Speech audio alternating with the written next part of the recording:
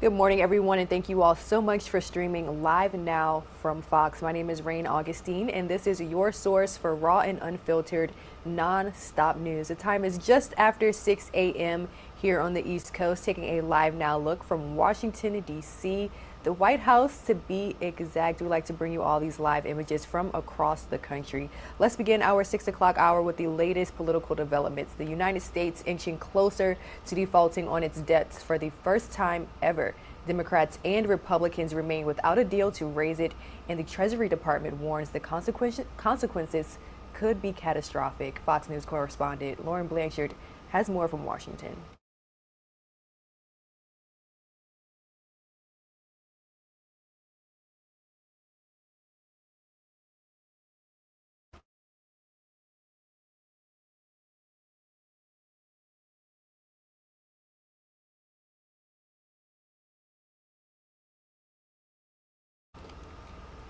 All right, guys, we'll have that story up for you all in just a bit, but it is important to know that on Tuesday, President Biden weighed in on Democrats' calls for changing the filibuster rules to avoid a Republican blockade on raising the debt ceiling, calling the move, quote, a real possibility. So to do so, however, that will require support from all Senate Democrats. Let's move right along. A former Facebook project manager testified on Capitol Hill on Tuesday about the social media platform's practices and how it manages the site. Fox News congressional correspondent Ashna Heisney has all of the details from Washington, D.C.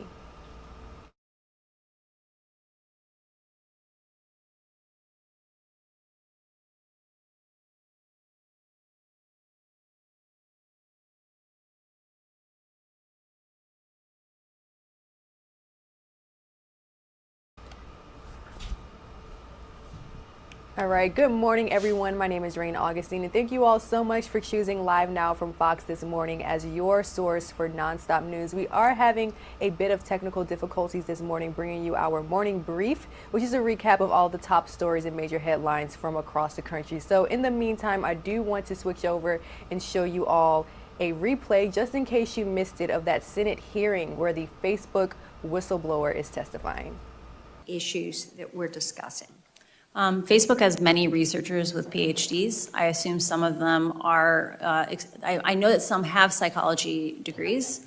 I'm not sure if they are child specialists. Facebook also works with external agencies that are specialists at children's rights online. Senator Lujan, and then at the conclusion of Senator Lujan's questions, we'll take a break. We'll come back at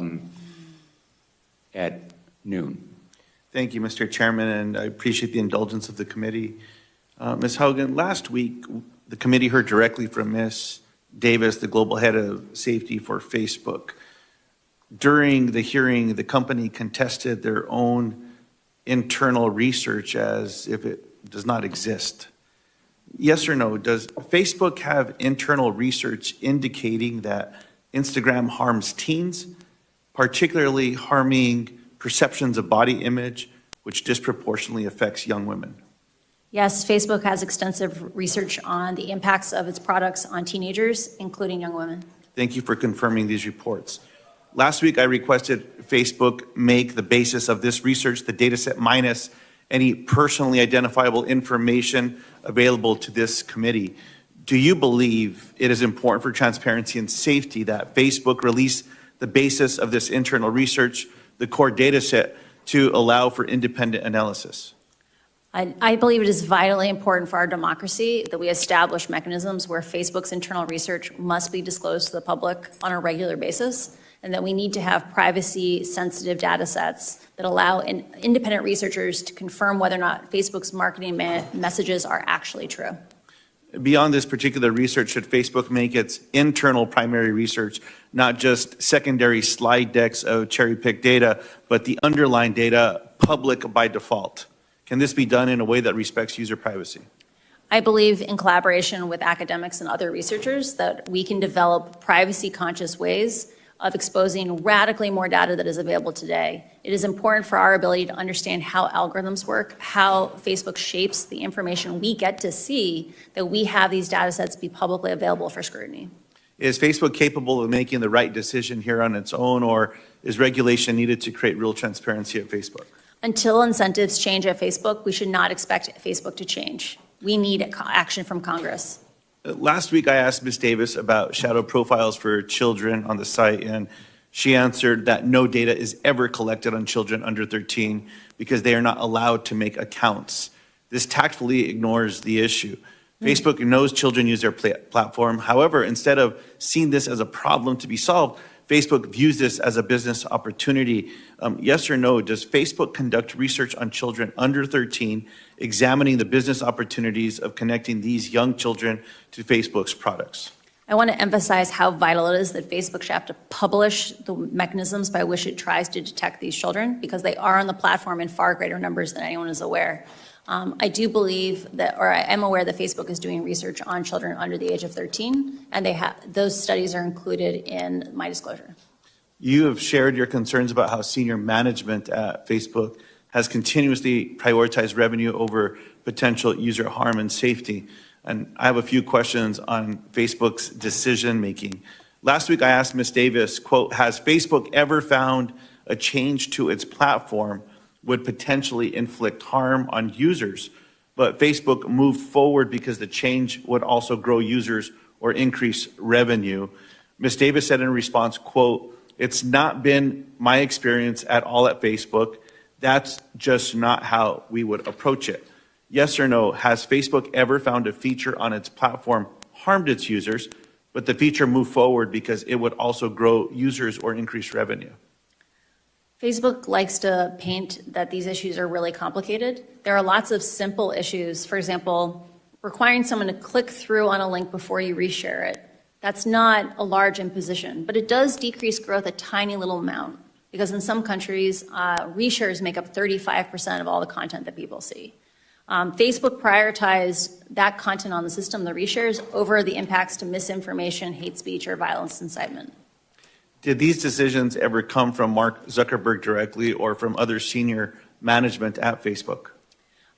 We have a few choice documents that contain notes from briefings with Mark Zuckerberg, where he chose metrics defined by Facebook, like meaningful social interactions, over changes that would have significantly decreased misinformation, hate speech, and other inciting content. And this is the reference you shared earlier to Ms. Cantwell, April of 2020. Yeah.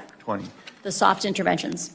Facebook appeared to be able to count on the silence of its workforce for a long time, even as it knowingly continued practices and policies that continue to cause and amplify harm. Facebook content moderators have called out, quote, a culture of fear and secrecy within the company that prevented them from speaking out. Is there a culture of fear at Facebook around whistleblowing and external accountability? Facebook has a culture that emphasizes that insularity is the path forward, that if information is shared with the public, it will just be misunderstood. And I believe that relationship has to change. The only way that we will solve these problems is by solving them together, and we will have much better, more democratic solutions if we do it collaboratively than in isolation. And my final question, is there a senior level executive at Facebook, like an inspector general, who's responsible for ensuring complaints from Facebook employees are taken seriously and that employees' legal, ethical, and moral concerns receive consideration with the real possibility of instigating change to company policies? I'm not aware of that role, but the company is large and it may exist. I appreciate that. It's my understanding that there's a gentleman by the name of Roy Austin, who is the Vice President of Civil Rights, who's described himself as an inspector general, but he does not have the authority to make these internal conflicts public. The oversight board was created by Facebook to review moderation policies related to public content specifically. It was not created to allow employees to raise concerns. So again, another area of interest I believe that we have to act on. I thank you for coming forward today.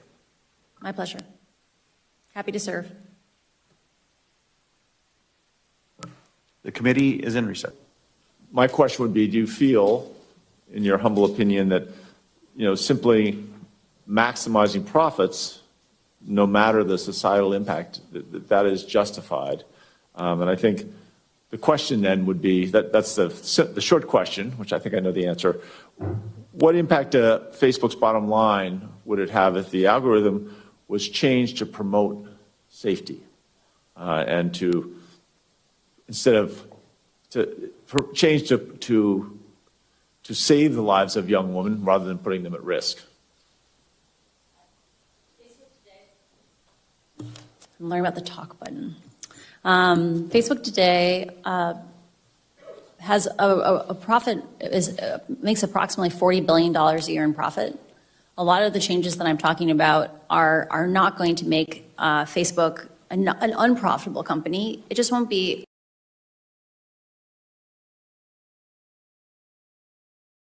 those amplification problems that leads young women from, innocuous topics like healthy recipes to anorexia content. If it were removed, people would consume less content on Facebook, but Facebook would still be profitable. And so I encourage oversight and public scrutiny into how these algorithms work and the consequences of them. Right. Well, and I appreciate that. I'm a former small business owner. I owned started a brew pub back in 1988, and really was always, we worked very hard to look. Again, we weren't doing investigations, but we were very sensitive to whether someone had too much to drink, whether we had a frequent customer who was frequently putting himself at risk and others. Obviously, I think the Facebook business model poses risk to youth and to teens. You compared it to cigarette companies, which I thought was rightfully so. I guess the question is this level of risk appropriate? Or is there a level of risk that would be appropriate? I think there is an opportunity to reframe some of these oversight actions. So when we think of them as these trade-offs of like it's either profitability or safety, I think that's a false choice.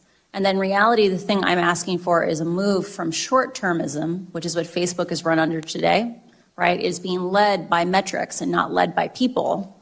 And that with appropriate oversight and some of these constraints, it's possible that Facebook could actually be a much more profitable company 5 or 10 years down the road because it wasn't as toxic, not as many people quit it.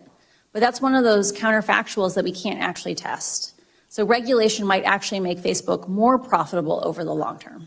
Right. That's often the case. I think the same could be said for automobiles and go down the list of all those things. Yeah. That there's so much pushback in the beginning.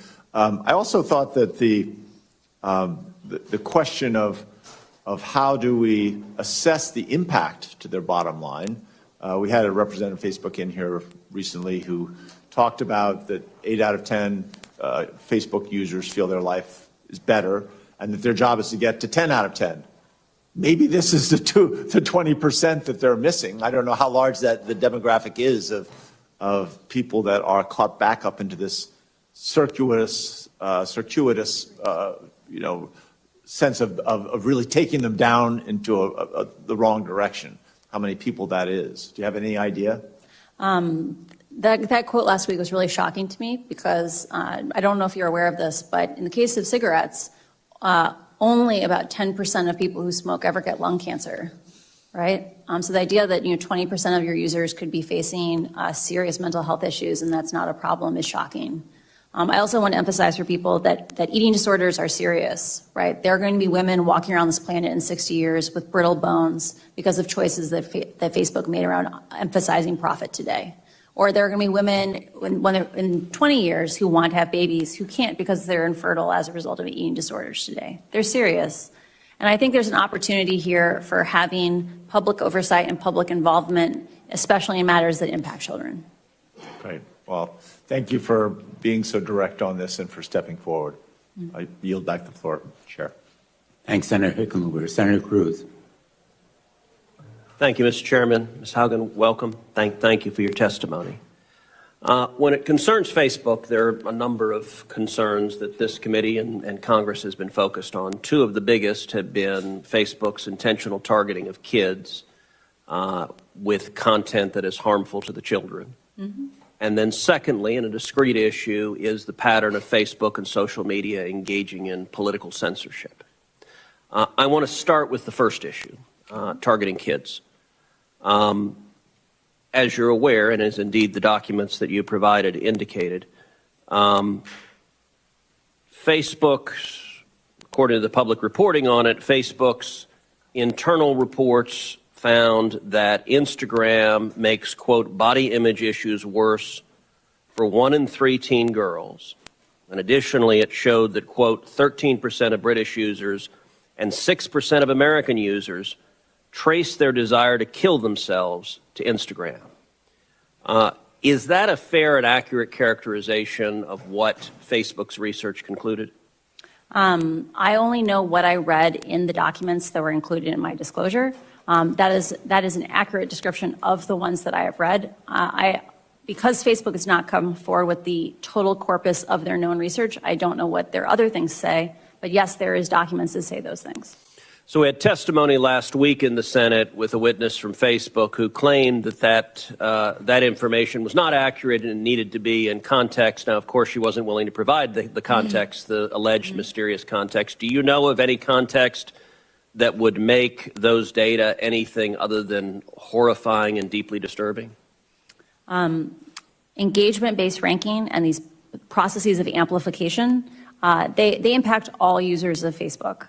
The algorithms are very smart in the sense that they latch on to things that people want to continue to engage with. And unfortunately, in the case of teen girls and things like self-harm, they develop these feedback cycles where children are using Instagram as to self-soothe, but then are exposed to more and more content that makes them hate themselves. This is a thing where we can't say 80% of kids are okay. We need to say, how do we save all the kids? The Wall Street Journal reported that Mark Zuckerberg was personally aware of this research. Do you have any information one way or the other as to Mr. Zuckerberg's awareness of the research? We have one of the documents included in the disclosures, it details something called Project Daisy, which is an initiative to remove likes off of Instagram. The internal research showed that removing likes off Instagram is not effective as long as you leave comments on those posts. And yet the research directly presented to Mark Zuckerberg said, we should still pursue this as a feature to launch, even though it's not effective, because the government, journalists, and academics want us to do this. Like it would get us positive points with the public. That kind of duplicity is why we need to have more transparency, and why, if we want to have a system that is coherent with democracy, we must have public oversight from Congress.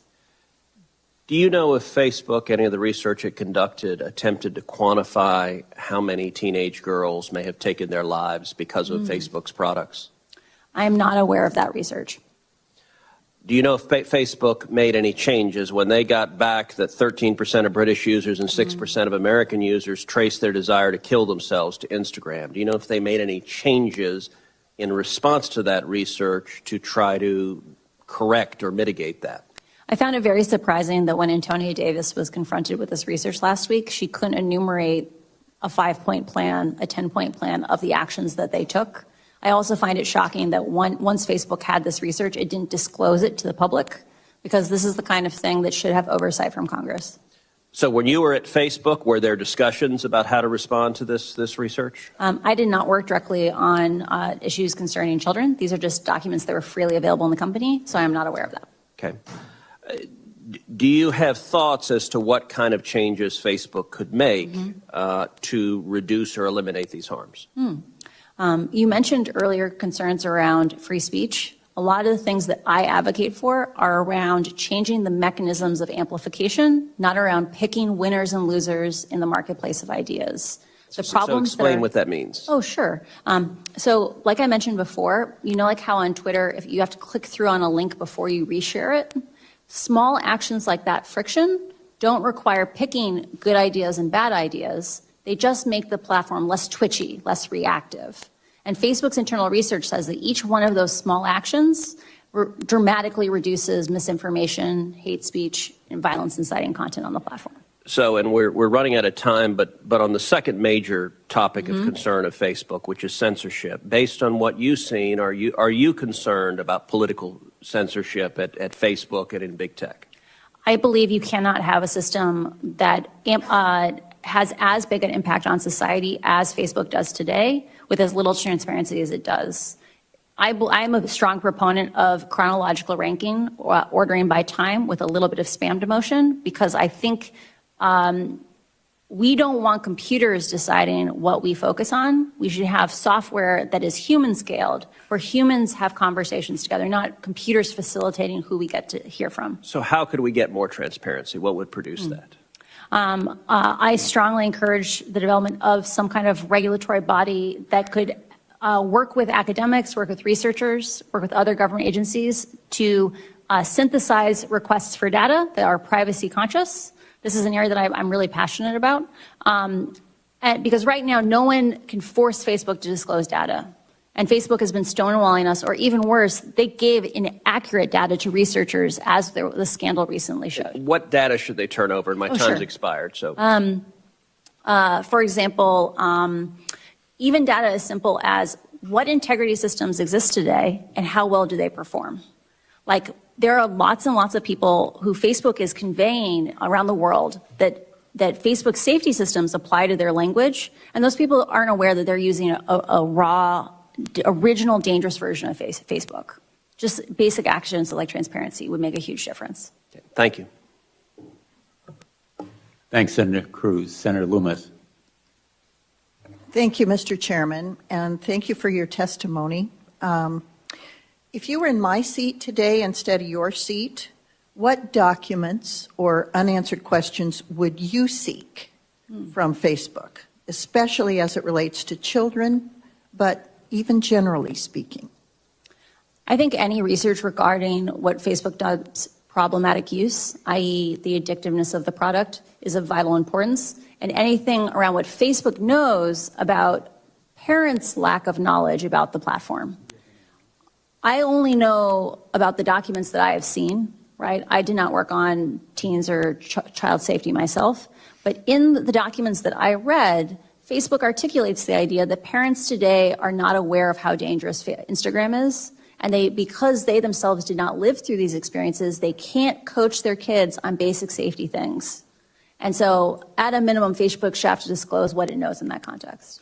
Okay, so we're trying to protect individuals' data that they're gathering, have data privacy, but have transparency in the manner in which the data is used. Can we bridge that gap?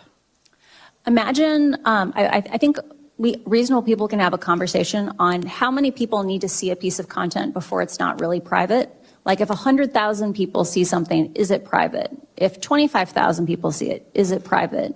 Just disclosing the most popular content on the platform, including statistics around what factors went into the promotion of that content, would cause radically more transparency than we have today on how Facebook chooses what we get to focus on, how they shape our reality.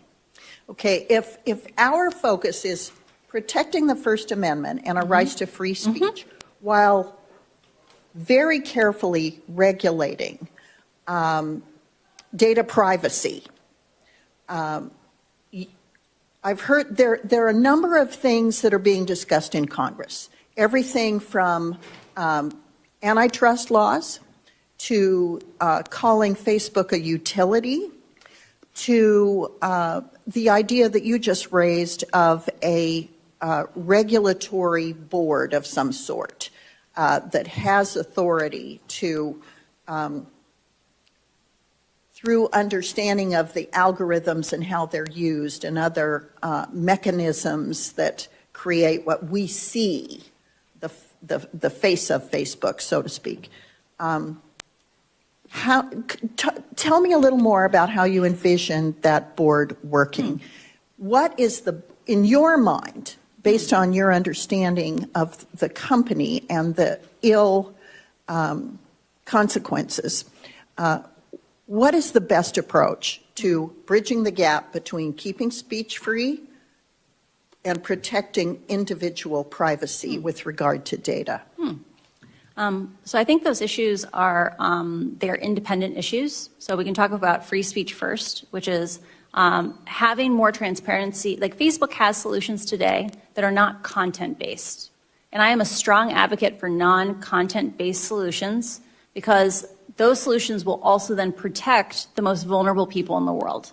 In a place like Ethiopia where they speak 6 languages, If you have something that focuses on good ideas and bad ideas, those systems don't work in diverse places. So investing in non-content-based ways to slow the platform down not only protects our freedom of speech, it protects people's lives. The second question is around privacy, and this question of how can we have oversight and have privacy. There is lots and lots of research on how to abstract data sets, so you're not showing people's names. You might not even be showing the content of their post. You might be showing data that is about the content of their post, but not the post itself. There are many ways to structure these data sets that are privacy conscious, and the fact that Facebook has walled off the ability to see even basic things about how the platform performs, or in the case of their past academic research, releasing inaccurate data, or not being clear about how they pulled that data, is just part of a pattern of behavior of Facebook hiding behind walls and operating in the shadows. And they have far too much power in our society to be allowed to continue to operate that way. Well, I had heard you make the analogy earlier to the tobacco industry, and I think that that's an appropriate analogy. I really believe we're searching for the best way to address the problem. And I'm not sure that it is the heavy hands, like breaking up companies or calling them a utility, which is why your approach of integrating people who understand the math and the uses of the math with protecting privacy is intriguing to me. So the more information that you can provide to us about how that might work to actually address the problem, I think would be helpful. So in my case, this is an invitation to you to provide to my office or the committee information about how we can get at the root of the problem that you've identified and can document.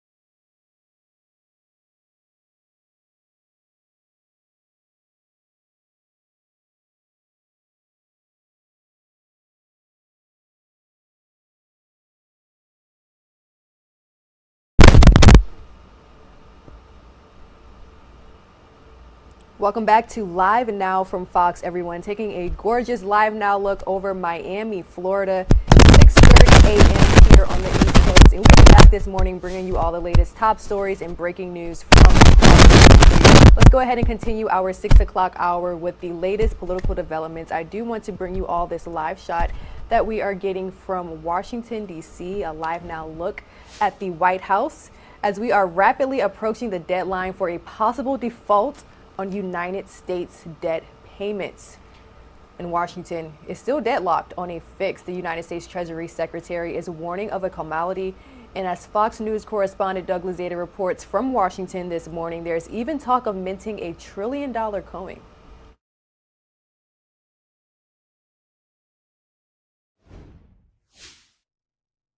The $1 trillion coin idea may not get a whole lot of traction, but it does show the range of ideas under consideration now as we approach this October 18th deadline. When you're driving this sucker, you're going to feel like you own the world. President Biden joking with workers in Michigan yesterday, but engineering a fix to the nation's debt ceiling won't be so easy. Well, quite frankly, there's not many options if they're going to be that irresponsible. The president blaming Republicans, who say if Democrats want to usher in trillions in new spending, they should raise the nation's debt ceiling on their own, using a budget reconciliation bill. The Senate will try again today, but the GOP is expected to block the effort, which has Democrats talking again about eliminating the filibuster. The president says he'll talk with Senate Minority Leader Mitch McConnell to try to hammer out a deal, but with less than 2 weeks to go, McConnell says he's heard nothing. I've not heard from the president. And this is always a political hot potato on Capitol Hill, and Republicans are quick to point out that when he was a senator, Biden voted against debt ceiling hikes. But the Treasury Secretary is warning of a financial catastrophe if the nation actually defaults on its debts this month. One bizarre proposal: have the Treasury mint its way out of the problem by creating a $1 trillion coin and using that to help pay the debt. Economically, it's kind of an elegant solution.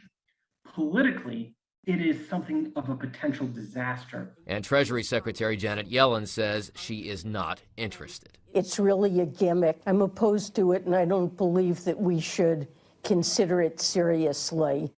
And the White House has also dismissed the idea, saying this is something that Congress has to know. In Washington, Douglas Zeta, Fox News. Former Facebook project manager testified on Capitol Hill on Tuesday about the social media platform's practices and how it manages the site. Fox News congressional correspondent Aisha Hansni has the details from Capitol Hill. If you were a member of this panel, would you believe what Facebook is saying? Facebook has not earned our trust. Facebook whistleblower Frances Haugen didn't hold back on Capitol Hill, spilling the social media giant's dirty little secrets and handing lawmakers this stark national security warning. We also saw active participation of, say, the Iran government doing espionage on other state actors. So you are saying, in essence, that the platform, whether Facebook knows it or not, is being utilized by some of our adversaries. Yes, Facebook's still very aware that this is happening. The former project manager also claims Facebook puts profits over people, deceives investors and governments about how misinformation is being spread on it, and that its Instagram app undoubtedly harms children. Facebook knows that they are leading young users to anorexia content.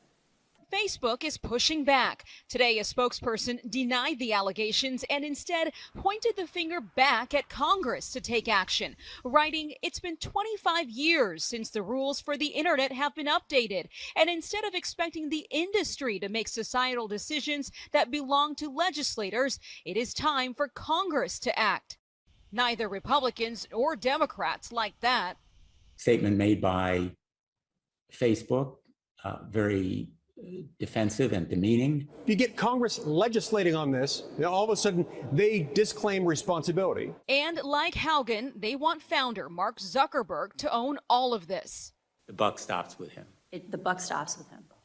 And there is a bipartisan push to take action. Republican Senator Thune says lawmakers must engineer legislation that will not only fix the problem, but also not step on freedom of speech. On Capitol Hill, I'm Aisha Hansni, Fox News. Brian Laundrie's parents are changing the timeline of when they last saw their son. The new details come as Brian's sister Cassie urges her family to come forward with any information. Fox News correspondent Kevin Cork has more. The search for Gabby Petito's boyfriend, Brian Laundrie, is in its third week. His parents now claim their son went missing a day earlier than what they previously told police. Attorney Steve Bertolino tells Fox News in part, quote, "The Laundries were basing the date Brian left on their recollection of certain events. We now believe the day Brian left to hike in the preserve was Monday, September 13th. A former federal prosecutor says Chris and Roberta Laundrie could face some very tough questions down the road.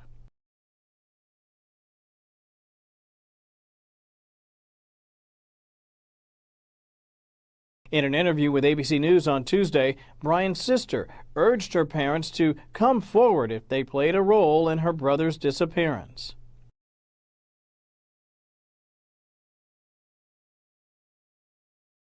Cassie Laundrie says she last saw Brian during a camping trip on September 6th, but says there was nothing unusual about the visit.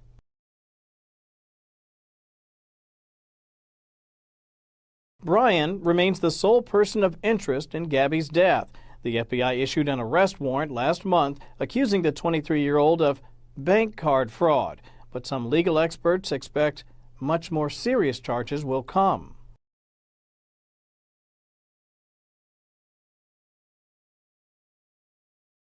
There have been several reported Laundrie sightings on the Appalachian Trail. Law enforcement tell us they're investigating each and every tip.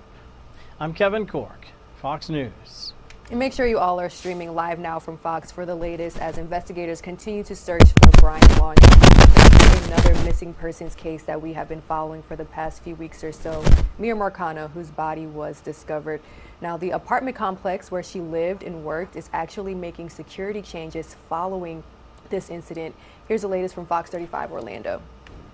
Residents here at Arden Villas say they did look over their leases when they first moved in, but they didn't realize some of the parts that were in those leases. And now that they know what's inside, they're hoping that they still have a chance in this fight. This is the lease an Arden Villas resident sent Fox 35. It specifically addresses background checks, saying in part, owner has no obligation to obtain criminal background checks on any residents and bears no responsibility or liability related to the criminal background or actions of any person. And there's not a guarantee that a person with a criminal background does not reside at the residential community. Owner is not obligated to obtain criminal background checks. It literally says that in there. One lawyer told Fox 35 the wording of this lease is broad and vague, but typical. It's important to the case of Miya Marcano because the sheriff says a maintenance worker at the complex, Armando Caballero, is the only suspect in Mia's death. The sheriff says he entered her apartment with a master key fob he had. Arden Villas says they did run a background check, explaining in this statement concerning Mr. Caballero specifically, no records of either burglary or sexual assault were found. The lawyer for the family of Miya Marcano is threatening possible legal action, but nothing has been filed. Residents are pushing for more security and have a change.org petition with more than 25,000 signatures and a rally planned. It's kind of sad. Actually, it's incredibly sad that it's had to come to that they're not listening to us to the point that we're going to go stand on the street corner and with all of our closest friends and try to do something about it. In Orlando, Lyra Greenberg, Fox 35 News. A huge thank you to our colleagues over at Fox 35 Orlando. Live Now from Fox is powered by Fox, owned and operated television stations across the country. So we definitely depend on those stations for our in-depth coverage when it comes to our national news that we bring you every single day. Again, you're streaming Live Now from Fox. My name is Rain Augustine, slowly approaching 6:40 a.m. here on the East Coast. Thank you all so much for waking up with us. We'll have more of your top stories and major headlines right after this break.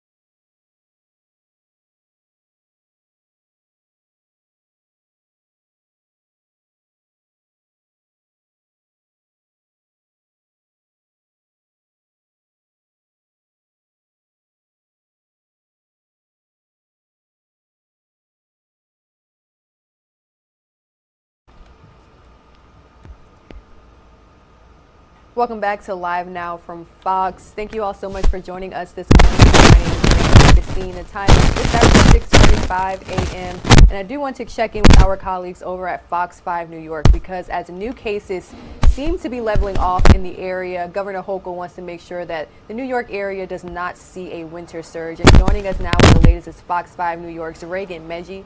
Good morning, Reagan. Good morning, Rain. That's right. And Governor Hochul is basically saying that more people need to be vaccinated and even considering expanding those vaccine mandates.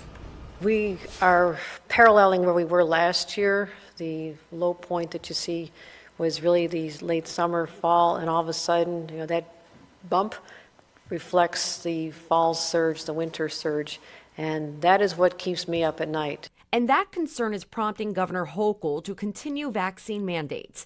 Right now, the plan is to expand the healthcare worker vaccine mandate to include employees who work in certain facilities offering health care to people served by the Office of Mental Health and the Office for People with Developmental Disabilities.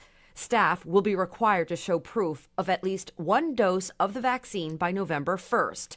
Turning to the statewide 7-day positivity rate, it's at 2.34% compared to 2.65 1 week ago. I think we're definitely trending into a very good place. Dr. David Battinelli, Chief Medical Officer for Northwell Health, says it's difficult to predict whether there will be a steady downward trend in cases and hospitalizations, or if this is just the latest cycle of pandemic peaks and drops.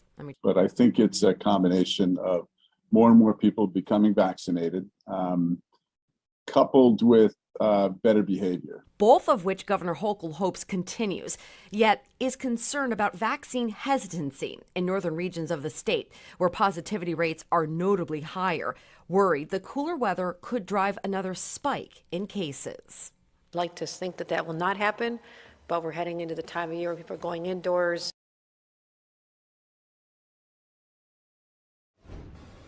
And those holiday gatherings will indeed take place indoors. Doctors recommend wear the mask, but just take it off when you're eating.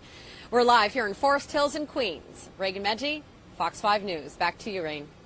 All right, thank you so much, Reagan, for that live report from New York City. Moving right along when it comes to our top stories and major headlines. This morning, Republican governors are going to the southern border to focus on the national security implications of the illegal immigration surge. Here's the latest from Fox News correspondent Bill Mulligan.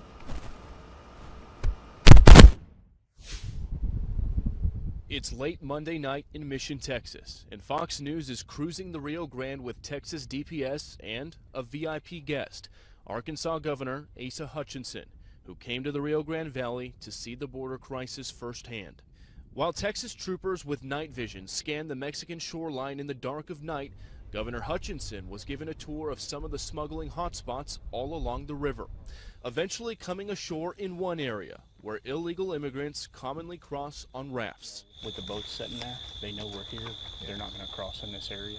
After a brief tour through the dense brush, we asked the governor for his thoughts on the Biden administration's repeated claims that the border is closed. Anytime you have migrants coming from scores of country, coming across our border, timing themselves to pick the right opportunity where they can get through, it's not a closed border. Anytime that you stop someone that's coming in illegally and then you process them and release them into our country, that is not a closed border. In La Jolla today, while on a break, we took this photo of several illegal immigrants being arrested near a fast food restaurant. We later learned from La Jolla PD 2 of the men in the group are suspected mercenaries for the Gulf Cartel in Mexico. Just over the weekend, Border Patrol here in the Rio Grande Valley arrested this Mexican national, previously convicted of molesting a child in Raleigh, North Carolina. In Tapachula, Mexico, migrants protested in the streets, demanding to be allowed to move north towards the United States. This as the U.S. prepares for another potential wave of migrants, possibly numbering in the tens of thousands. And tomorrow, 10 GOP governors are set to arrive right here in the Rio Grande Valley, where they will be joining Texas Governor Greg Abbott for a joint press conference on the ongoing border crisis. Some of those governors include Arizona's Doug Ducey, Georgia's Brian Kemp, and South Dakota's Kristi Noem. reporting in Vanitas, Texas. Bill Middleton, Fox News. Again, you can stream that press conference with Texas Governor Greg Abbott today, this evening on Live Now from Fox. Going to take a 2-minute commercial break here. We'll be right back. In the meantime, let's check out this Live Now look from Los Angeles, California.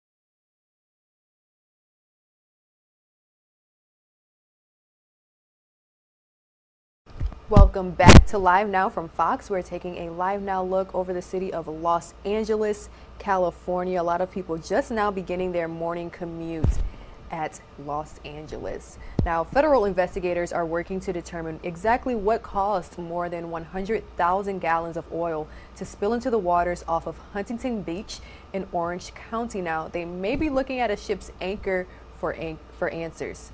Fox News correspondent Matt Finn has the latest. Actually, guys, let's bring it all to Fox 11 Los Angeles. They're giving us some more in-depth answers. And I know you've been out there surveying the damage. Your biggest, sort of most important takeaway from seeing all that up close? Well, it's always sad to see the environment degraded and wildlife under threat from something like this. And certainly we have some of it on our beaches. I think it's Huntington Beach and Bolsa Chica have really taken the worst hit of this. But still, we're very fortunate in the fact that the conditions since the start of this incident have been calm on the ocean. Almost totally calm wind, very low sea level, not a lot of waves. And that really helped, I think, keep the majority of the oil from coming on the beaches. And the other factor was there's a southward current. So the oil patches are moving, generally speaking, toward Dana Point and beyond. And I don't believe they're ashore there yet, but like Newport Beach, we see a lot of small tar balls ashore, sort of ribbons of oil, but not massive amounts of oil that we've seen before with previous oil spills. Well, that's certainly good to hear. Nonetheless, the beach is closed currently, and so is the harbor. Just confirming that with you. Well, the beach is what we call a soft closure. The beach is closed at the high tide line. So people can come down to the sand and enjoy themselves. They just can't transverse from the sand to the the hard pack, the wet sand, to the waves. So we just want people to take care of themselves. Don't go take any risks going into that zone, and let the cleanup folks do their job. Which we've got 320 folks out there the last few days, every day, doing the cleanup. And I'm sure there are many more in Huntington Beach, Bolsa Chica, doing good work out there. So our beach remains open above the high tide line. Newport Beach is known for its great harbor, also known as a great spot for tourists to come. What's your concern in terms of the long-term impact on this? And I'm sure you've been talking to businesses in the area. Well, it's great concern because we have a lot of small businesses in the harbor. These aren't big operations. These are mom and pop for the most part, charter businesses, fishing charters, tours around the bay. We've got people taking people out parasailing, paddleboard operations, all of it. So there's a big impact, and obviously people aren't as likely to come to the beach, go to our restaurants, that kind of thing, with this sort of ecological challenge going on. So there's definitely hardships made on lots of folks during this time. Yeah, and I know it's still very early. The cleanup effort just underway, the investigation underway. Any idea in terms of a timeline for things to resume back to normal? Really hard to say. I think, again, this is just my opinion, but I think we're getting a little lucky here without a lot of oil coming ashore. And I'm hopeful that, we could get back to normal, sometime this month, perhaps, but it could be longer. If the weather conditions change, sea conditions change, we could be in for a longer time. Right now, this last couple of days, we've had up to 14 boats offshore gathering oil and, rounding it up with their booms and then sweeping it and getting it secured on the boats. And that oil is not going to go on the beach, but it's only about 3,100 gallons. The most that could have been spilled out of this incident is 144,000 gallons. That doesn't mean it was spilled. That was the capacity of the pipes. So that could be the amount. But you hear differing numbers, and I think some people think it's considerably less than that, but we wouldn't want to hazard that guess. We just go with the max and just keep working. And that's really the main thing that's going on now, is the work of a lot of people coming from all over the place. We've got 4 big boats from Santa Barbara down here, oil recovery vessels. They're running on 2 boat shifts back and forth. And those are really crucial to, they're specially built, and they were built after the massive oil spill in Santa Barbara. And those boats are really perfect tool to round up oil debris on the ocean. So we've got a really good response from all the different agencies. And of course, the Coast Guard is leading this, and they're also working alongside their partner, which happens to be the owner of the oil rigs. They are helping the Coast Guard. They're working together to come out with the best result possible. Right. Well, the collaboration is key here, no doubt about that. Mayor Brad Avery of Newport Beach, thank you so much for being with us tonight. Thank you. Best of luck to your colleagues in the days ahead. Still to come, and Right after this break, we'll have the latest on how the oil spill is affecting wildlife in the area.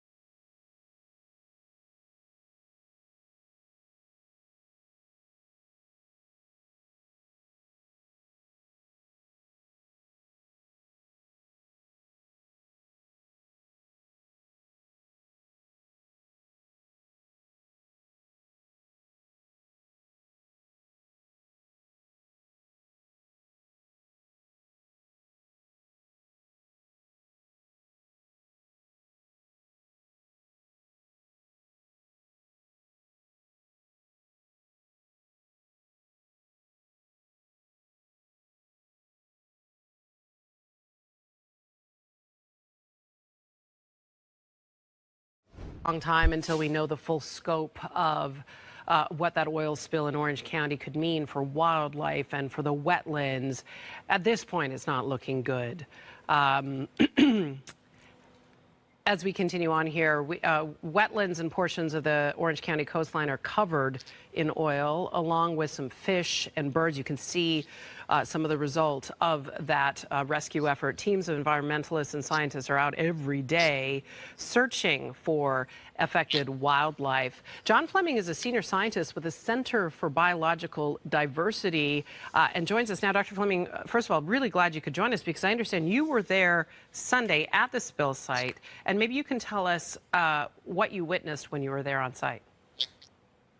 Well, so when you first get, I started at Huntington Beach, and when you first get there, the thing you immediately notice is the smell. You know, imagine a gas station, and that's really the smell that's in the air. And, you know, that's really jarring considering, you know, you expect to go to the beach and have, you know, a nice ocean breeze and you know, just a wonderful experience. And it's just like the opposite of that. And then after that, you really see the oil on the sand, kind of where the water has come in and like deposit this oily, tarry material. And then finally, you see birds walking amongst, you know, these, you know, tar balls and oily material. And it's, you know, upsetting. And then offshore, you see boats and oil boom meant to like capture the oil that's been released. And yeah, it's just quite the sight to see. It's disheartening for somebody who has spent his time studying, you know, climate change and the effect of it on marine waters. And I think about the science that you practice and you research, and even the work that you do at the Center for Biological Diversity. It must impact you profoundly to see this kind of, you know, this disaster, this man-made essentially disaster happening and unfolding right on our shores. It does, because unfortunately, accidents like this are not unexpected. So right now, the estimate is 144,000 gallons of oil have been spilled, and we know it's related to a platform that's over 40 years old. So this old infrastructure that really should have never been in operation. And these accidents, unfortunately, happen all too often, either on land or at sea. We have the example of off of Santa Barbara in 2015, where it was a very similar amount of oil and also had devastating impacts. And now we have these impacts where we see oil has infiltrated wetlands. And it's going to be very difficult to get that oil out of the wetlands, probably impossible, to be honest, you know, in terms of seepage into soil and affecting birds and other wildlife there. And it's sad because this is preventable and that we know the cause, which is relying on this old infrastructure and not moving ultimately away from fossil fuels, which is bad both for the climate and for the environment. So the oil gets into the wetlands, it's in the water, we've already seen, it's on the shores, it's going to affect the marine life, it's going to affect the birds that make those marshes and the wetlands their home. Many will die, that's the expectation. I know efforts are underway to save as many as they can. What's the reality of that? Yeah, so, you know, oiled animals have been recovered, and, you know, for treatment, but people have to keep in mind that it ultimately will go beyond just, you'll see on TV maybe a bird covered in oil, which is, you know, devastating and awful for that creature. But the effects go beyond that.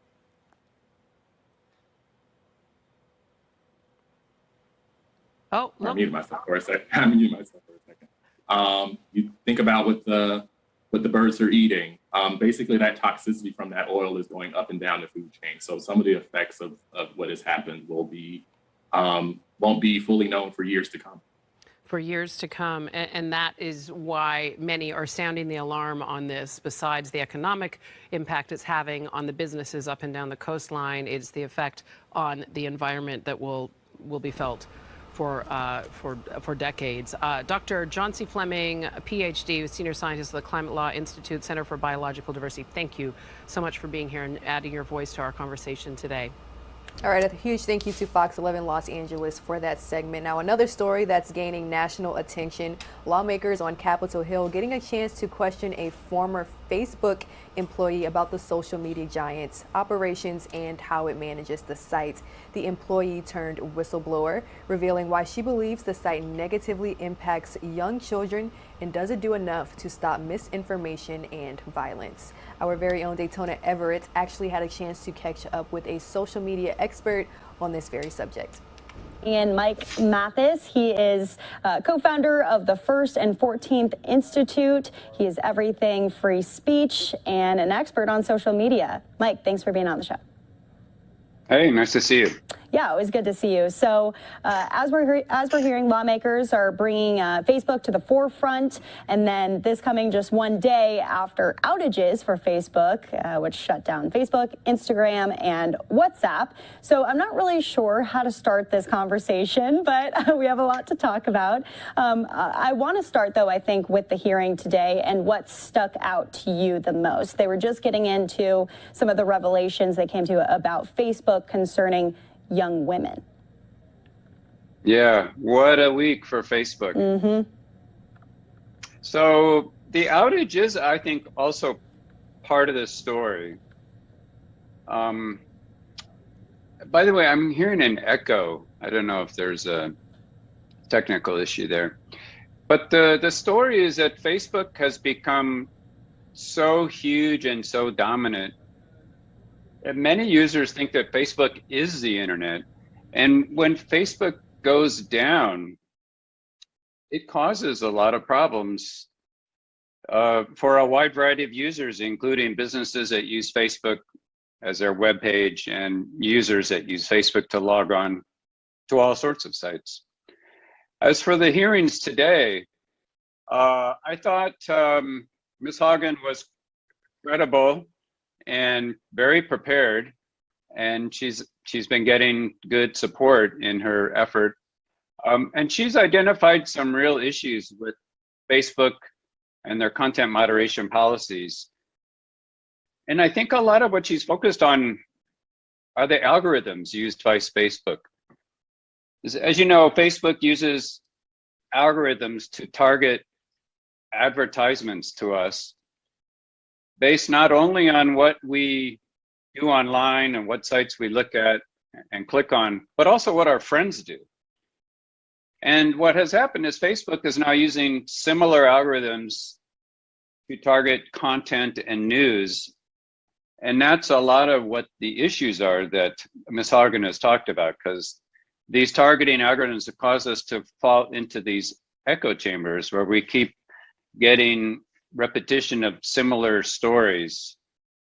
So fans of MSNBC News will rarely hear information from Fox, and fans of Fox News will rarely hear information from MSNBC, as an example. Right, most definitely. First of all, we're working on that so you don't get the echo there, but I want to focus on what this means for Facebook looking towards the future. I mean, we've talked previously about some of the restrictions that they were facing, talking about misinformation with this new information about how it's affecting children and how it's affecting young girls. Do you think there's going to be a lot more regulation on Facebook? Yes, I think there is pressure for an overreaction. There certainly is pressure to regulate Facebook. I think what we're finding is that a few executives in a profit-driven company are not reliable moderators of content. But what I worry about is politics-driven government is also not a reliable moderator of the content. And I think what we'll find is the need for a non-government entity that is outside of Facebook in order to provide a credible and independent regulation of content that will protect us from harmful, dangerous information, but also will protect our constitutional free speech standards, and make sure that the standards are transparent, are equally applied to all users, and disputes can be rapidly adjudicated and appealed, in an independent mechanism outside of Facebook. And diving deeper into some of those outages from yesterday, what were your thoughts on those? How do you think Facebook is going to be handling all of that moving forward as well? Does it kind of make users feel less confident in the platform? It should. You know, the internet started off as a very decentralized, very resilient platform. In fact, that was actually the original intent of the people in Department of Defense that kind of invented the technology. And what has happened is it's evolved now into a very centralized system dominated by several trillion-dollar companies, which now introduce a vulnerability where if one of those companies, like Facebook, suffers a failure or a major hack, it can bring down, you know, a massive portion of the entire internet. And so there is going to be, you know, a push to break up these monopolies, I believe, as a result of that. And you said something about it brought to light a lot of how businesses and users are becoming dependent on it. I mean, this really ruined a lot of people's work weeks with it being down for just 6 hours yesterday. You know, people joke about it like, oh, isn't it a great thing that we all were, you know, not using Facebook for a day? But you're right. Many, I would say millions of small businesses use Facebook and rely on it for their outreach to customers. Some of them literally avoid having a website and they simply use a Facebook page to present themselves online. And online, of course, as you know, is the 21st century village square. It's the only place in town to get your message out to the public. Right. You know, we haven't heard a lot from Mark Zuckerberg this week. We were actually a little bit surprised at the response with just the outages yesterday. You know, what do you think the response from the company is going to be in the coming weeks here, not only to the whistleblower, but also to a lot of the issues that they've been having, just technically? Yeah, well, they apologized. I think Mark himself apologized. You know, I think they will face congressional hearings. You know, when you think about other common carriers, and a common carrier is a monopoly like an electric utility or a wireless phone company. When they have a failure, you know, the government hauls them in to ask what happened, how are you going to prevent this failure in the future? I would not be surprised if Google, Amazon, or Facebook have a failure like this. You know, they will have to publicly answer to what happened and how they're going to prevent it. How do they ensure that a hacker wouldn't be able to cause this, you know, in the future? For the average person who is just watching this right now and has a Facebook account, is an avid Facebook user, what's your message to them with all of this that's coming out this week? Have a backup plan. If you're a business relying on Facebook, you should also have a website. It's not that expensive to have a website. And what about the parents who are watching this right now who have heard about some of the studies that have come out about what kids are thinking and doing when they're on social media, the mental health issues, the addiction issues? What's your message to all the parents? Gee, I think keep your kids away from it as long as you can get away with it. You know, there's a tremendous social pressure among teenagers. It's very hard for your own child to be the only one not on Facebook. I think that introduces issues. You know, it's interesting to think about Daytona. In China, the government recently decreed that all online video games will no longer be available except 1 hour a day, only on Friday and Saturday and Sunday, which is obviously quite draconian and not something we advocate. But it is interesting that other countries, you know, can take a real government reaction to this kind of problem. I think parents should demand the data and the research that apparently Facebook has internally and understand how Instagram affects our child. But I think more broadly, it's also Hollywood and fashion magazines and all of these things. You know, parents need to really be close to their children, especially girls, to explain that we don't all look like Hollywood movie stars and fashion magazine models. And you shouldn't expect on Instagram, that everyone is going to look beautiful as well there. Yeah, no doubt. I mean, there's so much that I think we're just on the brim of learning about. More will come out, more studies will come out, not only about Facebook and Instagram, but all of the other social media sites. I mean, Twitter and TikTok, Snapchat, these are all discussions that we are just touching on at this point in time. Mike, anything else that you want to speak about?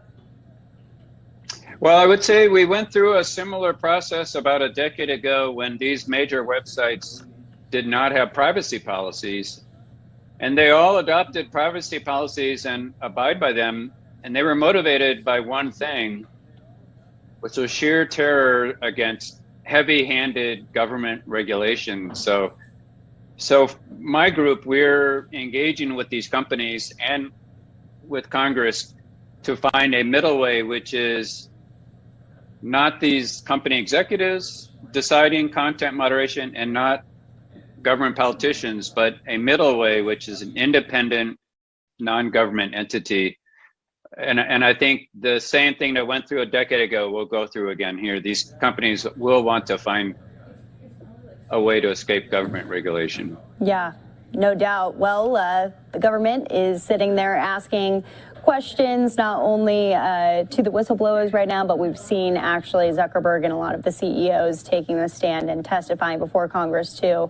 I think legislation is going to be presented pretty soon to talk about how we need to protect not only kids, but everyone across the country from what's going on social media. Mike Mathis, thank you so much, co-founder of the First and 14th Institute. We always appreciate having you on the show, giving us some clarity.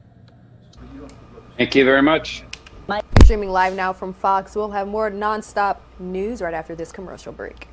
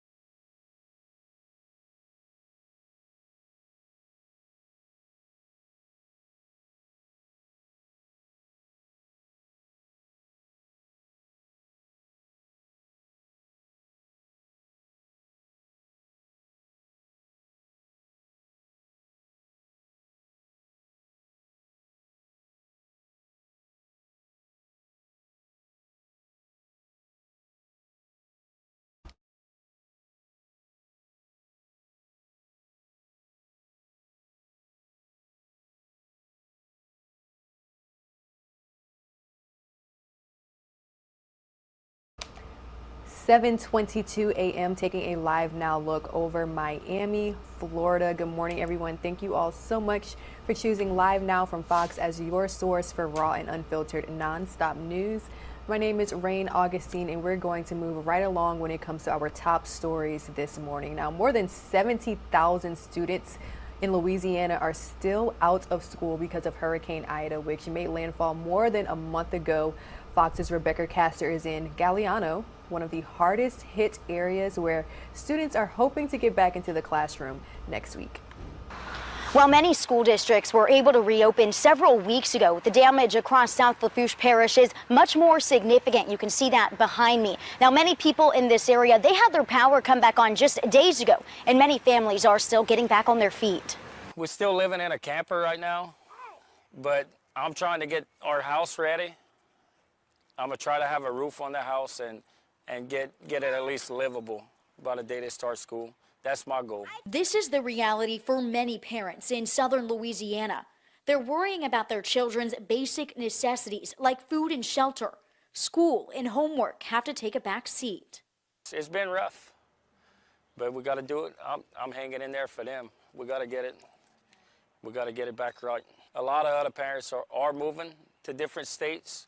We decided we wasn't going to do that. We're just going to stick it out over here. In the days following the storm, we told everybody that now was not a time to worry about school, and they need to worry about their homes, their families, and their loved ones. Lafourche Parish Superintendent Jared Martin says the district is going back to school in phases. Those schools near the coast, where the damage was much more significant, will be the last to return. Since the storm, students have not done any work. We have not required them to do anything. The one thing we ask them to do is to earn service hours, help their family, help their neighborhood, help their community. Principal Gay Cheremies High School suffered extensive damage from Ida. Contractors are working 24/7 to get the building back up and running. The goal is for students to return October 13th.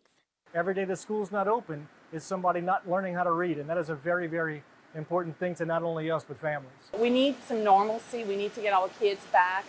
Now, to make up for lost class time, school leaders say a few days will be taken from holiday breaks and an extra 2 weeks will be added to the end of the year. In Galliano, Louisiana, Rebecca Castor, Fox News. 7:25 a.m. in Orlando, Florida. That's where this next story is coming from. Disney says that they are returning their cast members as we hopefully near an end of the COVID-19 pandemic. Here's the latest from Fox 35. This has been so anticipated. You know, these live performances are really part of the Disney experience, not just for guests, but for cast members too. Amid the world's most magical celebration, Walt Disney World's 50th anniversary, more big announcements from the parks. Some fan favorites that were stopped during the pandemic are coming back, including shows and some character meet and greets. And now we're starting to see things like the Indiana Jones Epic Stunt Spectaculars coming back. Live entertainment and performers are coming back to Disney's Animal Kingdom. The Pianist is coming back to Magic Kingdom. That aspect of live performers in the park people have been missing so much, slowly making its way back. Lou Mongello, a Disney expert and producer of WDW Radio Disney podcast, says this is a big deal. It's not just about the individual performers and performances coming back, but I think it represents overall a next large step in terms of returning to quote unquote normalcy. Especially for those performers who were furloughed. Russell Lehrer with the Actors Equity Union works with Disney performers. He says it's been a long 18 months for them. When you think about what they've been having to do in the last 18 months to have health insurance or to keep food on their table, it's been a rough time. Many didn't know if shows would be back. I've talked to people that, just going back to that rehearsal, into the spaces that they know so well, is a moment of real emotion for them. Now more ready than ever to make some magic for park goers. Our members find it to be such a privilege to be part of the Disney experience. And as they're brought back, as more and more of them are brought back, to have the family all around them, their performance family, is great. Now, when it comes to character meet and greets, the perks say they won't be able to give hugs just yet, since social distancing will still be required. We'll have a full list of attractions that are opening back up and the dates that they'll open up on our website, fox35orlando.com. For now, I'm in front of Walt Disney World, Samantha Sosa, Fox 35 News. Exciting news for Disney fans. I have to tell you all that we are bringing you the news from Orlando, Florida. Disney is just a hop, skip, and a jump up the highway here, and I have yet to visit Disney since I've been in the Sunshine State, so I might have to make a change as soon as I can, guys. All right, moving right along, final preparations are being made for the 2022 Winter Olympics in Beijing. Organizers say that they will begin testing on COVID protocols this week as they take steps to prevent the virus from spreading. Fox News correspondent Marianne Rafferty has more. The Winter Olympics are just 4 months away. They'll mark the third consecutive games held in Asia, and the first time in 3 decades the Summer and Winter Olympics will occur less than a year apart. This week, Beijing organizers are conducting testing events at various venues where they'll run through security and COVID-19 prevention procedures. The number of athletes who have signed up for participation in these test events, along with team officials, technical officials, and timing and scoring personnel, has reached about 2,000. During the actual games, organizers will establish a closed-loop system for athletes, coaches, and media traveling to China. They'll be allowed to move within a strict bubble separate from the rest of the country. Anyone not vaccinated against the virus will be subject to a 21-day quarantine. They must have a health check every day. We have professional staff who will check on the status of their health and check their temperature. Meanwhile, dozens of rights groups are calling for a full boycott of the games over China's human rights abuses in several regions. The debate sparking recent protests in Taiwan. International Olympic Committee officials have so far dodged questions about the issue. They reaffirm the organization takes a neutral position on political topics. And for limiting the spread of COVID-19, Beijing organizers say they plan to issue a prevention manual for the Olympics at the end of the month. Marianne Rafferty, Fox News. 7:30 a.m. here at Live Now from Fox. Thank you all so much for waking up with us and choosing us as your source for non-stop news. Now, for a list of all the ways you can stream Live Now from Fox, go ahead and visit livenowfox.com. You can catch us on YouTube, the Fox Now app, and also Tubi, Fox's free streaming service. It also has a brand new true crime series, and we have a preview for you. Here's the latest from Fox's Ashley Dvorkin.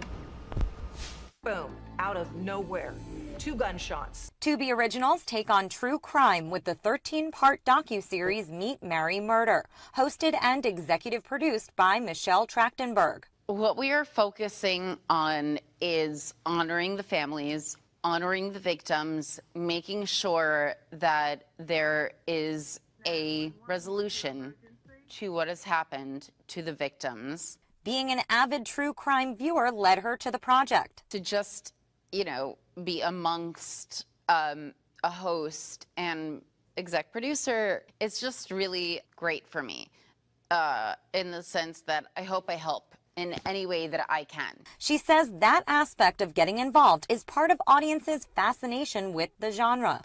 Anyone that has a tip on a cold case and or a real case and or anything that can get the person that did the crime prosecuted, that's the goal, really. And as the series joins Tubi's many titles, the actress shared what other types of shows have her breaking out the binge-watching skills. Predominantly, it's like documentaries and like history shows. There's some fun shows involved. I love Kaminsky Method. I love Mayor of Easttown. I love Curb Your Enthusiasm, which is, lighter fodder. Meet, Marry, Murder starts October 6th on Tubi. In Hollywood, Ashley Dvorkin, Fox News.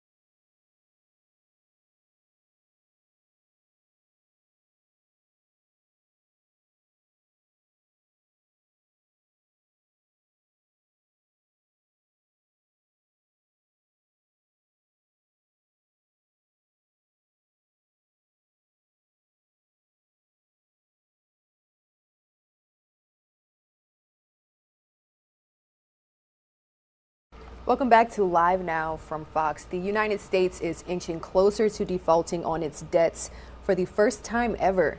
Both Democrats and Republicans remain without a deal to raise it, and the Treasury Department warns that the consequences could be catastrophic. I do want to bring you all a press conference from GOP senators right here on Live Now from Fox.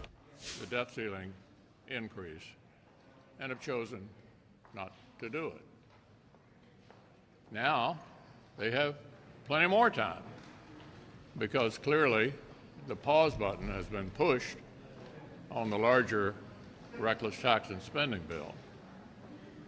I implore them one more time not to play Russian roulette with the American economy.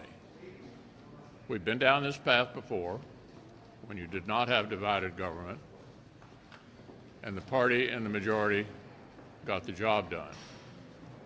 They need to do this. They have the time to do it, and the sooner they get about it, the better, to make sure the markets and the American people know that, as usual, the American government will never, ever default.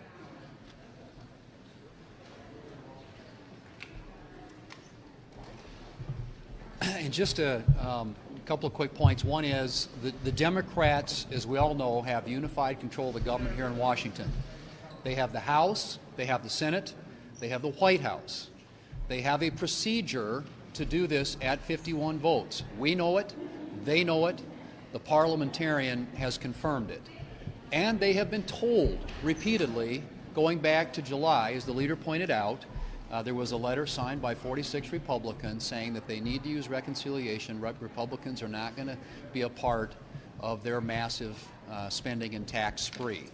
So it's been very clearly articulated. There is plenty of time in which to do this, and it's important that the Democrats get started doing it.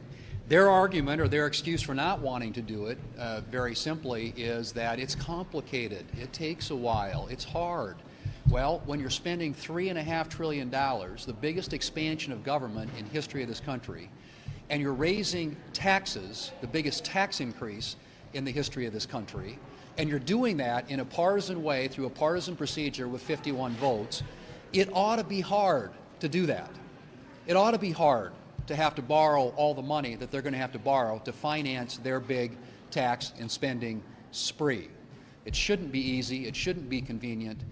They should deliver the votes to do it. And we will insist on that, and there will be another vote tomorrow, which will be very clear that that's the path that they need to take. Shifting gears for just a moment, we had in a period where there aren't a lot of bipartisan issues. One of the bipartisan issues I think that we have in front of us is what to do about big tech's influence on our country, our economy, on our world. And there was a hearing this morning, Senate subcommittee hearing, in which I participated, and where the Facebook whistleblower testified, and I thought provided very compelling testimony about why it's important that Congress take action to ensure that big tech is held accountable and that there is transparency about their practices. They use opaque algorithms, they use artificial intelligence to moderate the content that people in this country see. I think that's got to be addressed. We've got a couple of bills. I'm involved with a couple of pieces of legislation, one which modifies and amends and reforms Section 230, and one which we call the Filter Bubble Transparency Act, which ensures that people in this country have a choice, have an option to, if they want to look at algorithmic manipulated content, fine, but they also ought to have an option to just look at straight content and give the choice to the American people, make it their choice, their option, and it'd be one way of making big tech more transparent and more accountable to the American people. And I do believe, and I hope there's bipartisan support for this, that it's time for Congress to take action. The Republican Party is not going to allow the IRS to spy on your banking accounts. On this single topic alone, I've gotten more emails and calls in the last 3 weeks than I have on any other item over the times I've been in the United States Senate. So here's what's going on. As a part of what the President is proposing with his reckless tax and spending bill, he wants to give $80 billion of additional money to the Internal Revenue Service. Janet Yellen wants to use that money, the Secretary of Treasury, to hire a whole new army of IRS agents. She has said she wants those agents to have access to your personal bank accounts, your checking accounts, to the point where she said that any check that you would write or any deposit you would make for anything above $600 would have to be reported to the IRS. Their goal, of course, is to squeeze more money out of hardworking taxpayers, and they want to use that money that they squeeze out of hardworking taxpayers to pay for their big government socialist agenda. Now, number one, this is an invasion of privacy of American citizens.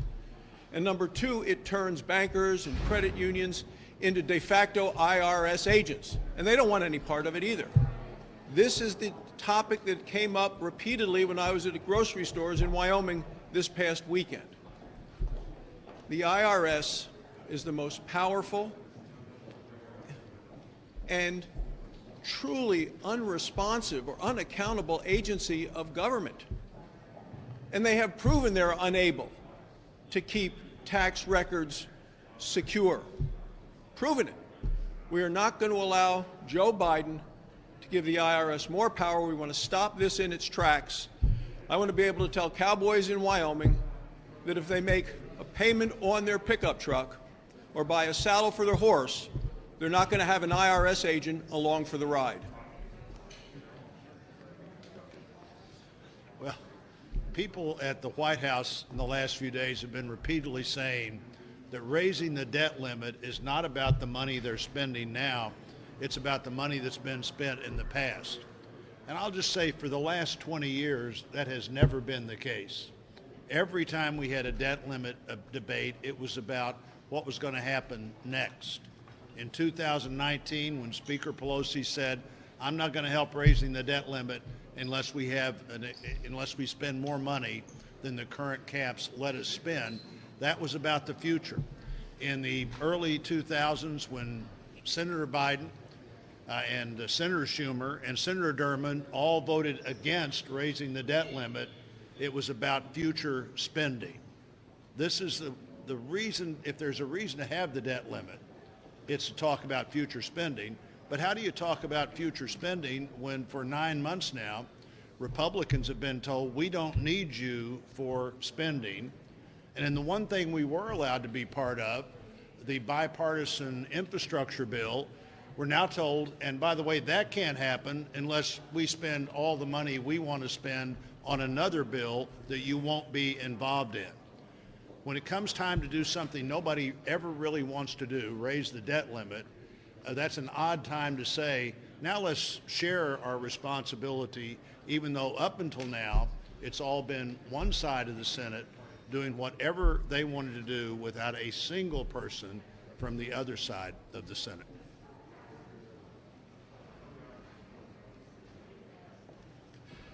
Folks, my head has been spinning, and I'm sure many of yours have as well, with crises after crises after crises hitting Washington, D.C. And it's of the Democrats' own making. You can look at the failed Afghanistan withdrawal, which left our allies, American citizens, and Afghan SIV recipients in the lurch. You can look at this unbelievable crisis at our southern border, which is a humanitarian disaster, not only for Americans, but for all of those migrants that are coming up to our porous southern border. You can look at the outrageous spending now, which is pushing our nation to its debt limit. You can look at the tax increases that are being proposed by Democrats in the House and the Senate. Again, it is crisis after crisis. And let me tell you, the folks in Iowa are extremely frustrated at what they see going on here in Washington, D.C. At the end of this last fiscal year, Iowa ended up with a $1.2 billion surplus under our Republican governor and our Republican House and Senate. Our second quarter GDP exceeded the national average. This is what true fiscal responsibility does for a state and could do for a nation if you're not operating under crises. So I would encourage the Democrats and President Joe Biden to get their house in order, work with us. Iowans are frustrated, so are we. Across the state of Florida, people are frustrated with inflation. They're frustrated that they're having to make a choice between being able to fill up their car and put food on the table. They're concerned that used car prices are up, new car prices are up, home prices have just skyrocketed. Inflation is caused by reckless government spending. Now, I had COVID.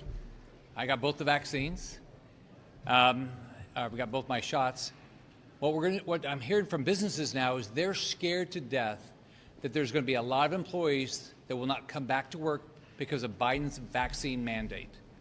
And we already have a supply chain problem that's causing prices to go up. So what happens if 10% of our workers decide not to show up because they don't want to get the vaccine that Biden's mandating them get? What's that going to do to our supply chain, which is already fragile? And what's that going to do to prices where we already are seeing shortages? So all of these things that the Biden administration is doing has unintended consequences. But right now, the biggest consequence is we're seeing constant inflation. Senator McConnell. Yeah. As you talk about the debt ceiling, are we to believe that your telephone has not rung from investors in New York, Wall Street, people concerned about your position on this, that is not happening as we get closer to this 18th deadline? Well, we're all hearing about the need to do this. The only issue is who does it. It's not in dispute that the debt ceiling needs to be addressed. The only issue is who does it.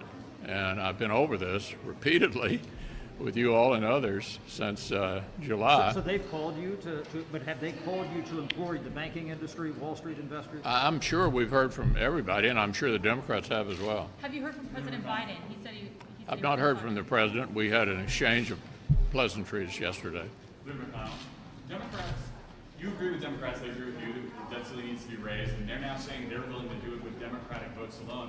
What possible difference does it make which mechanism they use to do it, whether it be by reconciliation or by Republicans just not filibustering them, doing it with their 50 votes? Look, they said they're perfectly prepared to do the job themselves. The easiest way to do that is through the reconciliation process, as I've pointed out for 2 months. How is that easier than Republicans just not filibustering it and then passing it with 50 votes? That would require getting consent from every single Republican to lower the threshold to 51. Do you not have the power to do that? I can't imagine that would happen. Do you not have the power to do that? And the reason that wouldn't happen is we've been pointing out for 2 months how they ought to do it. And that's the way to get the job done. Aren't there 10 Republicans? Yeah. Given the concerns in your conference over inflation, do you support Joe Manchin's call for the Federal Reserve to end quantitative easing right now? I haven't given any thought to that. Do you have any concern that your position on the debt ceiling could provide fuel to Democrats to change the filibuster? They are apparently discussing possibly using Look, changing the filibuster. the debt ceiling needs to be addressed. The only question is who should address it. We've laid out a path for 2 months here. It's easily done. There's plenty of time additionally this month to do the job. And I hope our friends on the other side will step up and take care of it.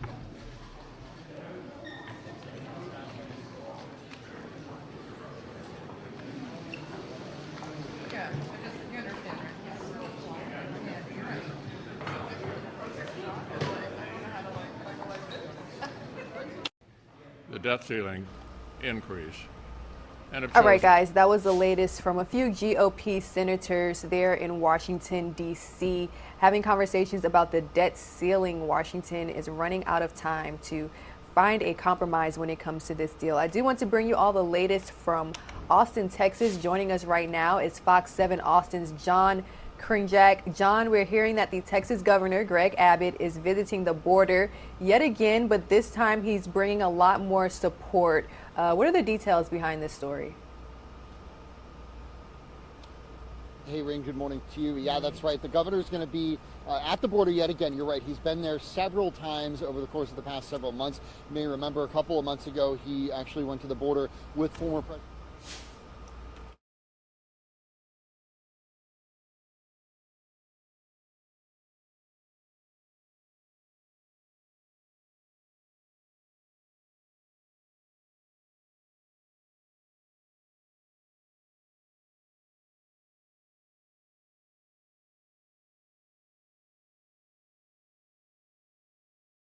In Texas, they'll be holding a press conference to speak out about the border crisis. Some of those include Governor Kristi Noem in South Dakota, Ohio Governor Mike DeWine, as well as the governors of other states near Texas like Arizona, Oklahoma. So they will all be there today to, again, kind of push that united front of saying, you know, the Biden administration, we don't feel is doing enough to handle this issue. Obviously, they're pointing to what happened a couple of weeks ago with all the Haitian migrants in Del Rio that were obviously crowded there under that bridge. You may remember that situation has somewhat been mitigated, but there are concerns here in Texas that additional migrants who are from Haiti are making their way north through Central America and into Mexico, and would potentially be making their way to the border in the coming weeks. So all of these governors are kind of presenting this united front against the Biden administration, and you know, it's something that's politically expedient for them in a lot of ways. At least a lot of political analysts feel that this is an issue that Republicans can win on, especially given that the Biden administration doesn't poll well on how they're handling immigration, how they're handling the border. So, John, when it comes to this subject, because as you mentioned, some Republican senators are trying to present this united front, right? What have we heard from the Biden administration? Have they said or planned anything in response to this? Yeah, so I mean, the Biden administration is kind of standing firm on where they are. They say, you know, this is a challenge, but we're handling the situation. In fact, they pushed back on Governor Greg Abbott's request for the declaration of an emergency here in Texas over the signing of that declaration. They say, you know, we're handling this. We've got this under control. And in fact, the Biden administration is planning a visit to the border, to Mexico City on Friday to address this border issue.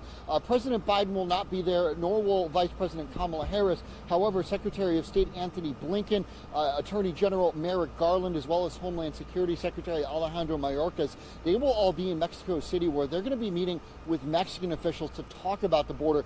I'm told they're going to be speaking about issues, things like legal issues, crime happening across the border, things like smuggling, drug smuggling, human smuggling, but also human rights issues, where, you know, we've heard people from both parties bringing up the issue of this is a humanitarian crisis involving these migrants, regardless of where you come down on the politics of it.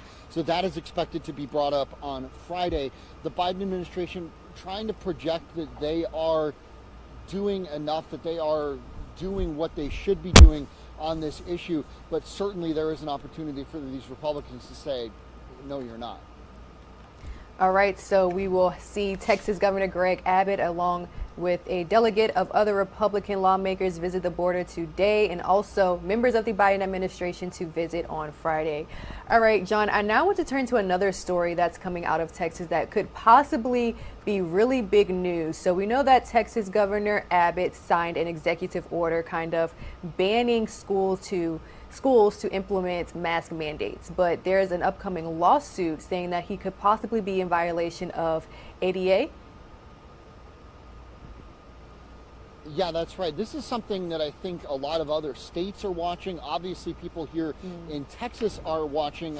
In federal court today here in Austin, a judge is actually going to hear this case. It's a bench trial. A judge is going to make a decision on this case, which, as you mentioned, was a lawsuit, stemmed from a lawsuit brought by families of children, students here in Texas with various disabilities. There were 14 children that are kind of the impetus for this lawsuit, and essentially their families' lawyers are arguing that by banning districts from being able to implement mask mandates, this actually infringes on these students' rights, which are protected under federal law, infringes on their civil rights, essentially saying that, it could potentially preclude students with disabilities from being able to learn in person safely in a way that their health is protected depending on what disability they may have, and that they're saying that these students don't have equal access to those in-person educational opportunities because the governor isn't letting districts mandate masks. The governor, of course, pushing back on that. His administration, his office says that, parents have the right to decide whether or not their kids should wear masks to school, and that his executive order doesn't prohibit masks in any way. It simply prohibits school districts from mandating masks. So you have those two kind of sides set up there. But one thing that's notable here is that the plaintiff's argument, these students, these families have been kind of bolstered by the Biden administration's Justice Department. The Justice Department a couple of weeks ago releasing a statement kind of backing up this argument that this does violate the Americans with Disabilities Act. And if this case is argued, is proven in court, that this does represent this kind of infringement. So that can certainly only help the plaintiff's case. But as far as the outcome here, it's really unclear exactly how this could turn out.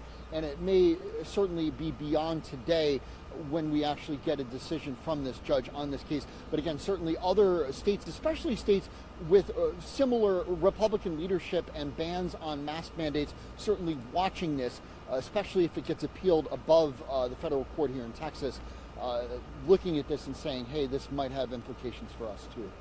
All right, Fox 7 Austin's John Krinjak joining us with a lot of headlines coming out of the Lone Star State. Thank you.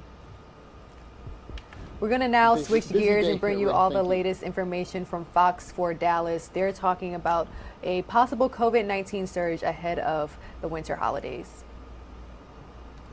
Some experts are saying that we have just seen the last real surge of COVID-19.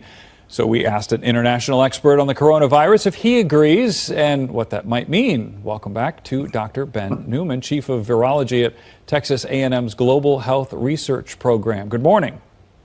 Good morning. Great to be here. Thank you. All right. So what do you think? Is this the last big surge? I hope it is, but we still don't have enough vaccination to actually make sure that this is. So unfortunately, no, I'm not sure that it is. And the next one is probably coming around Thanksgiving and Christmas. And I don't think we should think of this as the winter bringing, the cold temperatures somehow bringing this back. This is going to be on us if it happens. Yeah.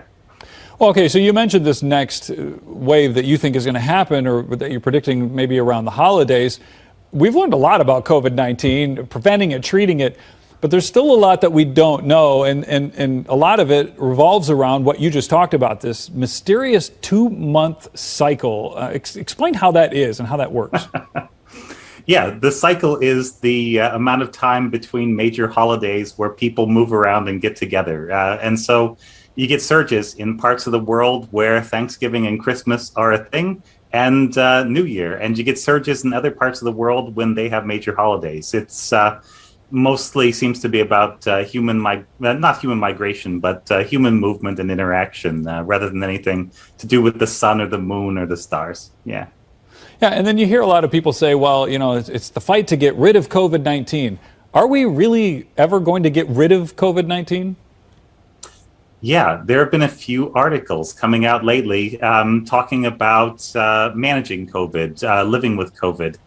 I would look at that as playing for third place, basically. So first place, the thing everybody wants is extinction, and that is on the table.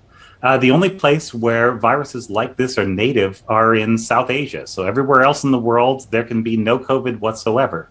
And even there, we've found viruses that look like one part and viruses that look like another part. This looks like it may be a recombinant, which would be a one-time thing. And that would be a rare event and would mean that even there in Asia, we would be able to drive it to extinction.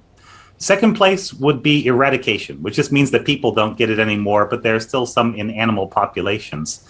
And that's not bad. But when we're talking about living with COVID, we're basically going for third place, which would be okay if that's the best we can do. You know, bronze is still a podium position, but I don't like to see my coach playing for the field goal or punting on second down, and I don't think that should be the goal. Yeah, and the gold usually makes the headlines anyway. So let's talk about this cycle that you just mentioned where you have a surge of COVID cases and then it sort of dies down. Is your fear that when it starts to die down, even for more than 2 months, that people would say, oh, okay, it looks like it's going away. I guess I don't need to be vaccinated or get a booster. Right.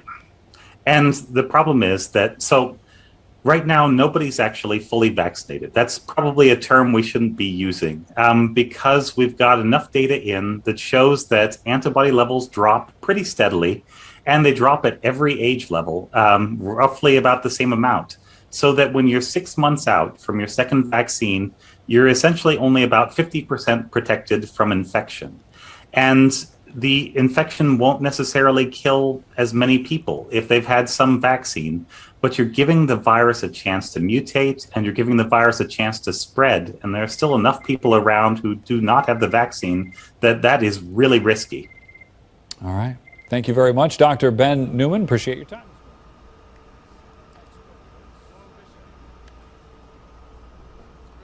President Joe Biden in Michigan making his case to the general public to support his Build Back Better plan, delivering remarks in the city of Howell, a historically conservative town in the state. The commander-in-chief says his 2 economic packages, the $1.2 trillion infrastructure package and a larger $3.5 trillion bill to expand social safety nets, will ultimately pave the way,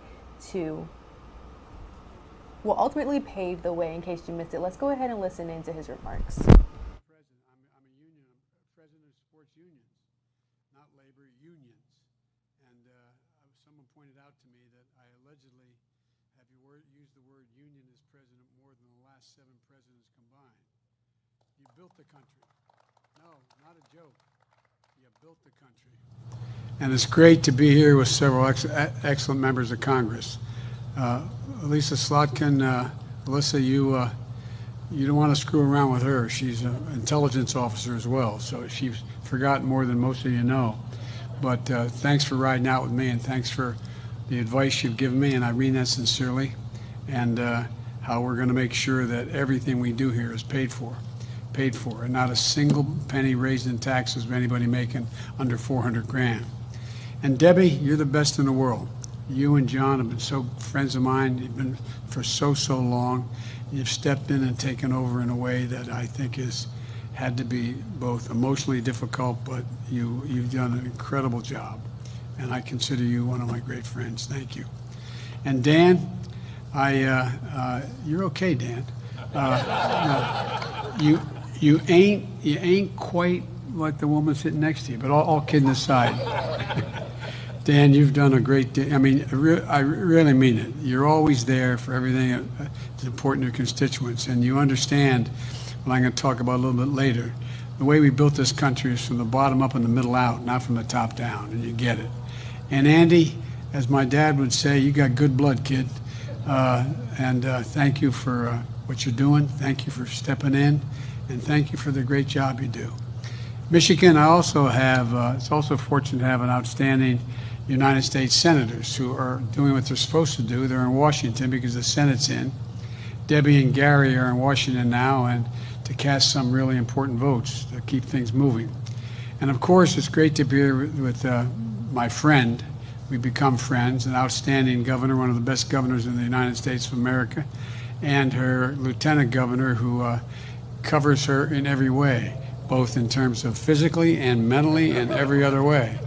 And thank you for all you did to help me get elected. I really mean it. Thank you, thank you, thank you. Look, I know there's a lot of noise in Washington. There always is, but it seems to me a little more than usual now. A whole lot of hyperbole, a lot of heat, and I'm here today to try to set some things straight if I can. I want to talk about what's fundamentally at stake for our country now, at this moment. I know it's an overused phrase, but I've been using it a lot. We're at an inflection point. Anywhere from 40 to 80 years in America, there's an inflection point. We have to choose what direction we're going to go, what we're going to do, not Democrat, Republican, but who we're going to be. For a long time, America set the pace across the entire globe. For the better part of the 20th century, we led the world by a significant margin in investments in ourselves, in our people, in our country. We invested in our infrastructure, in our roads, highways, bridges, ports, airports, and the arteries of the nation that allow commerce to function smoothly and swiftly and allow us to generate significant income. We've invested in our people in opportunity. We're among the first to provide access, for example, to free education. It's the reason why in the 20th century we began to take off. It was back in the late 1890s. We decided among the first countries that we were going to be the first nation that every single American, regardless of their background, no, it wasn't at the time regardless of their background, but based on income, would have free 12 years of education. We invested to win the space race. We led the world in research and development, led to the creation of the internet. And but then something happened. We slowed up. We stopped investing in ourselves. America is still the largest economy in the world. We still have the most productive workers and the most innovative minds in the world. But we risk losing our edge as a nation. Our infrastructure used to be the best in the world, literally, not figuratively. Today, according to the World Economic Forum, we rank 13th. Our infrastructure, 12 nations have a better infrastructure than we do, which means they can move product. They can do so many things better than we can do it. We're among the first in the world to guarantee access to universal education. Now, the Organization of Economic Cooperation and Development ranks America 35th out of 37 major countries when it comes to investing in early childhood education as a percent of GDP. Think of that. Think of that. Of all the industrial nations in the world, the instinct Americans would say, if you asked them 25 years ago, would say we're number one. We are not. There's only 2 industrial nations that are lower than us. All those investments that fuel the strong economy, we've taken our foot off the gas. I don't know what's happened. The world has taken notice, by the way, including our adversaries. And now they're closing the gap in a big way. So it's essential that we regain our momentum that we've lost and the work of our time, it seems to me, those of us who hold public office, is to prepare ourselves to be more competitive and to win the fast-changing 21st century in the global economy. Things are changing incredibly quickly. That's why I propose 2 critical pieces of legislation being debated back in Washington right now. The first, a bill to invest in our physical infrastructure. And the second is a bill to invest in our human infrastructure. I'll talk about both these bills in just a moment, but first, I want to set one thing straight. These bills are not about left versus right, or moderate versus progressive, or anything that pits Americans against one another. These bills are about competitiveness versus complacency. They're about opportunity versus decay. They're about leading the world or continue to let the world pass us by, which is literally happening. To support these investments is to create a rising America. America is moving. To oppose these investments is to be complicit in America's decline. To support these bills is to pursue a broader vision of our nation, and to oppose them is to accept a very cramped view of our future. This isn't about 2 pieces of legislation. It's about the inflection point I mentioned earlier we are in our history, the world history. So, here's what I'm proposing. First, the infrastructure bill.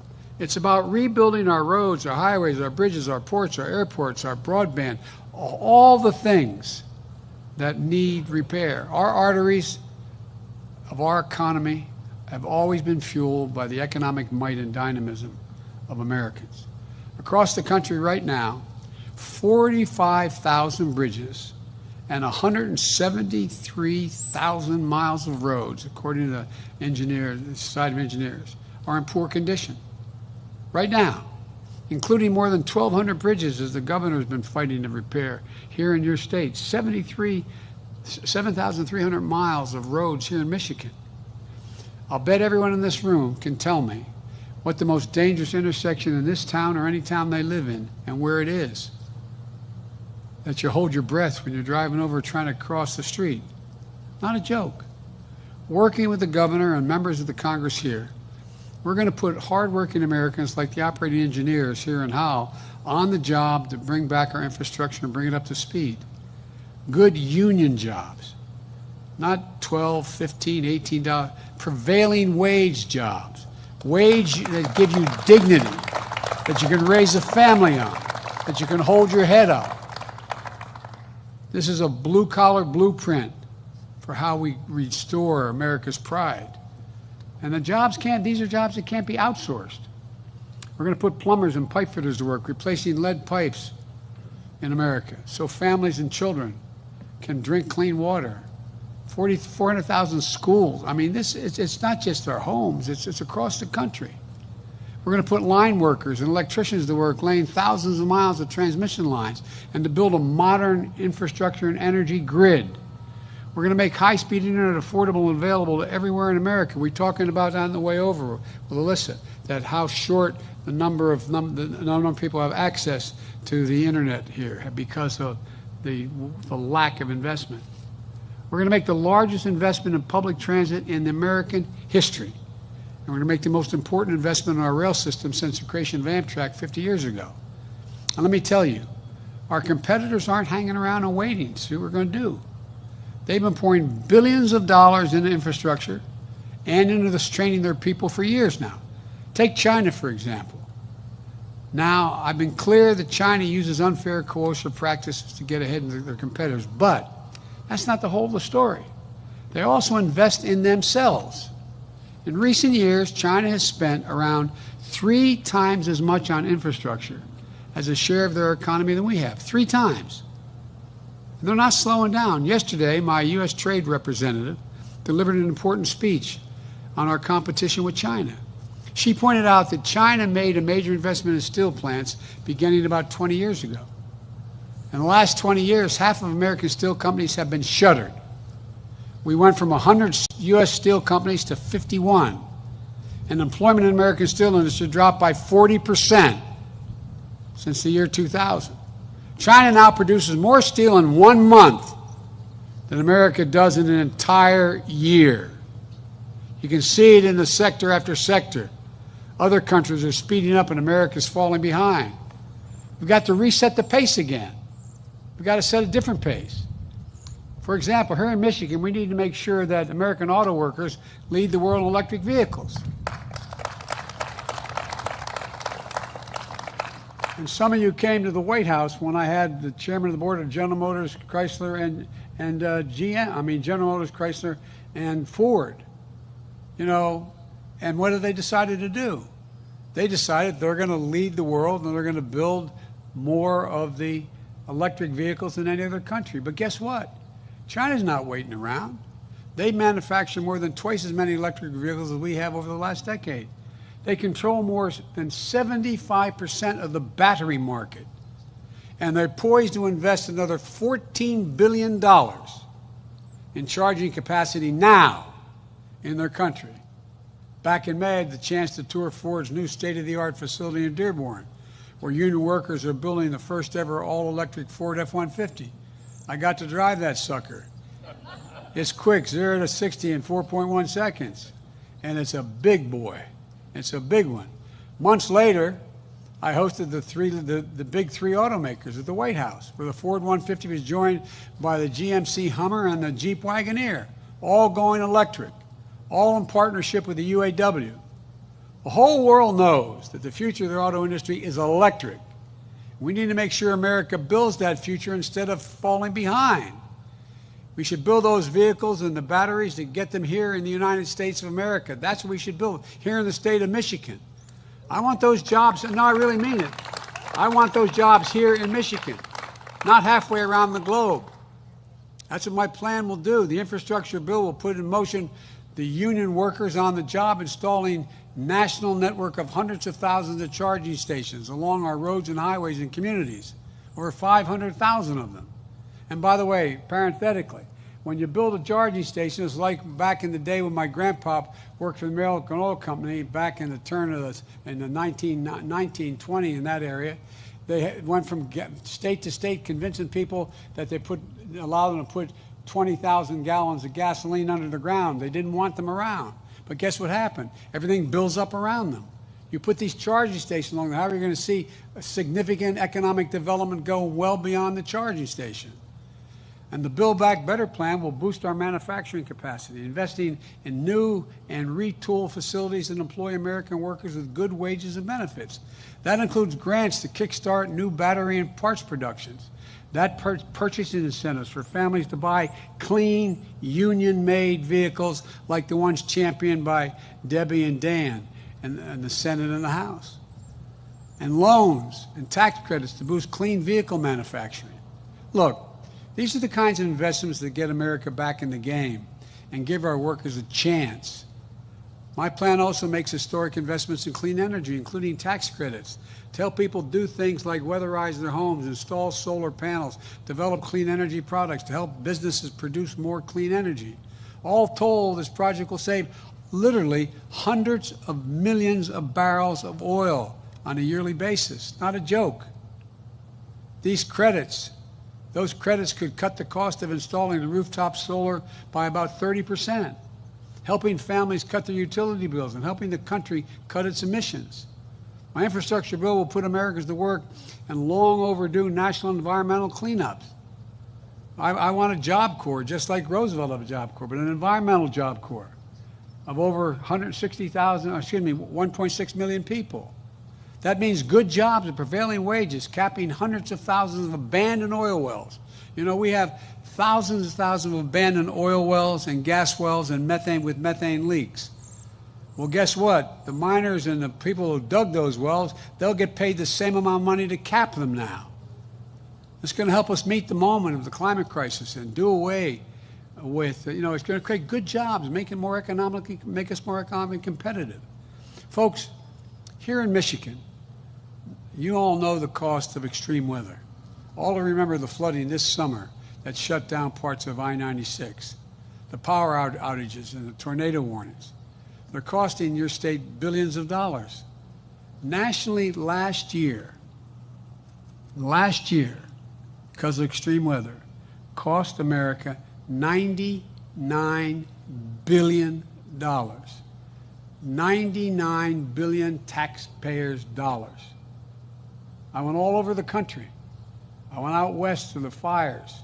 More is burned down in the Northwest than the entire state of New Jersey. That's how much we've lost. You see what's happened with the droughts that are out there. You see reservoirs that are down 30, 40, 50 feet. You're worried about the cooling down. You're worried about whether you're going to have what the Colorado River is going to do. This is a big deal. This is gigantic. And we're not going to ease up. We're not going to ease up in any of this. We have to invest in resilience. Resilience. You saw Texas, their entire power grid went down because they had no resilience, the ability to build back and build things stronger. Why a lot of those fires in the far west? And because guess what? It's a hell of a lot safer to have those wires underground, not being knocked down by high winds and tornadoes and the like, causing fires. Look, we haven't passed a major infrastructure bill for decades in this country. It used to be a normal thing to do. It used to be a bipartisan thing to do. If we get this done, we're going to breathe new life into our economy and our workers, and we're going to breathe cleaner air. Economists left, right, and center agree. Early this year, Wall Street, not some liberal think tank, Wall Street and a Wall Street outfit called Moody's projected that the investments in these bills could help our economy create an additional 2 million jobs per year, every year, 2 million per year. That's going to be transformative. And here's the deal. The jobs in my plan are people who too often felt left behind and were left behind, left out. 90% of the jobs in this bill, these bills, in my infrastructure plan, don't require a 4-year college degree. We need to get this done. But it isn't enough just to invest in our physical infrastructure. We're going to lead the world like we used to. If we're going to do that, we have to also invest in our people, like you do right here in training, this training facility. That's why my second bill, the Build Back Better plan, that's what it does. Take education, for example. When America said everyone is entitled to 12 years of free public education, universal, a century ago, it gave us the best educated, best prepared workforce in the world. That was one of the reasons why America began to grow so rapidly. It's a big part of why we led the world the bulk of the 20th century. But guess what? If we're going to put together a committee today, like they did in 1898, I think it was, and we were going to invent a public education system, is there any chance we'd say that we thought 12 years was enough in the 21st century? Just 12 years? I don't think so. Study after study shows that the earlier our children begin to learn in school, not daycare, the better for themselves, for their families, no matter what the background they come from, no matter what their background. Recent university studies. Okay, everybody, good morning. It is Wednesday, October 6th, and thank you so much for being with us here on Live Now from Fox. You are listening in to an In Case You Missed It segment that we're bringing you this morning. President Biden traveling to Howell, Michigan yesterday to push his Build Back Better plan, continuing on with his domestic agenda as negotiations are still on in Capitol Hill as of today. We will be getting to that top story and more after a 2-minute commercial break that some of you are going to see. You are hearing the voice of Regina Gonzalez. When we come back, I will say hello, and then we will run you through all of the top stories that we are following this Wednesday morning. We'll be right back, everybody.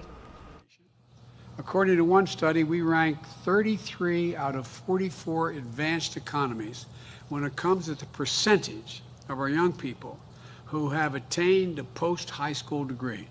Anything after high school. We're at the bottom of the heap.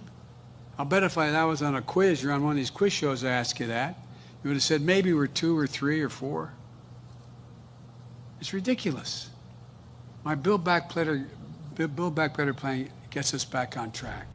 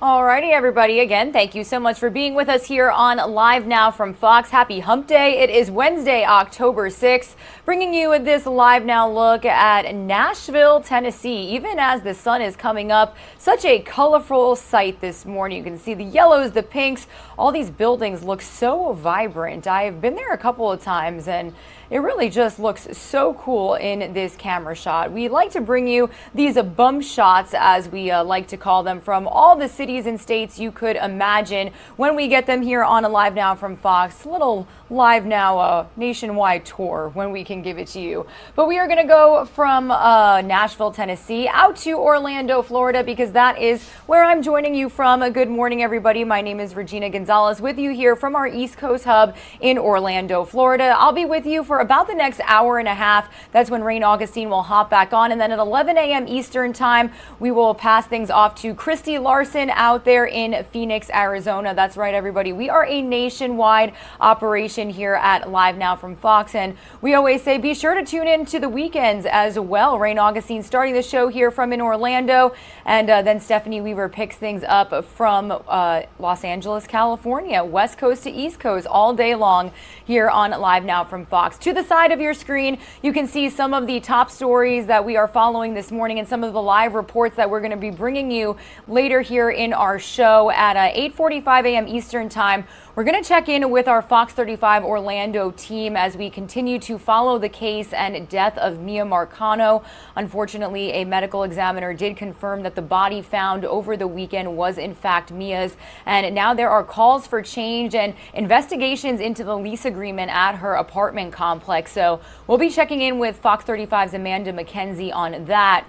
And then at 9:15 a.m. Eastern time, we're going to head out west and check in with our Fox 11 Los Angeles team as they continue to follow the investigation and cleanup efforts of the Huntington Beach oil spill. More than 100,000 gallons of oil leaked into the beautiful waters out there. So we'll be following up on that as well. And then at 9:45 a.m. Eastern time, we're going to head out to Northport, Florida to check in with Fox's Phil Keating about the latest when it comes to the search for Brian Laundrie. We've got some new twists and turns when it comes to his whereabouts as he was still on the West Coast and then attempting to come home without Gabby Petito, as well as the date that his parents allegedly say they last spoke to him. So we'll be keeping up with all of this here on Live Now from Fox. But we've also got a lot of news happening there on Capitol Hill. So I do want to bring you to the White House. We've got that Live Now look of the White House, as always, here on Live Now from Fox. We've got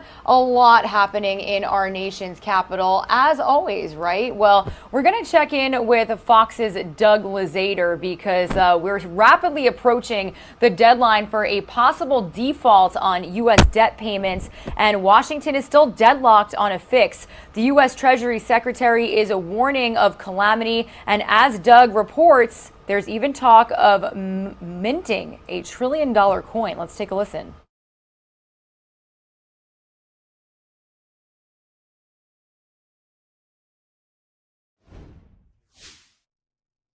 The $1 trillion coin idea may not get a whole lot of traction, but it does show the range of ideas under consideration now as we approach this October 18th deadline. When you're driving this sucker, you're going to feel like you own the world. President Biden joking with workers in Michigan yesterday, but engineering a fix to the nation's debt ceiling won't be so easy. Well, quite frankly, there's not many options if they're going to be that irresponsible. The president blaming Republicans, who say if Democrats want to usher in trillions in new spending, they should raise the nation's debt ceiling on their own, using a budget reconciliation bill. The Senate will try again today, but the GOP is expected to block the effort, which has Democrats talking again about eliminating the filibuster. The president says he'll talk with Senate Minority Leader Mitch McConnell to try to hammer out a deal, but with less than 2 weeks to go, McConnell says he's heard nothing. I've not heard from the president. And this is always a political hot potato on Capitol Hill, and Republicans are quick to point out that when he was a senator, Biden voted against debt ceiling hikes. But the Treasury Secretary is warning of a financial catastrophe if the nation actually defaults on its debts this month. One bizarre proposal: have the Treasury mint its way out of the problem by creating $1 trillion coin and using that to help pay the debt. Economically, it's kind of an elegant solution. politically, it is something of a potential disaster. And Treasury Secretary Janet Yellen says she is not interested. It's really a gimmick. I'm opposed to it, and I don't believe that we should consider it seriously. And the White House has also dismissed the idea, saying this is something that Congress has to do on its own. In Washington, Doug Luzader, Fox News.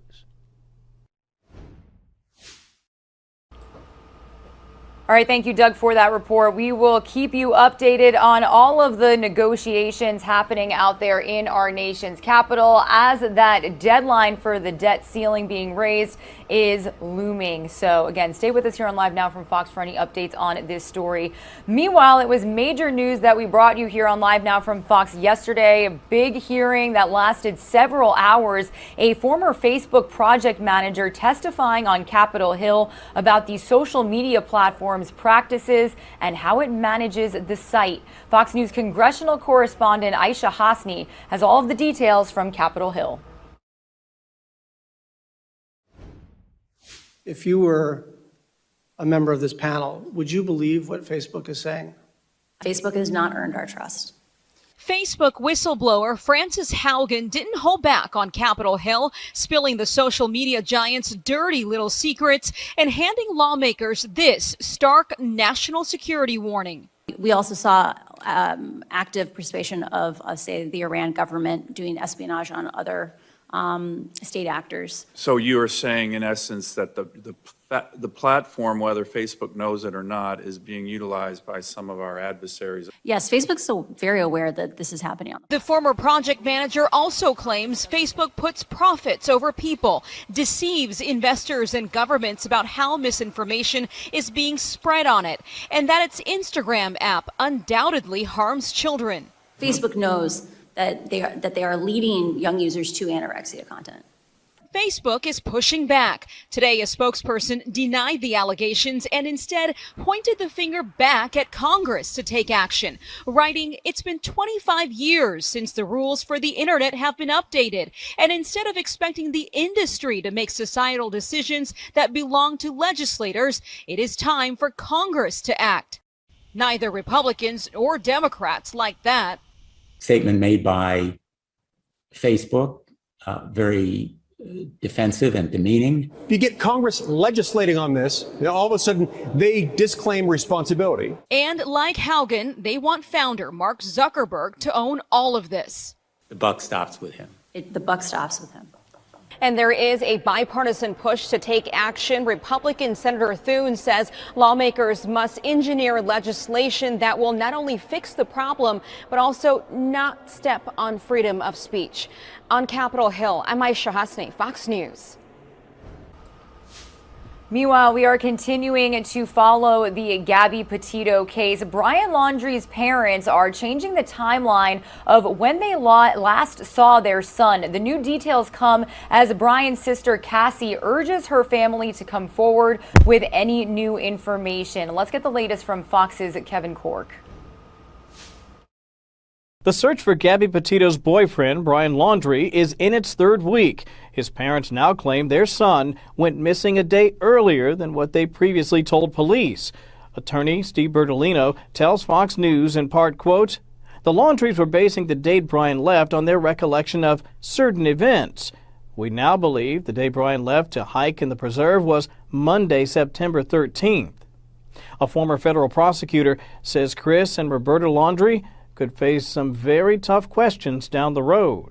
The fact that they may not have given enough information when they knew it, those are tricky questions if they do know the truth and they refuse to give that to law enforcement." In an interview with ABC News on Tuesday, Brian's sister urged her parents to come forward if they played a role in her brother's disappearance. I don't know if my parents are involved. I think if they are, then they should come clean. Cassie Laundrie says she last saw Brian during a camping trip on September 6th, but says there was nothing unusual about the visit. We just went for a couple of hours and we ate dinner and had s'mores around the campfire and left. Brian remains the sole person of interest in Gabby's death. The FBI issued an arrest warrant last month accusing the 23-year-old of bank card fraud, but some legal experts expect much more serious charges will come. There will be an effort to connect him to that homicide. The bank charges are going to be the least of his worry. There have been several reported Laundrie sightings on the Appalachian Trail. Law enforcement tell us they are investigating each and every tip. I'm Kevin Cork, Fox News.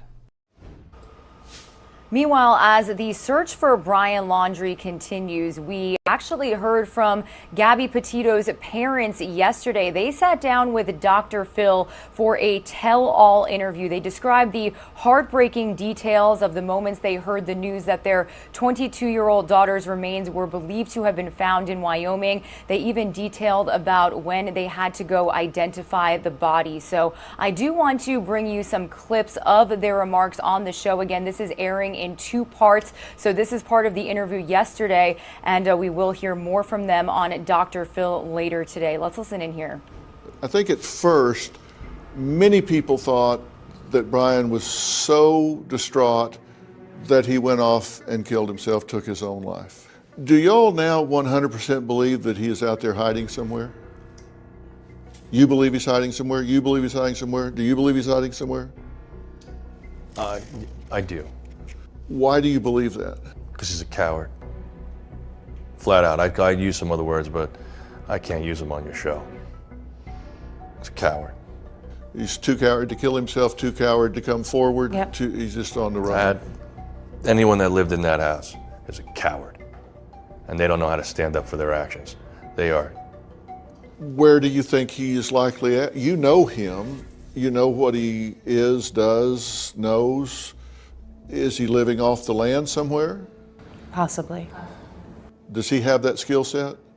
I believe so. I mean, is he an environmentalist, survivalist type? I mean, he knows camping, knows... I believe he bragged about that, like that he was good at that stuff. If he's watching this and stranger things have happened, what would you say to him if he's watching this right this minute? This is where I should wash my mouth, right? Turn yourself in. Turn yourself in. Turn yourself in. Turn yourself in. Turn yourself in. Why? We want to know the truth.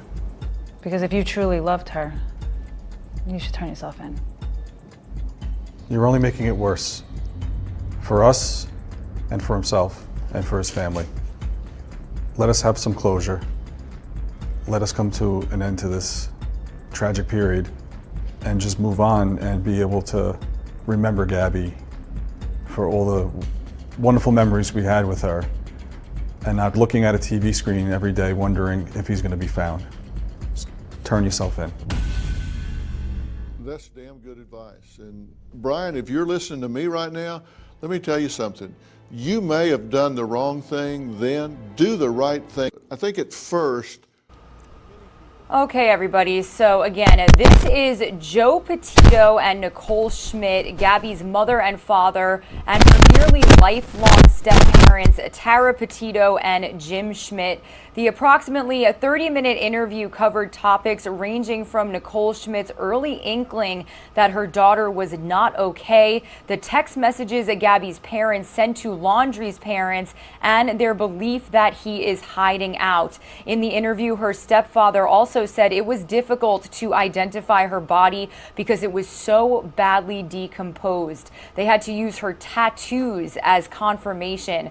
The family, as you heard, is pleading with Brian Laundrie to come forward so they can begin to move on.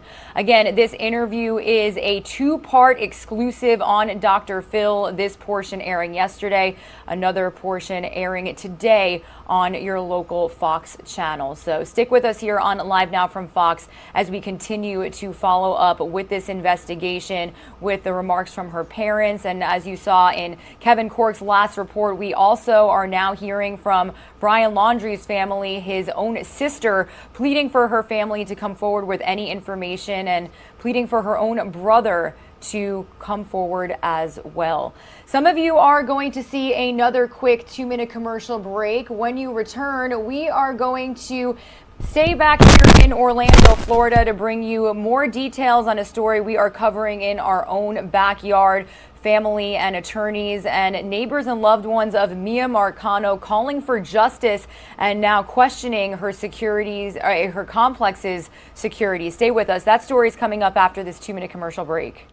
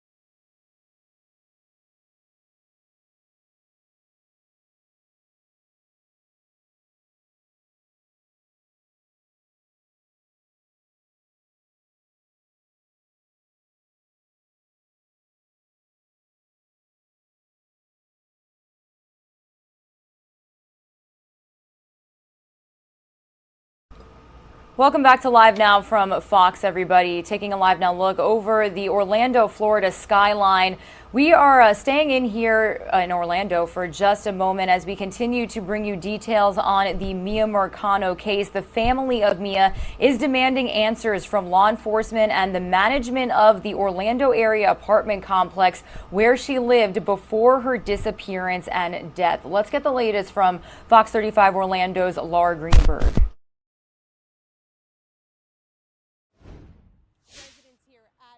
Villas say they did look over their leases when they first moved in, but they didn't realize some of the parts that were in those leases. And now that they know what's inside, they're hoping that they still have a chance in this fight. This is the lease an Arden Villas resident sent Fox 35. It specifically addresses background checks, saying in part, owner has no obligation to obtain criminal background checks on any residents and bears no responsibility or liability related to the criminal background or actions of any person.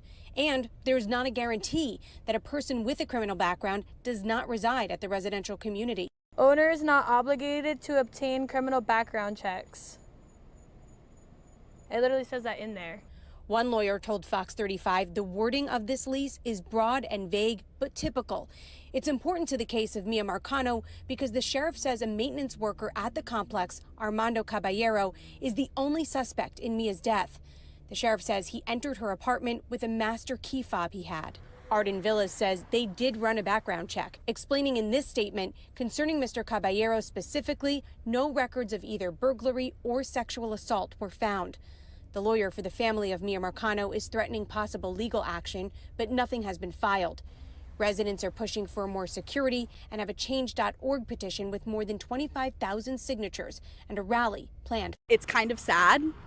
Actually, it's incredibly sad that it's had to come to that they're not listening to us to the point that we're going to go stand on the street corner and with all of our closest friends and try to do something about it. In Orlando, Lyra Greenberg, Fox 35 News. All right, everybody. Some of you are going to see another quick 2-minute commercial break. When you return, we are staying in Orlando, Florida to check in live with our very own Fox 35's Amanda McKenzie as we continue to follow this story. Stay with us.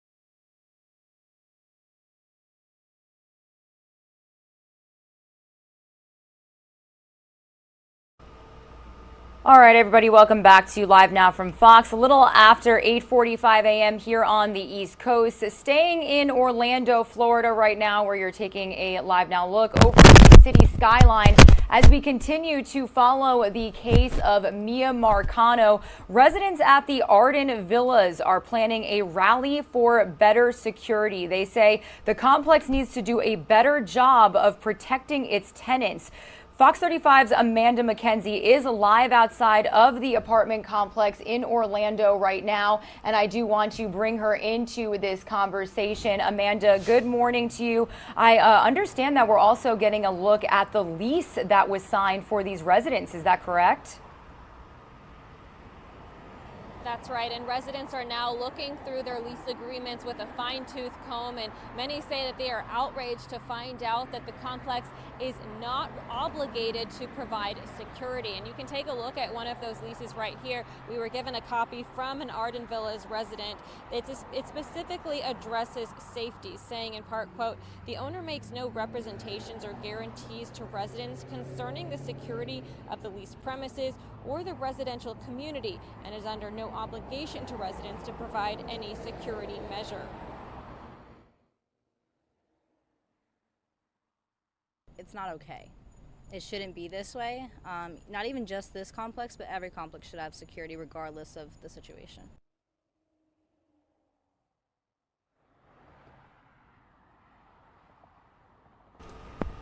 Amanda, I can't imagine how residents feel right now, especially given this traumatic situation. I understand that you spoke to an attorney who looked over this lease. What did they have to say? Told us that the language in it is very broad and vague, but typical for many apartment complexes. As far as any security background checks, Arden Villas says they did run a background check on Armando Caballero, and they say they did not find any history of burglary or sexual assault in his records. Now, so far, residents still say that they want more changes to come, more security in place. They have a change.org petition that has more than 25,000 signatures so far, and happening later today, they plan to rally and protest outside of the complex, calling for that change. Reporting live in Orlando, Amanda McKenzie, back to you. Amanda, thank you so much for this report. I do want to ask you before we send you off, do we know right now of any lawsuit being filed at this complex from the Marcano family, or is that information still up in the air? The Marcano family attorney tells us that while no lawsuit has officially been filed just yet, that they do plan to bring legal action against the Arden Villas. All right. Well, Amanda, thank you so much for joining us here on Live Now from Fox. We'll continue to check in with your team as this story develops. You have a great rest of your day.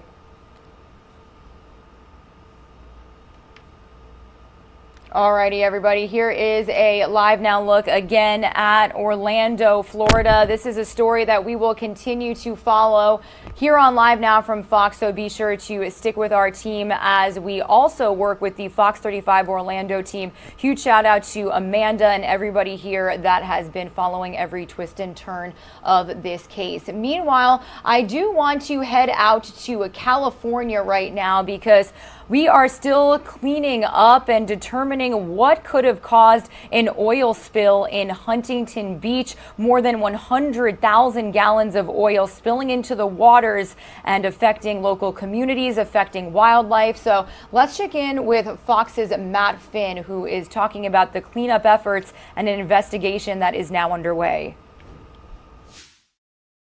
Authorities looking into whether a ship's anchor striking and pulling the underwater pipeline could have caused the rupture that sent approximately 126,000 gallons of crude oil into the waters off the coast of Southern California. During the investigation, divers discovering damage to the pipeline, which they say has a 13-inch crack and appears to have been dragged along the ocean floor. We've determined that approximately 4,000 feet of the 17.7-mile pipeline has been displaced, and it's been laterally displaced by 105 feet. At this point, officials say they're not concerned about more oil leaking from the gash. There's no oil coming out of that line. As investigators continue searching for the cause, records show the Coast Guard received 2 calls about a potential oil spill hours before Amplify Energy, the company that operates the pipeline, reported it and launched cleanup efforts. At the time, the Coast Guard was unable to investigate due to darkness and corroborating evidence. On Tuesday, Governor Gavin Newsom was briefed on the emergency response. I know all of us are eager to know exactly what happened, when it happened, who was notified, and when, and that's part of the investigation. Meanwhile, at least 300 personnel are working to assess and clean miles of shoreline impacted by the spill. Experts saying it's too soon to determine the full environmental impact to those beaches and area wildlife. And Amplify Energy cannot restart that pipeline until it undergoes extensive testing to ensure that the line is sound. In Los Angeles, Matt Finn, Fox News.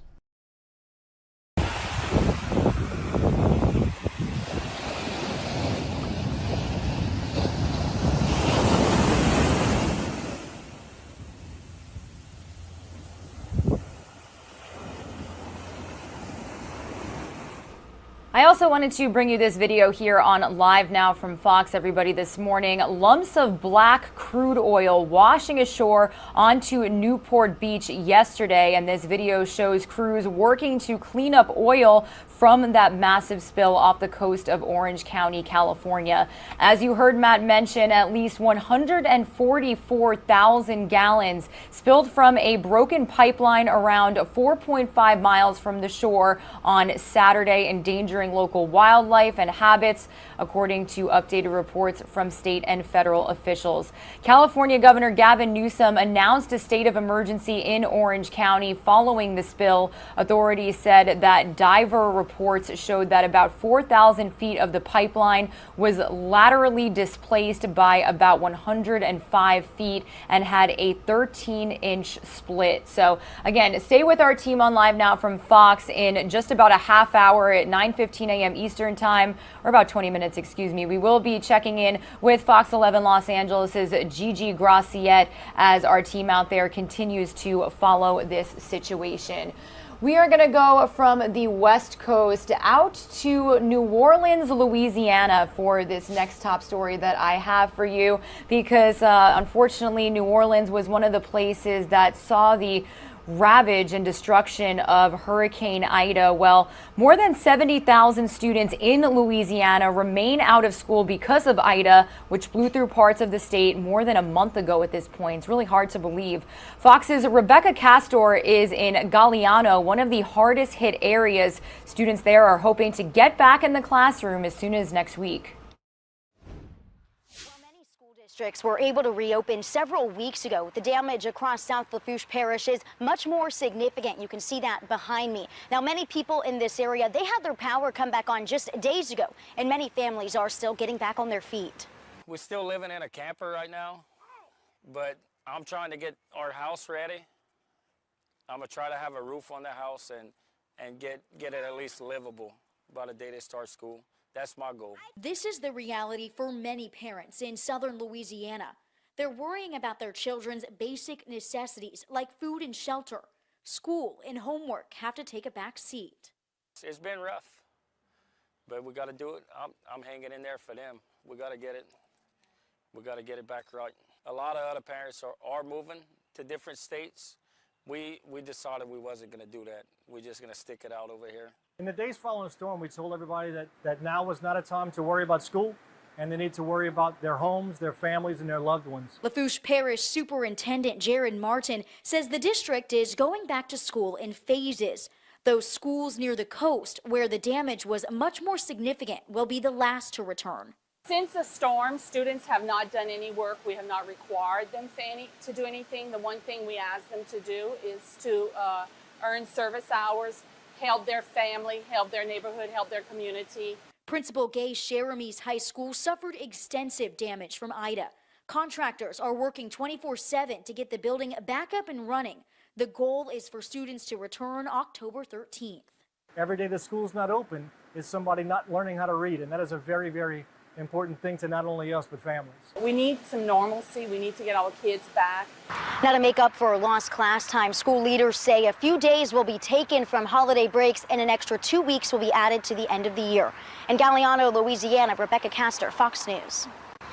While many school districts were Again, we will continue to keep you updated with that story here on Live Now from Fox. We are hoping that students will indeed be able to return to their classrooms after such a long month of recovery efforts. Meanwhile, we're going to head out to the U.S.-Mexico border for this next top story. We've got Republican governors going to the southern border to focus on the national security implications of the illegal immigration surge. Fox News correspondent Bill Malugin has more on this story. It's late Monday night in Mission, Texas, and Fox News is cruising the Rio Grande with Texas DPS and a VIP guest, Arkansas Governor Asa Hutchinson, who came to the Rio Grande Valley to see the border crisis firsthand. While Texas troopers with night vision scanned the Mexican shoreline in the dark of night, Governor Hutchinson was given a tour of some of the smuggling hotspots all along the river, eventually coming ashore in one area where illegal immigrants commonly cross on rafts. With the boats sitting there, they know we're here. They're not going to cross in this area. After a brief tour through the dense brush, we asked the governor for his thoughts on the Biden administration's repeated claims that the border is closed. Anytime you have migrants coming from scores of country coming across our border, timing themselves to pick the right opportunity where they can get through, it's not a closed border. Anytime that you stop someone that's coming in illegally and then you process them and release them into our country, that is not a closed border. In La Jolla today, while on a break, we took this photo of several illegal immigrants being arrested near a fast food restaurant. We later learned from La Jolla PD, 2 of the men in the group are suspected mercenaries for the Gulf Cartel in Mexico. Just over the weekend, Border Patrol here in the Rio Grande Valley arrested this Mexican national, previously convicted of molesting a child in Raleigh, North Carolina. In Tapachula, Mexico, migrants protested in the streets, demanding to be allowed to move north towards the United States. This as the U.S. prepares for another potential wave of migrants, possibly numbering in the tens of thousands. And tomorrow, 10 GOP governors are set to arrive right here in the Rio Grande Valley, where they will be joining Texas Governor Greg Abbott for a joint press conference on the ongoing border crisis. Some of those governors include Arizona's Doug Ducey, Georgia's Brian Kemp, and South Dakota's Kristi Noem. Reporting in Panitas, Texas, Bill Malugin, Fox News. And you can bet that we will bring you those remarks from Republican governors right here on Live Now from Fox. We actually do have word that we should be hearing from them around 12:30 Eastern time. So be sure to stick with us as we air that live, raw, and in its entirety, because that is what we do here at Live Now from Fox. We bring you these live press conferences front row and in their entirety. And as hosts, we provide very little commentary, so that way you can watch and make your own opinions about the news that you are seeing. We are officially at the top of the 9 o'clock hour, and if you are just joining us here on Live Now from Fox, thank you so much for being here with us. We are continuing on with a morning brief. It's those top stories that we're following this morning and those that you may want to know about as you're commuting to work, as you're getting ready for work, or heading off to school. Regardless, happy Wednesday. It is October 6th, and we are inching closer to the end of another week. We are almost there, everybody. Well, I do want to head out to Chicago for this next top story that is garnering national attention. Chicago Mayor Lori Lightfoot still cannot believe that the Cook County State's Attorney Kim Foxx has not filed any charges in a brazen shootout recorded by multiple cameras. Let's check in with our Fox 32 Chicago team about this situation. Evidence technicians recovered 70 shell casings after the shootout, which killed 1 and wounded 2 others. The Wild West-style scene was captured by private cameras, as well as dash cams and body-worn cams of police from Chicago and Oak Park. This old prosecutor wants to understand how it's possible that not a single charge, not a gun charge, not an attempted murder charge, disturbing the peace, but something. At a news conference of her own today, State's Attorney Foxx said no eyewitnesses have come forward suggesting charges can't be filed without that. Lightfoot, facing criticism for failing to deliver on her campaign promise to reduce Chicago's deadly street violence, said Foxx is wrong. We know who started it. We saw the cars roaming around that house. We see the individuals get out of that car and initiate a firefight. We know that the one person was deceased, but the other 2 were captured very shortly afterwards with guns used in that firefight. The mayor's not alone. A Sun-Times editorial asked, a Wild West shootout terrorizes Austin in broad daylight and not one suspect is charged? The newspaper reports police believe it was a fight between factions of the Four Corner Hustlers street gang. Defending Foxx, the ACLU of Illinois, suggesting witnesses don't come forward because of police misconduct. Where you've seen police officers get away with the use of excessive force and where you have such a low clearance rate for murders. That is not what I've been told time and again by Chicagoans who have witnessed murders. They say that if they were to cooperate with police, they'd likely be killed by gangbangers such as the Four Corners Hustlers allegedly on both sides of last week's brazen daytime shootout. I'm Fox 32 Chicago's political editor, Mike Flannery.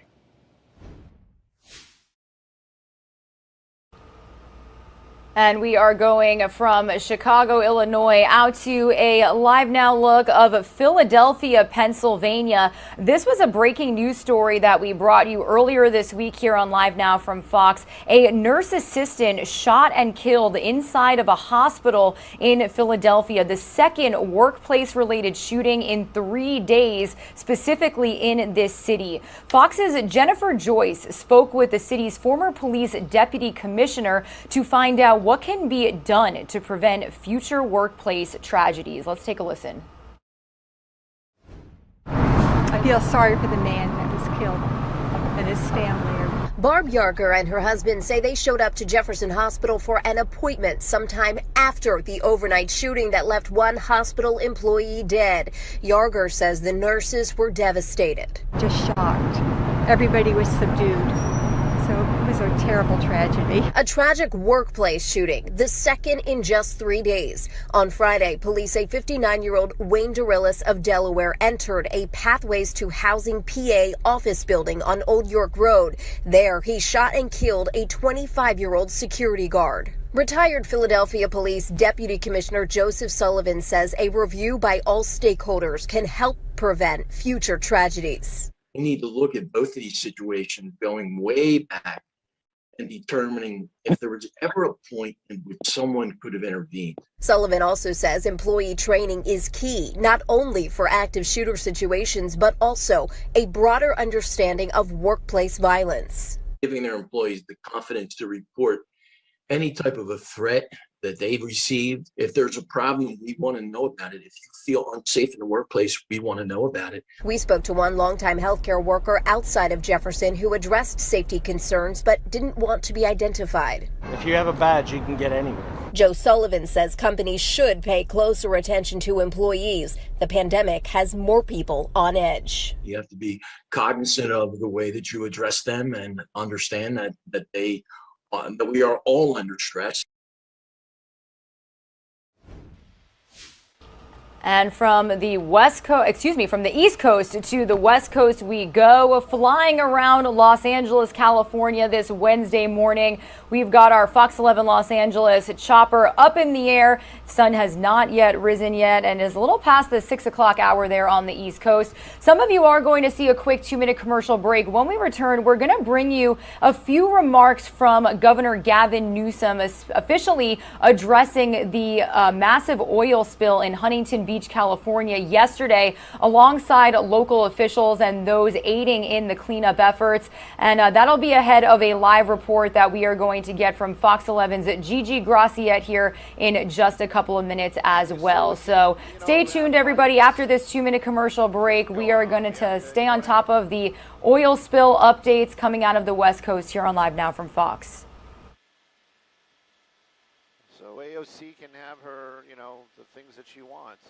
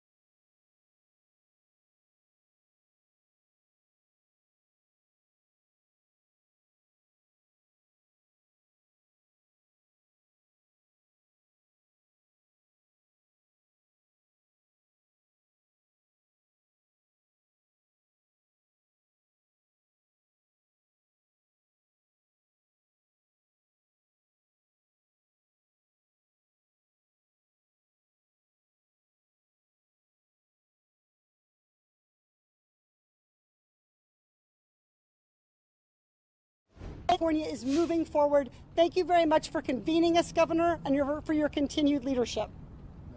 Thank you, Congressman. I was just leaning over to Congressman Levin. I said, I've never seen 9 elected officials be so succinct in their remarks, particularly 9 remarkable leaders that have done an amazing job in the last 72 hours, but moreover, their leadership transcends just the situational challenge that we're having here today. You heard from a number of them co-sponsoring efforts to try to address the issues that bring us all together today permanently. Look, I think Cotty said it well. This is the coast of dreams. 840 extraordinary miles of coastline. There's a reason Horace Greeley in 1850 said, "Go west, young man, go west." This is a remarkable and special place. When you think of California, you're not from California, this is exactly what you think about. But this is also a stubborn reality in California that's by no means unique. The seepages that show up on the shores day in and day out, the smaller oil spills that don't bring the cameras out, but bring out calls of concern and trepidation, and then, of course, these larger spills that we tend to see over and over and over again. That's why I want to punctuate the point that was just made by the last 2 speakers. It's time, once and for all, to disabuse ourselves that this has to be part of our future. This is part of our past, and we can moralize and talk about the good old days. We can talk about how important these rigs have been to the prosperity of this country and the middle class, but at the end of the day, this is about the stale air of normalcy versus the fresh air of progress. Right now, fossil fuel jobs literally are outnumbered 5 to 1 versus clean energy jobs in the state of California. Outnumbered 5 to 1 today. This does not have to be part of our future. What you're seeing happening in this industry is a lot of the mature and larger companies are selling out to smaller companies that don't have the capacity to do the job, that don't have the capacity to make sure that these rigs are safe. You've got federal rigs out there, and yes, we recognize our responsibility, state operations that are out there. You're seeing for the first time in history, last year in California, more permits were afforded for abandonment than new drilling. That's the first time that's ever happened in state history. Now, that shouldn't surprise you. In the state of California, in 1985, we had about 425 million barrels that were extracted in the state of California. Today, it's about 34% of that. We are moving to a cleaner and greener future. That process is unfolding. And what's important to note is the economy in the state of California the last 5 years is the fastest growing economy of all Western democracies as we change the way we produce and consume energy. So please don't waste our time even getting into debate around this being a choice around our economy and our freedoms and our capacity to get people moving and working. It's just nonsense. It's just not even an interesting debate in California any longer. We've moved past that debate. And so we need to now move past this incident, deal with its situation. I just want to thank the supervisor, the mayors, the incredible leadership, the local electeds as well from state assembly members and senators, and obviously the federal representatives for their sincere effort to try to address not just this moment, but to provide some accountability and transparency around these issues. Now, I know all of us are eager to know exactly what happened, when it happened, who was notified, and when, and that's part of the investigation. We just had a long meeting. We worked through some of those issues, all of us asking each other to work through those issues, and in due course, and we are putting pressure because we recognize the need to be more transparent. We're putting pressure on all of us to get that information to you immediately, including just this basic information. How many gallons were spilled? How many barrels? We know the peak number. You've written about it, and some of you said it 144,000. Others have written about 131. Some have it 126. That's all within a margin of the worst case scenario. That's basically all the volume that was in the pipe. Now, I don't want to get into the merits or demerits of the worst case scenario except to say I think it's going to be a lot better than that, but it doesn't matter to the folks out here that can't go to the beach. It doesn't matter to the mayor. It doesn't matter to the county supervisor. It doesn't matter to those small businessmen and women that can't, that aren't generating revenue. Tourists that can't come out to their beach. And as the Admiral was saying to all of us, nor does it necessarily matter as it relates to the cleanup, because it's just a question of volume. You still have the spread, even it's even if it's substantially less gallons that have to be cleaned up, just maybe a little less volume that you scrape up in that moment. So this is going to take time to clean up. We're already going back. Look at what happened in 2015 and the 140 plus-ish thousand, plus or minus, thousand gallons that spilled nearby, the Refugio oil spill. Took about 3.5 months total in that spill, total, to clean it all up. Now, that was a different spill. Remember, that occurred onshore going offshore. And that hit a different topography as it relates to the beach, more rock, which makes it a little more challenging to clean up than the sand. That said, we've got some contemporary experience here that allows to guide us in a direction where we do believe we could start answering questions, the questions all of you have. When can I go back on my beach? When can I go back out on my boat? When can I go back out and whale watch? When can we go back to lobster season? Big deal down here in Southern California. And so those questions will be not only answered, but the answers will be afforded over the course of the next days and weeks. And I assure you we'll stay on top of this. I want to thank our team led by the Office of Emergency Services, our incredible leadership, the Department of Wildlife, Fish and Wildlife, and the good work that Jennifer Lucchese at State Lands is doing. As you know, the pipeline that has now been breached was due for another inspection.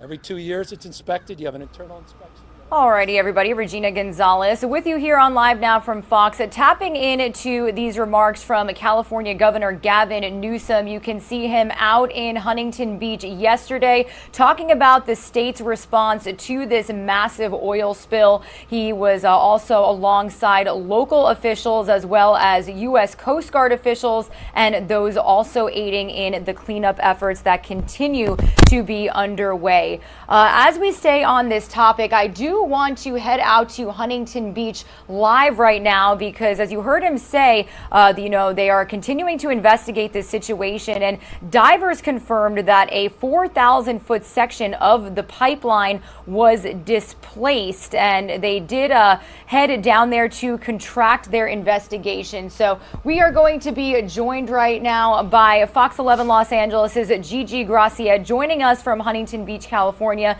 Gigi, good morning to you. I was just mentioning to our viewers that these divers did head down there and try to see what could have possibly caused this. So what do you know about everything they are saying right now? Well, good morning, Regina. Good morning, everyone. As you mentioned, we are in Huntington Beach. And let me just give you first a look behind me. This line of cars, these are all workers. They are divers. They are environmental cleanup specialists. They are volunteers, all here to work, continue their work on both the investigation and what caused this massive oil spill and the cleanup effort. Now, as you mentioned, yesterday investigators announced that they did find a 4,000-foot section of the pipeline had been displaced about 105 feet and that there was a 13-inch split in the line at the bend. That split is the likely source of the leak, they say, the leak that has spilled as much as 144,000 gallons of oil into the ocean, Regina.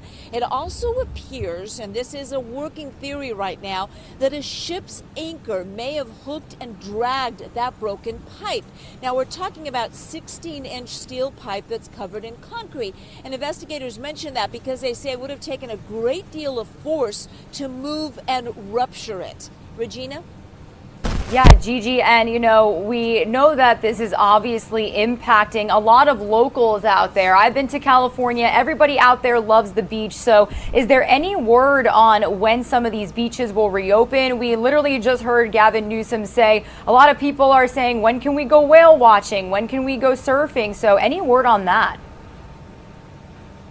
No, the cleanup effort really is just beginning. We're talking about, Regina, about almost 15 miles of light oiling that's been reported up and down the coast along Orange County.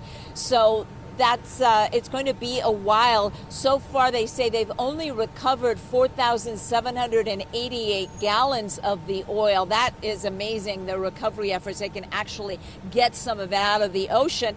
But there's still a lot more. 15 miles is a huge distance.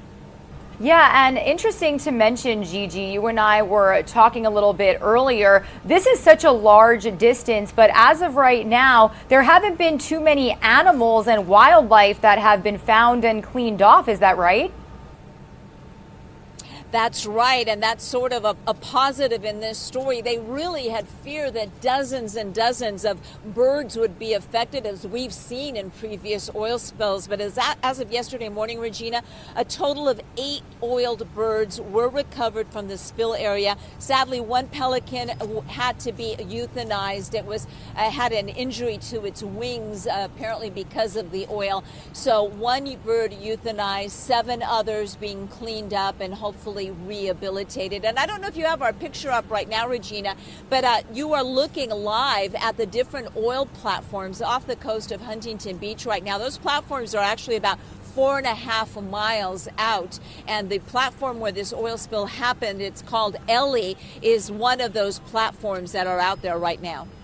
Wow. Well, Gigi Graciette over there in Huntington Beach. Crazy to see. What is it? Only 6:21 a.m. out there, and crews are already out trying to clean up and get this situation more settled. Well, Gigi, thank you so much for keeping us updated here on Live Now from Fox. We'll continue to check in with your team about this. Thank you, Regina.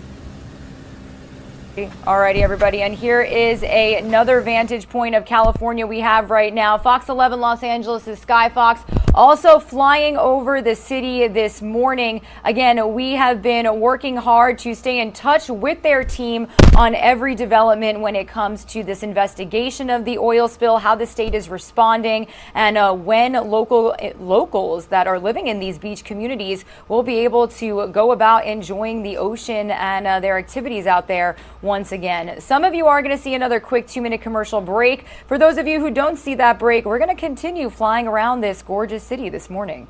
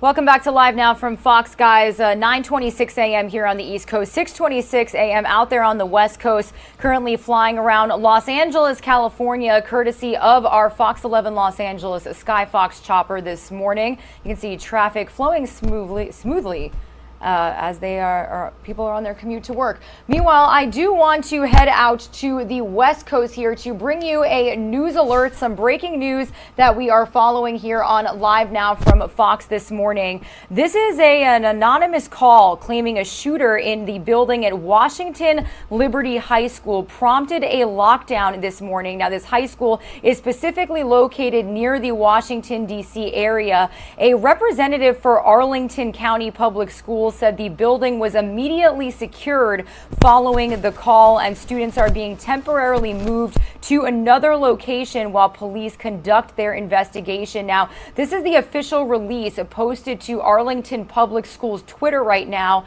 and I could read it to you here. It says, "Dear WL staff and families, we received an anonymous call this morning during arrivals claiming that there was a shooter in the building. While there is no evidence of an immediate threat, we immediately locked the building down and notified the Arlington County Police Department. The ACPD is on the scene investigating to ensure the building is safe. All students are in a secure location. Students arriving have been temporarily moved to a safe location off-site while the ACPD conduct their investigation. We will inform you as soon as further details are known." So this is what we know right now, everybody, bringing you this tweet and this information courtesy of the school district and our Fox 5 DC team. Our Fox 5 DC team did say that they are sending a crew there right now. So if we do get live feeds of from outside the school there, we will be sure to bring it to you here on Live Now from Fox. Again, this is a very developing story and situation, and we will continue to keep you posted here. Meanwhile, if you were joining our coverage earlier, we were checking in with our Fox 11 Los Angeles team about the impacts of the oil spill. And I do want to let you guys know that I am aware of the audio issues with our microphones this morning. We do apologize for that, a little staticky this morning. But I do want to bring you their latest report on the oil spill. They interviewed the mayor of Newport Beach to get the latest. So let's listen in here on Live Now from Fox.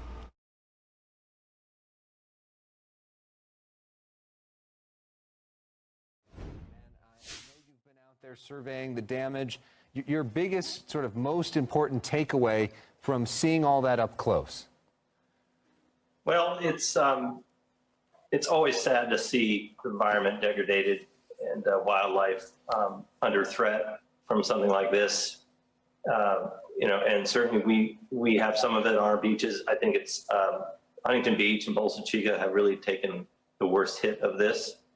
But still, we're very fortunate in the fact that the conditions since the start of this incident have been calm on the ocean. Almost totally calm wind, very low sea level, not a lot of waves. And that really helped, I think, keep the majority of the oil from coming on the beaches.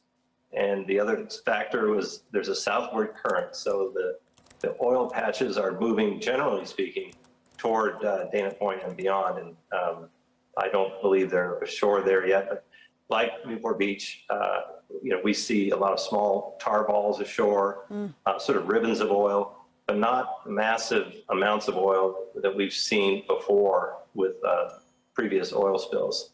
Well, that's certainly good to hear. Nonetheless, the beach is closed currently, and so is the harbor. Just confirming that with you. Well, the beach is what we call a soft closure. The beach is closed at the high tide line. So people can come down to the sand and enjoy themselves. They just can't transverse from the sand to the the hard pack, the wet sand, to the waves. So we just want people to take care of themselves. Don't go take any risks going into that zone, and let the cleanup folks do their job. Which we've got 320 folks out there the last few days, every day, doing the cleanup. And I'm sure there are many more in Huntington Beach, Bolsa Chica, doing good work out there. So our beach remains open above the high tide line. Newport Beach is known for its great harbor, also known as a great spot for tourists to come. what's your concern in terms of the long-term impact on this? And I'm sure you've been talking to businesses in the area. Well, it's great concern because we have a lot of small businesses in the harbor. These aren't big operations. These are mom and pop for the most part, charter businesses, fishing charters, tours around the bay. We've got people taking people out parasailing, paddleboard operations, all of it. So there's a big impact, and obviously people aren't as likely to come to the beach, go to our restaurants, that kind of thing, with this sort of ecological challenge going on. So there's definitely hardships made on lots of folks during this time. Yeah, and you know, I know it's still very early. The cleanup effort just underway, the investigation underway. Any idea in terms of a timeline for things to resume back to normal? Really hard to say. I think, again, this is just my opinion, but I think we're getting a little lucky here without a lot of oil coming ashore. And I'm hopeful that, we could get back to normal, sometime this month, perhaps, but it could be longer. If the weather conditions change, sea conditions change, we could be in for a longer time. Right now, this last couple of days, we've had up to 14 boats offshore gathering oil and, rounding it up with their booms and then sweeping it and getting it secured on the boats. And that oil is not going to go on the beach, but it's only about 3,100 gallons. The most that could have been spilled out of this incident is 144,000 gallons. That doesn't mean it was spilled. That was the capacity of the pipes. So that could be the amount. But you hear differing numbers, and I think some people think it's considerably less than that, but we wouldn't want to hazard that guess. We just go with the max and just keep working. And that's really the main thing that's going on now is the work of a lot of people coming from all over the place. We've got 4 big boats from Santa Barbara down here, oil recovery vessels. They're running on 2 boat shifts back and forth. And those are really crucial to, they're specially built, and they were built after the massive oil spill in Santa Barbara. And those boats are really perfect tool to round up oil debris on the ocean. So we've got a really good response from all the different agencies. And of course, the Coast Guard is leading this, and they're also working alongside their partner, which happens to be the owner of the oil rigs. They are helping the Coast Guard. They're working together to come out with the best result possible. Right. Well, the collaboration is key here, no doubt about that. Mayor Brad Avery of Newport Beach, thank you so much for being with us tonight. Thank you. Appreciate it. Best of luck to your colleagues in the... Again, that is the latest from our Fox 11 Los Angeles team speaking with the mayor of Newport Beach, one of the communities impacted by this devastating massive oil spill. If you were tuning into our coverage a little bit earlier, we did check in with Fox's Gigi Graciette. She was out there in Huntington Beach, and while it's only a little after 6:30 a.m. there, we saw a lot of trucks, a lot of officials out there getting those cleanup efforts underway. So again, thank you so much for tuning into our coverage here on Live Now from Fox. My name is Regina Gonzalez with you here for a couple more minutes, about the next half hour here on Live Now from Fox before Rain Augustine hops back on. Some of you are going to see another quick 2-minute commercial break, and while we take some of you to that break, I do want to start your morning off with some positive vibes here. We've got a gorgeous sunrise over Phoenix, Arizona this morning as the West Coast is beginning to wake up. For those of you who are not familiar with our show as well, we have a couple of hosts out there in Phoenix also. That is who takes over at 11 a.m. Eastern time. So really jealous that they get to look at this sunrise right now. Stay with us, everybody. After this 2-minute commercial break, we'll have more top stories here when you come back.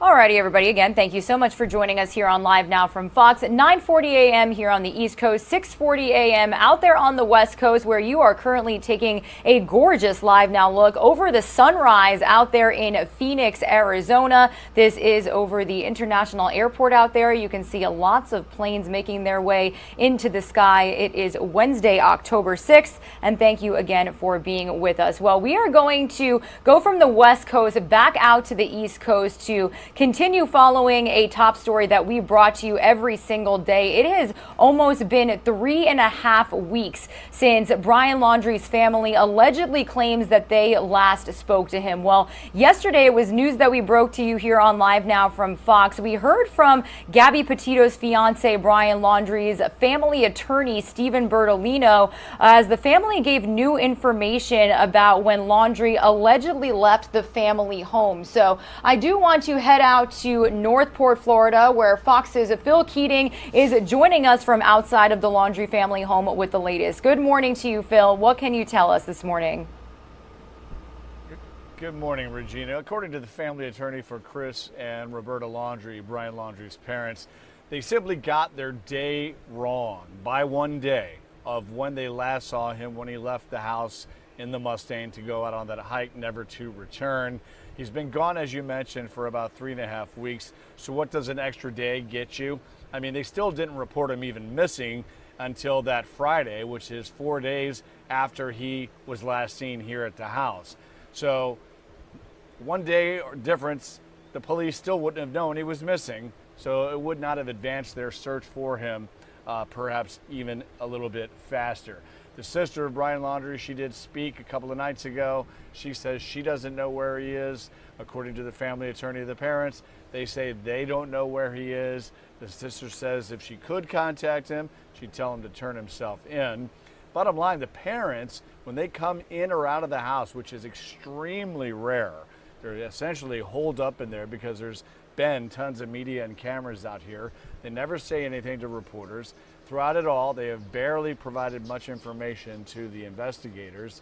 And on Dr. Phil yesterday, all 4 parents of Gabby Petito, her biological parents and the step-parents, they all sat down with him for a big interview, and they say they last talked to her or texted or FaceTimed at the end of August.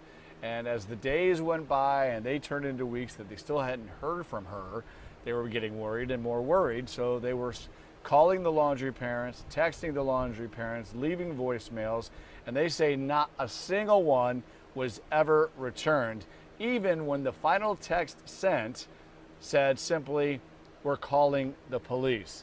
So where Gabby Petito remains, her remains are still at the coroner's office out there in Teton County, Wyoming, not far from where her body was found and that national forest about 2.5 weeks ago.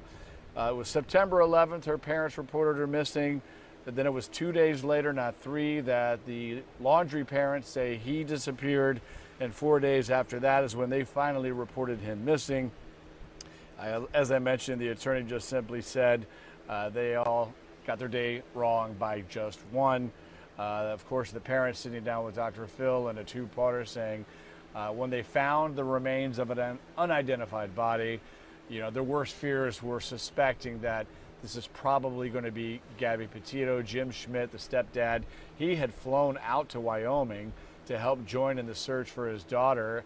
And after the unidentified body was found from the crime scene, one of the investigators brought a piece of fabric to him and showed it to him and said, "Do you recognize this?" And he immediately recognized it as being part of one of Gabby's sweatshirts, which was locally bought in New York.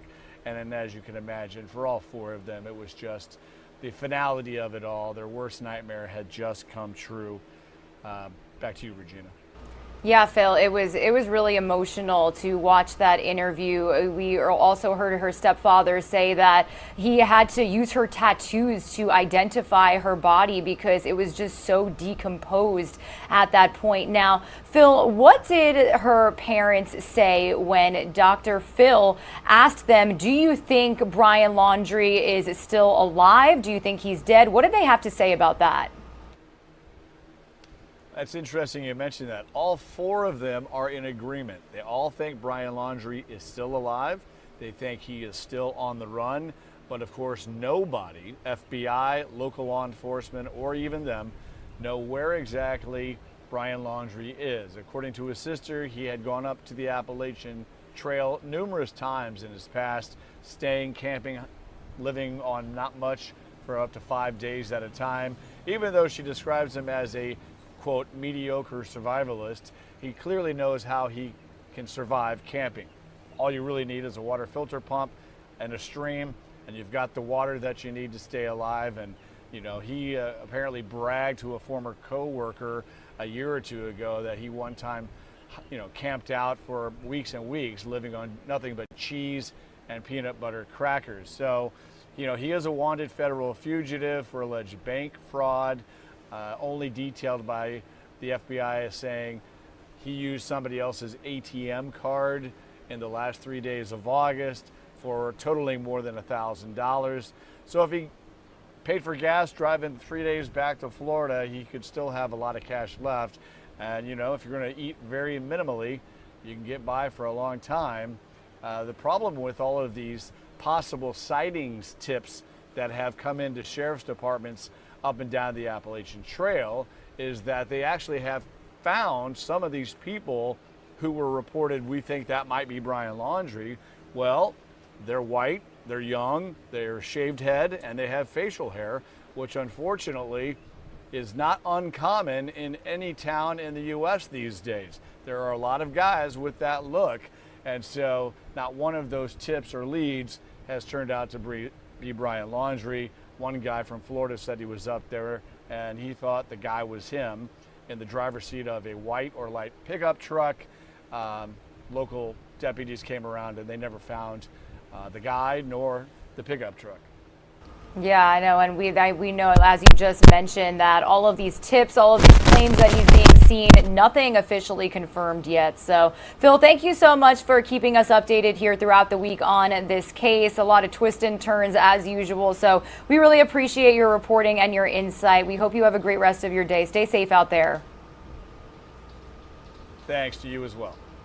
Absolutely. A huge thank you to Phil and all of our Fox News teams that have been out there in front of the Laundrie family home. We also have multimedia reporters out near the Appalachian Trail, and they are following all of the leads when it comes to tips that they've seen him. We know that at the beginning of the week, we broke the fact that a hiker called in a tip to 911 claiming and very confidently saying that he spoke to Brian Laundrie. Again, none of these have been confirmed. They do have local police officers and law enforcement agencies and the FBI investigating all of these tips and alleged sightings.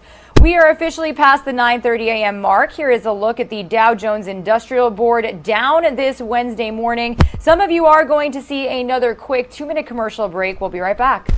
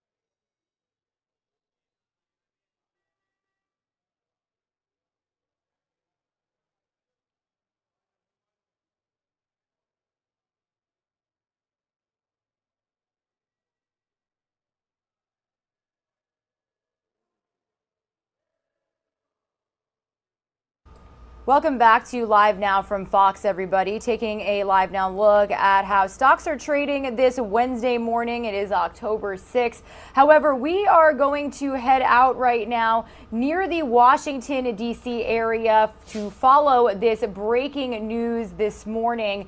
Specifically, this is the Washington Liberty High School. You can see that students are exiting, and it looks like this is courtesy of our Fox 5 DC team. It looks like they're being interviewed right now by a reporter. I actually do want to listen in here for just a second on Live Now from Fox. Because we have no ability to get back to our parking garage to get our cars, so let us get to our cars. Yeah. So tell me. So we were stuck over by the COVID testing center over there, and then we had to walk to Quincy, and then so they won't let us get back to our cars in the parking lot. So then we just had to walk around, and they told us we could come back later, but now we have to wait until maybe tomorrow. To get your car? Yeah, just to get the car. So what are you going to do? I have no idea. I heard you say something like you've got folks working, right? So you, what's it? All right, sorry guys, give me 1 second. I thought this was on. I was cursing earlier, so I must have turned it off. All right, everybody. So again, this shot is courtesy of our Fox 5 DC team. As you can see, they do have a reporter out there right now interviewing students. Now, I do want to read you the latest when it comes to this situation, and I actually can show you an update here from our Twitter. We are following the Arlington Public Schools Twitter account. Now, again, we did bring you this tweet earlier. There has not been specific updates since, but I do want to read it to you here on Live Now from Fox. So again, this is that tweet that we have from the Arlington Public School District saying that we received an anonymous call this morning during arrivals claiming that there was a shooter in the building. While there is no evidence of an immediate threat, we immediately locked the building down and notified the Arlington County Police Department. The ACPD is on the scene investigating to ensure the building is safe. All students are in a secure location. Students arriving have been temporarily moved to a safe location while the ACPD conducts their investigation. Up, and gotta love live television, everybody. It does look like we have another tweet coming in. As I grab this for you, I do want to show you the scene. Again, it looks like they are interviewing students here, and we do have an update from the school district right now. Now, I do want to bring it to you here on Live Now from Fox.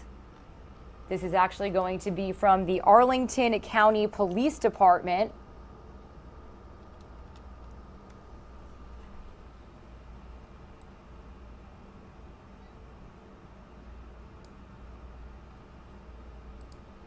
You might hear me typing around here. Again, everybody, the hosts that are at the helm actually control the entire show, everything that you are seeing on your screen. I am just working to get you this tweet so I can bring you all of the latest information surrounding this situation. But in front of your screens, you can see students being escorted out of the school. Looks like they're on the local streets. But okay, we do have that tweet for you here on Live Now from Fox. Arlington County Police saying the all clear has been given following a search of Washington Liberty High School. No evidence of a shooting was located, and there is no apparent ongoing threat to public safety. Officers do remain on the scene. As you can see here at the scene, it is still very much an active one out there. You've got crossing guards directing students. It looks like this is at the intersection in front of the school. You can see police there and students leaving right now as well. So again, this is something that our Live Now from Fox team will stay on top of with the help of our Fox 5 DC team, but a positive update to bring you right now. Again, the all clear being confirmed by Arlington County Police. They are saying no evidence of a shooting was located and there is no apparent ongoing threat to public safety. Officers are going to remain on scene. Positive update there. Again, everybody, my name is Regina Gonzalez with you here from the Live Now from Fox East Coast Hub in Orlando, Florida. I'll be hopping off here in just a second. Rain Augustine will be stepping back on. And then in just about an hour, we will be joined by Christy Larson and Mike Page from Phoenix, Arizona. We also have Daytona Everett out there. I was about to say Daytona.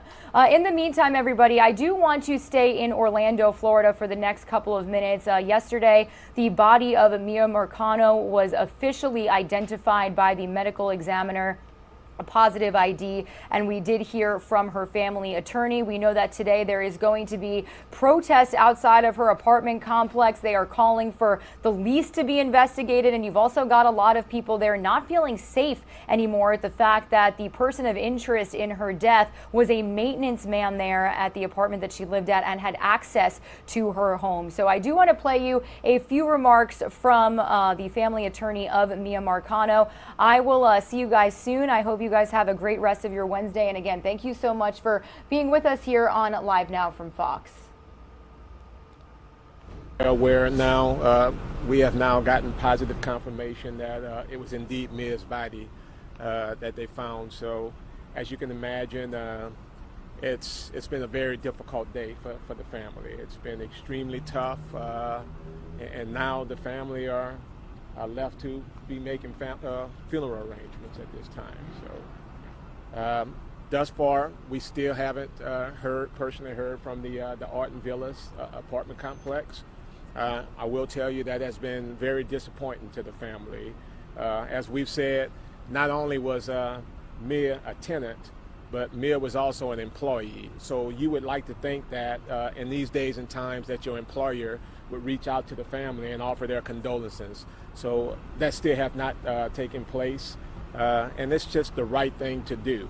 I will tell you, over the course of the last day or so, what we have learned about this young man, and again, I don't like to reference him as a young man because he was indeed a predator, what he did to this young lady. But what we have learned, this was not his first incident. This was not his first incident at the Arden Villas apartment. There have been a number of people who have dealt with this guy on a personal basis. And I will tell you, it's very sad that management couldn't have gotten a hold of this much sooner. Got a call right before I came here today. It was a family lady, I think it's the Sabin Apartments. I'm not sure if I'm pronouncing that correct, but it was an apartment complex where he previously worked. And someone had an incident where he was standing in the apartment complex, and lady's apartment complex, without her permission. So this is something that has been going on for quite some time now. We know that there's been a statement that's been issued by the Arden Villas that they conducted an extensive background check. Well, if they conducted an extensive background check, it definitely was not extensive enough. It was not the type of background check that should be conducted when you are giving someone free access to somebody's apartment. So again, that's something that is very hurtful to the family, because Miya was not dealing with an illness. This was a vibrant young lady who was living her life, and her life was taken away from her as a result of the negligence of this apartment complex. So that is what's so very hurting. It's sad that there are so many young ladies and women in Orlando and throughout this country who are living in fear. Young ladies should be focusing on their schoolwork, but now they're having to get ready for a protest because they don't feel safe. They don't feel like the Arden Villas is doing the things that they promised they were going to do when they entered into a lease agreement with them. There's not proper security. There's inadequate lighting, and people just don't feel comfortable staying there at this time. And I think that the Arden Villas and all apartment complex owes it to their tenants and everyone to make sure that they're safe. People should definitely not be paying to live in fear. Have investigators given any indication about what exactly happened here? I mean, there have been some indication. At this time, I'm just not going to discuss it in particular. It's really bad, and the family just don't want to really hear and talk about that right now, but we will be releasing what was told to us about Miya. What do you think about the idea that the apartment complex is now saying that it's by appointment only for coming in, but is that good enough? It's definitely not good enough. And again, if it's something that they're doing right now, why weren't they doing it before?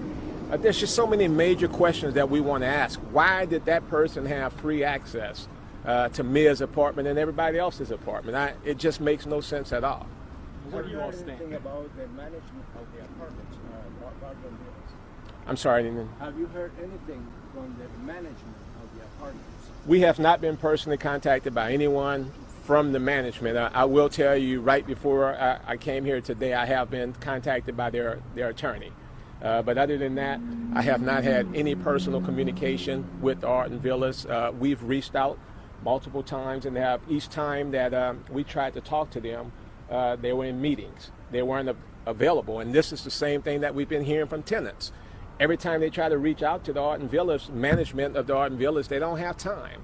So I can understand and see why they're not responding to me if they're not going to respond to tenants who are paying to stay there. What did their attorney say to you? Just basically introduction.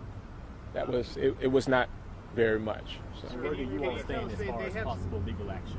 Where does that stand? I mean, obviously, we've always said from the start that we believe that the Arden Villas were negligent. We believe that they put Mia's life in danger by the mere fact that they hired this guy. I mean, just a basic background check would show that this guy had some hits on his records. And for the Arden Villas, again, to say that this guy had a clean record, I just don't understand. One of the things that we really want to see, and we would really be interested in seeing, because this was someone with access to Mia and other tenants' apartments, what type of reference checks did they do? Did they call his prior employer and ask them what type of employee he was? Did they just talk perhaps to people at the last apartment complex that he worked at and ask them what type of experiences that they have with him? These are things, and these are some of the changes I think that needs to be made, because people look at when they're hiring a maintenance employee, perhaps they look at that as not a very important position, but that is an extremely important position, because these are people that's gone into people's apartments. So if you're going to have access to individual's apartment, then we need to make sure that there's a proper background check and reference checks. You want to talk to people from his last employer. Can you tell us, they have hired either off-duty deputies or security at this and another neighboring apartment complex that they own for evening hours into early morning. Is that enough? That is not enough. We were told that these gates were going to be working, and we saw, and that was a few days ago, and we just saw that those gates just start working. I mean, but one thing that I think they need to hire somebody who knows how to work their key fob system. It was my understanding the only reason that they weren't able to discover that he was in that apartment much sooner was because the manager at that complex did not know how to work the system. And this is what we're being told. So again, you will learn when you learn additional facts how Miya was killed. I mean, there are important questions that we need to have answered. We don't know in what condition did she leave that apartment complex. We don't know whether she was already dead or she was still alive. But what we do know that there were critical hours that was lost. I mean, and that's the thing that is very, very disheartening. There was a sheriff detective. There was also a security officer who was at the scene and who had the opportunity to talk to the suspect and detain him. And I think that was very critical, and that was a serious moment when they didn't take advantage of that opportunity to make sure that they detained that gentleman, to make sure that he answered the right questions. To follow up on what you said, did the sheriff's office give the family or you a time of death? Because we know obviously when she went missing, but do we know exactly a window of when the death occurred? Have they released that information? I have not been able to get you that detail. And again, those are things that are extremely important to us. Obviously, with Miya being found over 7 days later in this type of weather that we had in Florida, it was very difficult for them to be able to get the type of information that you normally could when somebody's deceased. And I understand you want to respect the family's wishes, and I get that, but can you tell us perhaps why the sheriff's office isn't releasing what happened, if they know? Because you're saying that you all know, right? The family knows. I mean, there are some bits and pieces, and again, I just haven't gotten the full answer, and I have not gotten the answers that I feel comfortable enough giving it out to the public. And when I give that information, I want to make sure that it's clear and detailed information. But one of the things I saw today is that the investigation is still ongoing. And I thought I heard at the last press conference that I think Sheriff Mina gave that it was basically closed. the manner in which this happened, I still have a lot of questions. I have questions whether it was only that person that was involved in it or was it multiple people. But I know when you look at the window that they allegedly left out of, it just seems to be, it's very strange that one person would be able to pull this off by himself. So, sir, just to kind of, can you be clear on who your defendants would be in any litigation? Will it be the sheriff's office and the owners of Arden Villas? Will those be the two defendants? Will there be more?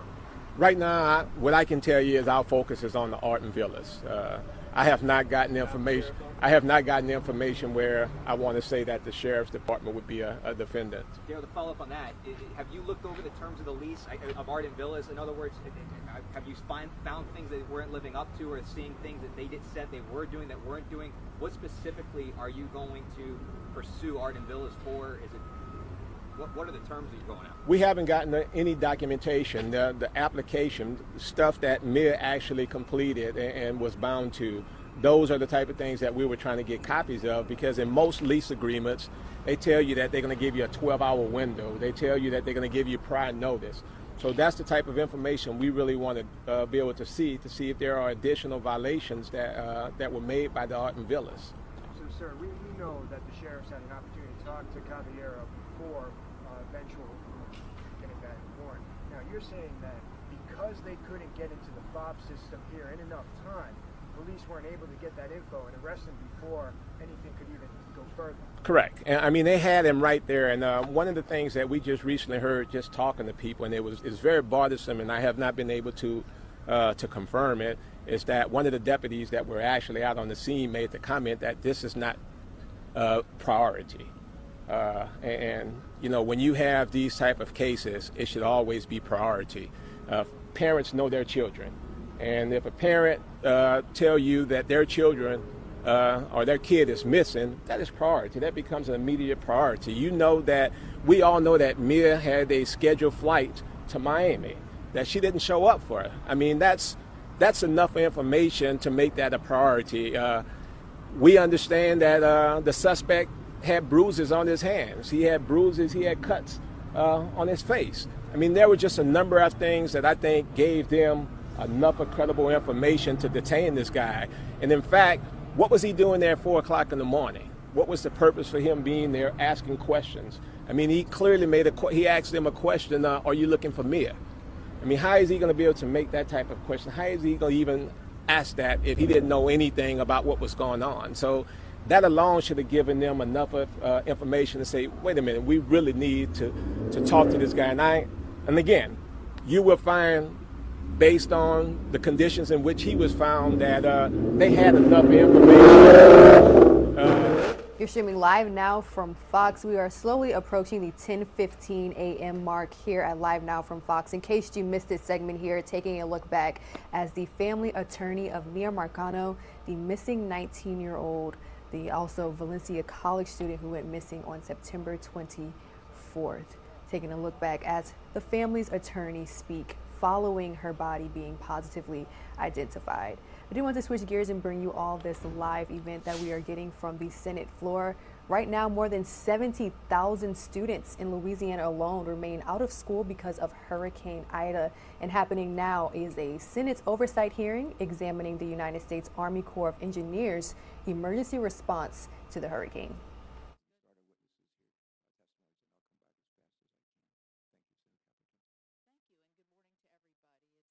A familiar face here, and Major General Graham, who served as commander of the Pittsburgh District when I was in Congress. You were my Corps leader, which covers a significant portion of my state in West Virginia. Colonel Murphy, thank you for being here today and for the warm hospitality extended by you and your team to the committee staff during their visit to Corps facilities in Louisiana earlier this year. And I want to thank you also, General Tickner, for being here with us today. Thank you for your service. I know some of it has not been domestic, some of it has been international, and thank you for that. We all intently watch the impacts and aftermath of Hurricane Ida, both in Louisiana but also in the Northeast. Tragically, an estimated 82 people lost their lives and billions of dollars in damages. Those of us from states and communities that have recently experienced terrible natural disasters feel greatly for our fellow Americans impacted by this hurricane. As both ranking member of this committee and also of the Homeland Security Appropriations Subcommittee, my staff and I have stayed abreast of FEMA's response to this disaster and the efforts that other agencies providing support, such as the Corps, how important that has been. By the most recent count, the Corps has more than 710 personnel deployed and received 24 mission assignments totaling $223.4 million in response to Hurricane Ida. The Corps has also issued $2.5 million in flood control and coastal emergency funds under Public Law 84-99. This funding went towards the protection and repair of critical infrastructure, as well as the provision of equipment and facilities to fight floods and maintain essential services. I, again, want to reiterate my gratitude to the men and women of the Corps for performing these critical functions. I'm also eager to hear from you how we can support the Corps' efforts to help the nation respond and recover from these types of disasters in the future. By all accounts, and our chair talked about this, the Hurricane Storm Damage Risk Reduction System, known as HSRIS, for New Orleans, authorized by Congress and constructed by the Corps after the catastrophe of Hurricane Katrina, performed as intended. The system prevented a more significant loss of life and severe damage to the city.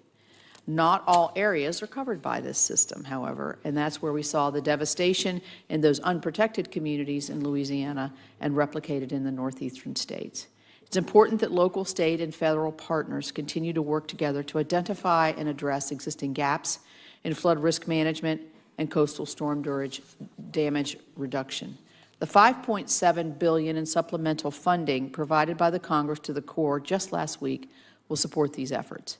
Solutions will take time, however, which is why it is also important that the Corps continues to work with communities to identify and mitigate risks through its Silver Jackets program, planning assistance to states and other authorities. Challenges with and suggested improvements to existing technical assistance program are something that I'm keen on hearing from all of you. I'm also eager to hear about how we can support the Corps' efforts to help the nation respond and recover from these disasters in the future. This committee will do its part in this process by authorizing individual projects and studies and providing programmatic direction to the Corps through biennial Water Resources Development Act legislation, which we're actively engaged in right now. In closing, let me reiterate our gratitude. And again, I want to thank Chairman Carper for having this hearing. So I would like to introduce our witnesses in the absence of our chair. First, Major General William Butch Graham is the current Deputy Commanding General for Civil and Emergency Operations at Headquarters, U.S. Army Corps of Engineers, where he oversees all the Corps Civil Works activities, a $7 billion annual program and responses to storms and other natural disasters.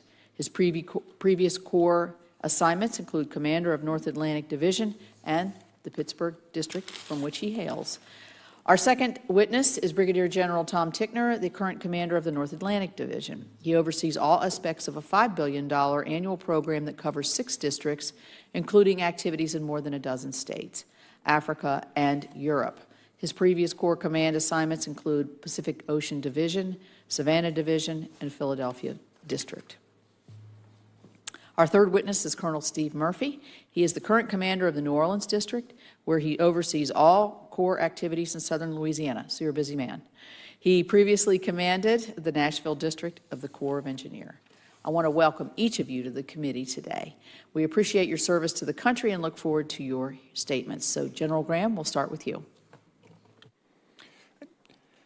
Ranking Member Capito and distinguished members of the committee, thank you for the opportunity to testify today to discuss the U.S. Army Corps of Engineers emergency response to Hurricane Ida. Again, I'm Major General Butch Graham, the Deputy Commanding General for Civil and Emergency Operations here at Headquarters. I'd like to start by extending our sincere condolences to the families who lost loved ones during Hurricane Ida. Our thoughts and prayers are with those who have been impacted by this storm. As was mentioned, Hurricane Ida might landfall on August 29th as a Category 4 storm and immediately began to draw comparisons to Hurricane Katrina. As was mentioned, following Hurricane Katrina and the devastating flooding in the city of New Orleans, the $14.5 billion Hurricane Storm Damage Risk Reduction System was built. And as its name implies, it was built to reduce the risk of flooding caused by storms to the city. During Hurricane Ida, this system performed exactly as designed. While the projects the Corps builds help to reduce the flood risk of vulnerable communities, we must also be prepared to respond when some of those flood risks are actually realized. This aspect of resiliency is achieved through our emergency response partnerships with FEMA, state and local governments, and our key contracting partners. In response to Hurricane Ida, as many as 760 Corps personnel have been deployed, so we snuck an extra 50 in on you. And the Corps has indeed done 24 FEMA mission assignments totaling almost $250 million. As was mentioned under our own PL 8499 authorities, the Corps has issued $2.5 million of flood control and coastal emergency funds. As part of this massive response, with a team I'm immensely proud of, I'd like to highlight one of our missions, temporary roofing. Operation Blue Roof is managed by the Corps on behalf of FEMA. The goal of the program is to provide homeowners in disaster areas with industrial strength sheeting to protect storm-damaged roofs. This allows residents to return to their homes, restarting local communities and local economies. Since September 1st, the Corps has received over 34,000 valid requests, and as of this morning, we've completed over half. 17,000 roofs have been installed to date. To put this in context, last year for the two hurricanes that hit the Gulf Coast, Laura and Delta, the Corps installed 13,000. So 13,000 last year. We're up to 34,000 we need to install this year, and we've completed 17,000 to date. This threefold increase provides a perspective of just how damaging Ida was. After any event, working with FEMA, we critically evaluate ourselves to see where we can improve. For the temporary roofing mission, even though we are installing roofs at almost twice the rate as our previous efforts, we are looking for ways to get started sooner by speeding up how we get work orders to our contractors and by bringing in potentially our contractors early, pre-landfall. Looking more broadly, we continue to see record-setting severe weather events across the nation. Last year alone, we responded to 28 different disasters, including 10 hurricanes, 9 major floods, and 3 major wildfires. One of the ways we're responding to this challenge in future is by incorporating climate change resiliency into our planning process. Given the scale of climate change, a broader, more regional approach to planning for future events is required. Recently, the Chief of Engineers made a recommendation for the authorization of a $29 billion system-wide risk management strategy for the coastline of Texas. When looking at any future project, we understand that we need to comprehensively evaluate and analyze all project benefits. The Water Resources Development Act of 2020 created flexibility for the Army Corps to address the needs of economically disadvantaged communities, minority communities, and rural communities. The Act promotes an approach that analyzes multiple benefits for project justification: social benefits, economic benefits, and environmental benefits. The authorities in this Act encourage the use of natural and nature-based features, seek alternatives to accommodate for sea level rise, and inspire innovative ways to expand beneficial reuse of dredge material. We are working hard to put these new authorities to work for the American people. And thank you again for the opportunity to speak today, and I look forward to answering any questions. Thank you. General Tickner. Ranking Member Capito, distinguished members of the committee, I'm Brigadier General Tom Tickner, Commander of the Corps' North Atlantic Division. Thank you for the opportunity to provide some context to the Corps' response to Hurricane Ida in the Northeast region. As storm risk management is a shared responsibility, one executed best in a whole-of-community approach, the Corps partners with federal agencies and non-federal stakeholders. This collective skill set, combined with the capability, enhanced our effectiveness in preparing for, responding to, and recovering from storm events. In my role, I'm responsible for federal engineering work in all parts of the 14 northeastern states, from Virginia to Maine. Before the storm hit our region, my districts were able to obtain reliable, advanced information concerning potential Ida impacts from the National Hurricane Center, the U.S. Geological Survey, the National Weather Service River Forecast Centers, and other meteorological data. This data, obtained through Public Law 8499 authority, assisted in the accurate prediction of potential consequences Ida could bring, and we were able to communicate this risk to FEMA and the states through the Corps' mapping systems. To manage risk to Corps-owned and operated projects, USACE conducted predictive analysis based on weather forecasts, and the division lowered its Corps' dam reservoir elevations before the rain arrived to retain the maximum amount of flood storage available to reduce potential impacts downstream. We provided early support to our state and local partners by contacting them to determine their needs. Several of our district emergency operations centers activated to provide technical assistance under PL 8499. Flood fighting materials such as sandbags, plastic sheeting, and alternate flood fighting materials were placed on standby, prepositioned, and ultimately released as needed. When the remnants of Hurricane Ida arrived, we were impacted mostly by significant fluvial events where rainfall overwhelmed stormwater systems. You're streaming live now from Fox, taking a live now listen as lawmakers examine the U.S. Army Corps of Engineers' emergency response efforts to Hurricane Ida. Taking a 2-minute commercial break. We'll be right back. These locations included areas where the Corps has conducted studies, as in the Passaic River Basin, New Jersey, Manville, New Jersey, and in Merrimack, New York. I also surveyed sites where the Corps has active projects, like the Indian Rock Dam in York, Pennsylvania, and the Raritan River in Bound Brook, New Jersey. And I'm happy to report our projects performed as designed. Finally, I observed areas where there was significant impact, but no current Corps projects or studies, like the Brandywine and Schuylkill Rivers areas of Philadelphia. We also provided technical expertise to the states, including a Corps liaison officer to both Pennsylvania and New Jersey State Emergency Operations Centers, a subject matter expert in unwatering and debris removal to New Jersey EOC, and unwatering information for the Pennsylvania Department of Transportation. Both FEMA Regions 2 and 3, along with the states they supported, Pennsylvania, New Jersey, and New York, were satisfied with our proactive approach to this event. In the aftermath of Superstorm Sandy, Congress asked USACE to prepare a performance report analyzing how our completed projects performed. That report and other work following Sandy has heightened our intent to build resilience into our coastal storm risk management and flood risk management projects. Together with our federal and non-federal partners, we are currently completing post-storm evaluations to determine impacts and develop deficiency reports for these projects. An initial assessment showed damages incurred to some of our flood risk management project elements, which will require an investment in repairs. In addition to the repairs and maintenance we conducted on these projects, in some cases, the Corps recommends a comprehensive assessment of their status to include a review of performance criteria and recommendation for updating based on current science, recent storm events, and factors such as climate change.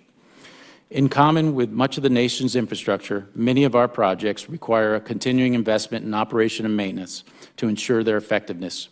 The Corps' team is committed to working together with our federal interagency, state, and local partners to provide best engineering solutions for the tough challenges facing our communities. Thank you again for inviting us to speak today. I look forward to your questions. Thank you. Next, we'll have Colonel Murphy. Thank you. Good morning, Ranking Member Capito and distinguished members of the committee. I'm Colonel Steve Murphy. I'm the commander of the Army Corps of Engineers, New Orleans District. And on behalf of my team and I, thank you for the opportunity to meet with you today and discuss the Corps' response to Hurricane Ida and my district area of operation. My area of operation encompasses all of South Louisiana, from Texas in the west to Mississippi in the east. Day in and day out, I focus in large part on coastal and climate change issues. The Louisiana coast is a working coast, as the state calls it, due to the significance of its activities and waterways and their benefits to the national economy. These include 5 of the nation's top busiest ports, the Mississippi River, which is the busiest waterway in the nation and our economic artery, as well as the Gulf Intercoastal Waterway, which is the nation's 3rd busiest waterway, all of which have been and continue to be impacted by Gulf storms. The majority of the state's population also lives in the southern half of the state near the coast. Coastal Louisiana sits at the epicenter of climate change. Sea level rise and subsidence coexist as threats that are major concerns for both the Corps and the state. Consequently, My major missions are navigation, coastal and environmental restoration, coastal storm risk management, and flood risk management. Flooding of any kind, whether from rainfall, storm surge, or riverine flooding, or in what has been occurring on a more frequent basis, the occurrence of all three at the same time is a major concern for the state and for my district. The men and women of my district are residents of South Louisiana. During a storm, they endure the same impacts of their neighbors. For them, working with our partners to ensure a promising future in coastal Louisiana is not just a professional responsibility, it is a personal commitment. During Ida, almost a third of my 1,100-person workforce evacuated out of state, to include my wife and children. Almost all of us lost power, and almost half saw some form of damage to their homes, with 37 of us experiencing so much damage from Ida that their homes are now unlivable. While we couldn't be more proud of the performance of the Greater New Orleans area's hurricane storm damage risk reduction system and how it validated the massive national investment of $14.5 billion that you've heard about already, other parts of the state were not as fortunate. Where there was federal investment in levees and flood walls, though, the systems performed as designed. Hurricane Ida has validated and reinforced many of the lessons we've learned over the last 16 years since Hurricane Katrina made landfall. The systems that the federal government invested in, and especially the HISDRAs, have reinforced the value of the Corps' system-wide approach and demonstrated the importance of sustainability and resilience that the Corps has incorporated since then into its designs. We have projects currently underway that are now incorporating these principles outside of the Greater New Orleans area. We are now in day 40 of recovery from Hurricane Ida. I'll close by saying there could not be a better team to handle natural disasters and climate change than the team that has gathered, federal, state, and local, in Louisiana. Everyone here knows disaster response is truly a team sport. I do not think we could be working more closely or more cooperatively with the state of Louisiana than we are right now. After personally experiencing two of the longest lower Mississippi River flood fights in our district's history, the most active Atlantic hurricane season in history last year, the COVID pandemic, and now Hurricane Ida, I can definitively say that this is a highly functional and collaborative team that has made the USACE response in support of the state in these disasters, and especially Ida, successful. That same team spirit and cooperation also drives the Corps investigation and implementation of natural and nature-based solutions that are in sync with the state's 50-year, $50 billion coastal master plan. These include measures ranging from beneficial use of dredge material to coastal restoration to environmental mitigation to the consideration through my regulatory program of large-scale diversions on the lower Mississippi River aimed at restoring the coast and making it more resilient. I could go on, but out of respect for your time and to allow for questions, I will close there. Thank you again for the opportunity to be here. Thank you, Colonel. We will go to questions, and a belated happy birthday to my colleague from Maryland, Senator Cardin. Well, Senator Capito, thank you very much. I only had 364 days remaining to my birthday, so thank you. Appreciate that. First of all, thank you all very much for your service. We really do appreciate the leadership of the Army Corps. It's critically important to Maryland. It's critically important to all of our states. I was in Louisiana, New Orleans, after Katrina. Our committee went down there to inspect firsthand the damage that was done. And it was shocking to see the amount of loss of life and of property. So the $14.5 billion investment is one that we all supported, and it worked, as you all have said. So we're proud of what we were able to do to mitigate the Hurricane Ida. We also recognize that these storms are becoming more frequent and more severe, and that we have a responsibility to deal with the realities of climate change, both in mitigating future pollutants that are eating our greenhouse, that are emitting greenhouse gases, as well as adapt to the realities. And your responsibilities on adapting to the realities, I want to just touch on briefly. Many years ago, we made a decision in Maryland to invest in beach renourishment because the northeasterners were becoming more and more severe. And we invested millions of dollars And the result has been billions of dollars of savings and savings of life. So these types of investments really pay off dramatically. But there's also a change in the risk factors that I'm seeing in our communities, and we saw it during Ida. We've had flooding before because of a long sequence of rain and causing banks to rise beyond what they can handle, and you have dealt with that issue through your flood management programs. But in recent years, we found something different occurring, and that is the large volume in a short period of time of rainfall. That was true during Ida. So it wasn't really the integrity of the flood system, it was more the extreme amount of rain in a very short period of time. I mention that because in Ellicott City, Maryland, as you all know, we experienced in a 20-month period 2 100-year floods. But what was really unique about these floods, that we had never experienced this type of flooding before. Ellicott City is on the banks of rivers, so we've seen the rivers rise and cause flooding into Ellicott City. We had never seen the large volume of rain occur in such a short period of time that couldn't possibly be managed by the current system. So my question to you is, as we look at these new risk factors, more violent storms, not necessarily hurricanes, just a large volume of rain coming down in a very short period of time that are flooding communities, how do we prepare for this? Now, I appreciate, Colonel, you mentioning the beneficial use of dredge material. We're doing that in replenishing wetlands. That's part of our strategy, because wetlands not only manage the flooding situations, but it also manages the pollutants going into from runoff. So it's an important part of our strategy.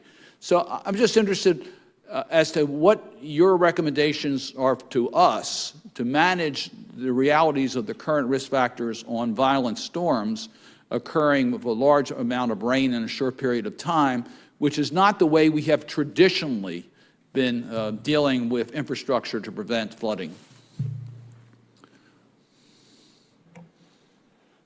Senator, thank you for that question, and let me address that.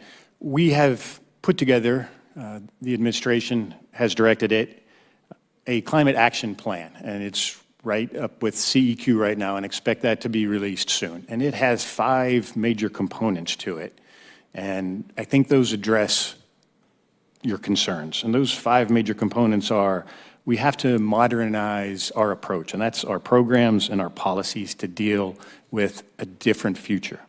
We have to manage better the facilities we do operate, like the dams around Philadelphia that General Tickner mentioned. We've got to enable, as Colonel Murphy spoke to, our partners, and a lot of that's with sharing our science with them. I know some of the committee staff members went down to Duck, North Carolina, and saw some of that science being created. So we've got to share that information with our local partners. And that includes this actionable data that can stand up to scrutiny, so folks, local communities, states realize the challenges that they're under. And then finally, Senator, we've got to plan and put into operation those futures, and this authorizing committee plays a key role in that. Thank you. I think my time is run out. I just would urge us to think about how we can work in partnership to deal with these extreme raining events that are causing communities to be extremely vulnerable. We can't, it's hard to plan for every part of our community getting an extreme weather event, but we have to have a game plan for our communities because it is occurring. We saw it during Ida. We've seen it several times in Maryland. It's unprecedented, the type of flood risk that we currently have. So we're going to be looking to you in this report to give us a game plan on how we can protect communities the best that we can from the realities of these storms. Thank you, Madam Chair. Mm-hmm. Senator Inhofe. Thank you, Madam Chair. I know this hearing is on Ida, but all 3 of the individuals as witnesses here were participants in a real tragedy that we faced in 2019, a flooding case in Oklahoma, where we had levees that were 75 years old and well past their normal historic lifetime, and they held up. And I can remember actually being up to my waist in water during that time, and so it was something that we were very fortunate. And since that time, we've been on pins and needles what might happen if we should get another flood. But nonetheless, everyone performed very well, and the word of language that we put into the 2020 WRDA system performed very well. General Graham, as the Corps plans and budgets for future projects, do you believe it's important to take into account safety of life benefits like you did in the Tulsa levees chief's report? Senator, absolutely. Well, this is, I have to say that we really did a good job in terms of the private sector. We had to make some changes in our current statutes to accommodate that at the time, and things did work and worked out real well. Now, we don't have many hurricanes that hit Oklahoma, but what is important to remember is that the Oklahoma is connected, as Arkansas is, to the Mississippi River through the MCARNs. A lot of people have a hard time understanding that we in Oklahoma are navigable. You know, I've probably said this 300 or 400 times in the last few years to let people know that we need to be a part of a system and participating in that system, and have actually done really good work in terms of working with the private sector. Colonel Murphy, it was, I would have to say this, I'm sure Senator Bozeman and I spent a lot of time working on these, on that, the impact of the navigation way. Colonel Murphy, is it true that getting our navigable waterways open to commerce is key to a successful recovery effort? And how does the Corps prioritize dredging efforts following flooding and storm surge events? Senator, thank you for the question. I'd say absolutely. That's one of the first things we're looking to do as soon as we can get boats on the road and in the water. I have survey boats going out on all the federal waterways I'm responsible for to get surveys in conjunction with the Coast Guard to clear them. Okay, I appreciate that. And the 2019 flooding was a shock and exposed a lot of gaps in our system, but we're lucky in Oklahoma to have numerous private and sector entities where we had to bend the law a little bit to make it happen. So what I'd like to ask you to do is to, for the panel, for the future, look at the authorities. What authorities does the Corps need to enable them to respond as capably as they did respond in this case? And this might be something that you could do for the record. Get your ideas together as to how can we work more efficiently with the private sector, such as we did in the state of Oklahoma. Okay? Very good. Thank you. Thank you. Senator Whitehouse. Thank you, Senator. Welcome, all of you. I'm glad to have you here. I represent Rhode Island in the Senate, and up in New England, the most extreme climate-related shift that we have seen has been in the form of extreme rainfall. It's kind of off the charts. And in terms of a persistent underlying shift related to climate, what we see coming is sea level rise. In fact, we're going to have to redraw the map of Rhode Island to accommodate the loss of seashore and what is now land turning into an archipelago of flooded islands. Against that backdrop, we experienced dramatic failure of FEMA mapping. And I've read press reports that in Texas, FEMA mapping was off by as much as 50% when floods hit the Houston area.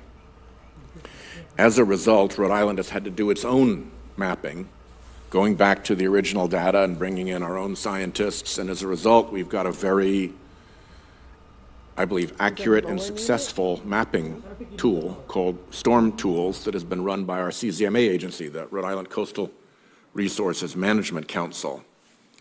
It is annoying as hell to fund FEMA and also have the state of Rhode Island have to pay for its own mapping because FEMA mapping isn't accurate. Now, I know FEMA ducked because a lot of the reason for the inaccuracy was that they would have to bake in climate change. And there are very powerful forces that want to punish anybody who talks about climate change. So FEMA took a dive on this one, in my view. But the result is one that you all have to live with all the time, which is bad maps. What are you doing to try to make sure that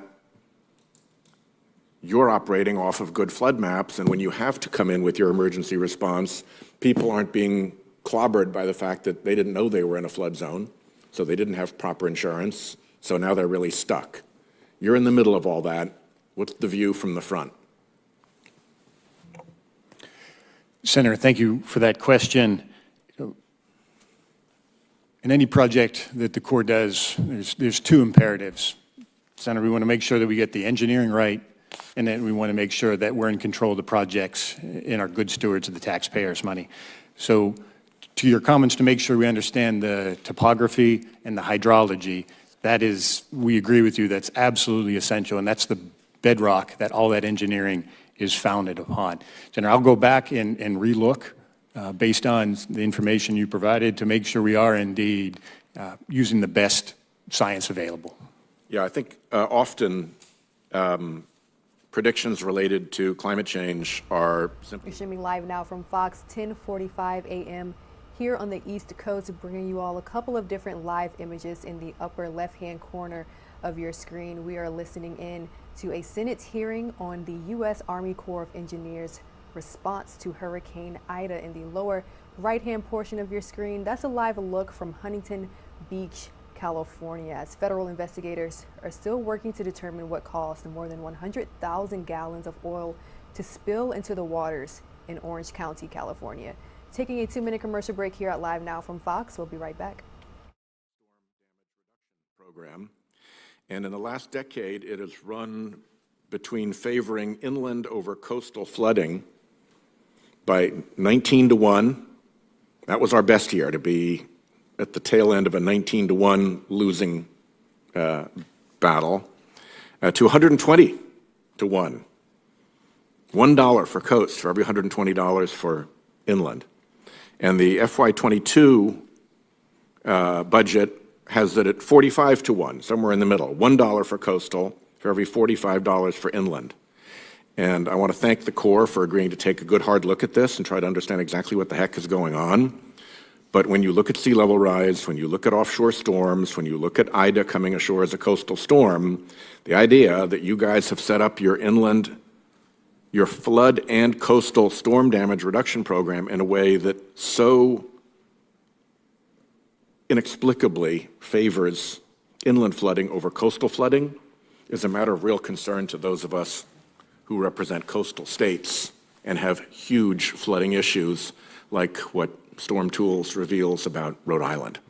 So we're working on that through another lane, but I just didn't want to let this opportunity go by without raising that astounding discrepancy in what it means for my state. Thank you. My time's up. Senator Bozeman. Thank you very much, and thank you all for being here, and we really do appreciate your service. You're streaming live now from Fox. Switching gears here as we are getting a live speaker from the Senate floor. Senate Minority Leader Mitch McConnell delivering a few remarks.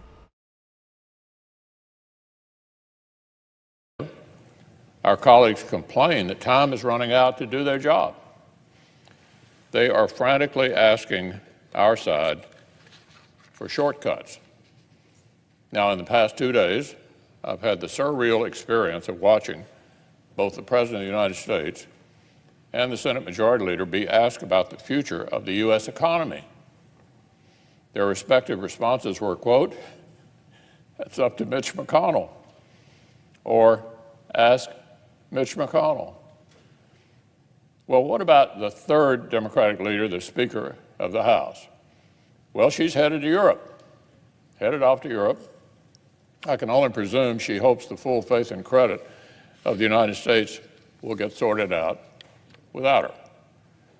That is the level of leadership and accountability the country is getting from the Washington Democrats who run the country. These are the leadership skills of people who spent 2.5 months doing nothing and then complain they're short on time. That is the attitude that has gotten Democrats a self-created inflation crisis, border crisis, Afghanistan crisis, and free-falling favorability with the American people. Now, it's not clear whether the Democratic leaders have wasted 2.5 months because they simply cannot govern, or whether they are intentionally playing Russian roulette with the economy to try to bully their own members into going back on their word and wrecking the Senate. Either way, it is exactly the kind of recklessness that has this unified Democratic government's public approval in total freefall. Even now, while the Democratic leader complains that he's short on time, he continues to waste time with partisan stunts that are dead on arrival. He's scheduled yet another vote this afternoon, which he knows will fail. The majority has known for 3 months that show votes like this would go nowhere. This year, Democrats requested and won new powers to repeatedly reuse the reconciliation process. In the past few days, Democrats in both the House and Senate have publicly admitted their party could handle the debt limit that way. Our colleagues have plenty of time to get it done before the earliest projected deadline. There would be potential for time agreements to wrap it up well before any danger. But the Democratic leaders wanted solutions.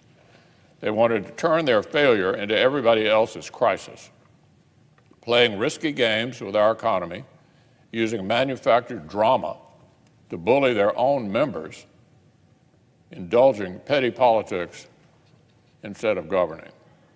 Their entire failed approach to governing in a nutshell, on full display for the country to see.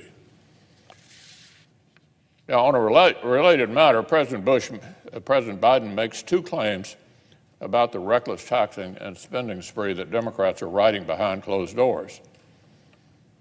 Listen to this. He's saying it costs $0. But he needs massive tax hikes to pay for it. Talk about magical Washington math.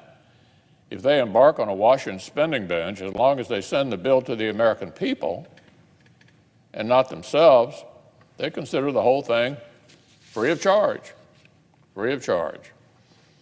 Of course, Democrat plans wouldn't pay for themselves. That's why their reckless spending spree needs to come paired with an historic redistribution of wealth from the American people over to the federal government. With trillions of dollars in new spending comes the largest peacetime tax hike on record. Democrats' reckless taxing and spending spree isn't even fully developed, and it already contains more than 40 different tax increases that would hurt families and help China. Some of the tax hikes take aim at workers and families directly. Others target small businesses, pass-throughs, and family farms with extra burdens. Still others would make it harder to invest, create, and sustain jobs here in America instead of overseas. Ivy League economists say that the Democrats' tax hikes would increase the incentive for American companies to move investments and profits overseas. Under Democrats' proposed expansion of the global minimum tax, more than a dozen of our most developed peers would have tax structures more favorable to U.S. companies than our own. If President Biden got his way on corporate taxes, even China would become more hospitable to job creators by comparison. So let me say that again. Democrats are planning to send America's top tax rate for job creators higher than communist China. Needless to say, the biggest losers when Democrats make it harder to do business in America are, of course, American workers.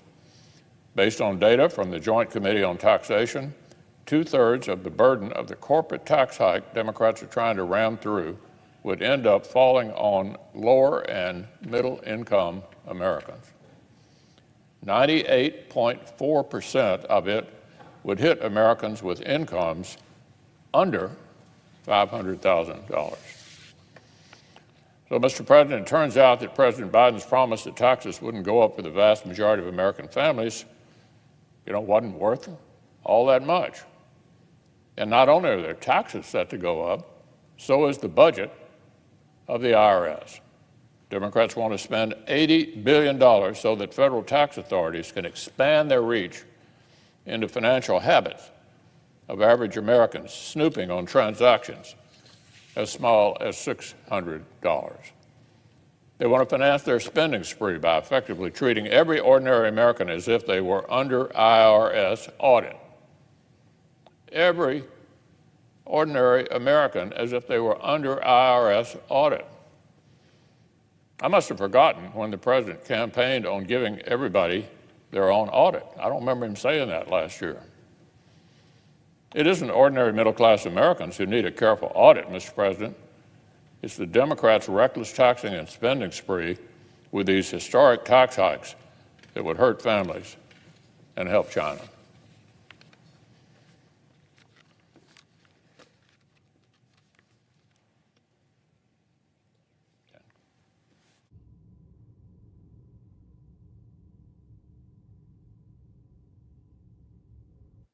Clerk, call the roll. Ms. Baldwin.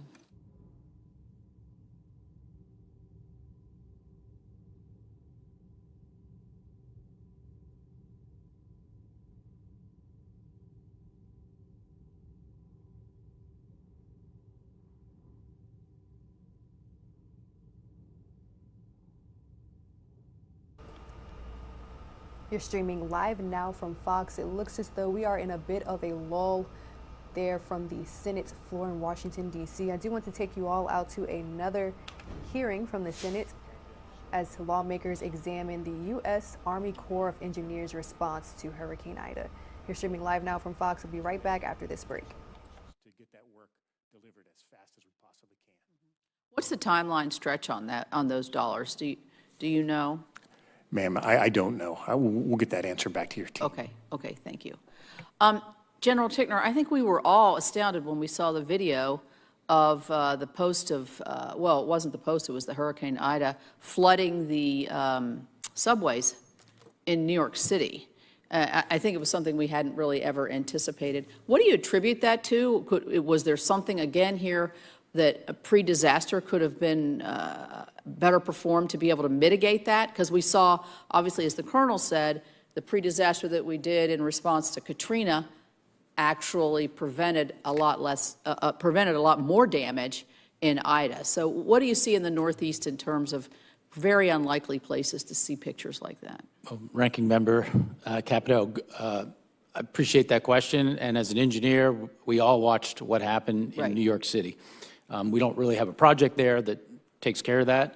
But what happened was a large amount of rain fell in a very short period of time, record levels, and their storm water system, the drains, couldn't handle it. So the roads turned into rivers, and water went to the lowest point, many of which was a basement. There were a lot of rescues that happened in the basement. Then there was also folks trying to drive through that storm water, which once you get out of your vehicle, you're now fighting the water, and the power of water, it will overtake anybody. And so regretfully, New York City had 18 deaths. New Jersey had even more with 30, I believe. So from talking to my counterparts at the state level, from a pure flash flood, where we're not putting in a project, it's about education and letting people know this risk is out there. Don't go into the water. Regretfully, some people lived, in the basements, and hopefully that problem is being corrected where they have a way out. Well, I would say that the bill that we passed, the Safe Drinking Water, Wastewater, and then as was incorporated into the BEC in terms of trying to manage or trying to modernize some of these old storm systems. I don't know how old New York City's storm system is, but I would imagine it's in excess probably of 100 years. Certainly we have systems that old in our state, and then to try to manage that. So this is where I think if we do on the front end what we know to be have fallacies on the back end, we're going to end up saving money, saving lives, saving property. But we got to make these processes for communities and states to access these dollars so where they actually feel like they can work with you and work with other local partners, FEMA and whoever, to be able to get these projects up and running. So thank you all very much, and I appreciate all your good hard work. Thank you. Senator Capito, thanks so much, and thanks for keeping the trains on time. Well, I was trying to do wear two hats at once. On times.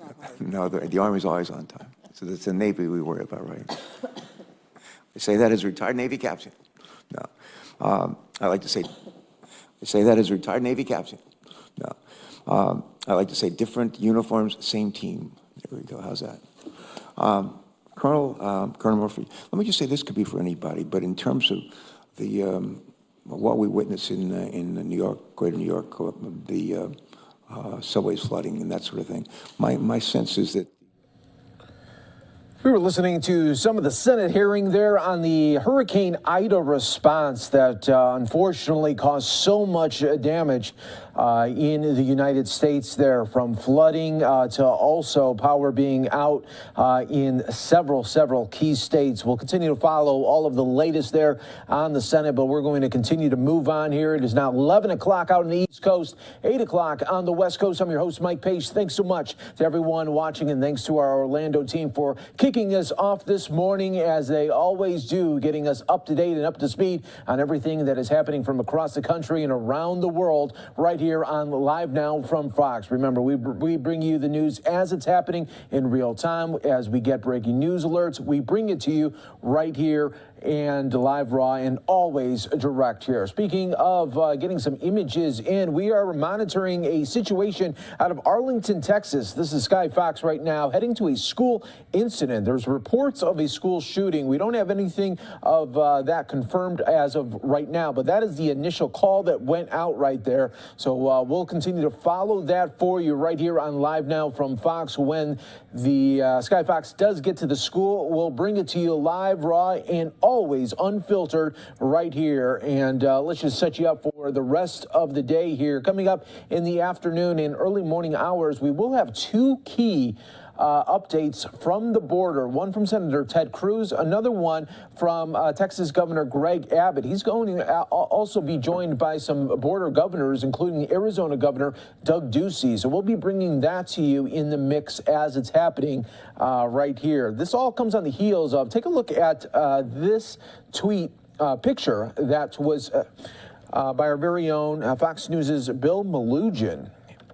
And this is what he was able to capture just about 20 minutes ago, saying, in multiple instances over the past several days, Texas DPS tells me suspected cartel gunmen involved in human smuggling have stood in and near the Rio Grande in Starr County and taunted Texas National Guard soldiers. They wear tactical vests and have AK-47s there. So we'll continue to monitor that for you right here on Live Now from Fox. And when those news conferences do get going, we'll bring it to you right here as always. Another big story that we are continuing to follow right now, it's all about that California oil spill. State of emergency is ongoing right now as criminal and civil probes have reportedly been launched after an oil spill off the coast of Huntington Beach, California, sent up to 144,000 gallons of heavy crude into the ocean over the weekend. The Orange County District Attorney has said investigators were looking into whether charges could be brought for the spill, even though the leak occurred in waters overseen by the U.S. government. And other officials said additional potential criminal investigations were being pursued by the Justice Department, the U.S. Coast Guard, and the California Department of Fish and Wildlife. So we'll follow that for you all in the mix right here on Live Now from Fox, everybody. Let's go back out now to Texas. Looks like we are getting some better visuals of what is happening at this school right now. Reports of a school shooting. Let's get some more information right now as we take these live feeds right here. We are keeping it for you right here in the mix on Live Now from Fox. You can see Sky Fox over, it looks like the parking lot of this school. You do have first responders. You do have students that are now in the parking lot there as well. Let's continue to try to locate some of the other stories that are happening regarding this incident, everybody. So what I'll do is I'll just continue to track it right here for you. We do have the visuals happening right now at this school in Arlington, Texas. The initial call went out of reports of a school shooting. Right now you're seeing first responders there at the scene. We are continuing to wait for more details right now. Obviously, with these types of situations, everything is very fluid. News can come in and go very fast, but as of right now, okay, let's look, we're getting at, this is the Mansfield Timberview High School right there in Arlington.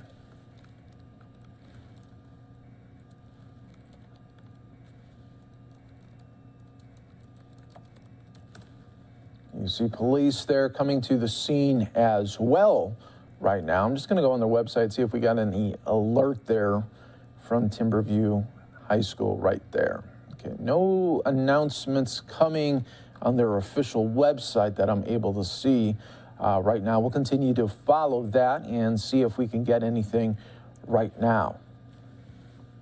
But this is the incident and situation that we are following for you live, raw, and always unfiltered. I was just mentioning this is what we do exactly. When there is breaking news and we do have visuals, we're bringing it to you as it is coming in to our newsroom right now. And you can see first responders there at the scene that continue to investigate what may or may not have happened. You know, a lot of times in these situations as well, there are reports, maybe there was a shot fired near or around the school, and that prompts this big response. As you could imagine, anytime there is that call of a school shooting at or in a school, a huge response comes, and then the investigation happens. But right now, we are just seeing students just in this parking lot along with first responders as this active investigation does continue right now.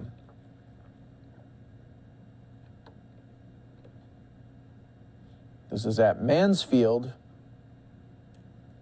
High School, and we'll continue to track everything that is happening regarding this story right here on Live Now from Fox. Once we get some more additional details, we will be bringing it to you live, raw, and always direct here on Live Now from Fox, everybody.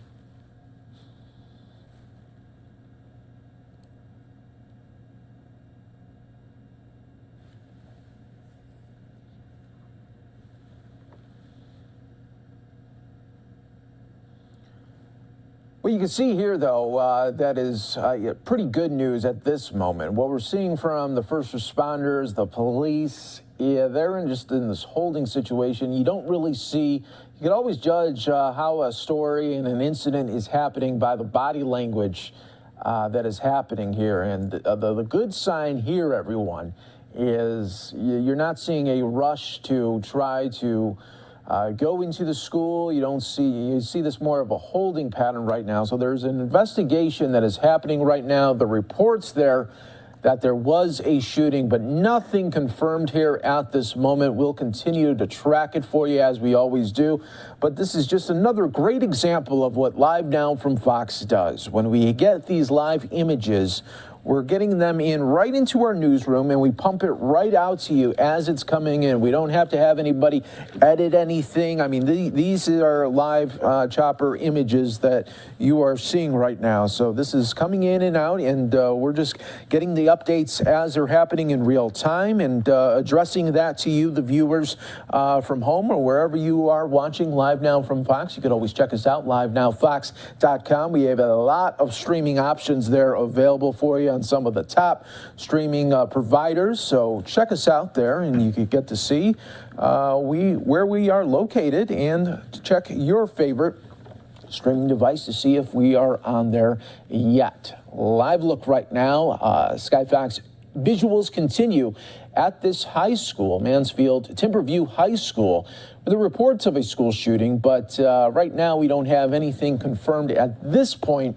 But right now you can just see a large police presence. You got first responders there at the scene doing a holding. This is a large high school. Let's just break it down for you a little bit, get you some details on this high school right now. And but you can see a big high school, and when it's that big, you are going to have, well, they're going to have to check every room and make sure that everything is secure before they let people back in, and hoping that this was maybe a false alarm right here. But you never know. That's why during breaking news, so much is very fluid. Information comes and goes, and we just got to break it all down for you as it's happening in real time, everybody.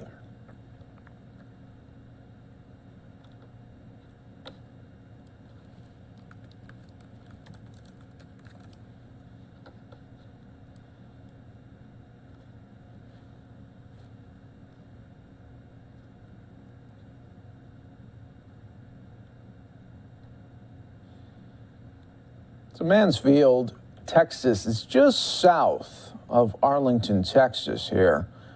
And we are continuing to see these live images come to us right here on Live Now from Fox. We appreciate everyone continuing to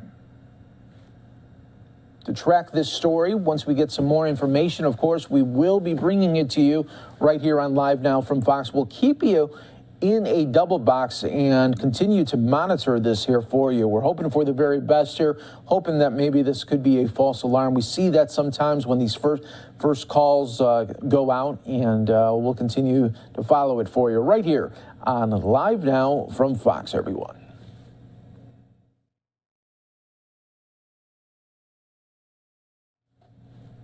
In the meantime, while we do a double box here for you, we'll keep this shot up, go out to New York, where the governor's office is holding an event as well.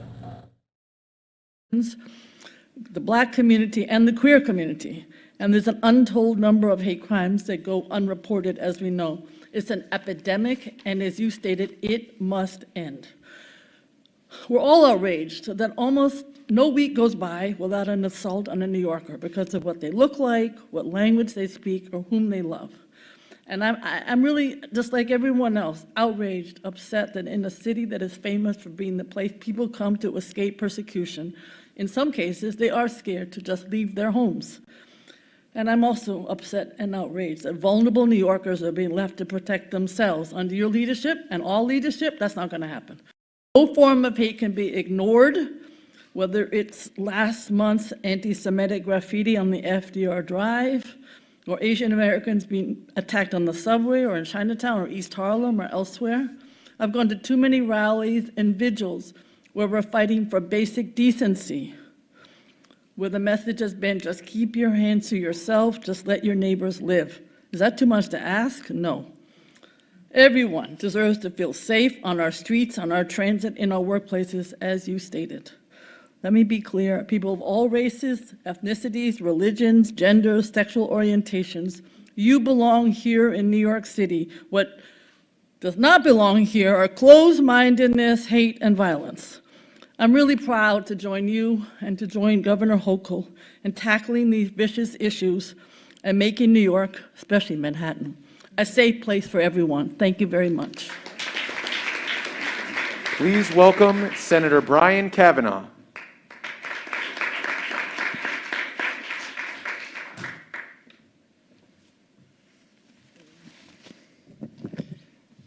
Thank you. It's always wonderful to follow our great borough president, Gail Brewer. I also got my start in working with elected office officials as Gail's chief of staff. And it is great. I've had the opportunity to congratulate and thank our new governor personally, but I think this is the first time I've had the opportunity to do it from a podium in her presence. But really, in a very short time, she really has demonstrated an extraordinary ability to understand what this state needs to move forward, certain things that need to be changed about the way our state government has been working, but also to get in and really begin to serve the people of this state with the resources that we need in our communities. And it's also great to see my former Senate colleague, who is now, we've installed in the executive branch, out of the legislative branch. It was a great friend and a great ally, and to continue his extraordinary work. And it's great to be here at this particular museum on this particular day for this particular cause. I'm very proud to represent this community in the Senate. I am especially proud to represent this institution, which has done a wonderful job of conveying, first of all, the critical importance of remembering what happened generations ago, but what is still all too real throughout our world, the anti-Semitism, the hatred, the violence, the horrific events of the past, but also has been a great convener of people who want to understand the meaning of that, and has also been very welcoming of people not just of Jewish heritage, but really people of all backgrounds. So this is a wonderful institution. This is a great place to be making this particular announcement.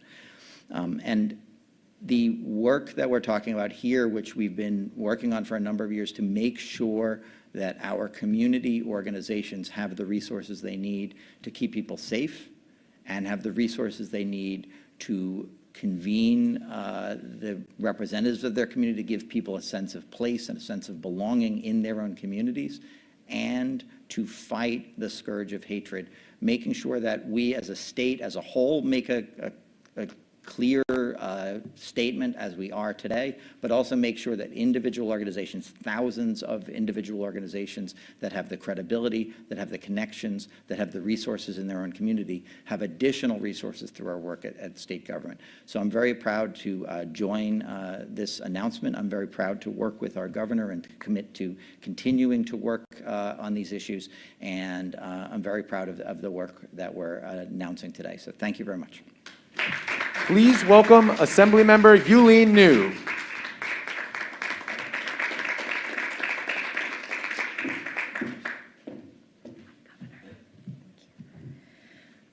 So welcome to the district, the best district, I would argue. We're listening to some of the information there coming out of New York on that New York hate crime prevention update. Let's go back out live to the school incident near Arlington, Texas, just south of Arlington, with this school situation that is happening right now. We're getting some better visuals right now of SWAT team members. Looks like they are going door to door right now and just checking to make sure that everything is okay. And we're hoping for the very best right now. We're getting some additional information right now. The agencies are continuing to investigate an active shooter situation. The school's currently on lockdown, and students and staff are locked in their classrooms and offices. No visitors are being permitted at this time. This is still an active investigation. Further details not available at this time. The district will send an update when more information is available there. So that is where we are right now in this active situation, hoping for the very best for all the students, the faculty, hoping that this wasn't a shooting and maybe hopefully just a false alarm. We continue to track it right here on Live Now from Fox, bringing you the updates as they are happening in real time and showing you all of the Sky Fox footage that we can at this very moment. Let's see, we got getting another update here. This is from our friends over at Fox 4 Dallas, providing us this update here. So let's just bring this here.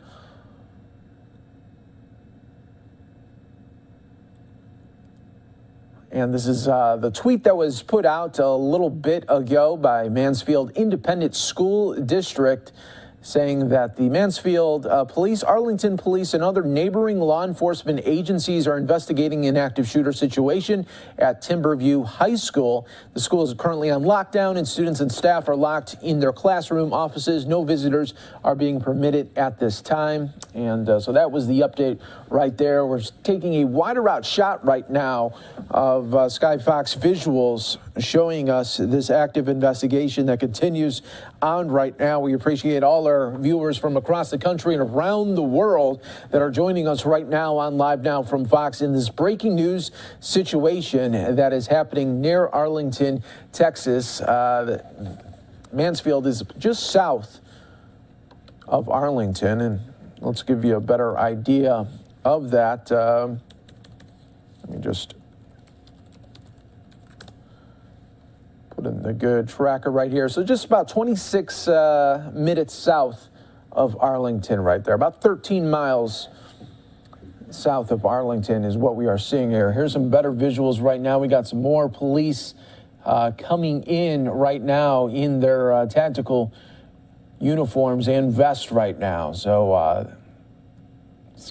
now the interesting part about this is you're seeing the police go in and check the windows there, but it looks like in the corner of your screen, everyone, almost looks like there's maybe some staff or faculty or even students that are just maybe checking the very latest there. So that was interesting to see. You got some other police officers as well. Police yellow tape is up, trying to get a perimeter set up around this huge high school right now. You got the parking lot right here where you see other students congregating and continuing to talk about what might be happening. Then others that are still locked in right now. The school is under a lockdown.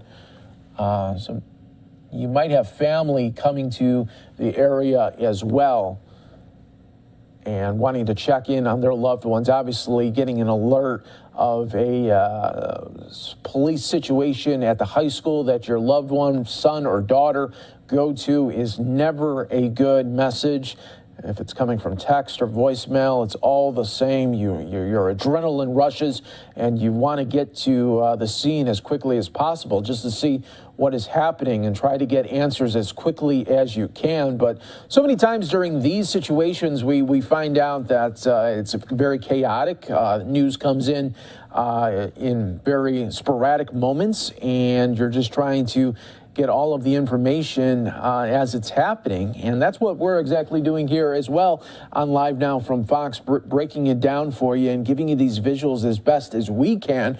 Our Fox 4 team is headed on the ground there, and hopefully we'll get some other visuals as well in just a little bit here. But this is an active investigation that continues to play out in real time. We appreciate all the viewers from around the country and around the world that continue to join with us right here on Live Now from Fox in this special investigation that is happening. You see, you got a lot of family members there, parents, and coming to this scene here, trying to get as close as possible, but also letting the police do their work here.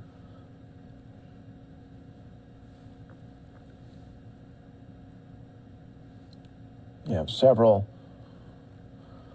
ambulances on standby. Just this is their staging area right now, and they are just staging, hoping that they won't have to be active. You know, that would be the worst case scenario right now. We hope that they'll continue to be in a holding pattern, and we'll hope that maybe this was just a false alarm here, but you just never know in today's world. We continue to always break it down for you right here on Live Now from Fox as things are happening in real time. We're bringing you the information, and we appreciate all our viewers from around the country joining us right now. For some of you, we are going to take a quick 2-minute break. Stay right here with us. More Live Now from Fox does continue. We'll be following this here for you, trying to get every update as it's happening. For those of you that have not entered into that 2-minute break, we are continuing on right here and giving you these updates that are happening also in real time as well.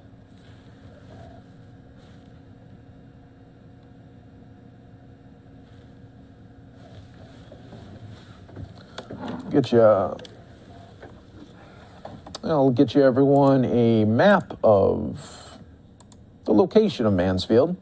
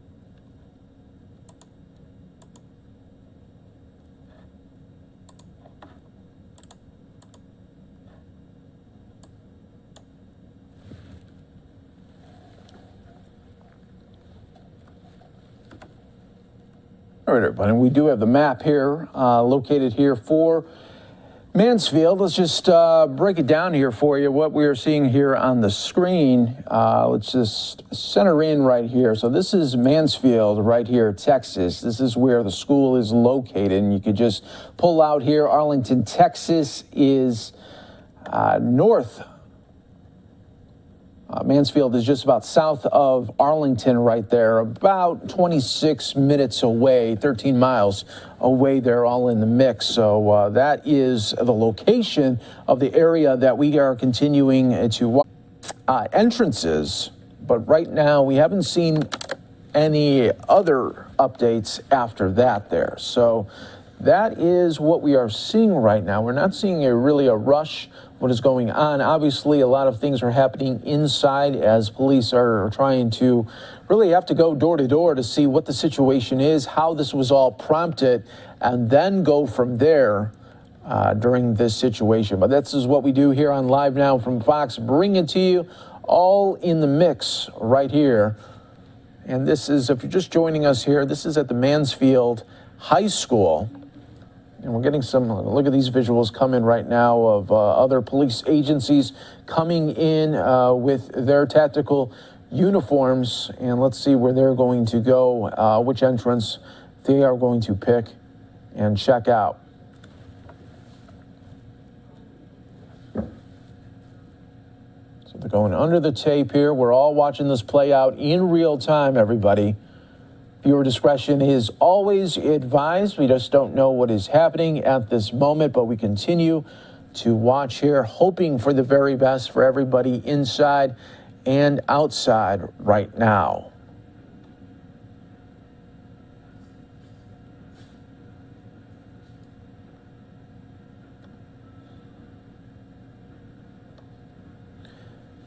Some other news and updates regarding this. Okay, so they're going to go and check in on the situation. The Mansfield Independent School District actually has their own police department. The Mansfield ISD Police Department was fully authorized as a police agency by the state of Texas since September 28th of 1993.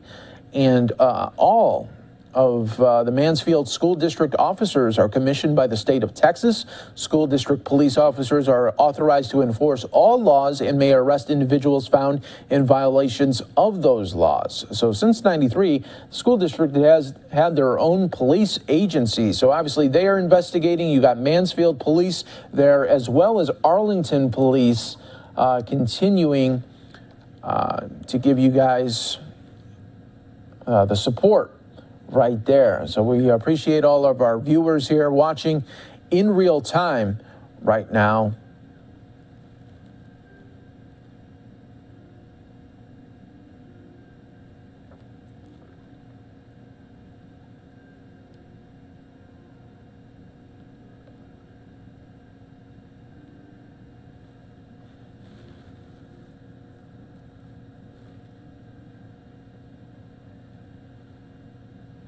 Hoping to get maybe a phone interview with somebody out there at the district. We are working that right now, and we'll get you a little bit information as that goes right here on Live Now from Fox.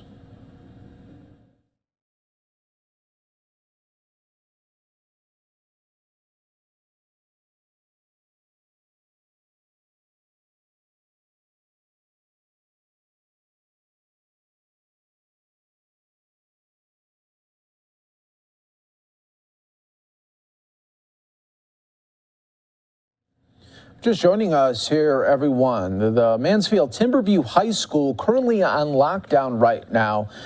They do have investigating right now. Mansfield School District Police and Arlington Police are investigating an active shooter situation. Students and staff are locked in their classroom, offices, and no visitors right now are being permitted at this time.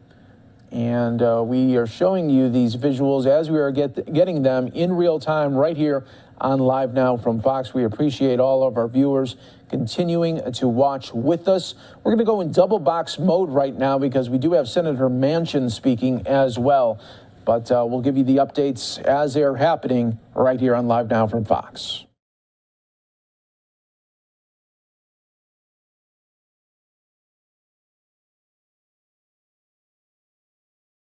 To go, and hopefully we do the right thing. Let me make it very clear, there's been a lot of speculation about what number on reconciliation. My number's been 1.5. I've been very clear, and I think you all have gotten an outline of how I got to 1.5. I think it's very important we understand that we need to do a tax reform to make sure the wealthiest, they got the best advantages, the biggest advantages from the 2017 tax cuts pay their fair share. I think the corporations that enjoy this great country and the comfort and the protection of this great country pay their fair share. I think also we have to make sure that we're committed to children at the beginning of life, that we can help them, and also our seniors at the end of life, that we can give them the dignity and the quality of life of living in your home if you desire to do that. These are all things we can set priorities. This is not a heavy lift. I think also lowering the price of drugs. It makes no sense at all that we don't go out and negotiate. The VA does a tremendous job. Medicaid does it. Why doesn't Medicare? These are things we all can agree on very easily. And also, I've been very clear when it comes to who we are as a society, who we are as a nation, and why we are still the hope of the world. I don't believe that we should turn our society into an entitlement society. I think that we should still be a compassionate, rewarding society.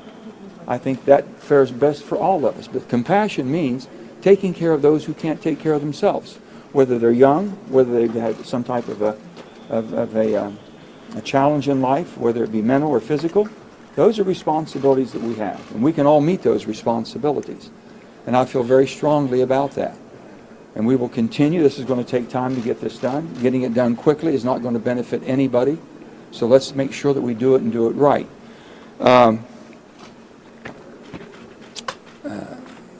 On the default that the crisis that we have a timetable for, we are not going to default as a country.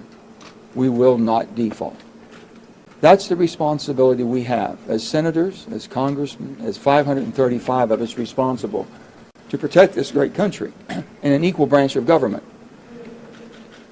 I truly implore both leaders, my caucus leader and the majority leader is Chuck Schumer, and basically the minority leader is Mitch McConnell. I implore them to engage, start working, work this out. There should not be a crisis. I've been very, very clear where I stand on the filibuster. I don't have to repeat that. I think I've been very clear. Nothing changes. But the bottom line is we have a responsibility to be the adults. Our leadership has the responsibility to lead. And that's what I'm asking and imploring them to do. We should not have these artificial crises. We are not going to default on our debt. We are still basically the currency of the world, and we will remain that. So anybody who thinks any different than that is basically speculating for the sake of theatrics. Let's get on with the business of this country and making sure that people have the opportunities. Get through this COVID crisis that we have right now with the variant. Please accept the science and get vaccinated. Please help us move forward. This is what we're asking everybody to do.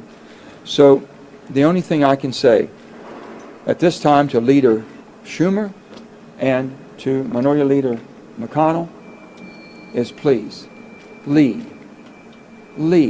Work together. This is a democracy. Democracy only works when all sides work for the same common goal, and that is to keep the United States of America united. Thank you all. Sir, debt through reconciliation? Debt ceiling through reconciliation?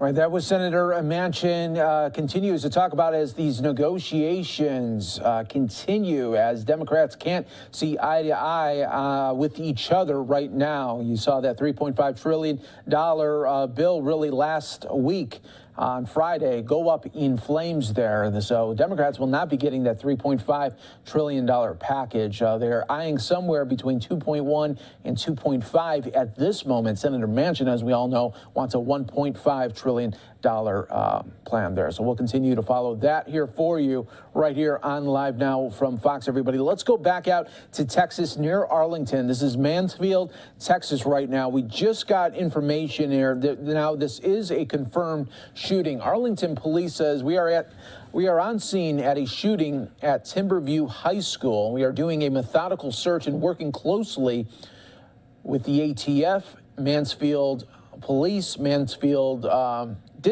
School District Police, and Grand Prairie Police Department as well, and other agencies. We will be announcing a parent staging location soon once the location is identified there. We continue to follow it here for you right here on Live Now from Fox. Everyone, thanks again for joining us here worldwide, as always, bringing you the information as it is coming in right now. Thanks again to our viewers from around the country and around the world joining us now on this breaking news situation.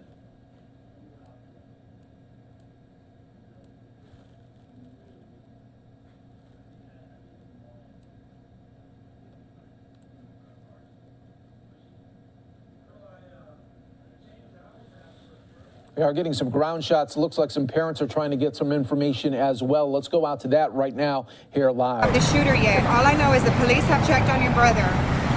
Mansfield Web, right here, where Gideon Elementary School is. Yes. There's that nutrition No, center. your brother has not been escorted out. He is still inside, but he is. It's in process. They said that It's in the works. So I'm going to follow the rules. They're going to tell me where to go. The news wants to talk to me really quick, and then I'm going to go where the parents are supposed to go to pick up the kids. Okay? Okay. I will keep you posted. Okay? Just keep praying.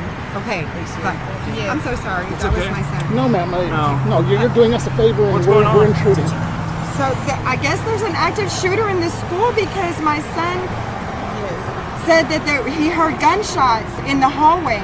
And I have a friend that has a friend that works at the hospital, and she's telling her, with messages being relayed to me, that people are being brought into the hospital. And that they're working on kids, they're working on teachers, and I mean, my son is in lockdown right now. What is it that you The police are inside the school, and they're looking for the shooter. I don't know if they have found the shooter or not.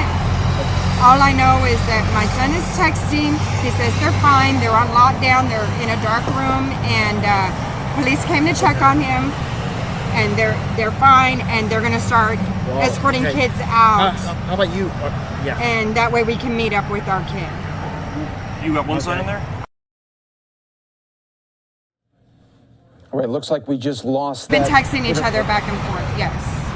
So when you first heard about it, what was going through your mind? I mean, of course I was scared. Of the I was fight very before scared. the shots? Just driving. Send me those videos. Okay. Hey, so are you still in the classroom? I was driving, was very scared, crying, and I just rushed over here as soon as I could. I'm just staying out here. I'm not leaving until I find out, okay? Yeah, I mean, a lot of parents are all around this school. We're all scared. We're all worried. We're all sick.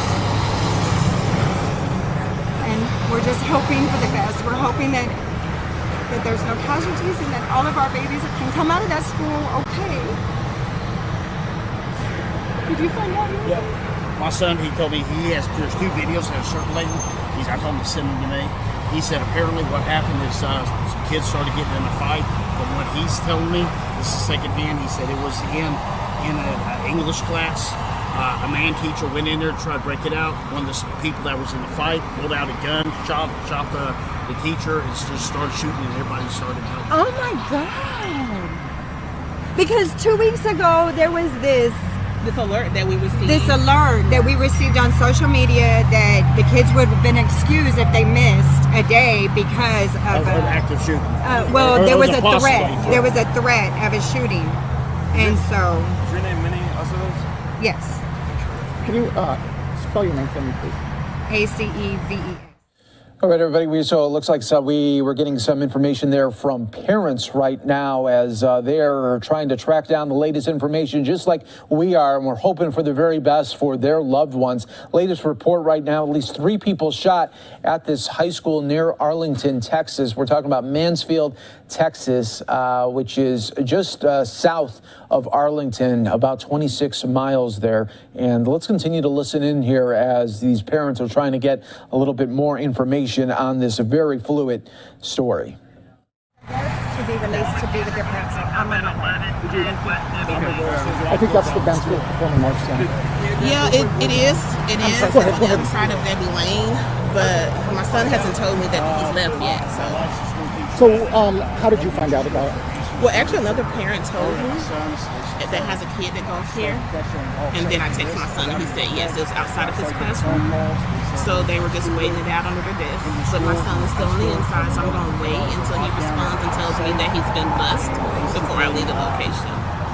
So when you first heard about what was going on, what went through your mind? Oh, I panicked because, it was a little bit close to home. So, of course, I panicked. I left work, and so I just came here to kind of see. I was in disbelief at first, so now it's real to me. So I just want to make sure my kid is okay. And you've been able to text him? I have texted him, but he hasn't responded in about 5 minutes now, so I'm not sure, or they're not letting them use their phones, but yes, I texted him. Tell me your name, girlfriend. It's Andrea. All right, everyone. So that was just some parents just trying to get some additional information. We're getting some ground shots now available to us as well, just around this area. You're watching Live Now on Live Now from Fox right now as we continue to track this story right here on Live Now from Fox. Thanks again for joining us. As always, I'm your host, Mike Page, as we continue to break down this story here. At least 3 people shot at this school in near Arlington, Texas. Let's go out to our coverage from Fox 4 Dallas. They are going wall-to-wall coverage right now, bringing you this information here. All work together. All of these different police departments have gone through the training for this. We know Arlington, Mansfield, Grand Prairie, Mansfield ISD Police, ATF. You saw the constable there as well. So all of these units come together, and they've trained for this. And you hope that that training is what ends something like this quickly. To know that, that they were able to quickly shut down this situation. And did you mention ATF?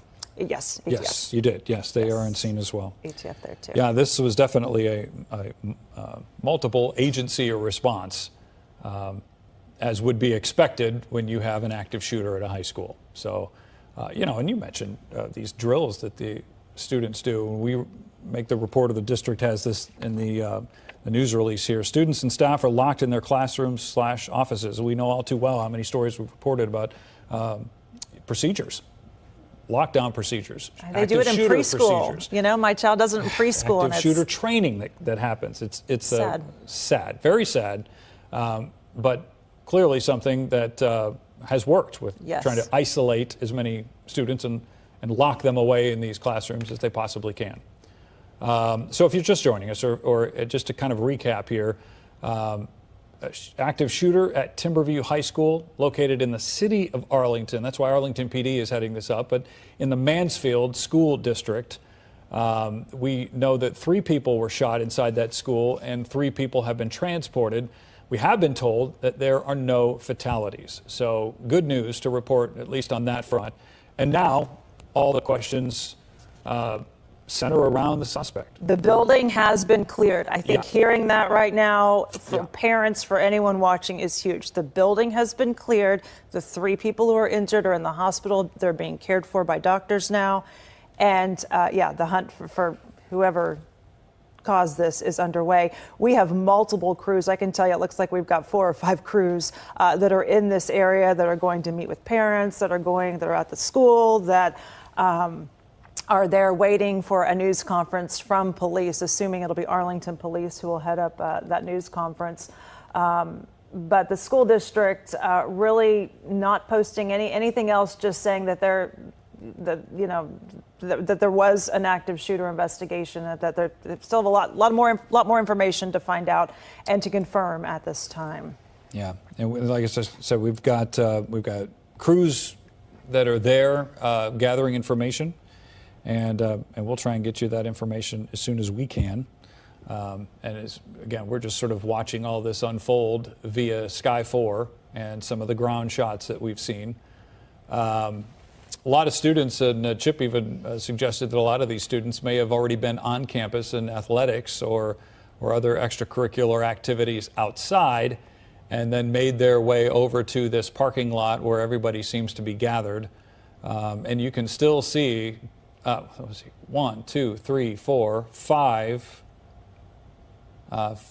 ambulances lined up. One of them separate in another section there, but 4 of them lined up, ready for anything to happen. They were unclear, and it was unknown earlier how many victims there were and what the status was of the people who were shot. What also was unknown at the point, which is why you've got all that huge response there, is that they didn't know how many others might have been injured. A lot of people were locked in the classrooms.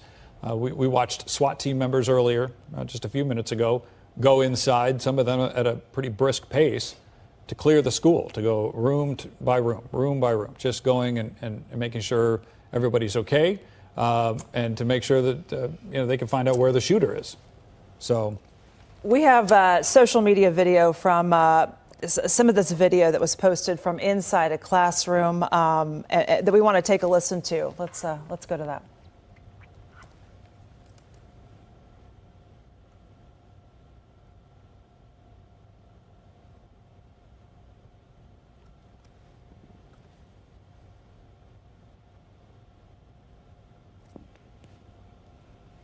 Looks like we're still waiting for that. We'll get to that in a minute.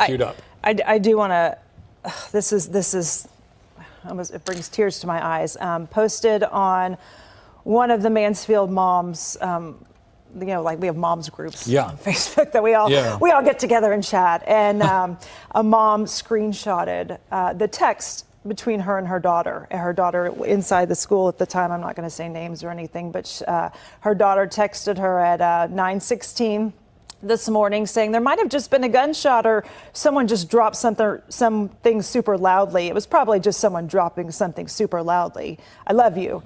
And then the mom responds, I love you, things okay. And then the girl tells her mom, we're in lockdown. And we have been listening to coverage from our station Fox 4 in Dallas as they continue to track this story. We're going to go back out to that in just a moment, but let's just reset and give you the updates that we know at this moment here. So we have the ATF assisting in this active investigation right now. We also have the Arlington Police in the mix there as well, and other agencies around Arlington, Texas right now. At least 3 people shot inside of this high school. They have been since transported to a local hospital right now. They are searching for a suspect or suspects at this moment here. So still a very fluid situation. We thank everyone for joining us here on Live Now from Fox as we continue to get these details. We will be working this story throughout the afternoon right here on Live Now from Fox. Let's go back out to more of the coverage from Fox 4 Dallas. Situation, and again, we've shared this at this point. Good news: there were no fatalities in this. 3 people shot, but it's nerve-wracking. It's something that it does instill panic in those who are there, staff members, parents, students, everybody that's around that. You can clearly see that in some of the initial posts on social media, on Twitter and Facebook and Instagram and others. But it's just you don't know what's happening, and as a parent, you want to know everything, but that's not possible. And, looking again at this text exchange between this mother and her child. The child texts the mom and says, I can hear sirens now too. It's either police or an ambulance. I can hear yelling, I think. It's very muffled. Someone just knocked against our door. The mother says, they have y'all hiding? The child wrote, yes, I love you. The police are chasing him, I think. The child says, I love you more. And then she says, the police are here. I love you. We'll update you soon. And that's just, I think, probably the text exchange between a lot of people, a lot of moms and a lot of kids and a lot of dads and, everyone who had their loved one inside that school, just hearing that there was an active shooter situation. We are waiting for an update from police, as we mentioned. Hopefully we will get some more things confirmed, but what we do know is 3 shot, 3 transported. We don't know if for those that were, taken to the hospital, those 3 that were taken to the hospital, we don't know their condition at this time. We have been told there are no fatalities at this time. But that first, doctors will tell you, the first 30 minutes, first hour or so with a gunshot victim are critical. So we don't know the status or the condition of those that were taken to the hospital, but no confirmed fatalities at this time. And that is encouraging. Yes. That is definitely encouraging. And other schools around have responded in similar fashion, where they are very aware of what's happening here and very aware of the active shooter situation here, and have taken measures inside their own schools. Some in Mansfield, some in surrounding areas, just unaware of the full details, and are putting some of those students on lockdown and making sure their perimeters are safe as well. So we wait for confirmation about a suspect. That is one of the main things we don't know right now, is whether they have a suspect in custody, whether police know who that suspect is, whether that suspect left the scene before officers got there. Again, these are some of the questions that we're trying to find out from our sources within the Arlington Police Department. But it's not believed that suspect is inside the school at this time. So right, and we got word, as you mentioned, that from Mansfield ISD, that the school building was cleared. So essentially that means that the SWAT team members went door to door and checked all of the areas of the school for first victims or, students, staff, but also for a suspect. And again, we don't know if there were any confrontations with that suspect inside the school. We just haven't received any of those updates from the police department yet. They do have a media staging area, and we're hoping to get some information from our crews that are on scene as soon as possible. And, there's a lot of reports on social media that this started as a fight, that it was a fight between 2 students, and that one of the students pulled out the gun and fired, and that a teacher was shot in the process. We have none of that confirmed at this time. Police have not said anything other than, yes, there was an active shooter incident that happened. But it does, at least from a lot of kids who witness this, it does sound like they're telling their parents or are posting on social media that this was a fight between 2 kids, which, I don't know, as a parent, the fight between, it wasn't someone who went into the school actively looking to hurt as many children as possible. It sounds like it was some sort of fight that started and that it led to this. Not that that makes it any, it's still troubling. No. But it does sound like it was some sort of altercation took place. And when you look at this, these Sky 4 shots there of the school, you just see this large presence of first responders. You've got the fire department there from Arlington, crews from Mansfield. And, this is also something not only that school districts rehearse or train for, plan for, but this is also something that police departments plan for on a regular basis and train for. And there's, the agencies around there have a great history of helping each other and sort of this inter-office dependency. You've got Arlington PD. They're running point on this investigation because this is in the city of Arlington, although it's in the Mansfield School District. You also have Mansfield Police working there. That scene, helping, and they're on scene assisting as well. You've got Grand Prairie Police there on scene. they're assisting. They didn't have to come very far. This is in the southeast section of Arlington, kind of right up next to Grand Prairie. But then you also got ATF, so you've got federal investigators there as well, investigating. And I mentioned we've got some crews on scene. We just heard from one parent earlier. I believe we've got another soundbite with a parent here. Fair. Just kids in there. He don't have his parents. Kids always depend on their parents. And if we're not there, which we can't be there right now for them, it's just heartbreaking. Something that's kind of interesting is within the last year or two in the state of Texas, a lot of the school districts have also added some extra training to their programs for athletic trainers. I know Irving ISD, for example, not far from Arlington, has now brought into, they train to help athletes on the sideline with a broken arm, whatever, right?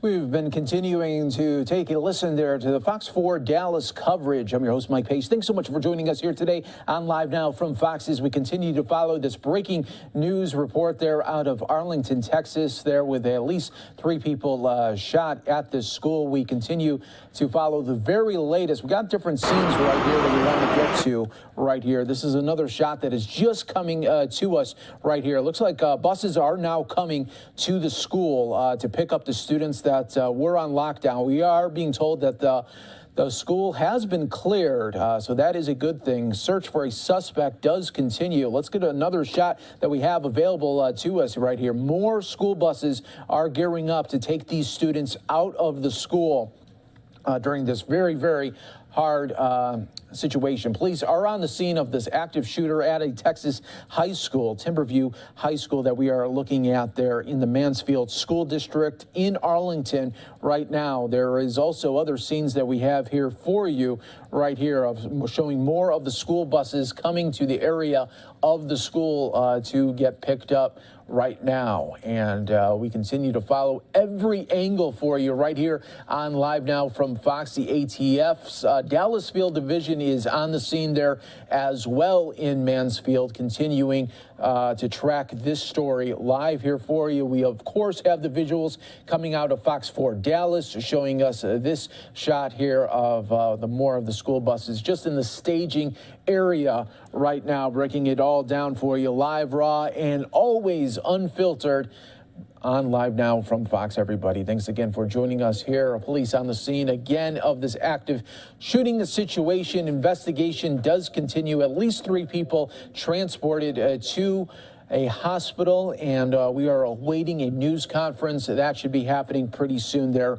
as well. So let's continue to bring it all to you right here on Live Now from Fox. Get you back out to Fox 4 Dallas. Cars that are pulled over to the side of the highway, as Chip pointed out, parents not wanting to wait to get into the parking lot or even up to the school, but just wanting to jump out of their vehicles and get to the school as quickly as possible to get some answers. You see at the bottom of the screen there, those buses just pulled up, assuming those buses are being brought in to then take the kids to where they can be reunited with the parents. I know the principal of the school just posted a little bit ago saying that, the school has been cleared and that they are working they're working on the process of, getting these kids back to their parents and getting them reunited. Yeah, the district was saying they were going to just take those kids to the Performing Arts Center. Here come even more buses. Via bus, so yeah. So that's encouraging as well for the parents of the students there. Again, we're seeing parents showing up at the school, not wanting to go directly to the Performing Arts Center, which is understandable. But again, if you're wanting to be reunited with your child, as a parent or guardian, you need to go to the Performing Arts Center. Right, and you have to assume that this was the protocol that was in position for a situation like this. And so now that we're into this next phase, notice how the number of vehicles that were along the service road and the main lanes of Highway 360 is dissipated. People are starting to get that message. They're moving over in an orderly fashion over to the Performing Arts Center, a safe distance away from the school. As the camera shot pulls back, you can actually see the elementary school there. That has been lifted as far as the lockdown's concerned, so another positive thing there. And again, just a couple of dozen more buses still coming to this area. They're moving in a rapid fashion to then start the process, and bus by bus, they will start to, room by room, go through that high school and safely get those kids onto the buses and to that reunification point. And again, that is a great sign to me, as far as if I were a parent, wondering what's going on with my loved one. Yeah. It's just a reassuring and calming feeling just to see them starting this process. It looks like a lot of buses, but we're talking 1,600 students at this school, 95 teachers, at least on the ISD website. So 1,600 students to move, 95 teachers. That's a lot of people that they have to get out of that school. And it's a good thing that it's 11 o'clock right now. I mean, because they had all wrapped up getting the kids to elementary, getting the kids to middle school, getting the kids. So they can really pool right now a lot of buses and make this happen very quick and get these kids hopefully back to their parents. And then comes the process of, reuniting them. And then what these kids went through, it's not, going back to school is not going to be easy tomorrow or whenever they go back to school, whenever that is. I mean, that's going to be a process where they're going to have the nurses and they're going to have staff that's going to be brought in, probably psychiatrists. Lots of counselors, yeah, most counselors definitely. brought in just to try to help the kids get through this, even though, I mean, it sounds like, again, not confirmed, but from everything I see on social media, it seems like this was a fight or started as a fight between two students, and somehow a teacher may have gotten involved and gotten hit, which doesn't make it easier. But at least in my mind, as a parent, it makes me feel like, well, it wasn't that somebody went in here to do harm to a bunch of kids. More isolated because of a certain situation, not because of of some other type of situation. Yeah. So I agree with that. But still, some of the conclusions we can draw too, just from kind of observing this, is that there just doesn't seem to be any sort of urgency regarding that building. So not from away. So obviously right away, police knew it at some, I mean, as soon as our camera went up, that we could tell right away that police were just kind of standing around. So it didn't feel like there was any urgency at that time. 11 o'clock. Commercial? Okay. All right. So I think we're going to take a break? Oh, we're not. I got to take. Okay.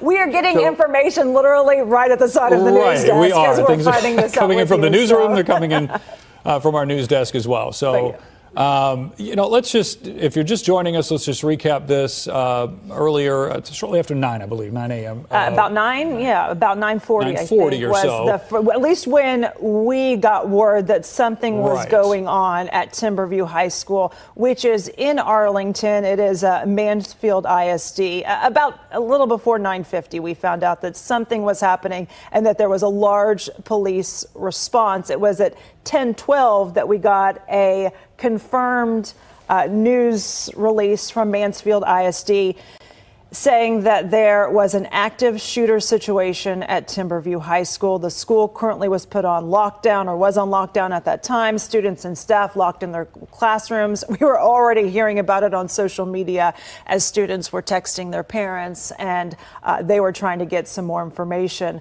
Then, Brandon, you got word that there were 3 shots that were transported to the hospital. Right. And that happened. I mean, that happened super quick, because even before our helicopter was up, before our cameras were there, they had already transported them. So it was a very quick situation, and it didn't take really that long for them to clear the school either. So it's believed, at least it's presumed, not confirmed, but that the shooter, whoever the shooter is, had already fled the scene. Right. There were reports that they saw someone leaving the school.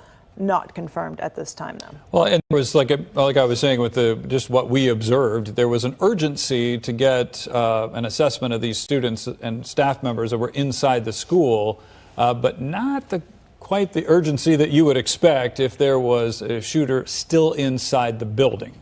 They were going, everything was on lockdown, so they were going in at least one dedicated entrance to that school. We watched SWAT team members, several of them, probably half a dozen at one point, going in one of those entrances, fully armed and ready for whatever they would find. So they went classroom by classroom, and then we got confirmation probably 30 minutes ago or so that they cleared the school, which means that they were able to at least assess that they had an account of all the students, and they were able to assess that either the shooter was inside the school and incapacitated or not inside the school. Right. And we're getting some various reports that the shooter left before all that happened. And that kind of spells out also why we're not getting a whole lot of information from the police department. Because it all plays out on social media. Exactly. Right. They don't have a bow on this yet. They have not. And it's interesting to think about, I say before social media, but, there was a time where you didn't have any information until police said something, but now it's like all this information comes out and you have to weigh through what is just someone reporting something that isn't true or someone that's actually on the scene that's reporting it. So that's why we're really careful about what we report. And what we do report, we usually say, we are hearing this, but it's not confirmed. And it's not until, and I'm getting a gazillion messages from people, this is what I heard, this is what I saw, this, we are just very careful about what we report and making sure that once it's confirmed, we report it. I mean, we'll go ahead and we want to make sure what we're reporting is accurate and is correct and it is coming from the authorities. And really, we still don't have a lot of answers in this right now, other than the confirmed report that 3 were shot and transported, and at the time, no fatalities. And you hope that stays the case. Yeah, about 20 minutes ago, I noticed the mobile command center being set up on the other side of the athletic side, let's say, of the campus. And so that will be the hub where obviously we're going to start to get our information. And I know that we have Sean Rabb that's almost on the scene, or if not already on the scene, gathering some information, as well as a couple of our photographers that are on ground level, continuing that process. We've already seen a couple of interviews that they've conducted on the air. And in the next few minutes, I'm sure hopeful that we will get some more updated information from that mobile command center. And then the other thing that obviously we're going to keep tabs on, they've let that one school bus get set up there in the middle of the campus. And my assumption is, just the way that you see the line of authorities getting set up there, that will be the point where they will let out room by room the kids from the school and then into that bus, and then bus by bus, they'll just continue to stage kids there and then get them over to the Performing Arts Center on Debbie Lane there on the other side of 287. And this is, again, something that, they've trained for this. They knew exactly this. I know Arlington Police Department, they go through training every year, and they go through and they update it, and they make sure that they know exactly what they will do in an incident like this. So this is basically just, they're putting the wheels in motion right now. So it does look like that's where they are going to release the kids. We haven't seen anybody, any kids, any students, any teachers, really anybody come out of the school at this point all morning long. Right, not yet. But again, I just like the way that things are progressing on that front, and that bus that you're looking at right there would be the first one in line, I think, to start this process. So when we see something happening there, then we'll know that we've gotten to that next phase, which is the orderly movement of the kids from the high school over toward, again, that Performing Arts Center.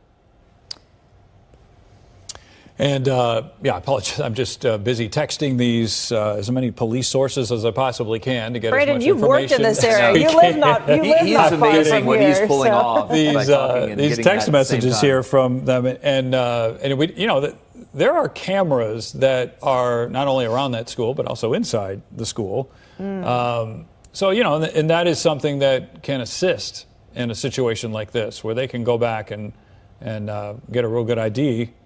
And get a good clue as to who did this, how did it happen, how many people are there? I mean, that's one of the big things is how many shooters are there?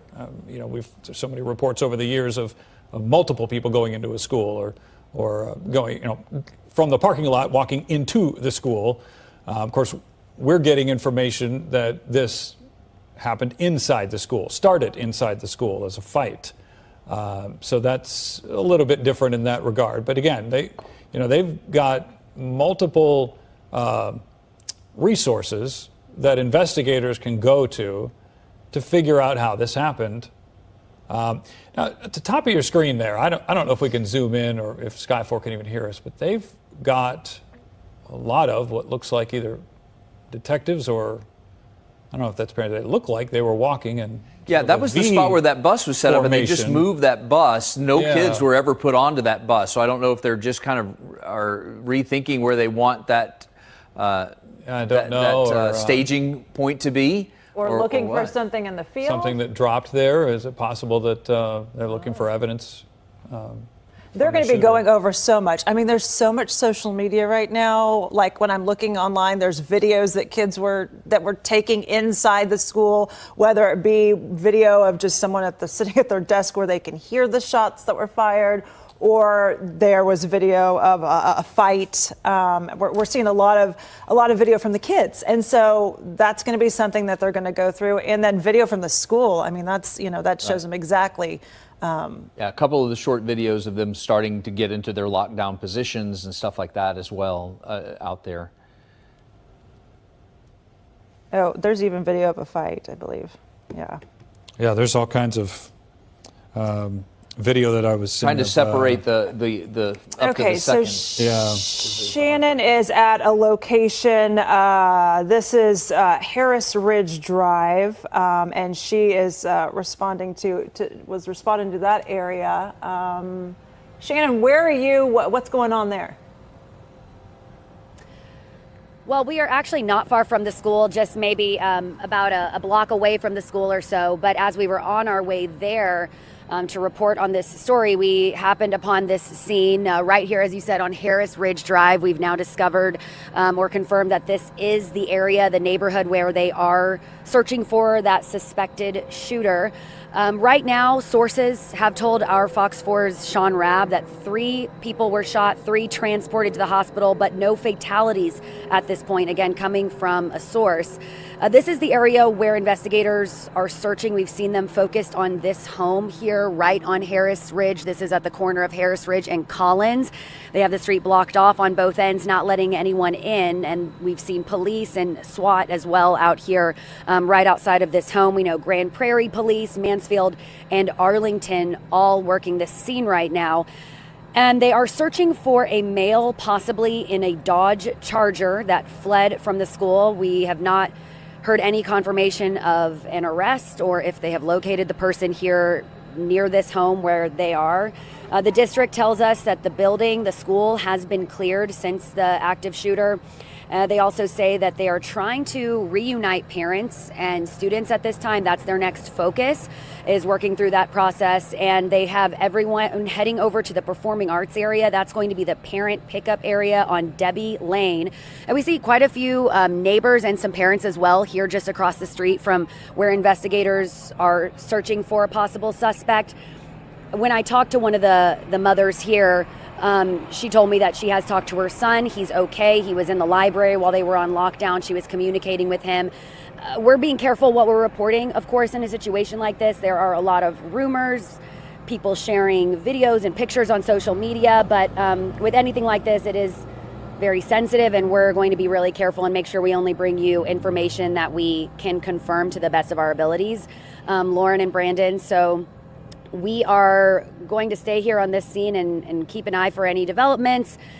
At this point, again, they've really been focused on this house, but they have officers throughout the street who we can see stationed all the way to the end where they have this blocked off. Right now, no action that we're seeing, no fast-paced activity, anything like that. Everyone sort of just keeping a watch, looking at this certain house. So we'll bring you guys any updates as we see them. Yeah, I don't know if they've gone into the house. You can see that one officer that is standing at the front door, and then the other officer that's been walking around. All right, so now you see a line of what appears to be students and possibly even staff as well coming out of the school. That's a sigh of relief, huh? It is no very, doubt. It really is. that is a very good sight to see. So they're coming out very orderly in a line. They are part of the group of students and staff that we had reported earlier had been in lockdown in their classrooms and also their offices. But again, they're obviously relieved. And now, from what we're told, they are going to be put on a bus and then taken to the Performing Arts Center there on Debbie Lane so they can be reunited with their parents. There will be police officers there at that scene as well from Arlington PD. And again, Mansfield police are assisting in this as well. But yeah, definitely good to see a line of students coming out of that school. It's hard to tell from this angle whether there are staff members with them, but it appears as though there may be.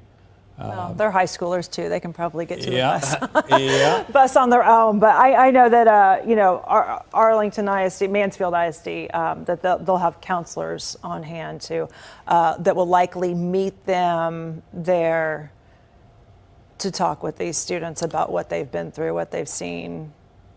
And even just the scary moments. I mean, even if you didn't witness it, just to be in lockdown, to know you're in lockdown and that there is a situation in your school with one of your classmates, that's terrifying. With some of your sources, Brandon, have you gotten any word from them as exactly what the protocol would be for this type of evacuation? So my thought would be, for example, just off the cuff, is it classroom by classroom? So you would take the entire class, move them together to a bus along with that teacher, maybe a teacher's assistant, and then they would all get into one bus so that you have some kind of continuity where everybody knows where each probably depends, child though. is. I mean, like, if you think about it, you know, some of like the active shooter things, I mean, the kids are running out of the school. So, I mean, this is so calm now that. Right, that's what makes me wonder if it's a calm situation like this, what the protocol would be, and just was curious if you had heard anything yet on that front. Well, I know that we've been receiving some reports of parents who are getting texts from their students who are inside the school and basically say, we're just waiting. We're waiting to be told that we can come out. You know, and essentially things are safe there in so much that the district has said that the building was cleared. Right. So I think that, you know, like Chip was mentioning, I think there just they have to go through the protocols that they have to go through. They have to go through getting these students together, getting them out of the classrooms, getting them with an adult, getting them safe, keeping them together. You know, and they've got instructions that that they'll be given as to who they can call, who they can text, you know, that sort of thing, just to make sure that that everything is on the up and up, and they've got control of that situation. So, yeah, you know, to see these students coming out of the building very calmly and walking, you know, that's definitely a positive sight. And boy, you can see just how many buses are lined up there. Probably just pulled them all from the bus barn, not too far down the road, to have them all arrive at the school. And those students that are coming out of the school will be then taken to the Performing Arts Center. So we did get a message from Arlington ISD that as a precaution, and this is what I was mentioning earlier, that some of these neighboring schools are watching this, they're seeing this unfold here, and they're going to take their own measures of safety. But the following Arlington ISD schools are on lockout, which is different than lockdown, as police are searching for the suspect that was related to this active shooter. Which this is the first we've heard of them confirming that they are searching for a suspect. This is being confirmed by Arlington ISD, and of course, saying Shannon, yes, indeed, they are looking for that suspect. Is at a scene there as well. That's potentially where the suspect may be. We've got Arlington Collegiate High School at Tarrant County College, Ashworth Elementary, Barnett Elementary, Beckham Elementary, Bebensea Elementary, Bowie High School, Bryant Elementary, Hale Elementary, Owsley Junior High, and Piercy STEM Academy. These are all in the Arlington ISD. Which is interesting because this is Mansfield ISD. Right. And I know that from Mansfield, at least talking to parents in that area, they're telling me that even like schools that are 7 miles away are even in lockdown right now, or locked out. In this case, it's a lockout, meaning all exterior doors are locked from the inside. Students are safe inside the schools, and teaching and learning continues. Okay, news conference underway. Let's listen. I want to thank all the agencies that we have that responded to this. We have, of course, Grand Prairie Police Department, Mansfield Police Department, Mansfield Independent School District. We've got all types of federal agencies that are here, ATF, FBI, helping us in this situation. So anytime that you have an incident like this that comes out as an active shooter, particularly in a school, all of law enforcement really comes together and cooperates and make sure that we have a unified effort to neutralize or to stop any type of threat, particularly in these schools and our children. So now I just want to kind of brief you and give you the facts as we know it. So about 9:15 this morning, we got a call that there was a shooting on the second floor of Timberview High School. Several other phone calls came in at the same time. I can tell you that there were 4 victims. One was minor injuries who refused treatment. 3 individuals were taken to the hospital. Currently, we have multiple agencies doing a methodical search at the school. We're trying to make sure that all our children are safe as they are in lockdown, and we're going to try to do an orderly fashion to bring them out of the school to ensure that they are brought to their parents. Okay?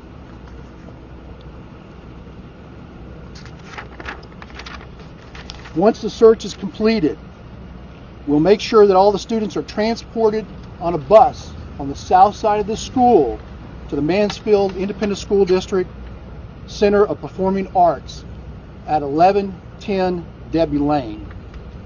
Prior to the students leaving the building in an orderly, controlled fashion, we've got police officers that will take photographs of their identifications, so we make sure that we've got all the students accounted for in an orderly fashion. Now, this incident, as tragic as it is, we take very serious in law enforcement. We do have a suspect who's identified. Okay?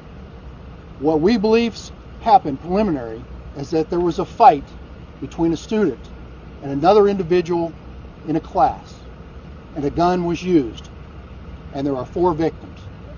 I'm here to identify a person of interest right now. Is Timothy George Simpkins. It's Simpkins. He is a black male, 18 years of age. We have a car that he is currently driving, or we believe is driving. It is a 2018 silver Dodge Charger. License plate P as in Paul, F as in Frank, Y as in Yankee, 6260. We currently have multiple agencies, including the U.S. Marshals Task Force, that is looking for this individual. Again, this is a collaborative effort between state, local, and federal agencies to bring this person to justice. So.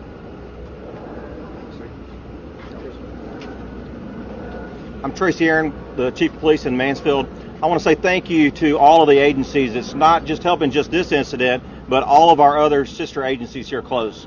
You know, Mansfield responded to this the same as all of the other agencies, and I have to assure you that the departments are doing a great job here in bringing all this to a close.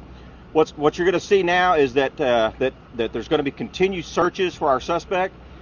Chief has already told us what that looks like. We ask for our citizens' help to continue to search for that person and call in any leads that you may have. You should know at this point that this person is considered to be armed and dangerous, and I would suggest that you call 911 as soon as you see that person or you see that suspect vehicle. We are continually making those searches throughout the state as it turns out. Be having the victims in your thoughts and prayers. Please lift those folks up in your prayers. Some of those are already in surgery, so be thinking about those. Be thinking about our suspect and their family. We need to bring this to a safe resolution, and that's what our goal is. Thank y'all very much for being here, and thank you for your help. Thank you. Daniel Cesny, Grand Prairie Police Department. I'd like to echo the Chief's comments with our thoughts and prayers to the families. I want you to know that the Grand Prairie Police Department's role today is strictly in a support role. Although we believe the suspect is currently at large, you'll see the Grand Prairie SWAT team and the SWAT teams of our other agencies clearing the school to make sure there's no other additional dangers. The Grand Prairie Police Department is also actively involved in the search for the suspect, partnering with the United States Marshal Service and the Fugitive Task Force, and they are out as we speak looking for the suspect. As mentioned, this is a very large collaborative effort, and our goal is to make sure that all of the students here not just come out safe, but feel safe. So we're working toward that end as we speak.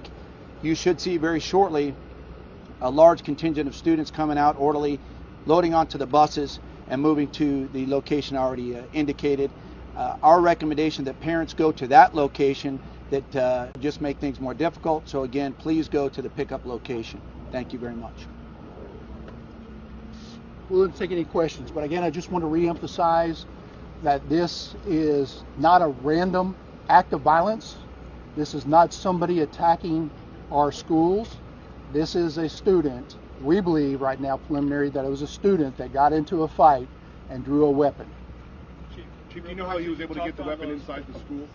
I do not. We had 2 Mansfield Independent School District police officers that housed in this school. They were here and they were on scene immediately to render our safety to our students. Are there metal detectors at the school? I don't have that information. When you talk about the victims and being hospitalized, can you confirm, were they hospitalized with gunshot wounds? I can tell you that yes, that I believe 2 of the victims were received gunshot wounds. To the severity, I don't have that information right now. And were these teachers, students? We believe that 3 of the victims were students. 1 was an older person that may be a teacher. Was anyone pregnant? Excuse me? Was a pregnant person involved in this?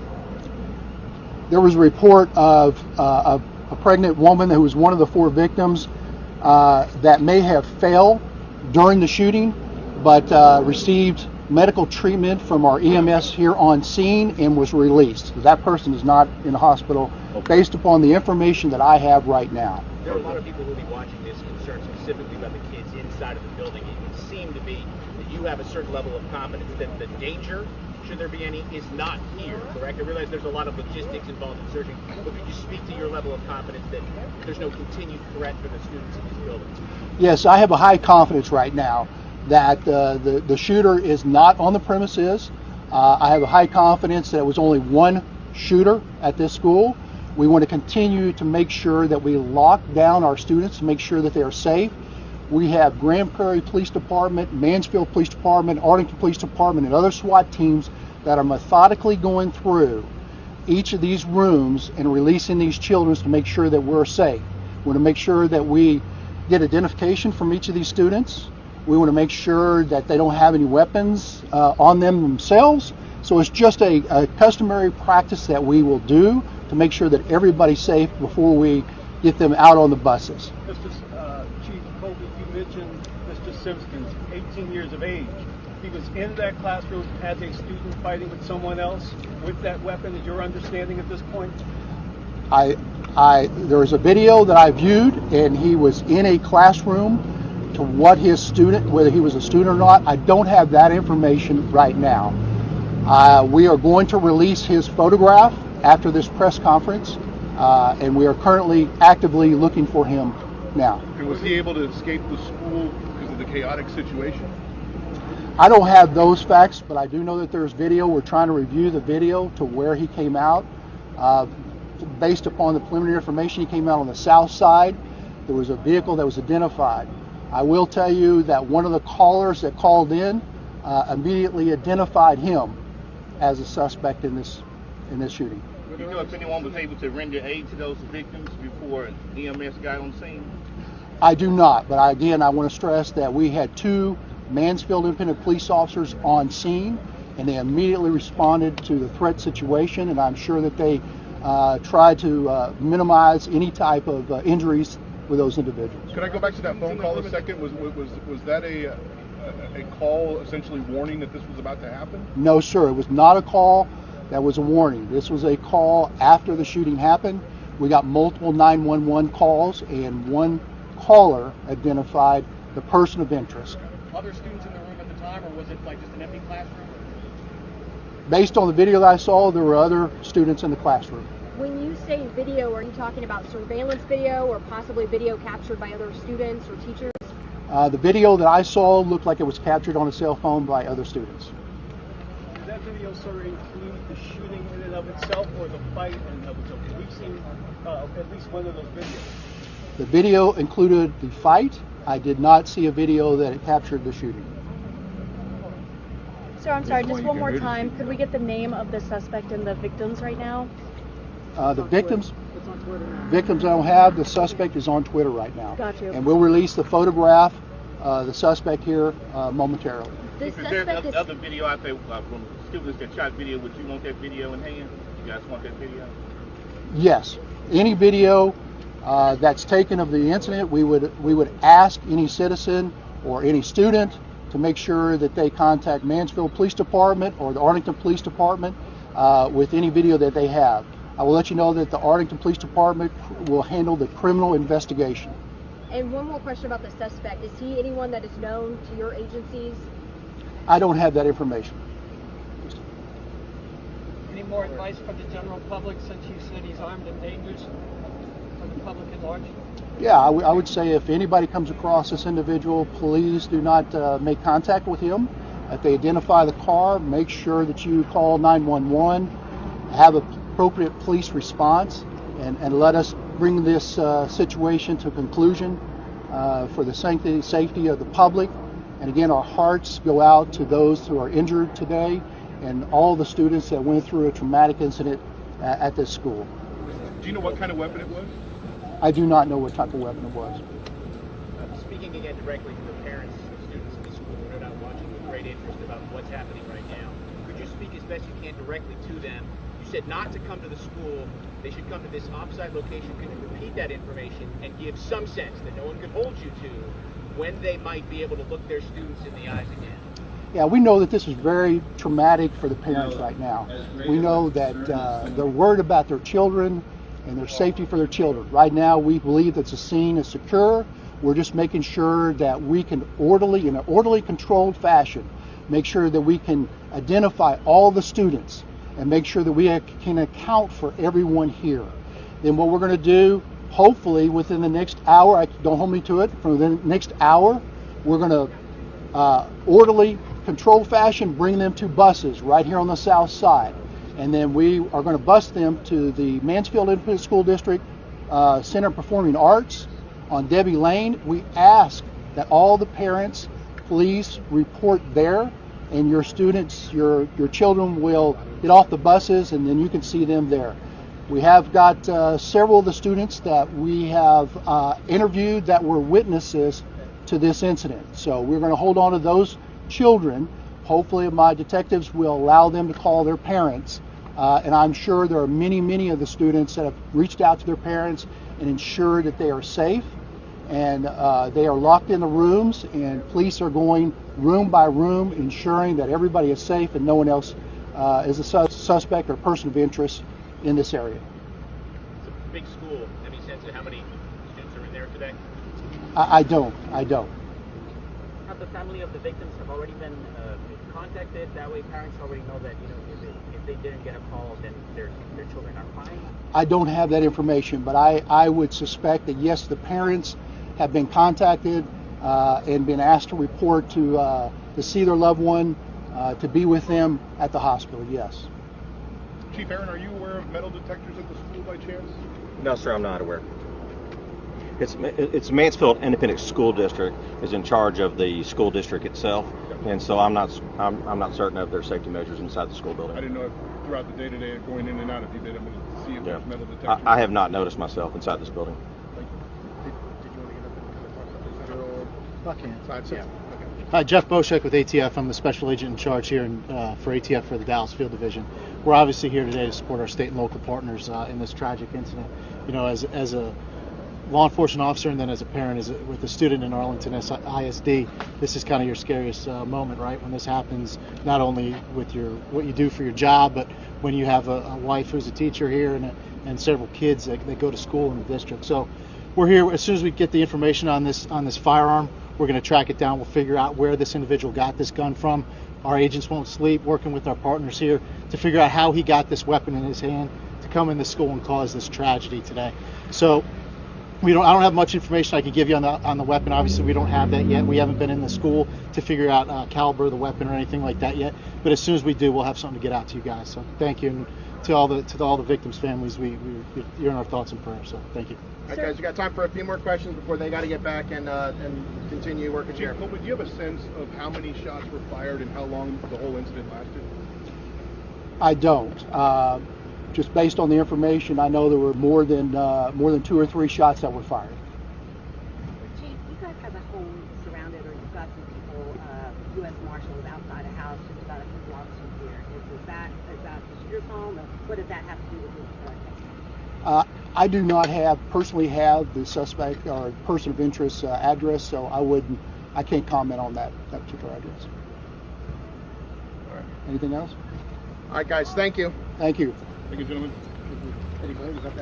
All right, you've been listening to the news. All right, that has been the update. We were listening from the police agencies. Thank you so much for joining us here today on Live Now from Fox.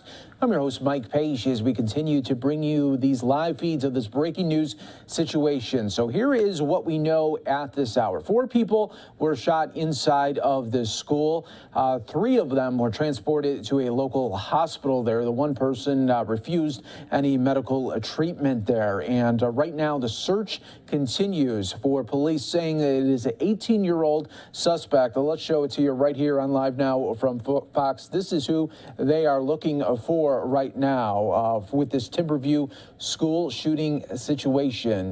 Please call 911 if you know the whereabouts of this 18-year-old Timothy George Simpkins, who may be driving a 2018 silver Dodge Charger with license plate PFY 6260. So we will continue to follow it here for you on Live Now from Fox. We'll also play out that news conference in just a little bit, just in case maybe you saw the middle of it or just the tail end of it. We'll replay that for you in a little bit. But I want to show you some other footage that we are getting in live right now. The search right now continues. This is in a neighborhood near the school, and they believe maybe that the suspect is in this neighborhood right now. The other details that we learned from that police update, that this was an isolated incident. So it wasn't like the suspect was going in trying to shoot as many people as he could. It looks like it might have been some sort of argument, some sort of fight that happened, and then chaos ensued and shots were fired. But this is an active look right now that we are getting for you, just giving you all of the different angles that we are able to provide for you, these live feeds. This is exactly what we do here on Live Now from Fox. Give you the live information as it is happening in real time. All of the different feeds that we have available to us, we bring it to you all in real time. Let's show you once again some more live footage right here happening as this investigation does continue at the school. We also learned from the police update that within the hour, they should be getting all of the students out of there. We saw earlier that they were being, the buses were coming, and some were even gearing up to be bussed out as well. So we got you covered on multiple angles right now. You're watching Live Now from Fox, always in the mix. Once again, the Timothy George Simpkins is their suspect right now, maybe driving a 2018 silver Dodge Charger, license plate PFY 6260, and we'll continue to follow it for you right here on Live Now from Fox. In the meantime, everybody, I'd like to go back out to our coverage from Fox 4 Dallas, as they are providing the very latest updates, and maybe at the top of the hour, we'll regroup and play out that full news conference for you, just in case you missed it right here on Live Now from Fox, everybody. In the meantime, we're going back out to coverage from Fox 4 Dallas. Down. Right. Now, we know that there are cameras inside of Timberview High School. Not clear whether there were cameras inside the room or where cameras pointed at where this fight happened or the shooting happened. But there are cameras inside, which will give investigators, just far more tools to figure out how this transpired, what happened, and how many people they're looking for, if indeed it's more than just this 18-year-old suspect, Timothy George Simpkins. Right. Looking at Mansfield ISD, their press release, they said one injured student and one injured staff member. It doesn't say teacher. So the all clear again, though, given at the school as police continue to search for this suspect right now, Timothy George Simpkins. Again, 18 years old, believed to be a student at the school. There were questions on if he, was there, that he just walked into the school, but they said, no, this is an incident just between two kids, two students at the school, which I think kind of relieved police officers as well. They did say this was not someone who was coming into the school to cause harm to a bunch of students. This was an isolated incident, if you will, that really just got out of hand. And you heard Assistant Chief Kevin Colby with Arlington PD saying that they got the first 911 call at 9:15 this morning, 9:15 a.m. And, as Lauren mentioned, they've got two officers inside that school, two Mansfield officers.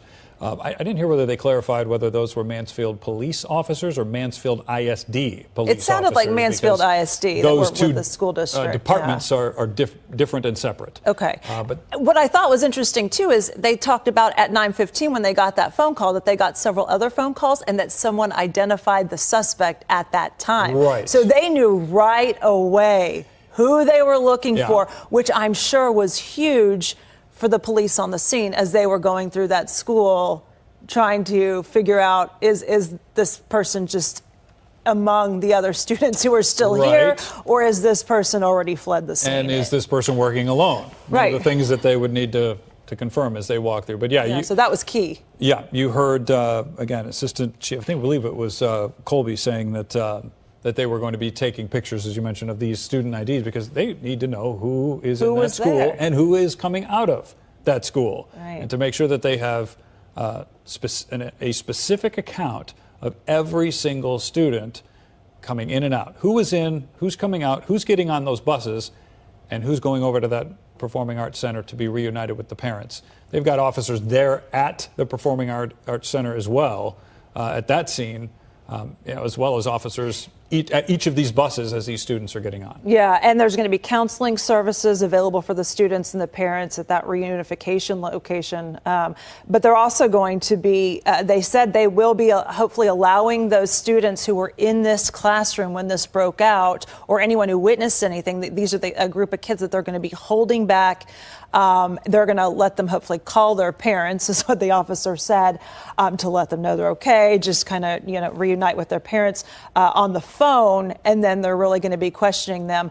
But when you've got video evidence of a fight, they said the video doesn't show the actual shooting, but it did show the fight.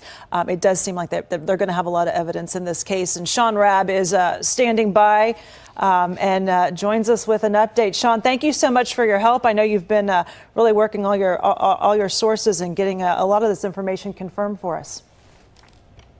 Yeah, we've had some folks here who know in Tarrant County who've been telling us about what was happening here. As you know, just to recap quickly, it started on the second floor in the high school, a fight. Around 9:15, 911 calls started coming for shots fired. What we know, 4 people were injured.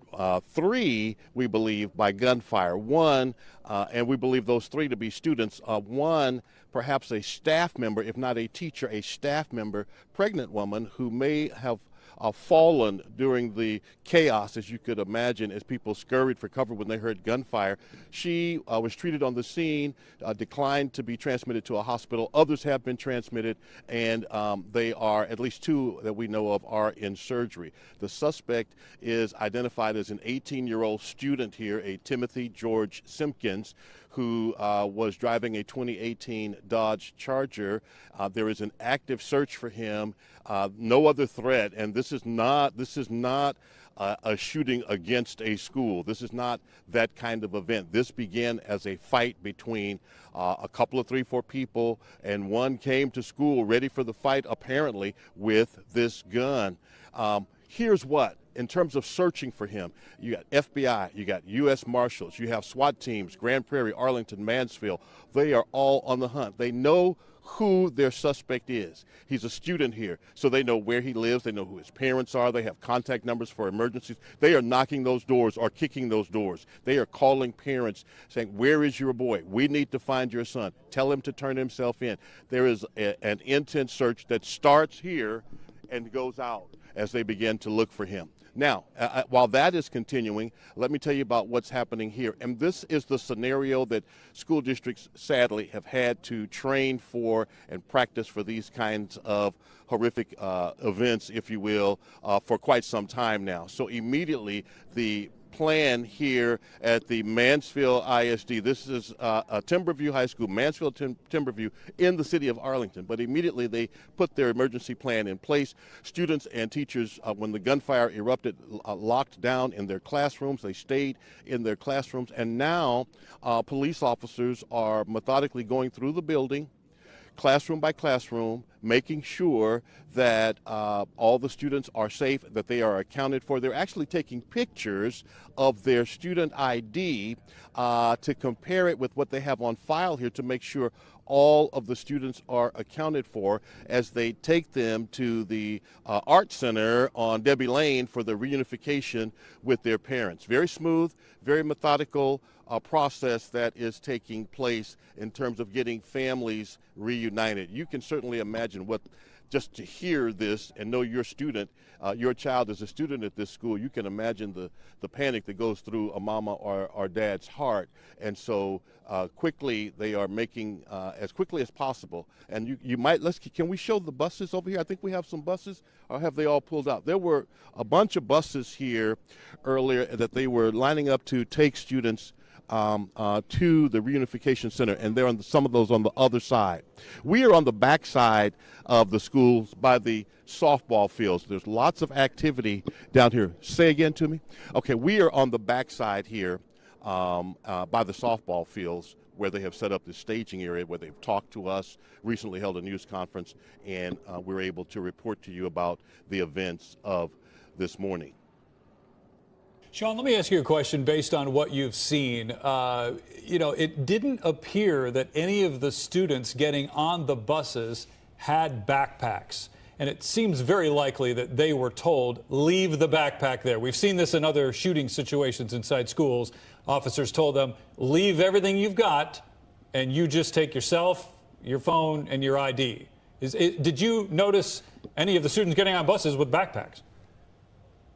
What I can tell you is that's often the quickest and safest way to get everyone out. What do you mean by safest way? Well, what if there happens to be a second person with a weapon, and that weapon is in a backpack somewhere?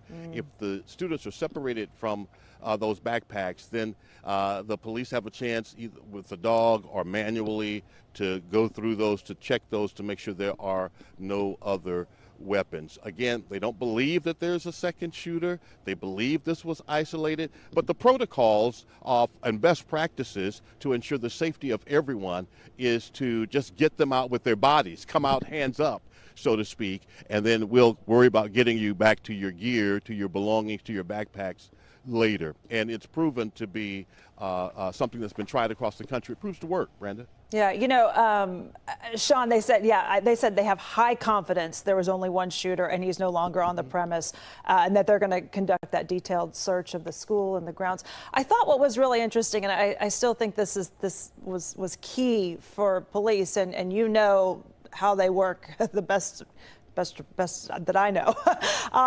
They said that at 9:15, after they got that call, that they had another phone call that told them the suspect they were looking for, that this is who was involved. So police knew as soon as they were responding who their suspect was. That's got to be big. Well, so yeah, it's absolutely huge. That's what I mean by this not being the kind of school shooting we've sadly had to report on so many times. This suspect person of interest / suspect, Timothy George Simpkins, a student at this school. So certainly other students knew him, right? So when the shooting happened and the first calls come in, 911, the next call comes in and says, hey, it's Timothy Simpkins. He goes to school here. He's a senior. He's 18. So he drives this. This is what he's wearing. All of that to their advantage. It wasn't like they were looking for a mystery man with a gun. They know who they are looking for. And this school had, I believe, 2 Mansfield officers assigned to this high school. Whether there were magnetometers, I don't know. Whether that would have made a difference, I don't know. But there were 2 officers in the school. Certainly that immediate response to the area where they heard the gunfire. And as they were coming up, he was going out. You understand? And they were that close, perhaps, and not knowing who they were looking for at that moment, may have even passed him on the stairs. Don't know that. But my point is they were responding to the shooting, the area where they heard the shooting. He was running the opposite direction. But so were many others at that moment. Right. We're seeing that. Of course, then they didn't know who he was. Exactly. True. Yeah, we're seeing some of the school buses that are transporting some of those kids right now. They did say that they're going to be holding the kids that actually witnessed what happened, the kids that were in the classroom, that they're going to be holding them and I presume questioning them, trying to get some more information out of them to figure out, even though they have video apparently, even though they have all this other stuff, they're trying to get as much information as they can from these kids now. Yes, and here's why. Video alone doesn't tell the whole story. Video might show the shocking moment, but it doesn't tell the whole story. What led up to this? As they talk to students, they'll find out what the beef was yesterday or Monday or since the start of school or happened over the weekend at a house party. Whatever it was that started this, that ended today on the 2nd floor in Timberview High School. Not only that, but as they talk to kids, they may learn what the students knew. Someone may have known that the suspect was planning to bring a gun to school today. And maybe what they didn't say before it happened, they'll tell investigators now after it has happened, and they're being queried by investigators who are trained. There's training for investigators to talk to. We're talking about 16, 17, 18-year-old students in Mansfield, South Arlington area who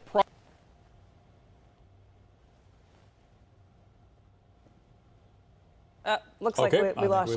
I think it's important just to point out, too, something we talked about earlier, but we've got a lot of schools right now that are in lockout mode. Right. Because I know Mansfield ISD put a bunch of schools.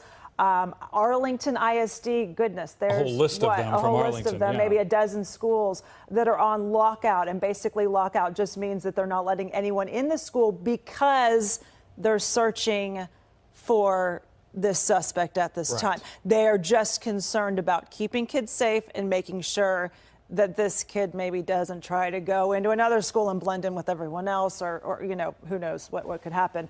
But there are a lot of kids at other schools right now. Parents, don't be alarmed, but they are in lockout mode. They have nothing to do, I mean, the school may have nothing to do with this case essentially. I mean, really have nothing to do with this, but still, just as a precaution, there are a lot of districts that are sending out notes to parents right now saying that their child's school is in lockout, not locked down, which would be where their doors locked and stuff, but it's where they're not letting anyone in the school. Just as a Arlington ISD described it as all exterior doors are locked from the inside. All students are safe inside the schools as teaching and learning continues. And one interesting note, that I heard from Tracy Aaron, the Mansfield police chief. He said that we're looking for this suspect across the state. Now, we've got U.S. Marshal's office who is assisting in this search. The ATF is there. The FBI is working on this, as Rab was saying. It's not clear if the search for the suspect is necessarily isolated to the home that Shannon Murray. It didn't look like he was there. It definitely looked like the police were just kind of standing around there, maybe protecting the home or waiting in case he was to show up there. Right, and it is that unknown, of course, that sparked all these other districts. I mean, that school sits in the southeast corner of the city of Arlington, right up next to Grand Prairie, right up next to Mansfield. You've got schools even as far away as nearby Kennedale that put their school or some schools in that area on lockdown. And so you've got a lot of people who saw this on social media. And again, with the unknown of where that suspect went. And not knowing the connections that he has or, who his friends are, who, that definitely is something. I think also we want to point out, again, it appears 2 people shot. 4 people hurt. This is what police said. 4 victims, 1 refused treatment, 3 taken to the hospital, and the officers said that 2 were shot. 2 had gunshot wounds. Right, 2 were and had surgery. So, and he said there were at least 2 shots fired. And as we've been talking, we've been showing them the mugshot of the suspect, Timothy George Simpkins, 18 years old. There's the mugshot right there. And then we're back to some live video of these buses taking the students over to the Performing Arts Center so that those students can be finally reunited with their parents. And again, they are saying that this suspect, 18-year-old Timothy George Simpkins, could potentially be driving a 2018 silver Dodge Charger.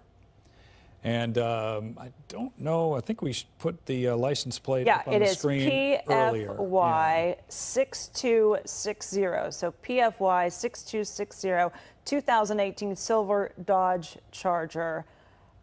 Police didn't say anything. I thought it was interesting. They didn't say anything about this suspect's background, but they did say, and they also didn't tell us if he still has this gun on him, but they did say that he should be considered armed and dangerous.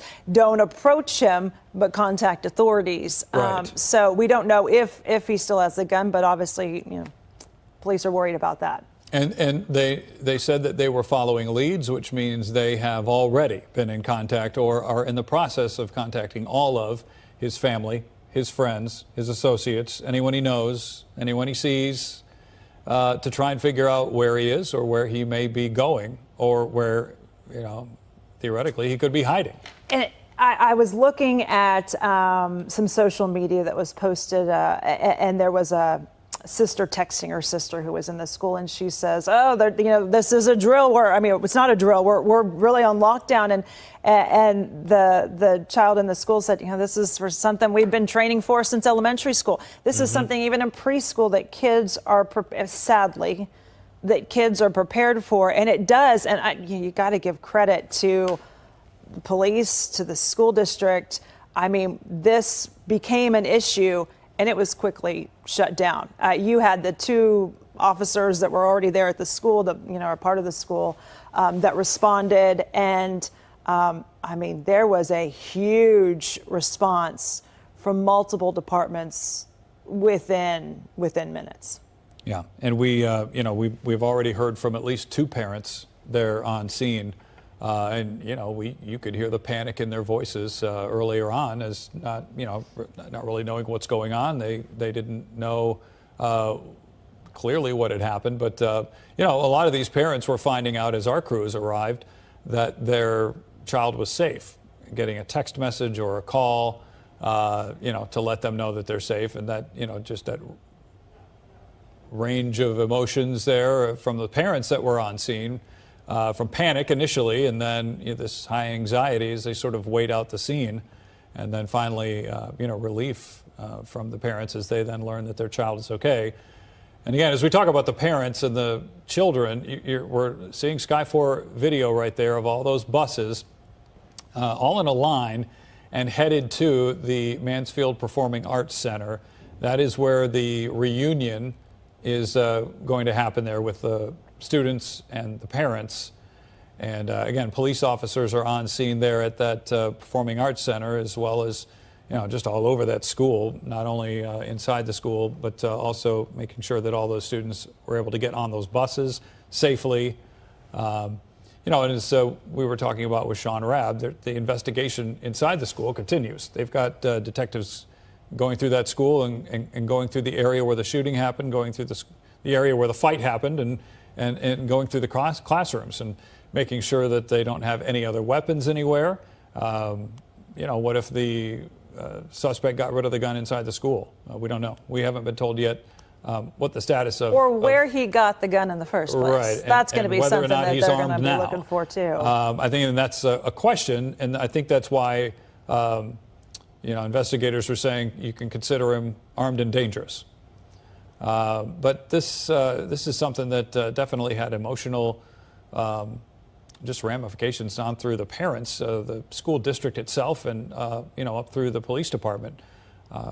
Mansfield Police Chief Tracy Aaron asking for prayers for the parents, the kids that were inside the school that had to endure all of this, and the fear and everything else of just staying inside of those classrooms on lockdown.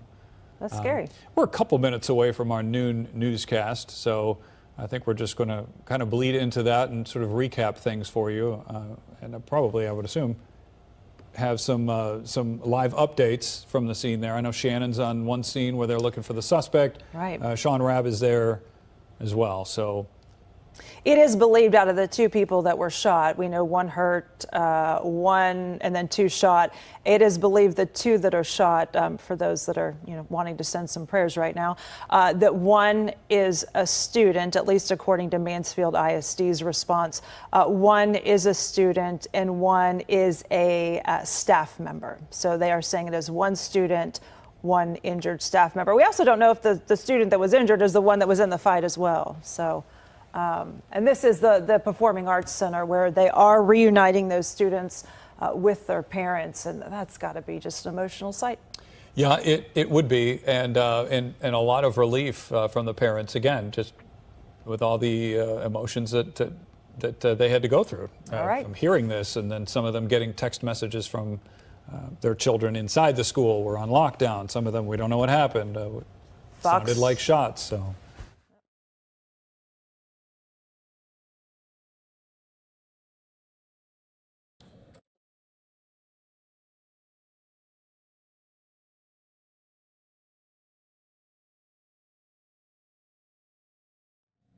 We continue to get live aerials right here for you on Live Now from Fox. Thanks again for joining us. We are going to reset you here in just a moment.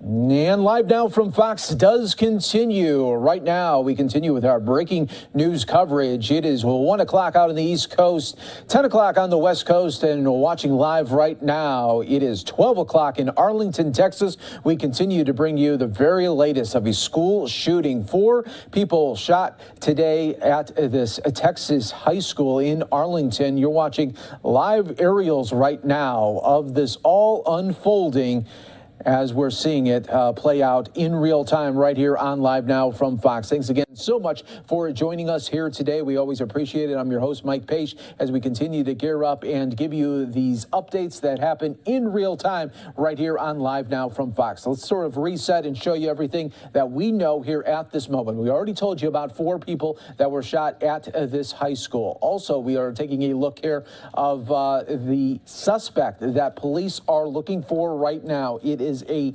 18-year-old, and it says, this is from Arlington Police, says, we are looking for a shooting suspect in today's incident at Mansfield Timberview School. Please call 911 if you know the whereabouts of 18-year-old Timothy George Simpkins, who may be driving a 2018 silver Dodge Charger with license plate PFY 6260 there. So that is who they are looking for right now. And this is the area where police may believe that this suspect is at. They're right now holding an area at the subdivision in Arlington right now. So we'll be keeping an eye on this shot as well. We have so many different angles here for you right here on Live Now from Fox. So now that the school is secure, they are starting to bust some of those students out of there. So we'll be getting much more updates coming up in just a little bit here on Live Now from Fox. But I also want to show you what we are also waiting on for at this hour. It's going to be a busy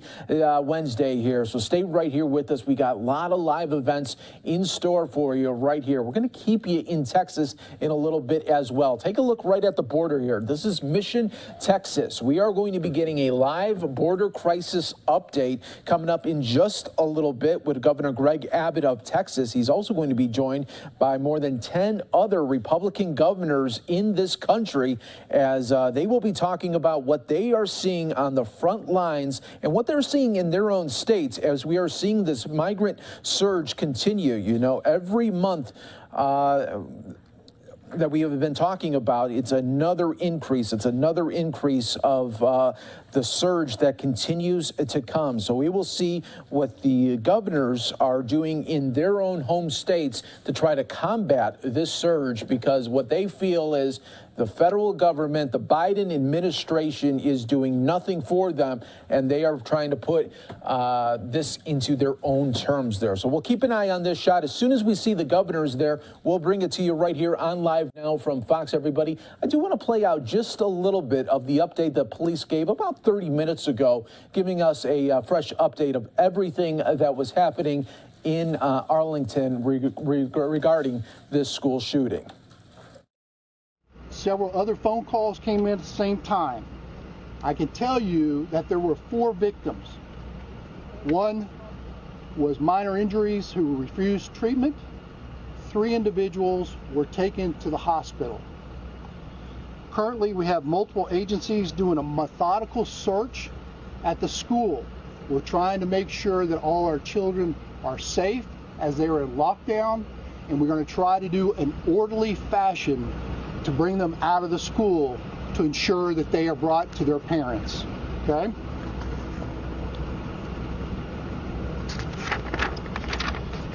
Once the search is completed, we'll make sure that all the students are transported on a bus on the south side of the school to the Mansfield Independent School District Center of Performing Arts at 1110 Debbie Lane. Prior to the students leaving the building in an orderly, controlled fashion, we've got police officers that will take photographs of their identifications, so we make sure that we've got all the students accounted for in an orderly fashion. Timberview High School, a good school, a large school. Here, it's a Mansfield school in southern Arlington, and Mansfield ISD school here in southern Arlington. And you know, certainly for parents and students, it is the kind of memory made on this Wednesday in October that they'll not soon forget. You know, Sean, talk about having all your witnesses contained in one spot, though. I mean, this is going to be key for police. They said they're releasing all these students right now, except for the ones who actually saw what happened. I mean, they're going to be talking to those kids about every little detail. And I would imagine a lot of them would be very happy to give up the location or any information regarding the suspect.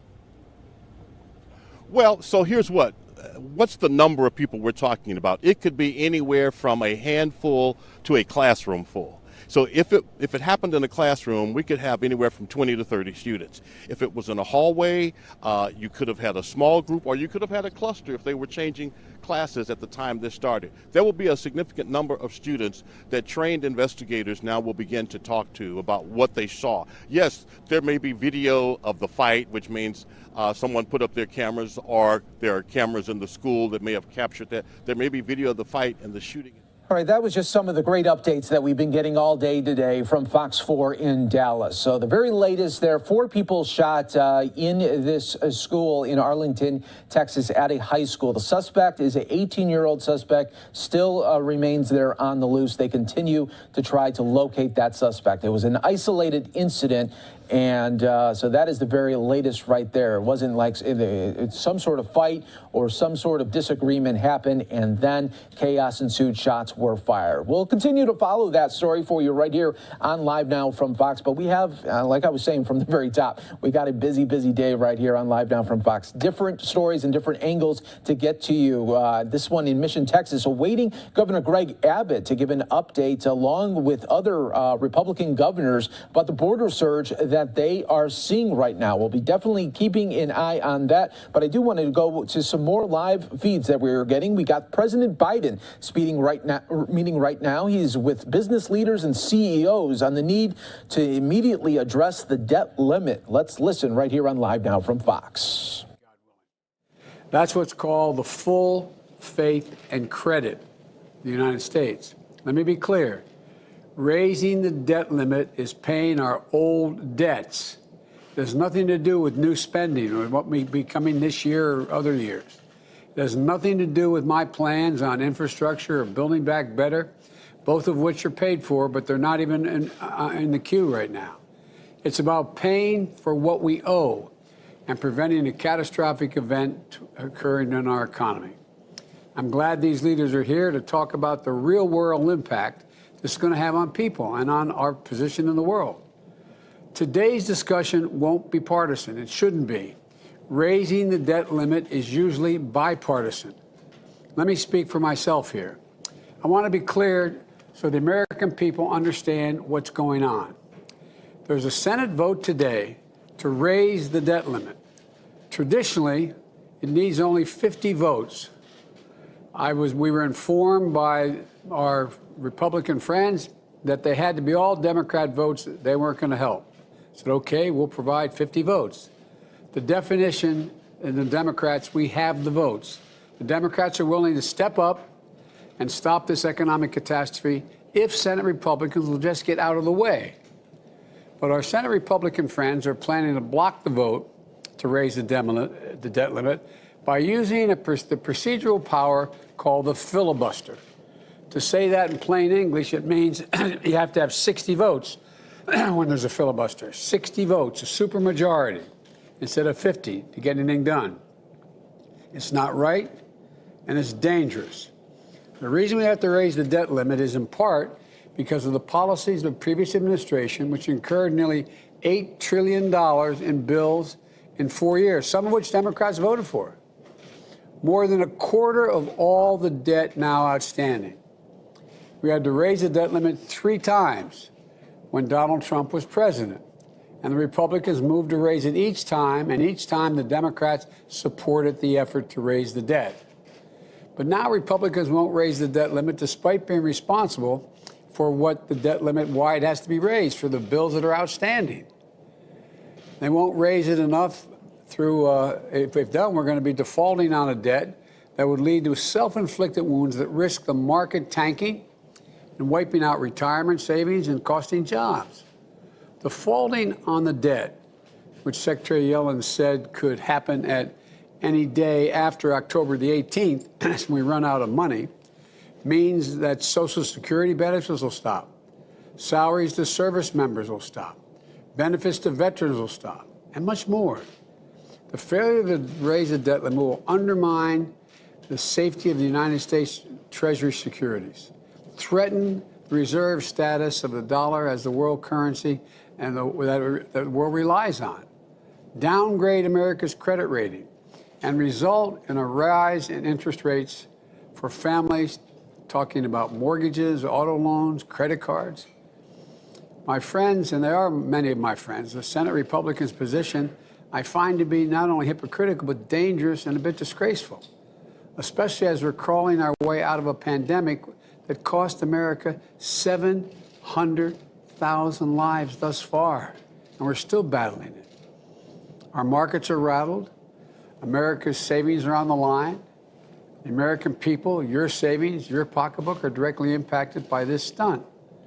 It doesn't have to be this way.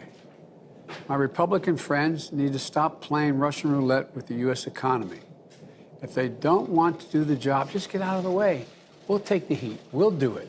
We will do it. Let us do it. Let the Democrats vote to raise the debt limit without obstruction or any further delays. House Democrats have already passed the bill that would do that, raise the debt limit and keep the government functioning.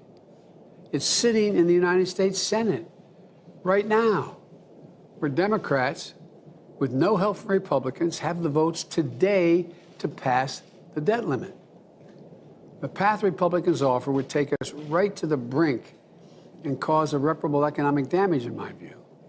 So let's vote and end this mess today. That's the only way to eliminate the uncertainty and risk that will remain for American families and our economy if we don't. Over more than 200 years, America's built this hard-earned reputation of the strongest, safest, and most secure investment in the world. And that's why the United States is the financial rock the world looks to and trusts. Now, in one cynical, destructive partisan ploy just for politics, our Republican friends are teetering on the brink here. They're threatening to boot that all away. Now, it's a meteor headed to crash into our economy. We should all want to stop it. Stop it immediately. This shouldn't be partisan. And I'm thankful for the leaders who share the urgency on why we need to act. We need to act now. Many of them are here with me. Not next week. Now. Look forward to hearing from their perspectives, and we'll now get this meeting started with my colleagues' permission. I'd like to start off, if I may, with a question for Jane Fraser, the CEO of Citi. And by the way, congratulations on your award. You run one of the largest banks in America. And what impacts are you seeing, or do you think you'll see, from this obstruction? What does it mean for the small businesses and everyday people if we renege on the debt here? Thank you, Mr. President, for inviting us all to talk about this critical issue.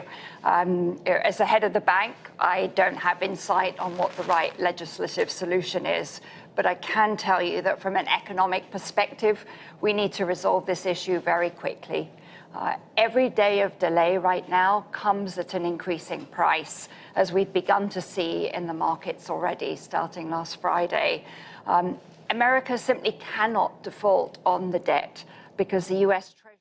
All right, everybody, we are going to take a quick 2-minute break right here on Live Now from Fox. When we come back, we are going to take you out to Mission, Texas, where we are going to hear from several governors, Republican governors, talking about the border crisis at hand. You got Ohio governor there, Mike DeWine. You got the Montana governor. You're going to, of course, have Governor Greg Abbott. You're going to have the governor from Arizona, Governor Doug Ducey, all in the mix right here on Live Now from Fox. Stay right here with us. Some of you are going to be entering a 2-minute break.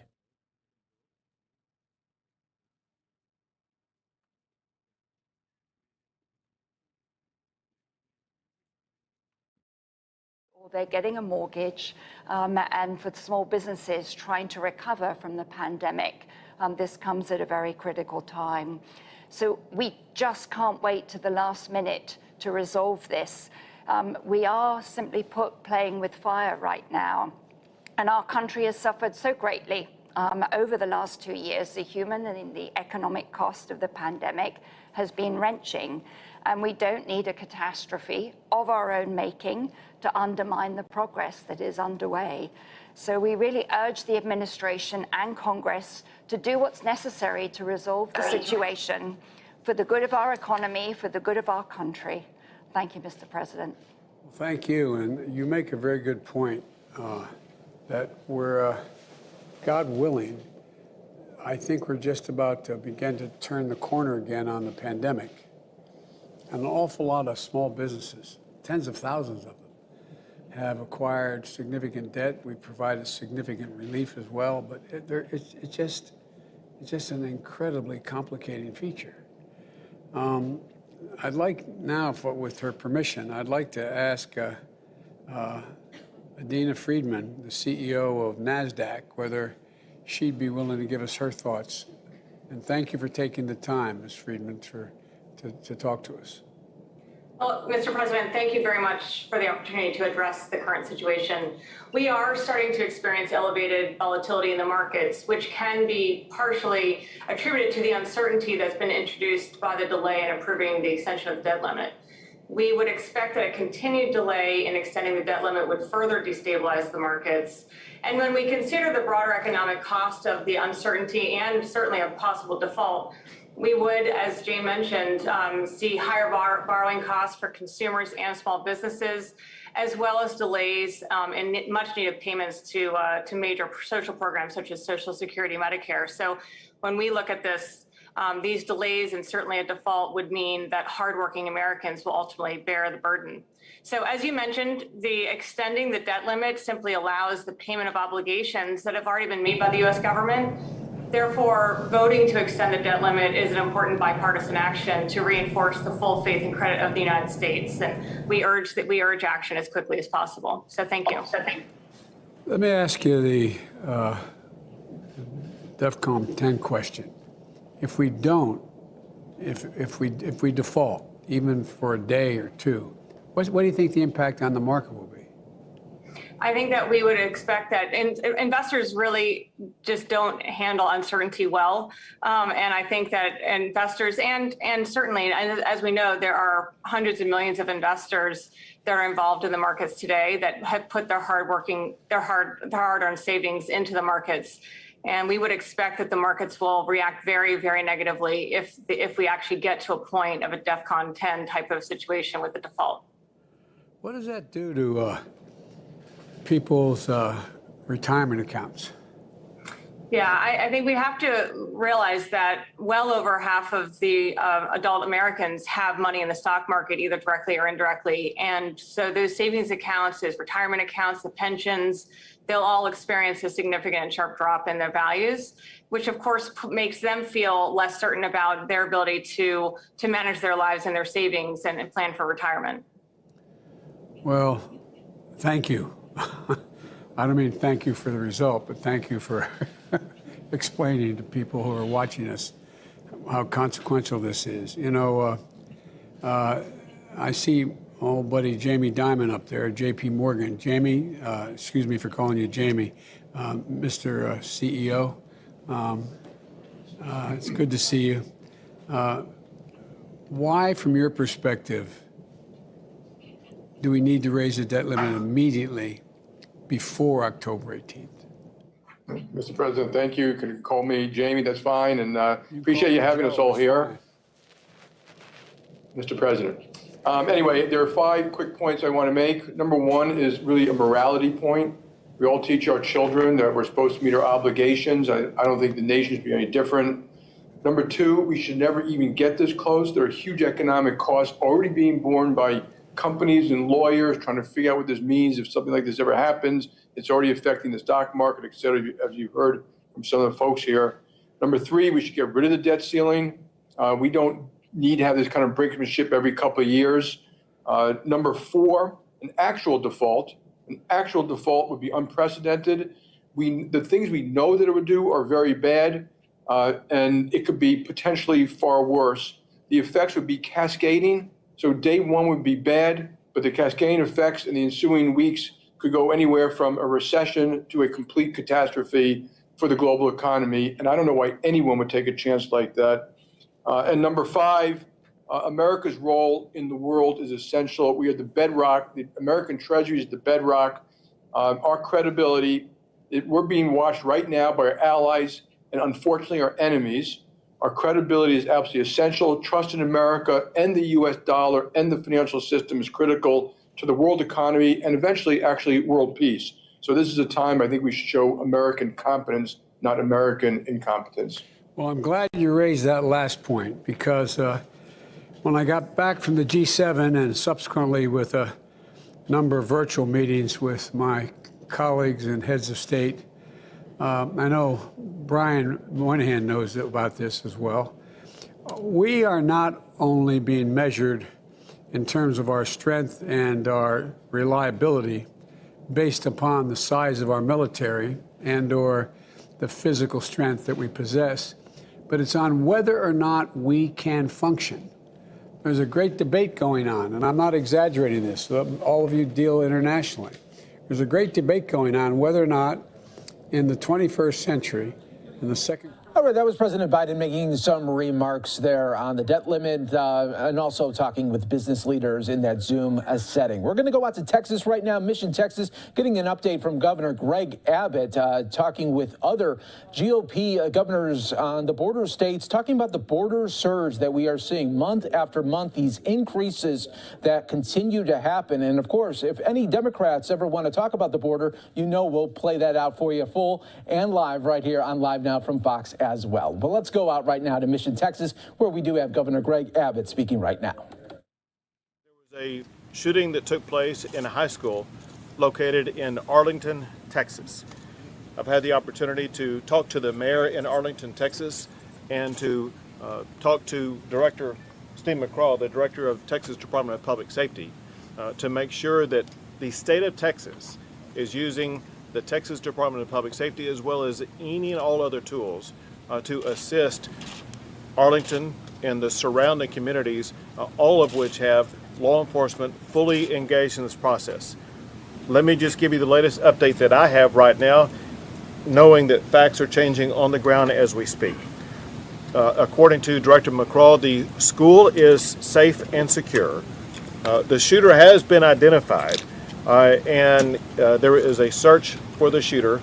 We know the shooter's car. We feel confident that the shooter will be located very, very soon.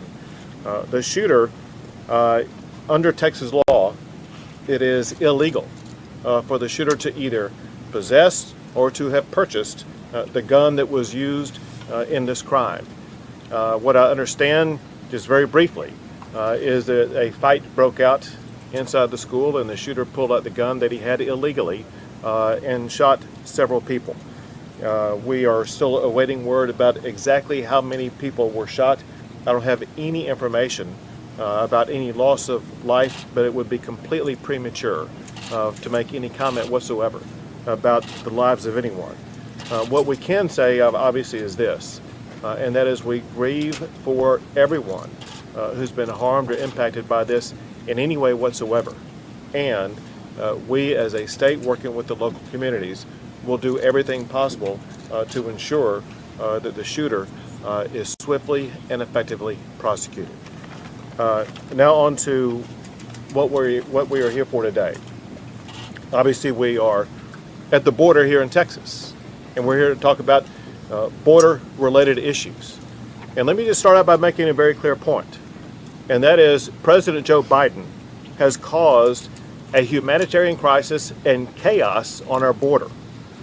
All Americans saw exactly what happened in Del Rio, Texas just last month, and we know that that chaos will be repeated unless and until President Biden takes action. 26 of America's governors have worked together to develop specific actions that Biden can take immediately to end the crisis on the border that he has caused. We, all of us, asked the president for a meeting to visit with us about this, and he refused to meet with us, and he completely ignored us. 9 of the 26 governors that crafted this action plan gathered today at the border, a border, by the way, that President Biden has never even been to. We're here to announce 10 actions that President Biden must take immediately. For me, I will mention 3. 1, the Biden administration must reinstate the Remain in Mexico protocols, which require asylum seekers to remain in Mexico while awaiting their court hearing. This is a proven deterrent to crossing illegally. 2nd, the Biden administration must finish securing the border, which includes, among other things, finishing the border wall. 3rd, the Biden administration must enforce Title 42 health restrictions at the border. And then I'll add this. While Joe Biden has done absolutely nothing to solve the crisis that he caused, Texas has taken 10 actions, not plans, but actions to address the Biden border crisis. 1, I signed laws providing $3 billion of Texas taxpayer money for Texas to do the federal government's job to secure the border. 2nd, I've deployed thousands of National Guard and Texas Department of Public Safety troopers and officers to secure the border. They are credited with forming a barrier that shut down the illegal migration surge in Del Rio. 3rd, we created a system to arrest and jail illegal immigrants who are trespassing in Texas. 4th, I signed a budget approval and provided the authorization to build a border wall in Texas. 5th, I signed a law to make it easier to prosecute smugglers who are bringing illegal immigrants. We are going to continue to listen to Governor Greg Abbott in just a little bit here on Live Now from Fox. We're going to take a quick 2-minute break, everyone. Get back to that border crisis in just a bit. But when we come back, we'll get a fresh update in Arlington on the high school shooting that we've been bringing you all morning long. Into America who are trafficking this deadly drug. 8, I declared a disaster for border counties that are suffering from the surge of illegal border crossings. 9, I issued an executive order to prevent NGOs from transporting illegal immigrants in Texas. And 10th, Texas took legal action to enforce the Remain in Mexico policy as well as the Title 42 policy. In that regard, a federal judge in Texas ruled in our favor, commanding the Biden administration to continue to keep the Remain in Mexico policy in place. The Biden administration has refused not only to keep that policy in place, but the Biden administration has also ignored that order issued by a federal court that was appealed all the way up to the Supreme Court and allowed to stay in place at this time. The Biden administration is in violation of a federal court order to impose the Remain in Mexico policy. Last, I want to make clear that while Biden continues to dither, Texas and other states are taking action to do the federal government's job. I thank the governors from across America who have sent resources to our state. They understand the magnitude of the problem as well as the need for action. And I thank the governors who were able to adjust their schedules to be with us here today. There are several other speakers, including first, the Director of the Texas Department of Public Safety, Steve McCraw. Well, thank you, Governor.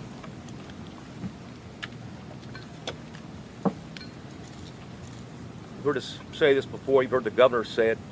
There cannot be the most significant threat to Texas is clearly an unsecured international border with Mexico. It's the most significant public safety and homeland security threat. It's allowed the Mexican cartels to evolve and become the most dangerous, most violent, most brutal criminal organizations in the world. They dominate the drug and human trafficking market throughout the United States. Welcome back, everyone, here to Live Now from Fox. We'll get you back out there to Mission, Texas in just a bit as we talk about the very latest with the border crisis. We do want to go out to Arlington, Texas right now to get a fresh update on the high school shooting that we've been bringing you all morning long. We are now joined by Fox 4 News' Sean Robb with the very latest. Done now, Thank you so though, much. has taken us from a reactive position. Okay, let me try to explain to you what's happening here now. Let's take a look at the campus. Brad's going to push in best he can. You can still see some school buses who are parked here. And what we know about the school buses, literally a flotilla of buses showed up, and the students were then being placed on these buses after they're being photographed to make sure that every student was accounted for, placed on those buses and taken to the reunification center, which is on Debbie Lane, where they would be reunited with mamas, dads, and grandparents. Here at the school, I can tell you since the time we've been here, certainly what feels like tension has kind of gone down somewhat. Not as tense right here on the campus now because they know it's only one shooter. They know who the shooter is. They know how this began today. And really the intense activity now is the search across Tarrant County and, in fact, as law enforcement told us, the state, as they look for 18-year-old Timothy George Simpkins, who was driving a 2018 silver Dodge Charger. This all started this morning as a fight on the second floor. About 9:15, 911 calls came in for shots fired. 2 Mansfield police officers work on this campus. They rushed upstairs to where they heard the gunshots. 4 people were hurt. Not all shot. 4 were hurt. 1, a pregnant woman, we believe, may have been slightly injured in a fall. She was looked at by paramedics but refused to be transported. 3 others were transported. We believe at least 2 had gunshot wounds serious enough that required surgery. That's what we believe at this hour. We've not gotten any update on their physical conditions. We can also tell you, when I say physical conditions, not only are they impacted emotionally, but imagine the students who are on that second floor and then the school at large. All of the students and staff impacted emotionally by what has happened here today.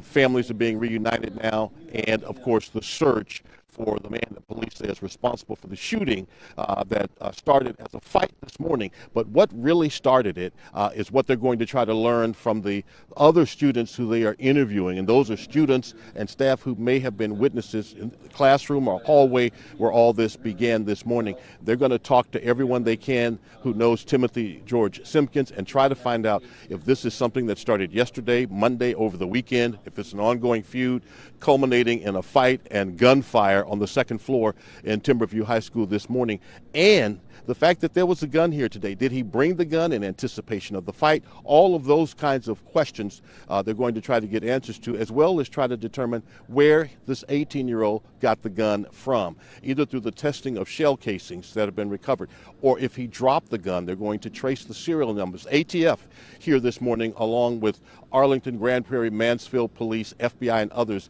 all assisting Marshall's task force, fugitive task force, all right now looking for that 2018 silver Dodge Charger, the man that they've identified through students who called 911 saying Timothy Simpkins is the guy who did this. And then video perhaps in the school or from talking to others supported those 911 calls. Remember, there is video of the fight that started and perhaps the shooting, but that alone won't tell the whole story. The backstory to how we got here this morning is just as significant as what happened in that hallway. Who knew and maybe said nothing before this morning's tragic accident? The best thing that we can say about this incident is that at this moment there have been no lives lost. While we do not know the condition of those in surgery, the good news is they are in the hospitals, they are getting the best intensive care, and thus far no lives lost. And that's the prayer right now, certainly across all of Tarrant County and North Texas, really, that these folk will come out of this, that they will survive, and that without further incident, Timothy George Simpkins will surrender to law enforcement. Yeah, we're hoping for that pretty soon there, Sean. Thanks so much for that update. You know, as a parent there, to get that text message or email saying that there's something horrible happening at your son's or daughter's school is always, you know, a gut punch, but we're thankful that so far nobody has been dead from this incident. Sean Rabb, thanks so much for giving us this fresh update. We appreciate it right here on Live Now from Fox.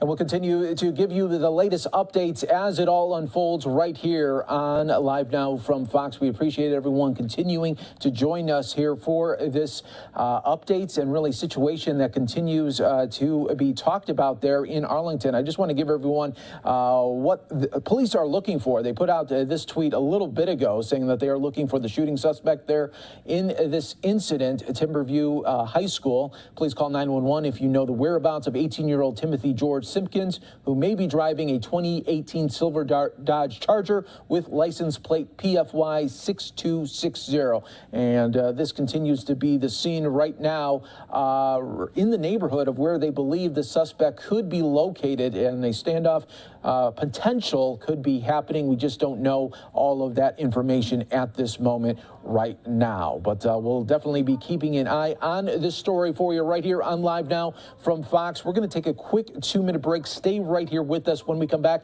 we'll take you back out to Texas, getting an update on the border surge and crisis that continues. Opioid epidemic in America. The Biden border crisis has also led to a disturbing rise in crime in our streets. Because our border sheriffs have to spread their personnel thin between the border and the rest of their counties, there are far fewer officers patrolling our streets and keeping Arizonans safe. In Yuma, the amount of theft has increased by over 36% compared to the second half of last year. Homicides in Tucson are up almost 60% compared to this time last year.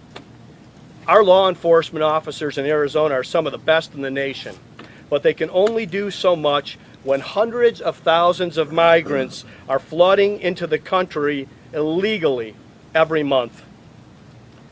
There are 3 people to blame for making America a more dangerous place: President Joe Biden, Vice President Kamala Harris, and Secretary Alejandro Mayorkas. It's no secret anymore. They have created this crisis, and Americans know it. This year, President Biden took the oath of office to become our country's 46th commander-in-chief. Instead of commanding our military, he's commanded drug cartels and other criminals to wreak havoc on the United States.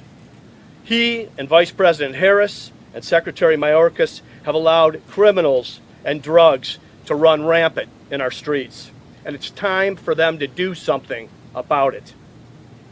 I've joined 25 other governors, many who are standing behind me today, in sending a letter to President Biden requesting a meeting now. Either he's unwilling to solve this crisis or he doesn't know how. So we're here to offer solutions. It's been 16 days since we sent the president the letter, and we still haven't heard anything back. We're not going to sit around while Joe Biden refuses to act. The White House press secretary last week told the Republican governors to be a part of the solution. We've tried to meet with the president and be a part of the solution, but he refuses. Even worse, he ignores, just like he's ignoring the border and the well-being of the American people. If the president won't meet with us, then we'll share our policy ideas today. Hopefully he'll hear the solutions and act. The Biden administration should begin by dedicating federal resources needed to eradicate human trafficking and drug trafficking along the southern border. We need additional resources to fight drug cartels, arrest offenders, support victims, and prevent lethal and dangerous drugs from reaching American cities and schools across our country. The Drug Enforcement Administration issued a public safety warning for the first time in 6 years as international and domestic traffickers flood the U.S. with fake prescriptions laced with lethal doses of fentanyl. Americans' lives are at risk. We need this administration to provide adequate resources to stop the flow of these deadly drugs across the border. The border must be secured and criminals must be deported. On top of that, the U.S. should re-enter all agreements with our Northern Triangle partners, including Mexico. Upon taking office, President Biden issued an ill-advised and frankly foolish executive order that terminated agreements with El Salvador, Guatemala, Honduras, and Mexico.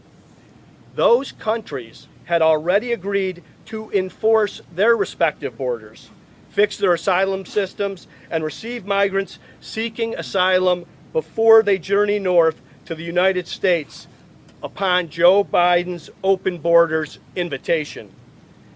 And our final solution is about communication. President Biden, Vice President Harris, and Biden administration officials at every level of government need to speak with a unified and clear voice to potential migrants. Our country's borders are not open, and abuse or misuse of the asylum system will not be tolerated. This isn't hard, or at least it shouldn't be, but we are talking about the Biden administration after all. We can turn things around. We can keep drugs out of our communities and our schools, and we can make our streets safer. We can have an immigration policy that doesn't include men on horseback herding migrants. President Biden, this is up to you. Are you willing to make the changes necessary to keep Americans and these migrants out of harm's way? That's the question you need to answer. Thank you. Thank you, Governor. And next is Iowa Governor Kim Reynolds. Thank you, Governor. It's a pleasure to be here. You know, over the past 8 months, we have seen illegal immigration just soar, and in fact, it's becoming a migration. And Joe Biden has done absolutely nothing to confront this self-inflicted crisis. As chief executives of our state, Republican governors have come together to discuss what we expect the federal government to take action on so that we can stop the crisis and humanitarian crisis that's happening at this border. You know, the security, we have seen, we need Joe Biden to step up and lead. We can do this by enacting common sense. policies that will reduce never-ending programs. But his policies have done just the exact opposite. What we're seeing coming out of the Biden administration is incentivizing actual migration, and illegal crossings is at a 20-year high, including the crossings of unaccompanied children. And what they're doing after that is they're secretly transporting them into our states across this country. And Iowa is one of those states. In April, we had 15 unaccompanied minor girls that were flown into the Des Moines airport in the middle of the night, and then they were boarded on charter buses. And after we were made aware of this happening in the state of Iowa, we reached out to the Biden administration to ask them if they were responsible for this action taking place. And for over a month, they denied any involvement in this action. And so we were concerned that it could be human trafficking. And so we used our own resources to continue to investigate the plane that had 19 young women being dropped off in the state of Iowa and moved to charter buses. After weeks of denying that they had no involvement in it whatsoever, they finally admitted that it was their administration that was responsible for that plane landing in the state of Iowa. I can tell you Tennessee has a similar story, as well as Iowa. So if this is happening in Iowa, and if it is happening in Tennessee, this is happening in states all across our country. And at a minimum, this administration should not only provide transparency, but they should notify governors across this country when illegal migrants and unaccompanied children are being dropped off in our state, because then we become responsible for them. So that is a policy solution that he could enact tomorrow. In addition to that, he should require the Office of Refugee Resettlement to enforce that policy action. In addition to that, they need to resume the deportation of all convicted criminals. When President Biden took office, the first thing he did was to issue an executive order that ordered ICE to do limited deportations. That is unacceptable. That should have never happened. All convicted illegal criminals need to be deported, and that is another thing that he could do tomorrow. Thank you, Governor. And next we have Nebraska Governor Pete Ricketts. Thank you very much, Governor Abbott, for hosting us here today. And I want to start by thanking the men and women of the Customs and Border Patrol. They are heroes helping to secure our nation's border here, and they need to be supported. So thank you to them.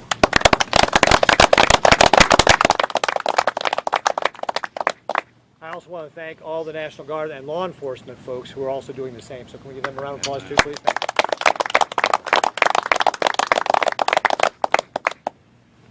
President Biden thinks that he can ignore this humanitarian and security crisis and it will go away.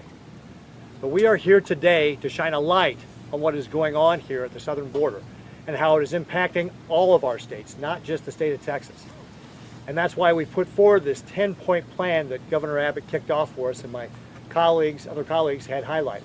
I'm going to round out a couple more of the points that we're asking for as part of this overall plan that we know will work to help us stem this mass migration into our country. One of the things the Biden administration must do is end the catch and release program. This was an Obama-era program that was terminated under the Trump administration and restarted again under the Biden administration. What this does is just incentivize people to come across the border illegally because they are then released. And that is creating a crisis not only here at the border, but health hazards across our country. So if you think about what's going on here, as reports have shown, 18% of the families that are coming here illegal and being released are testing positive for coronavirus, COVID-19. And when it comes to the unaccompanied minors, that's 20%. In fact, I think there's a report out there that shows that the Biden administration may have placed up to 40,000 COVID positive people into our cities here in the United States. What the Biden administration needs to do is stop this policy and then resource the judicial system to be able to expedite these cases. There is a record over 1 million people that are waiting to get their cases heard. As we heard earlier today from Brandon Judd in our briefing, this can take 2 years before their court case comes back up again. And that's if they show back up. So the Biden administration must take steps to end this catch and release program. And then also, the Biden administration must properly resource this border. That means they need to resource more for Customs and Border Patrol and the National Guard. Now look, folks, this is not new.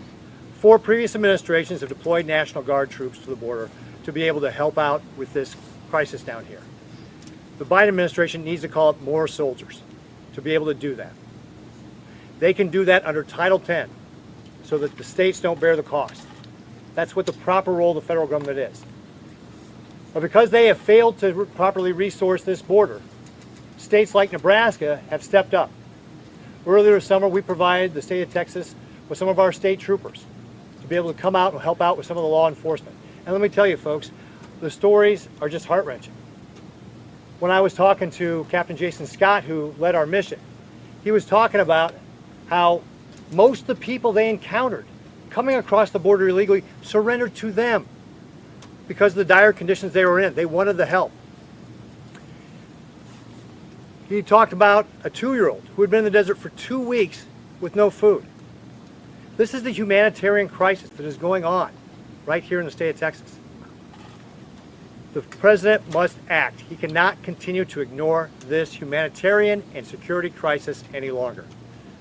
And he has seen that we, the states, have a 10-point plan that will address this, and we know, as Brandon Judd was talking about earlier, it will work because it's worked before. We're calling on the president to act to end this crisis. Thank you. Thank you. Also want to let you know, also joining with us here today is the governor from Oklahoma, Kevin Stitt, the governor from Ohio, DeWine, the governor from Georgia, Governor Kemp, the Idaho governor, Brad Little, Montana governor, Greg Gianforte, and the Wyoming governor, Mark Jordan. And we have with us the Texas Adjutant General, Tracy Norris, as well as the National Guard General in charge of border security, and that is General Ulis. With that, we'll take a few questions. Governor, do you feel that it's right for critics to say this is just a photo op? Are you looking to run for president? The American people saw the crisis at the border when they saw the way that the Biden administration allowed Del Rio to be overrun. The governors insist that the Biden administration reinstate the effective plans that were put in place by President Trump. And the governors also are adamant that while President Biden may be silent about this and may not be taking any action whatsoever, we are going to act in his absence. Our constituents demand it, not just here in Texas, but I can speak for all of these other governors here when all of their states are suffering because of the massive inflow of fentanyl into the United States, which is leading to deaths in all of our states. This is one of, if not the most urgent matter that we're facing in the United States at this time. And it's time for the Biden administration to wake up and get on the job and do its job to protect the sovereignty and safety of the United States of America. Governor, can I also step in on that one? To say this is not a crisis, to ignore the data. Through August, Customs and Border Patrol has had over 1.3 million contacts. Through August of last year, that number was 272,000, nearly 5 times as many contacts this year. That's why this is not about illegal immigration, this is about a mass migration. And if you look at April 2021, ICE completed 2,962 removals. That is the lowest number on record. So while we are seeing a surge at the southern border, the Biden administration is not resourcing our agencies properly to be able to take the appropriate law enforcement action. That is why the president must act. Governor, critics say that the Operation Lone Star is unconstitutional. How do you respond to that? We think that the person who is acting inconsistent with the Constitution is the President of the United States. He's completely abdicated his constitutional duties, and that is why it is necessary for the states to take action. We believe the states are authorized by the United States Constitution to do exactly what Texas is doing under the 10-point plan that we are already acting on right now. Our job is to secure the health and safety and security of our constituents. And if Joe Biden's not going to do it, the governors of the United States of America will do it. Governor, Secretary Mayorkas has stated earlier today that the federal government was now ready to handle a crisis similar to what we saw in Del Rio. Are you concerned? Can you trust in what the federal government is saying to see a scenario like we saw in Del Rio in another area in the world? I cannot count the number of misrepresentations that have been made by Secretary Mayorkas. He has continuously misled the American public, including even saying that the border is closed and secure, which could be nothing further from the truth. I believe Congress should investigate and call upon the resignation of Secretary Mayorkas for abandoning his job, not doing what the Secretary of Homeland Security is supposed to do, which, among other things, means supporting and deploying Border Patrol, which are completely lacking and inadequate down here. And so Secretary Mayorkas is a disaster in what he's done, and no one should put any trust or confidence in anything that he says. Governor, closing ports of entry for trade with Mexico. May I? Yeah, one moment. We'll come back to you next. Go ahead. To answer your question, come up over here. There are no new policies, programs, or operations that have been implemented since Del Rio. We are not prepared to handle anything. We're not prepared to handle the numbers that are coming up. We're not prepared to handle the 60,000 that Peru just reported is coming through their borders. No policies, programs, or operations. That's the answer to your question. And one other point on that, every policy that we sent to the president, he can handle with the stroke of a pen. He does not need the help of Congress. Secretary Mayorkas has been non-responsive to we as border governors, and we have 26 governors on that letter asking for action right now. Secretary Mayorkas took 90 days to respond to the letter Arizona sent him in March. He should resign. Vice President Harris has been the worst possible choice to be the border czar. She's never shown any care about this issue or any level of seriousness, and Joe Biden has never even been to the border. But we are here today presenting solutions. We will work with them. This is a crisis, and it requires action with urgency. Governor, you said that some of your primary challenges suggested closing ports of entry with Mexico. Is that an action that you would be willing to take as governor? We will take any and all action that needs to be taken. Understand this, however, and that is most, if not all, of the illegal immigration that is occurring is between the ports of entry. That is why we are having to surge resources between the points of entry, because our job is to, our focal point is to try to reduce people who are crossing here illegally. Governor, you mentioned Adolfo Muñiz with Spectrum News 1. And we've been listening to the update there from Governor Greg Abbott of Texas and the other GOP governors coming together to continue to talk about the border crisis from what they feel the Biden administration is not talking about at all. You heard from Governor Greg Abbott there. President Biden has not even been to the border, and they are calling on the DHS secretary to resign, and also saying that Vice President Kamala Harris does not care about the border, even though that she is the border czar right now. So we will continue to follow this story here for you on Live Now from Fox. Always a lot of different angles when it comes to the border crisis. Just yesterday on Fox News, a Del Rio, Texas resident urged the Biden administration to mitigate the border crisis, arguing taxpayers are the ones to bear the burden of funding the administration's wide open borders.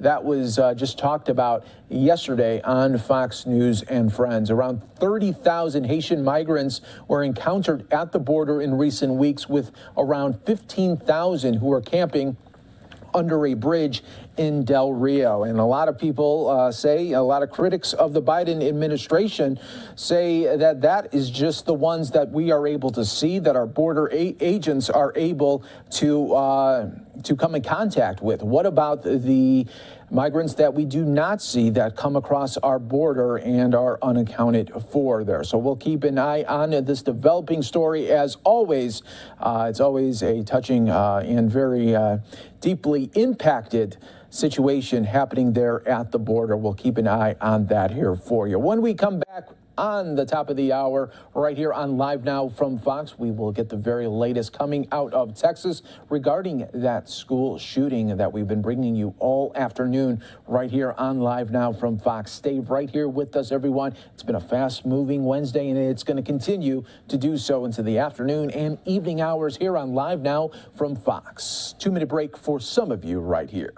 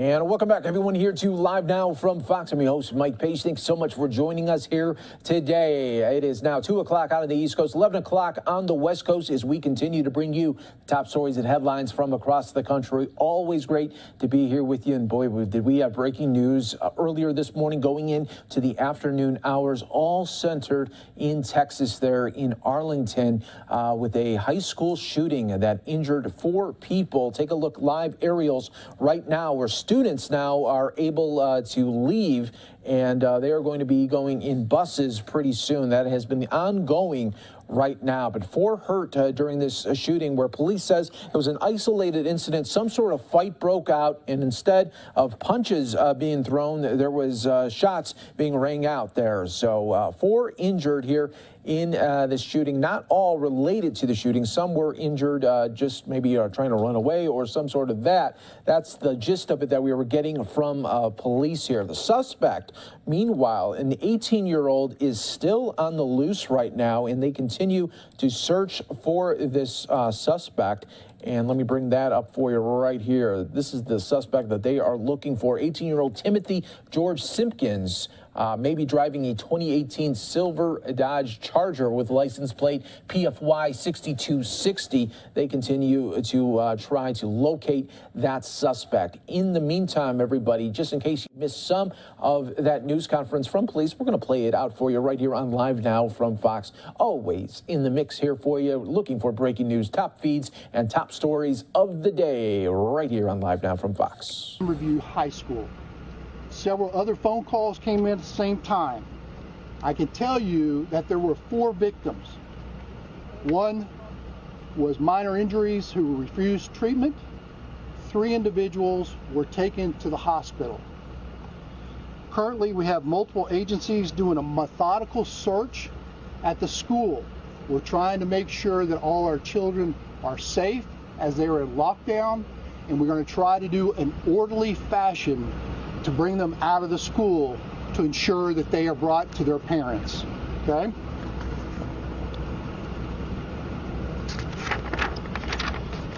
Once the search is completed, we'll make sure that all the students are transported on a bus on the south side of the school to the Mansfield Independent School District Center of Performing Arts at 1110 Debbie Lane.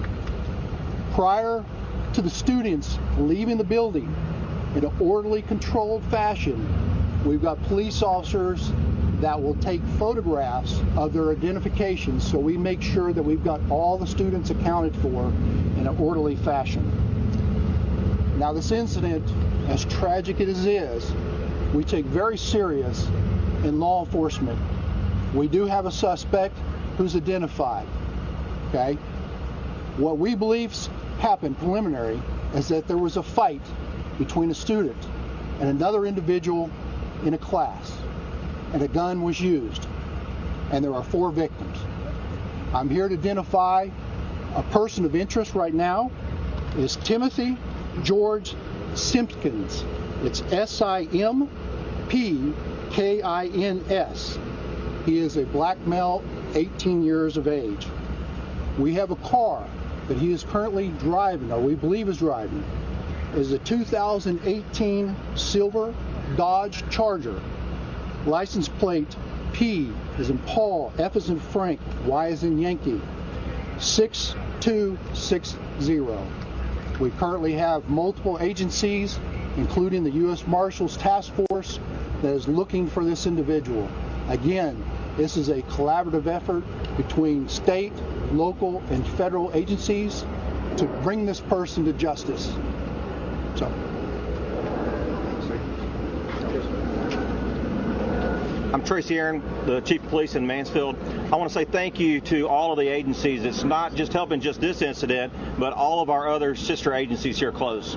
You know, Mansfield responded to this the same as all of the other agencies, and I have to assure you that the departments are doing a great job here in bringing all this to a close. What you're going to see now is that there's going to be continued searches for our suspect.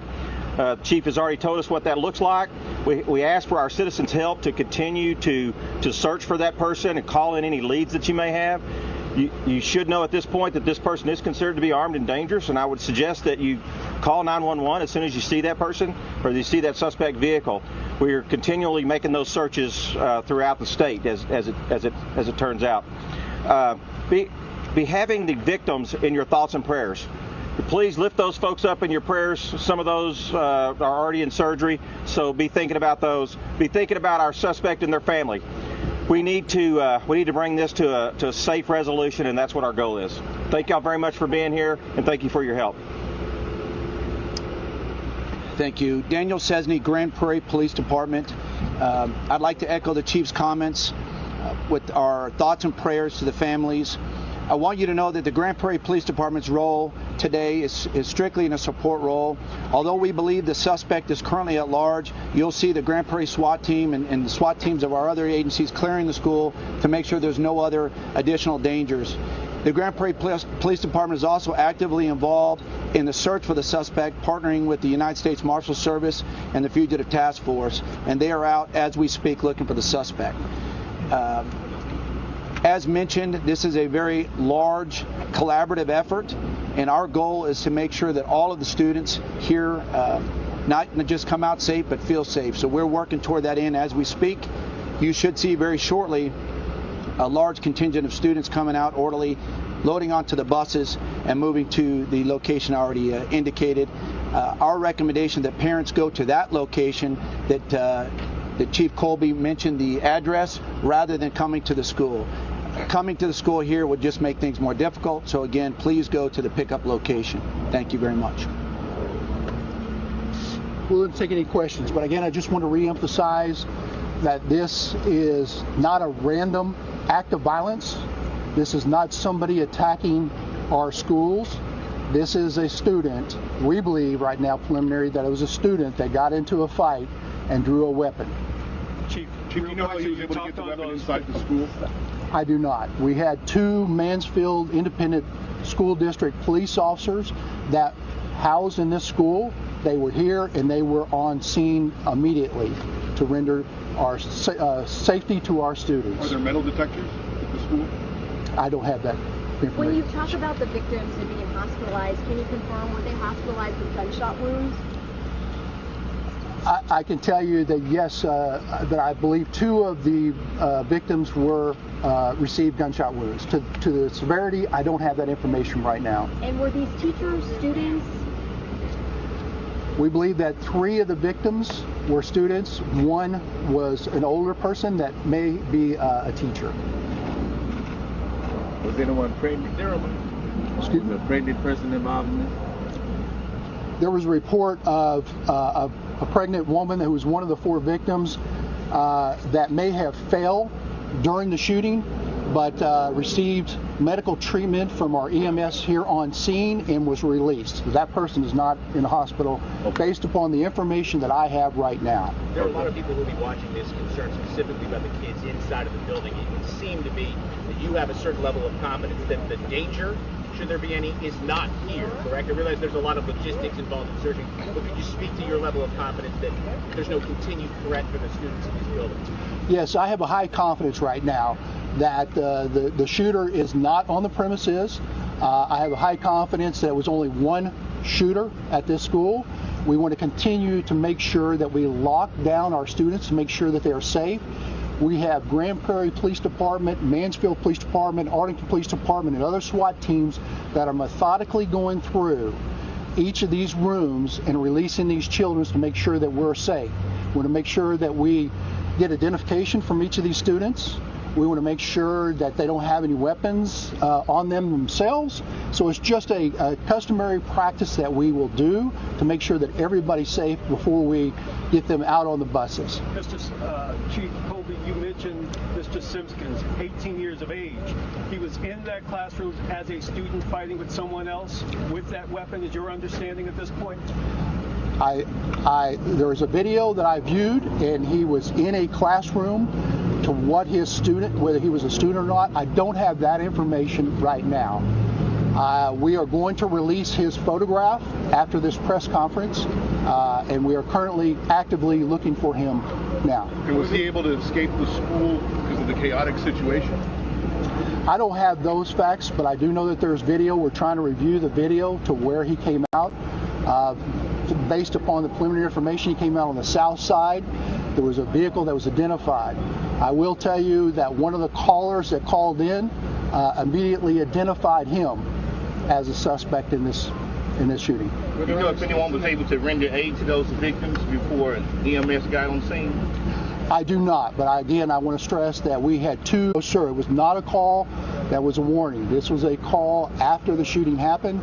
We got multiple 911 calls, and one caller identified the person of interest. Other students in the room at the time, or was it like just an empty classroom? Based on the video that I saw, there were other students in the classroom. When you say video, are you talking about surveillance video or possibly video captured by other students or teachers? The video that I saw looked like it was captured on a cell phone by other students. Did that video, sir, include the shooting in and of itself or the fight in and of itself? We've seen at least one of those videos. The video included the fight. I did not see a video that captured the shooting. Sir, I'm sorry, just one more time. Could we get the name of the suspect and the victims right now? The victims, it's on Twitter now. Victims I don't have. The suspect is on Twitter right now. Got you. And we'll release the photograph, the suspect here momentarily. If there's other video out there from students that shot video, would you want that video in hand? You guys want that video? Yes. Any video that's taken of the incident, we would ask any citizen or any student to make sure that they contact Mansfield Police Department or the Arlington Police Department with any video that they have. I will let you know that the Arlington Police Department will handle the criminal investigation. And one more question about the suspect. Is he anyone that is known to your agencies? I don't have that information. Any more advice for the general public, since you said he's armed and dangerous for the public at large? Yeah, I would say if anybody comes across this individual, please do not make contact with him. If they identify the car, make sure that you call 911, have appropriate police response, and let us bring this situation to conclusion for the safety of the public. And again, our hearts go out to those who are injured today and all the students that went through a traumatic incident at this school. Do you know what kind of weapon it was? I do not know what type of weapon it was. Speaking again directly to the parents of students in the school, we're no doubt watching with great interest about what's happening right now. Could you speak as best you can directly to them? You said not to come to the school. They should come to this offsite location. Can you repeat that information and give some sense that no one could hold you to when they might be able to look their students in the eyes again? Yeah, we know that this is very traumatic for the parents right now. We know that they're worried about their children and their safety for their children. Right now, we believe that the scene is secure. We're just making sure that we can in an orderly, controlled fashion, make sure that we can identify all the students and make sure that we can account for everyone here. Then what we're going to do, hopefully within the next hour, don't hold me to it, from the next hour, we're going to orderly, controlled fashion, bring them to buses right here on the south side. And then we are going to bus them to the Mansfield Independent School District Center of Performing Arts on Debbie Lane. We ask that all the parents please report there, and your students, your children will get off the buses and then you can see them there. We have got several of the students that we have interviewed that were witnesses to this incident. So we're going to hold on to those children. Hopefully my detectives will allow them to call their parents. And I'm sure there are many, many of the students that have reached out to their parents and ensured that they are safe. And they are locked in the rooms, and police are going room by room, ensuring that everybody is safe and no one else is a suspect or person of interest in this area.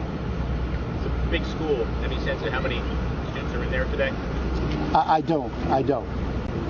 Have the family of the victims have already been contacted? That way parents already know that, you know, if they didn't get a call, then their children are fine? I don't have that information, but I would suspect that, yes, the parents have been contacted and been asked to report to see their loved one, to be with them at the hospital, yes. Chief Aaron, are you aware of metal detectors at the school by chance? No, sir, I'm not aware. It's Mansfield Independent School District is in charge of the school district itself, and so I'm not certain of their safety measures inside the school building. I didn't know if throughout the day-to-day going in and out if you did able to see if there's metal detectors. I have not noticed myself inside this building. Thank you. Did you want to get up and kind of talk about this? Okay. Hi, John. Check with ATF. I'm the special agent in charge here for ATF for the Dallas Field Division.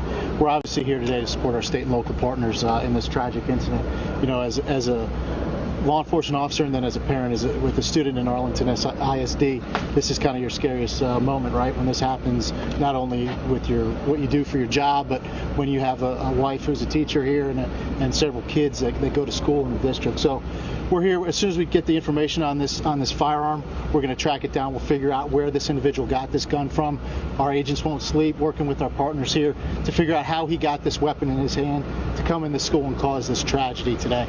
So I don't have much information I could give you on the weapon. Obviously, we don't have that yet. We haven't been in the school to figure out caliber of the weapon or anything like that yet.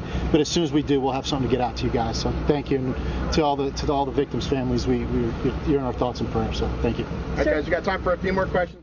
All right, so that was the update there coming from earlier in Texas as we were really showcasing this breaking news to you right here on Live Now from Fox Everyone. I'm your host, Mike Page. Always great to be here with you. It looks like there's going to be another update coming pretty soon out of Arlington. We'll be giving you that update as soon as it happens right here on Live Now from Fox. Stay right here with us. We also have a lot of shots here regarding this breaking news that continues to play out. This is the Mansfield Performing Arts Center. This is the reunification site for the families and students that are continuing to be bussed in right now as that all unfolded earlier this morning and into the afternoon. The active search continues for the 18-year-old that is wanted in this shooting, and police are asking for the community's help there in the Arlington area.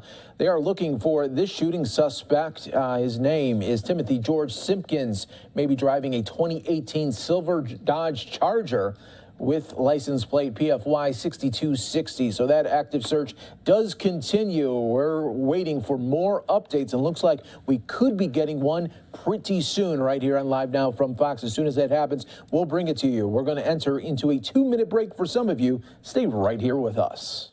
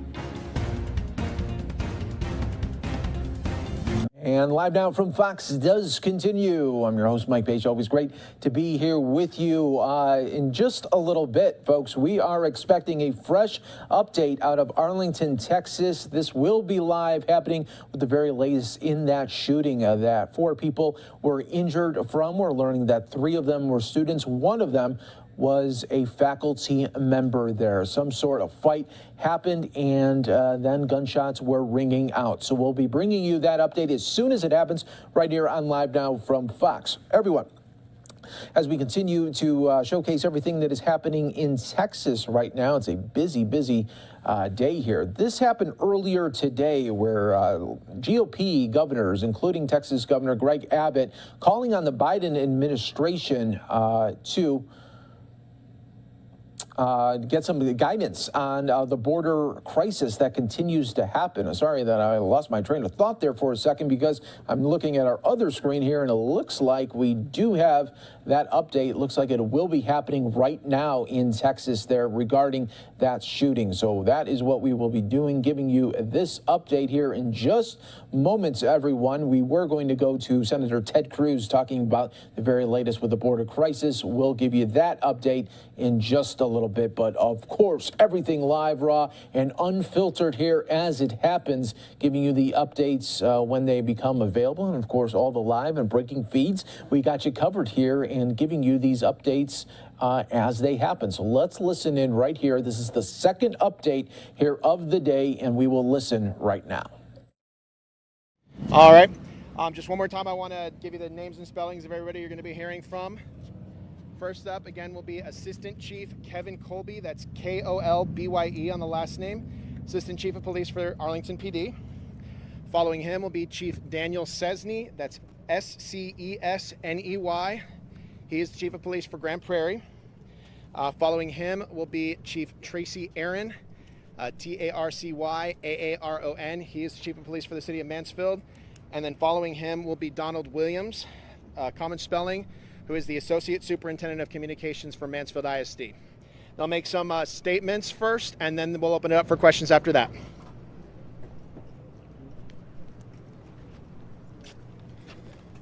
All right, good afternoon. I appreciate you guys staying out here in this heat and this weather. I want to start off with some good news on our victims. All 3 victims are okay at this point in time. I want to tell you that one of the victims was a student. He went into surgery. He is in ICU. He is out of surgery at this point in time. That's great news. We need to make sure that we keep him in thoughts and prayers, the families. We have an adult male who is not in surgery, but is in good condition. And then we have a female that was also maybe grazed by a bullet or injured in some way. I don't have all the facts. That person is expected to be released hopefully today. So 2 will remain in the hospital, which continue to make hopefully a speedy recovery. Again, we need to make sure that we pray for them and also pray for their families. The good news is our suspect is in custody. Timothy Simpkins is in custody. He is currently in the police station at Odd Cribs in Arlington, Texas, and detectives are talking to him at this point in time. He will be charged with aggravated assault with a deadly weapon, 3 counts. I also wanted to say the good news is that all our students have now been evacuated from the school. We had about 1,700 students here at Timberview High School, and we're glad that they're safe. We're trying to reunite them with their families and ensure that we have victim services. We know that this is a tragedy, a traumatic incident for these high school kids, so we have a tremendous amount of FBI, Arlington Police Department victim services that will hopefully talk with them and help them through this tragic incident. Also, I want you to know that we've increased additional police officers at all of our schools in Arlington. Now, all the schools have been locked out, not locked in, locked out, meaning nobody can get into the schools in Arlington and the Mansfield Independent School District. We are going to immediately release that and make sure that the parents can come in and they can be released. A lockout means that they are free to move within the school itself, so but nobody can enter those schools. This is going to be a long-term continuing investigation and processing the crime scene. So I will tell you again, I'm very proud to be part of this community. The Grand Prairie Police Department, Arlington Police Department, Mansfield Police Department, Mansfield Independent School District, and our federal partners. So it's going to be a long-term criminal investigation, which the Arlington Police Department will be the lead on the criminal side. The FBI is helping us here and will process the crime scene. We have ATF, that we do have a weapon that was recovered. It was recovered in the streets in Grand Prairie. Grand Prairie Police Department recovered that. It is going to be turned over to ATF to run ballistics. More to come on that. I also just want to talk a little bit about social media. We've been having a lot of social media comments about threats to our schools from young kids. I want the message to be out there that this is not something to continue. We will investigate you. The federal government will also, our partners will be able to investigate you if you're not living in our city, and we will bring you to successful prosecution. So I'm just pleading with the community out there to try to stop any type of threats that are coming through social media. And I'm going to turn it over to Chief Cesny.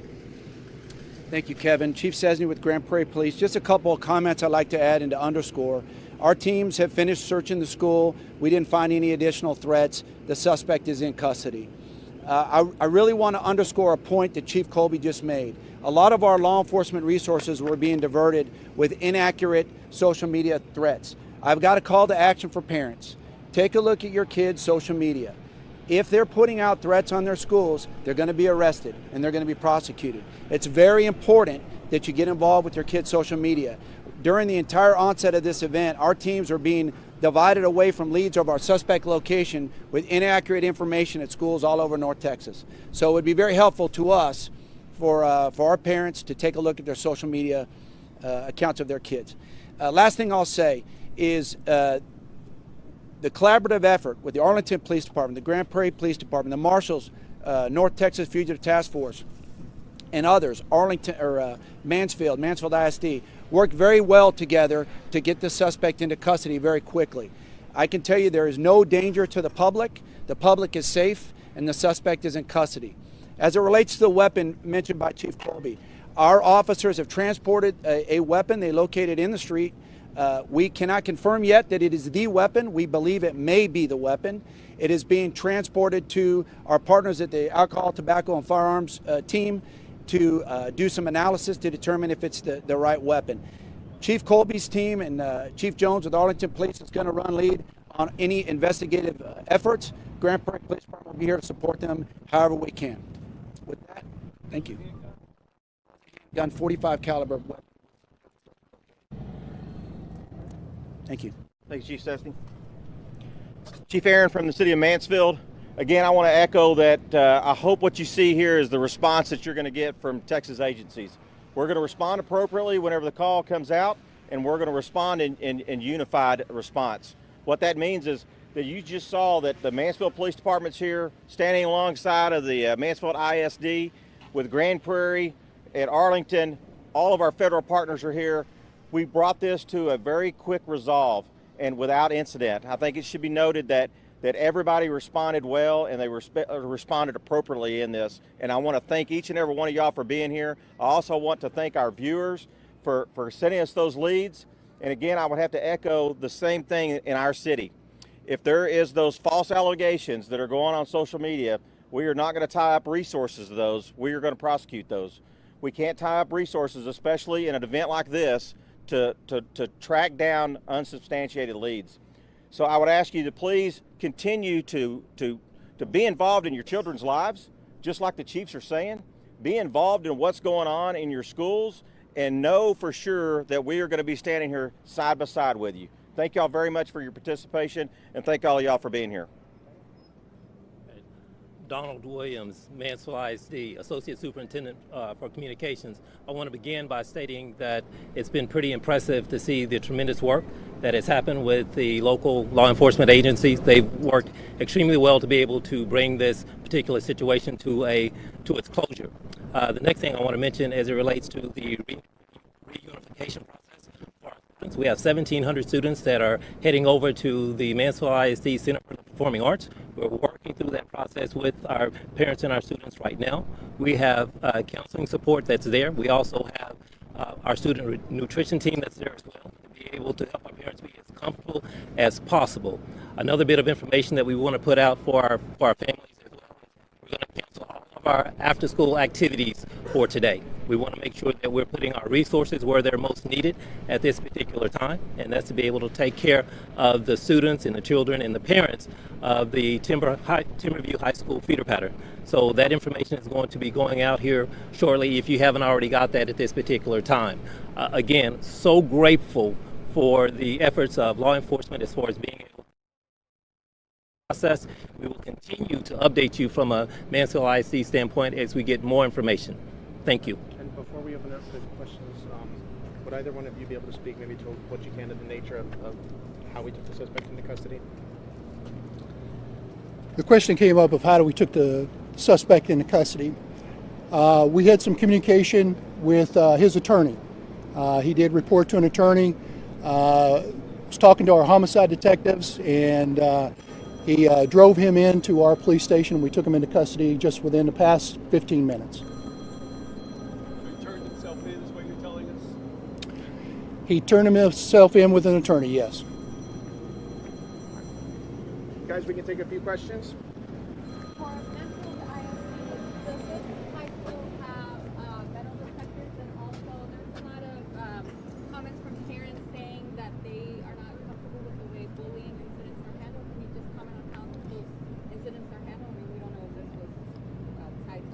Yes, what I will say to that is we take the safety and security of our students and our faculty and staff seriously.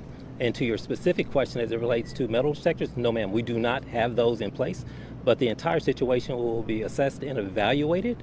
And for us as a district, we're always looking at ways in which we can improve and get better in looking at that. But from the standpoint, we have law enforcement officers on every single one of our campuses. I think that's important for the community to know.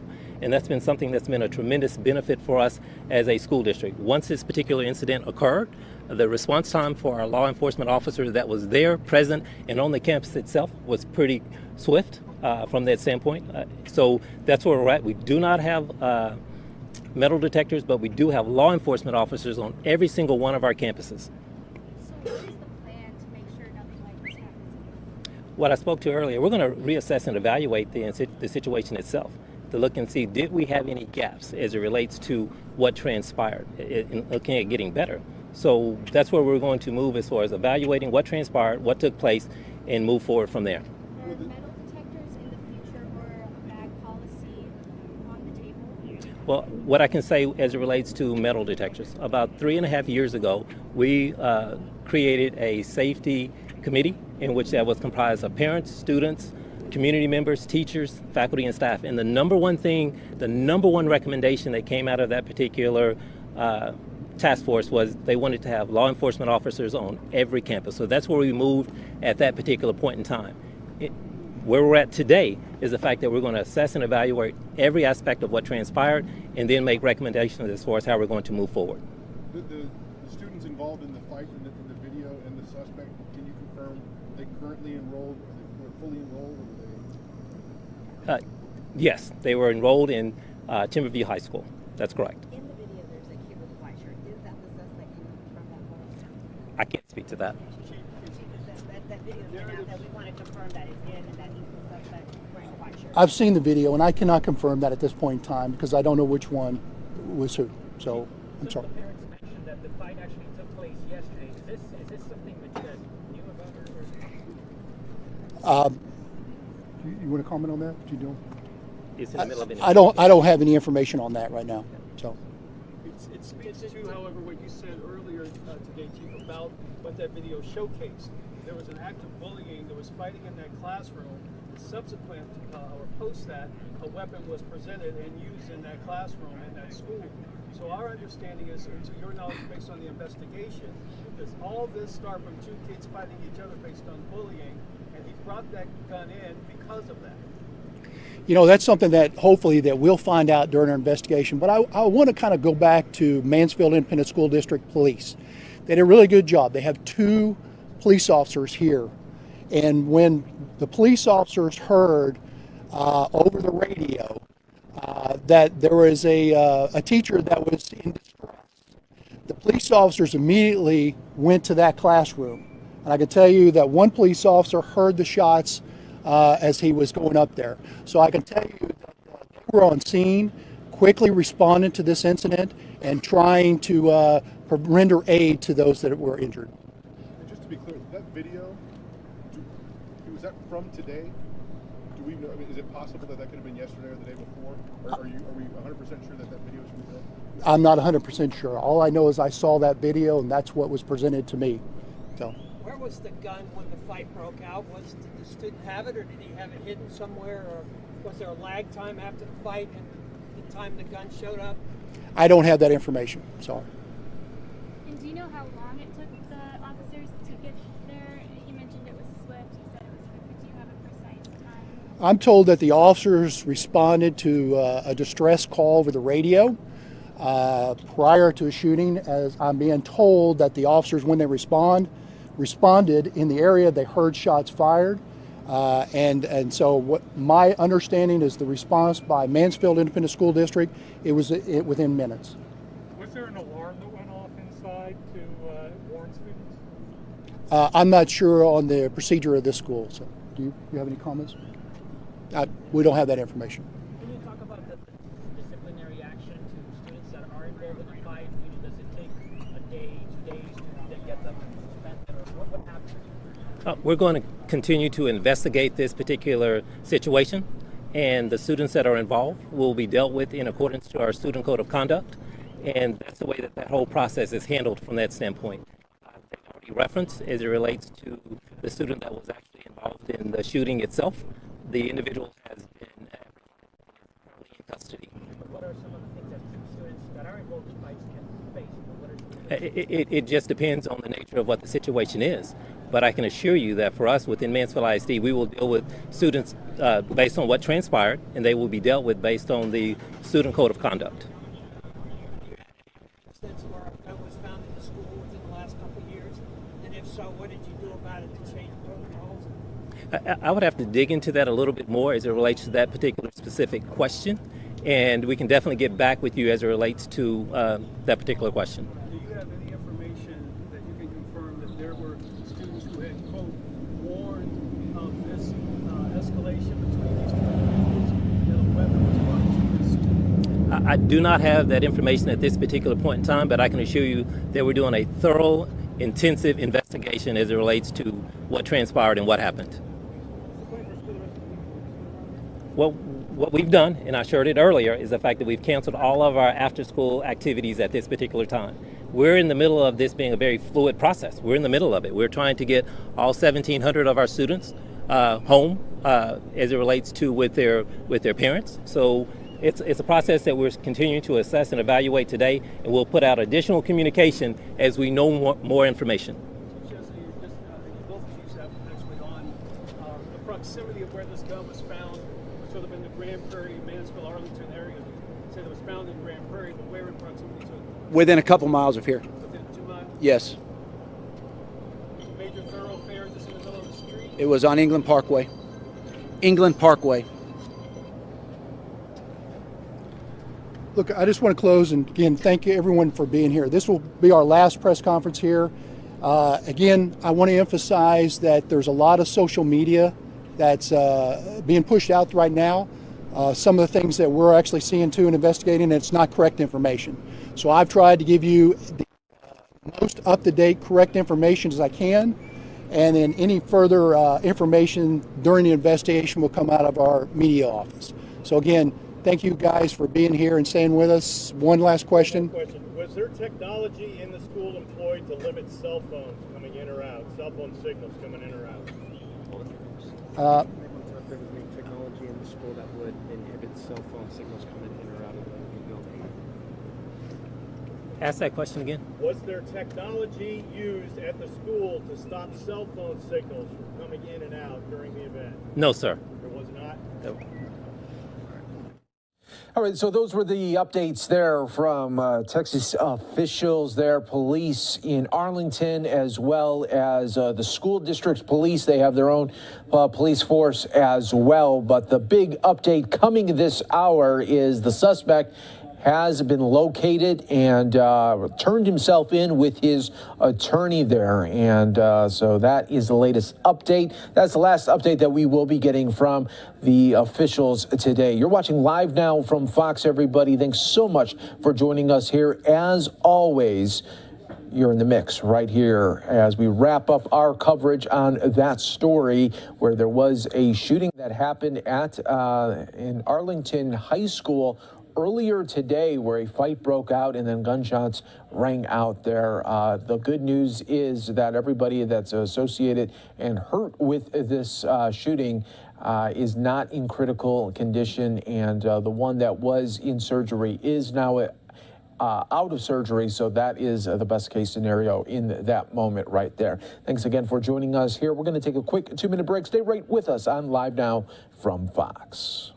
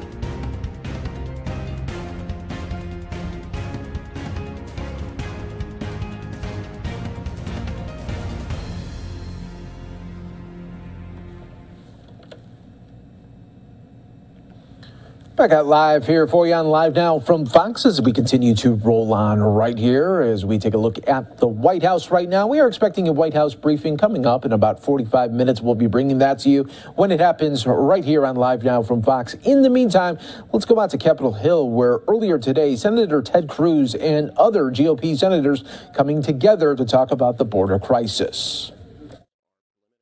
And as more facts are discovered, we will learn what occurred there. But right now, I know all of us are lifting up in prayer the students and the teachers and the first responders and the parents. And there have been far too many of these at far too many schools. And so we are grateful for the courage and the heroism of the first responders.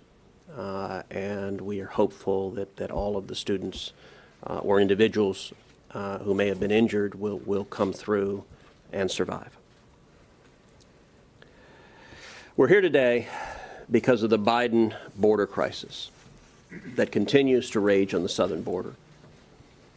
This is a crisis that on the merits should dominate the news each and every day because it continues to get worse. The Washington Times reported on Sunday that catch and release numbers increased more than 430,000% this August compared to last August. 430,000%. That's a percentage so big you almost think it's a typo. The Biden Department of Homeland Security is preparing for up to 400,000 illegal immigrants to cross the border this month. We are seeing tens of thousands of Haitian immigrants. I was in Del Rio just a couple of weeks ago at the Del Rio Bridge. The day I was there were 10,503 illegal immigrants under that bridge, overwhelming DHS's capacity to deal with them. Just over a week ago, I met with the foreign minister of Panama. She described how this year the country of Panama sits on the juncture between South America and North America. This year they have seen over 80,000 Haitians who had been living in South America crossing into Panama illegally on their way to the United States. And the cause of all of this is simple. It is Joe Biden and Kamala Harris who refuse to enforce the law. Those are decisions they made literally the first day in office. 3 decisions drove this crisis: immediately halting construction of the border wall, that happened on day 1, reinstituting the failed policy of catch and release, that also happened on day 1, and most indefensibly ending the incredibly successful Remain in Mexico international agreement. Remain in Mexico last year produced the lowest rate of illegal immigration in 45 years. This year, because Joe Biden and Kamala Harris refused to enforce the law, have continued to be utterly lawless, we are seeing the highest rate of illegal immigration in 21 years. This is a human catastrophe and disaster. Texas is paying the price. The last couple of weeks, I did roundtables with farmers and ranchers in South Texas who described the chaos of finding dead bodies on their ranch land day after day after day, who described moms in South Texas who described that they wouldn't let their teenage children go outside unless they carried a loaded firearm because there's so many human traffickers and narcotics traffickers crossing across their properties. This is a humanitarian crisis. It's a public health crisis. It's a national security crisis. And right now, Joe Biden and Kamala Harris refuse to do a damn thing about it. Joe Biden won't even go to the southern border. And Kamala Harris refuses to go to the Rio Grande Valley, the epicenter of this tragedy. This tragedy needs to end. And Joe Biden and Kamala Harris need to follow the law. Next, recognize Senator Corner. Sorry. Well, the greatest beneficiary of the Biden border crisis are the criminal organizations that are getting richer by the day, charging fees to smuggle people into the United States. And they've learned that if you overwhelm the Border Patrol with unaccompanied children or just sheer numbers like we've seen at the border. We're going to slide away for a quick 2-minute break while we continue to showcase GOP senators talking about the border crisis. Last year, about 93,000 Americans died of drug overdoses. and they were drugs primarily that come across our southern border. So while the Biden administration is playing checkers on the border, the cartels are playing three-dimensional chess. This is all part of a business model and plan they're using to exploit our laws. The tragedy is that we know that the Biden administration knows what to do. End catch and release. Give people an opportunity to make their asylum claims up front, and those who qualify can benefit from them. Those that can't are sent home. But the problem is now the Border Patrol says there are no consequences to illegally coming to the United States. That means there's no deterrence. And so more and more and more will continue to come. Senator Cruz and I, of course, representing a big border state that's ground zero, we've talked to the Border Patrol over many years about this. And the fact that Haitians showed up is really no surprise to us, because literally, if you have enough money, you can get to the United States from anywhere around the world. Matter of fact, about 150 different countries are represented with the flow of migrants coming across the border. Finally, let me just say, the president's press secretary said Republicans have given speeches but offered no solutions. Well, Senator Sinema, who also represents a border state, along with Henry Cuellar from Laredo, Texas, a Democrat, and Tony Gonzalez and I have introduced a bill called the Bipartisan Border Solutions Act to try to give the administration some place to land if, in fact, they're actually interested in engaging and doing anything about it. So far, all we hear from the administration is crickets. What's happening now is just seems to be just fine with them because they have shown no indication of wanting to do anything about it. Senator Grassley. At my county meetings in Iowa, I hear about the problems of the crisis at the border. I hear about illegal immigrants coming to our country. They want the President of the United States to enforce the law. Governor Reynolds is at the border today with several other governors, because this is not a Texas, New Mexico, Arizona, California problem. This is a problem for all 50 states in the United States. And when illegal drugs come into Iowa from across the border, it's because the president isn't enforcing laws.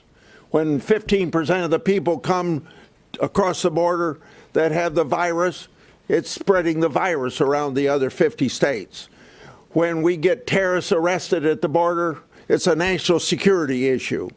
When we have law enforcement issues with criminals coming across the border, it's a problem for all 50 states. So I'm proud of my governor going to the border to bring attention to it, and other governors down there as well today, because this is not just a problem at the southern border. This is a problem that affects all 50 states, and the President of the United States takes an oath to uphold the Constitution, enforce the laws, and he's not doing it. And he should be doing it, and until he does it, we're going to have a continuing problem.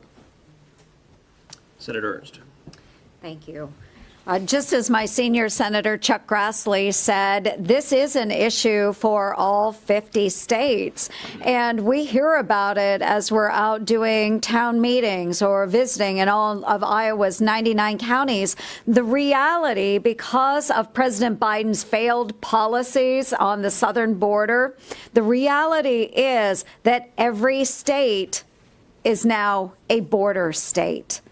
All of the issues that are affecting Texas and those that are seeing this sweep of illegals coming across the border, all of those issues are now facing every other state in our union. So whether it is sex trafficking, human trafficking coming over the border, drug trafficking, which the counter-drug officials in the state of Iowa says the majority of those drugs are coming up Interstate 35 through Texas from Mexico, it is affecting us. If it's gun trafficking, illegal gun trafficking, it is coming over the border from Mexico into the United States. All of these issues are affecting our communities and our families right there in the state of Iowa. And it's estimated by the end of this year, we will have seen 2.3 million illegal immigrants 2.3 million. Put that into perspective, folks. There are 10 states in the United States that do not have a population of 2.3 million people. This is an issue. The Democrats need to acknowledge this is an issue. It's a humanitarian crisis at our southern border. As Chuck Grassley stated, not only do we have illegals crossing the southern border that are trafficking drugs, guns, but we also have terrorists. One former Biden official has stated that with an extraordinary number of people crossing the border illegally, of course, we're going to have rapists. We're going to have those that are terrorists. We're going to have other bad people entering our country. So, folks, President Biden, please wake up. You have to address this situation. Republicans have solutions that we've outlined. It's your time to act. Senator Langford. I have heard for months people in the press say, well, this is the highest number of people illegally crossing the border in the last 21 years. That's about to be updated because when the numbers come in the next couple of days for September, we will exceed the number from 21 years ago. And this will be a record number of individuals that have crossed our southern border. For some strange reason, people still seem to say this is some kind of cyclical event. This is a problem based simply on the policy changes that happened in January the 20th of this year. When President Biden stopped the border wall construction, when President Biden stopped doing enforcement of catch and release and decided they're going to instead just release people into the country and say, show up for a hearing 2 or 3 years in the future and we'll check in with you then. When he dramatically changed the policies of how we handled immigration over the past several years, he actually released into the country millions of people. Here's the challenge that we face now. This administration knows full well how to be able to do this. They know how to be able to finish the wall.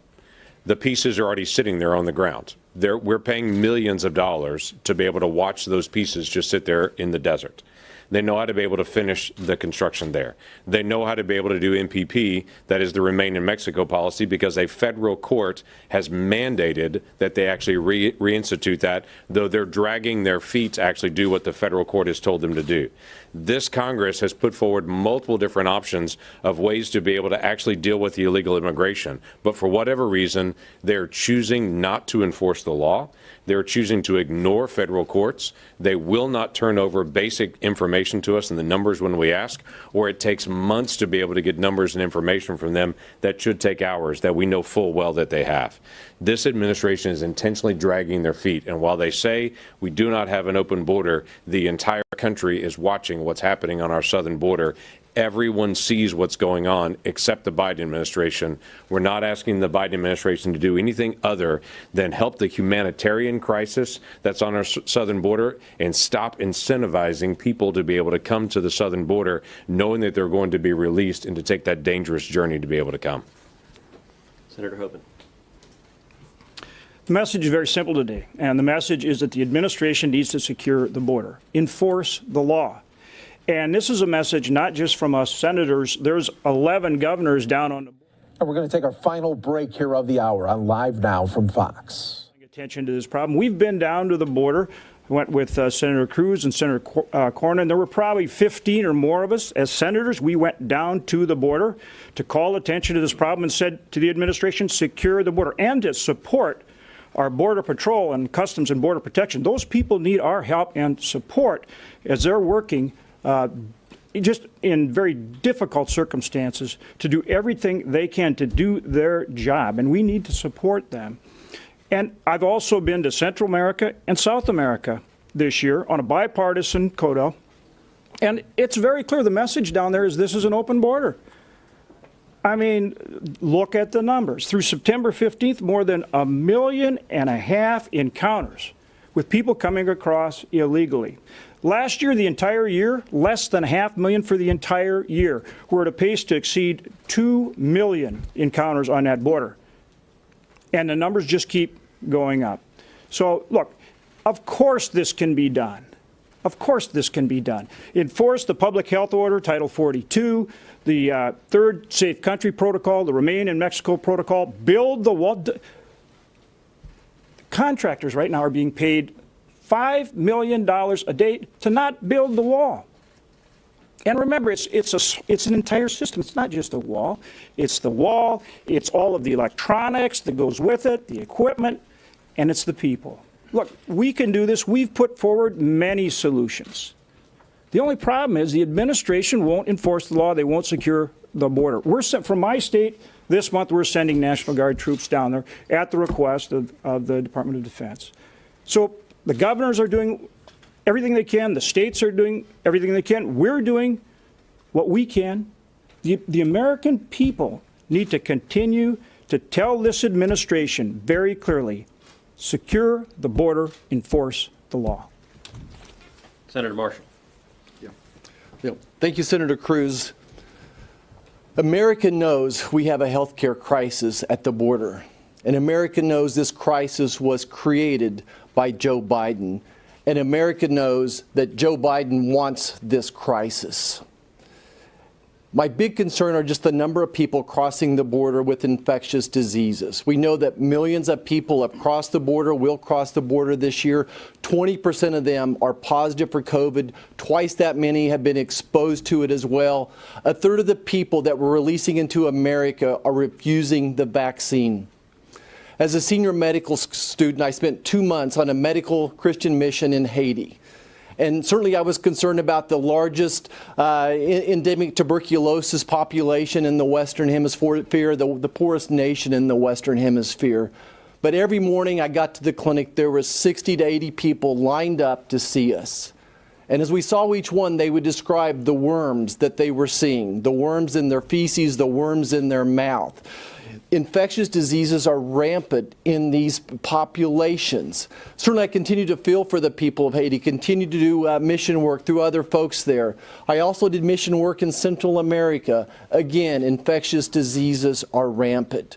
And I can't help but stop and just think about the Afghanistan refugees coming across as well. The highest rate of tuberculosis in that part of the world as well. The only countries in the world still with polio, Afghanistan and Pakistan. I want to do everything we can to show compassion, but at the same time, I was sent here to protect our families from these infectious diseases. America knows that we have a humanitarian crisis on the border, and America knows Joe Biden could fix it. Thank you. Senator Young. President Biden, Vice President Harris, my colleagues on the other side of the aisle in the United States Senate and House of Representatives, secure the border, enforce the laws of the land, keep the American people safe and secure during a global pandemic and during a heightened risk of terrorism. Do the right thing. Show some leadership. The President of the United States campaigned as a steady hand, someone blessed with competence, the most qualified person in the United States of America to be President of the United States. And yet we have this situation. We have this situation where we have open borders, where there's an international perception, accurate, that one can fly to our southern border and walk right on in. There's also a growing perception that Democrats in Congress, as so many have advocated, just might slip an amnesty provision into a partisan reconciliation bill. Listen, it's time for leadership. I will be fighting, my colleagues will be fighting hammer and tong against this complete abdication of leadership moving forward. I visited the border in May, and I was just struck by the human dimension to all of this. Young children filing out of cars, escorted by coyotes, walking a couple of hundred meters from Mexico into gaps in the border wall where they were humanely apprehended by our brave Border Patrol agents. And others, of course, are not discovered, and they just blend into our society.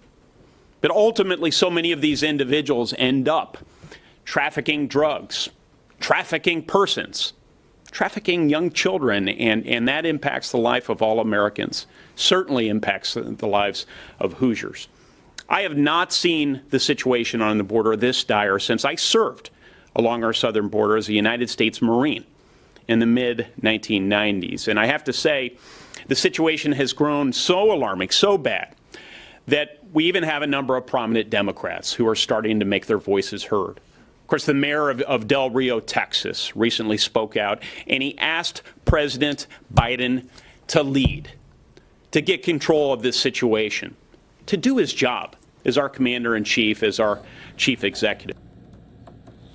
All right, so those were the updates coming out of Capitol Hill from earlier today with GOP senators talking about the border crisis. We heard not only from the senators, but also earlier from Governor Greg Abbott and other governors going to Texas to talk about the border crisis that they are seeing. And if any Democrats ever want to talk about the border, you know, we'll showcase that for you right here on Live Now from Fox as well. We have more live coverage right here just popping up on our screens. We take you now out to the White House COVID-19 Task Force update.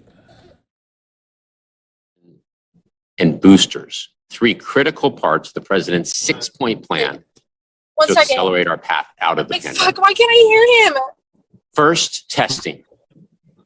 In the past few months, testing has increased, particularly at-home testing, a convenient option that came to market earlier this year. To meet this increased demand, the president's plan ramps up both the availability of tests and access to free testing. In just a matter of weeks, we've made significant progress on both fronts. In September, at the president's direction, the federal government invested $2 billion to ensure tests are available to those who need them and to provide manufacturers with purchase commitments that allow them to ramp up their production. And this week, we're making even more progress. On Monday, FDA authorized a new rapid at-home test from Acon Laboratories, which will bring tens of millions more rapid at-home tests to the market. Over the past day, we've also received commitments from two manufacturers, Quidel and OraSure, to further expand manufacturing and speed up their production of rapid tests, taking months off their timelines and adding tens of millions of tests per month to their production capacity. And today we're making another billion-dollar investment to further mobilize testing manufacturers. This means companies will be able to expand production of tests even further based on the United States government's commitment to procure an additional 180 million rapid tests over the course of the next year, with tens of millions more tests coming to market over the course of the next 30 days. Thanks to the president's actions in September, we were on track to double the supply of rapid home tests available on the market each month by early November. Authorization of the new Acon test on Monday accelerates this pace, and we are now on track to triple the number by early November. And then today's billion-dollar investment to further expand testing production puts us on track to quadruple the amount of at-home rapid tests available for Americans by December. So that means we'll have available supply of 200 million rapid at-home tests per month starting in December, with supply of tens of millions of additional tests coming on the market across the next few weeks. At the same time as we increase rapid at-home testing, we're increasing access to free testing. Free testing has been central to our COVID response from day one of the administration. And in early September, the president committed to expanding the number of pharmacies in the federal government's free testing program to 10,000 local pharmacies across the country. We're on track to meet that goal in the coming weeks, and today we're doubling our commitment to a total of 20,000 local pharmacies. That's 20,000 local pharmacies that will offer free testing through the federal government's pharmacy program. This represents an 8-fold increase from when the president entered office. And that's on top of the 10,000 other community-based free testing sites in the country, many of which are supported by federal investments in community testing. So in total, we will have 30,000 community-based sites in the US where people can walk in and get a free test, absolutely a free test. To summarize, we are on track to quadruple the supply of rapid at-home tests available to Americans by December to more than 200 million a month, and to increase the number of places Americans can access free testing in the United States to 30,000 community-based locations. Together, the steps we're taking will ensure that every American, no matter their income level or zip code, can access accurate, convenient, and affordable testing. Second, vaccinations. Vaccinating the unvaccinated remains the top priority, including through vaccination requirements. Last month, the president announced new vaccination requirements that will cover about 100 million Americans. Tomorrow, the president will travel to Chicago, home of United Airlines, which was an early mover on vaccine requirements. And in the last few days, we've seen American Airlines, Southwest, JetBlue, Alaska Airlines all announce new vaccination requirements for their employees. Vaccination requirements work. New data reinforces that fact each day. On Monday, New York City reported that 96% of its roughly 150,000 full-time school employees had at least their first shot by the city's vaccination deadline. So from the US military to big and small businesses, to colleges and universities, to healthcare employers, and now the largest school district in the nation, we have seen that vaccination requirements work to dramatically increase vaccination rates. Third, booster shots. We're working with states, tribes, and territories, pharmacies, community health centers, doctors, and other providers to get booster shots in arms. The Department of Veterans Affairs is reaching out to over 700,000 veterans currently eligible to receive their booster. In states, including Connecticut, New Hampshire, Virginia, Indiana, Michigan, Minnesota, Wisconsin, Oregon, Idaho, and Washington are leveraging support from the federal government to reach underserved communities, including by standing up community vaccination centers and meeting people where they are with mobile clinics. This work is clearly paying off. We estimate that 4 million Americans have now rolled up their sleeves and gotten a booster shot, including 2 million in the first week and another 2 million in just the last 5 days. So our booster program is not only up and running, but it's also accelerating. And we're building on our strong start to get millions of eligible Americans their booster shot. I'll close with this. We've made tremendous progress over the past 8 months, and we are executing well against the president's 6-point plan. We're on the right track, but we need everyone to do their part. So if you're unvaccinated, or if you're eligible for a booster shot, please go get a shot today. It's free, safe, and easy. With that, over to Dr. Walensky. Thank you, Jeff. Good afternoon. Let's begin with an overview of the data. Our 7-day average is about 97,910 cases per day, which represents a decrease of about 12% over the previous week. The 7-day average of hospital admissions is about 7,400 per day, also a decrease of about 14% from last week. And the 7-day average of daily deaths remains fairly constant at 1,400 per day. Each week, we share with you the science of why vaccination is our most powerful tool against COVID-19. We are committed to making sure that all eligible Americans receive the best protection against COVID-19 by getting vaccinated. Currently, 186 million Americans are fully vaccinated against COVID-19, and we are adding hundreds of thousands of more each day. Today, I want to remind you that vaccination is not just important for COVID-19, it's also important for preventing other infectious diseases, especially influenza or flu.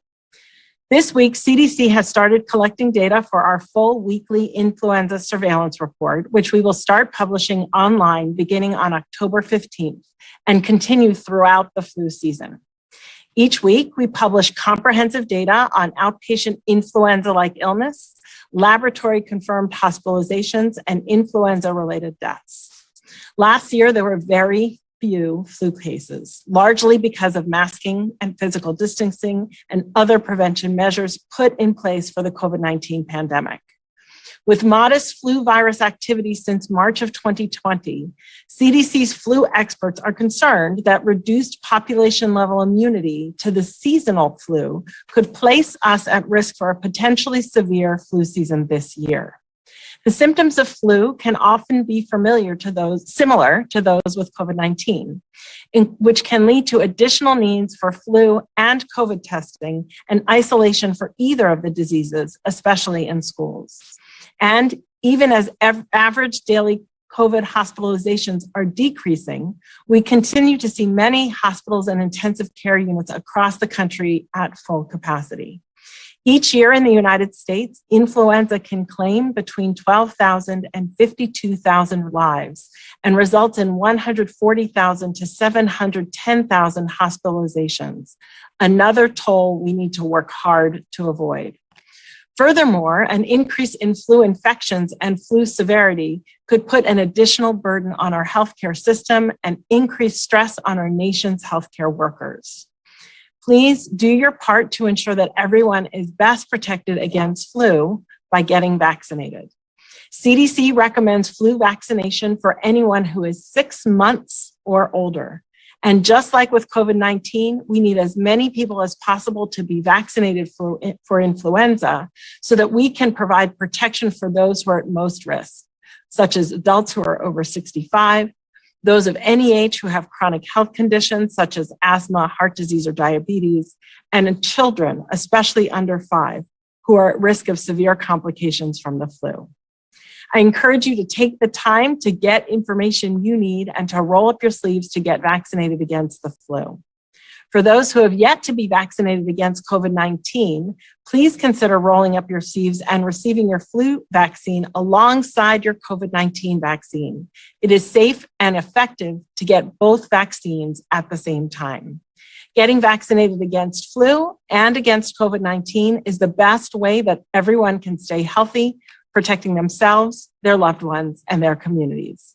Just yesterday, I received my flu vaccination, as I do every single year, to protect myself, my family, and my patients. Thank you. I'll now turn things over to Dr. Fauci. Thank you very much, Dr. Walensky. What I'd like to do in the next few minutes is talk a little bit about the therapeutic aspect of countermeasures against COVID-19, specifically pointing out a program looking at both the development and the discovery of new molecules. First slide. When one looks at therapeutics for COVID-19, and these are just some selected therapeutics, the two major concepts are to target the virus or to moderate an aberrant host response. We already have one FDA-approved small molecule, remdesivir. There are other antivirals in trial, which I'll get to in a moment. Monoclonal antibodies have been very successful and are much more readily used right now for their success in the treatment, particularly of early disease, and most recently even for prophylaxis. Moderating the host has been successful with drugs like dexamethasone and others that interfere with various components of the inflammatory pathway. Next slide. But what I want to talk about now is an approach towards the development of direct-acting, orally available antivirals, as I've written about with my colleague, Dr. Kat Paulus, recently, when we talk about what the therapeutic landscape is. So I'm going to talk about a particular recent announcement, but I want to put it into perspective of what the broad program is so that you can understand things that you might expect in the coming months and years. Next slide. The Biden administration has invested $3.2 billion from the American Rescue Plan as part of this antiviral development strategy that I mentioned just a slide ago. Next slide. It is referred to as the Antiviral Program for Pandemics, which aims to catalyze the development of new medicines to combat not only COVID-19, but to also prepare us and position us for therapies against other pandemic threats. Next slide. This is a slide of the replication cycle of SARS-CoV-2. And as you can see on any viral replication cycle, there are areas that are vulnerable targets for the development of drugs such as polymerase inhibitors, protease inhibitors, and entry inhibitors, among others. This is very similar to the approach that was used for the highly successful development of combination drugs for HIV and for HCV, or hepatitis C virus. Next slide. The program has two components. One is to develop and accelerate the development of compounds that are already showing some promise. The second part, which will take years, is to expand our basic science knowledge in the discovery of new antiviral medications. Next slide. So when you look at those things that are already in development, direct acting antiviral drugs, as I mentioned, they fall into a couple of different categories. The one that has recently gained attention is molnupiravir, which is a combination, as I'll mention, among a number of elements, a number of organizations to collaborate in its development. Next slide. As you know, a few days ago, there was an announcement by Merck and Ridgeback of a placebo-controlled trial of about 1,500 people, in which the Data and Safety Monitoring Board stopped the study early after the first analysis of 775 people. The endpoint of the study was the prevention of hospitalization or death, and the results were very encouraging. 7% hospitalization in the treatment arm and 14% or death in the placebo arm. That leads to a 50% decrease in the endpoint of hospitalization or death. Of note, in the placebo group, there were 8 deaths. In the treatment group, there were no deaths. Next slide. So now the Biden administration has announced the US government procurement of this investigational antiviral for COVID-19 treatment. It is very important that this now must go through the usual process of careful examination of the data by the Food and Drug Administration, both for effectiveness, but also for safety, because whenever you introduce a new compound, safety is very important. Next slide. I want to point out something that is of interest, that this is an example of a good cross-section collaboration and cross-sector collaboration in which basic research and product development was funded not only by my institute, NIAID, but by the Defense Threat Reduction Agency at Emory, Georgia State, University of Alabama in Birmingham, University of North Carolina, Vanderbilt, and the drug was developed by a drug innovation ventures at Emory called Drive, and it was finally licensed to Ridgeback, who then partnered with Merck. An example of a true cross-sector collaboration. Next slide. So finally, we have another potential tool, again, pending very close scrutiny by the FDA, a promising new oral drug that people could take at home soon after COVID-19 to reduce the risk of severe outcomes. But having said all that, we always get back to the common message that we all give you. That is vaccines. They remain our best tools against COVID-19 because it is much, much better to prevent yourself from getting infected than to having to treat an infection. I'll turn it over to you now, Dr. Murthy. Great. Well, thank you, Dr. Fauci, and it's nice to be with everyone again today. Today, I'd like to speak about vaccine requirements. In the last few months, more organizations have announced COVID-19 vaccine requirements. And as all of you know, the president recently announced the federal government will be using its authorities and levers to require vaccination for federal workers, healthcare workers, and organizations with 100 or more employees. As Jeff mentioned, the president will be talking more about this in Chicago tomorrow. I want to make 3 points today about vaccine requirements. First, vaccine requirements are not new. In 1777, President George Washington required soldiers to be inoculated against smallpox. In the 1800s, many public schools began to require vaccination for their students. During World War II, the US military required their troops to be vaccinated against a number of diseases, including typhoid, tetanus, and yellow fever. For years, our doctors and nurses, including me, have complied with vaccine requirements in hospitals and other healthcare settings in order to care for patients. And the list goes on. Vaccine requirements are part of our historical effort to protect the public's health. The second point I want to make is this. Vaccine requirements work. They increase vaccination rates. Today, over 90% of children are vaccinated against polio, hepatitis, measles, by the time they turn 2. And that high level of coverage has allowed us to protect the vast majority of kids from these diseases. A high degree of vaccination also shields the minority of children who may be immunocompromised or who may not respond to a vaccine. For the COVID-19 vaccines, we're already seeing their requirements work. To name just a couple of examples, over 99% of workers at United Airlines are in compliance with their company's vaccination requirements, up from 59% in August. And in the Henry Ford Health System, 98% of workers are in compliance with their organization's vaccine requirements, which is up from 68% when they announced the requirement. The third point I want to make, vaccine requirements reflect a fundamental reality, that our individual decisions affect other people when it comes to COVID. We don't live in a bubble. We live in a community. And that is why there have been a number of instances throughout history where we have made a decision as a society to abide by common rules that protect the common good.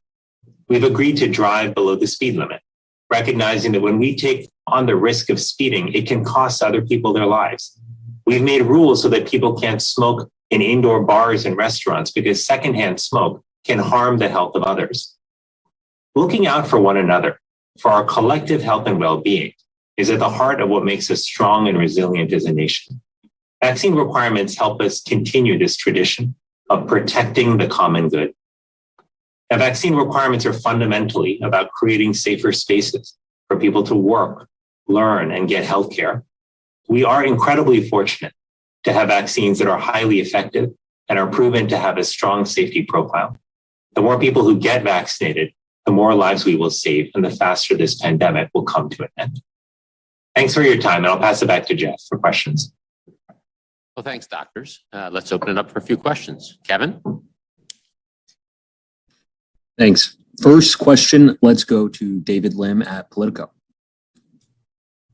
Hi, thanks for taking the question. President Biden campaigned on expanding the availability of COVID-19. All right, so as they go into the question form there, we will step away. You're watching Live Now from Fox, everybody. We appreciate you joining us here today. The big news coming that President Biden will be traveling to Chicago tomorrow to really continue to push for vaccines and for businesses to mandate them. And we also learning today that Los Angeles making that announcement that vaccine passports will come into play there and require people that want to enter indoor businesses to have their vaccine passport there and identification to be required to come on in. So we'll be featuring that for you maybe a little bit later as well if they have a news conference on that. Live look right now at the White House briefing. Looks to be like it'll be setting up in just a little bit. We'll bring that to you as soon as it happens right here on Live Now from Fox. When we come back, though, we'll take you and stick you right at the Capitol, where we do have Senator Bernie Sanders continuing to talk about the debt limit reconciliation. You're watching Live Now from Fox, always in the mix here, live, raw, and unfiltered.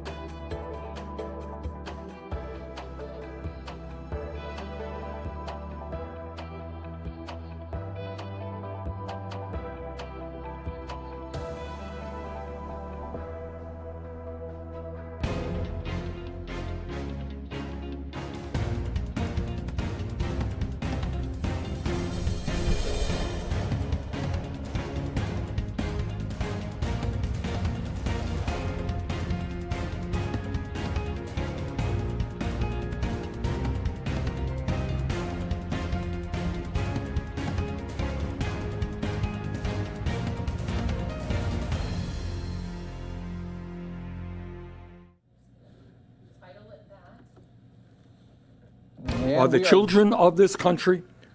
And we are back out live here for you on Live Now from Fox. Senator Bernie Sanders speaking right now on the debt limit and reconciliation packages. You're watching Live Now from Fox. This country are entitled to affordable housing, and that we should not have some 600,000 people in America, including many veterans, sleeping out on the streets.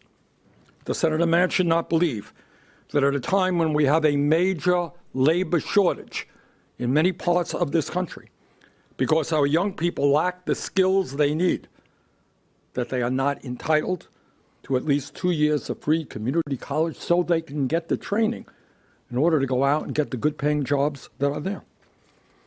And perhaps most importantly, the Senator Man should not believe what the scientists are telling us, that we face an existential threat regarding climate change, and that it is absolutely imperative that we move boldly to cut carbon emissions.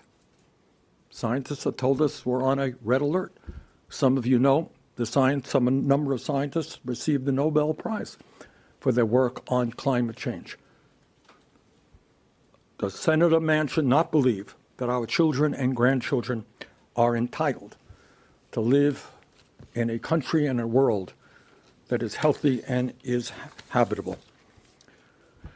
Senator Manchin has been extremely critical of the $3.5 trillion proposal that many of us support.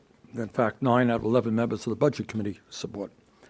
But the time is long overdue for him to tell us with specificity, not generalities, we're beyond generalities, with specificity, what he wants and what he does not want, and to explain that to the people of West Virginia and America. I look forward to working with Senator Manchin and everyone else in the Senate to pass a strong reconciliation bill, as well as a bipartisan infrastructure bill. Thank you. Garrett? I mean, Senator, you got there. I mean, I feel like for weeks you have not wanted to take questions about other senators' objections to this bill, especially Senator Manchin's. But is it now incumbent upon him to come out and say, this is what I'm for, this is how I get... That's exactly what I'm saying here. Look, it's very easy to use vague phraseology, and even when you talk about $1.5 trillion, as I understand it, Senator Manchin says he believes in Medicare negotiating prescription drugs. Okay, good, great. In the House bill, that will save us $700 billion. Now, Senator Manchin says that he only wants to spend $1.5 trillion.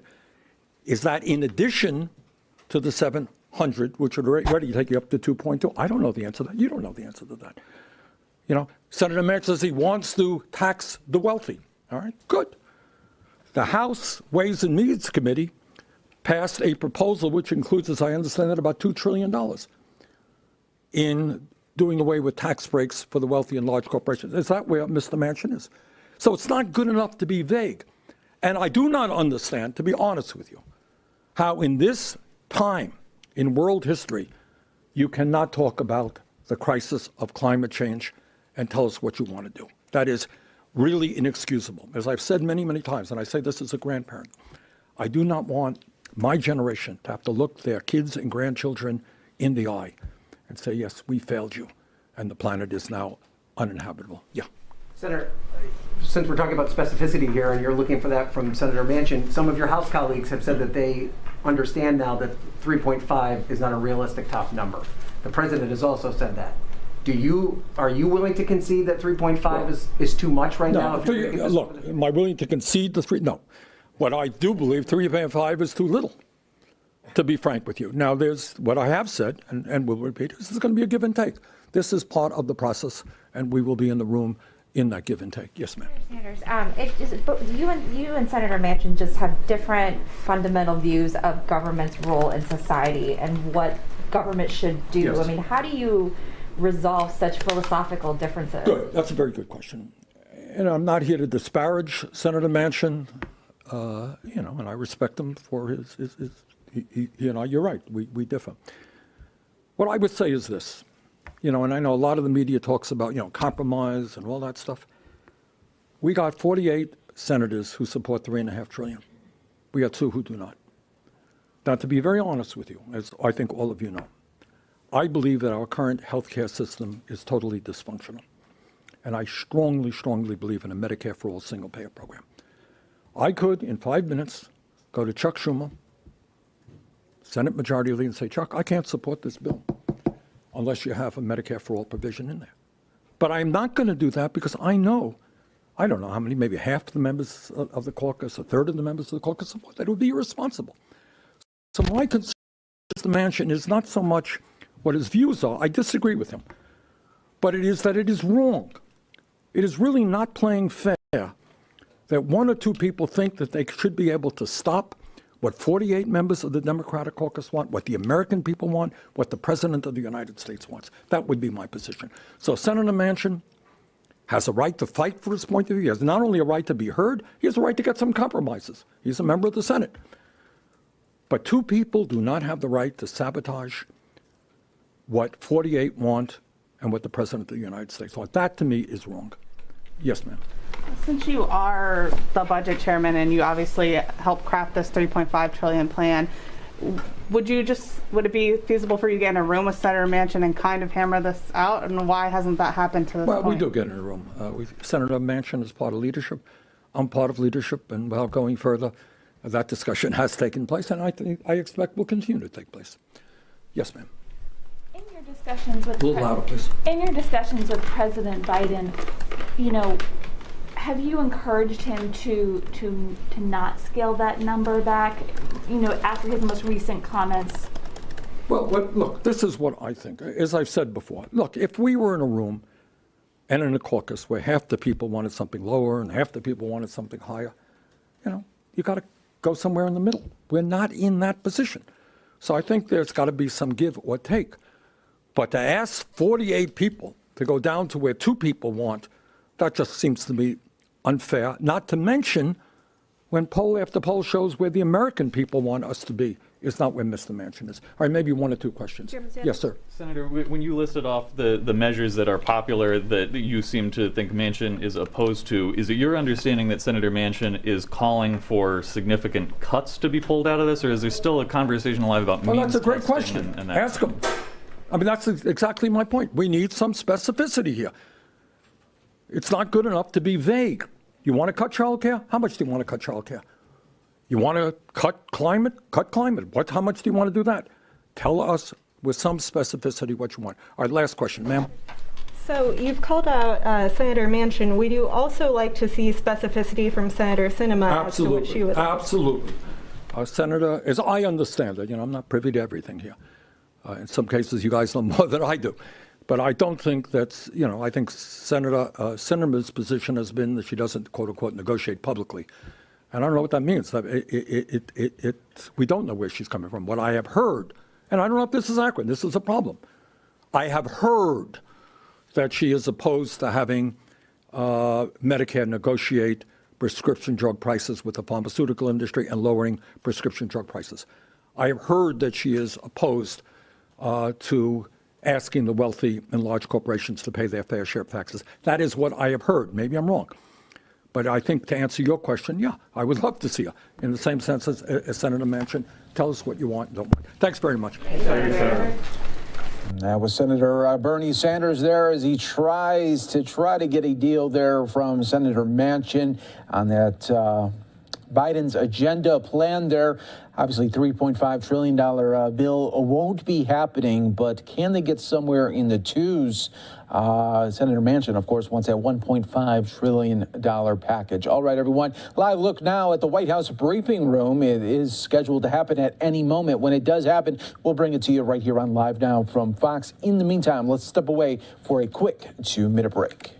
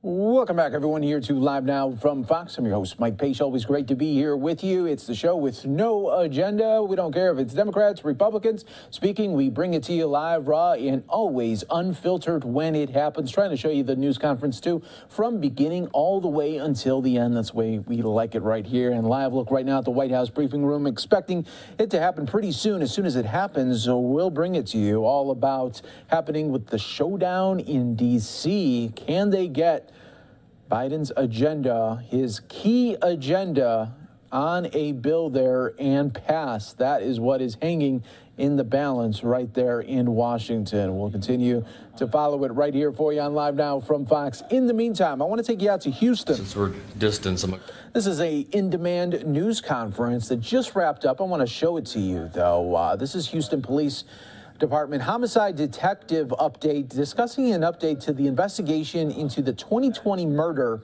of Alexis Sharkey. Let's listen right here. A caveat up front, I will not be discussing any specific evidence that was gathered during the course of the investigation, because I haven't had an opportunity to go over all of that with Alexis's family and go through those details, so we won't be going into that today. I want to recognize the detectives that worked on this case. A lot of people put a lot of hard work into this. I only came on later, earlier this year, to assist. Detective Ricardo Rivera and Sergeant Jerry Young did most of the heavy lifting on the case, and they deserve recognition for that. I'd also like to recognize the Major Offenders Division of the Harris County DA's office, who provided an abundant amount of assistance in the case. This was a lengthy investigation. Our evidence determined that Ms. Sharkey was killed on the night of November 27th, 2020. Her body was found the following morning. The investigation determined that Thomas Sharkey, her husband, is the only person who had the means, motive, and opportunity to have committed the murder. We were able to eliminate other suspects that came up, some of which were brought up by Mr. Sharkey.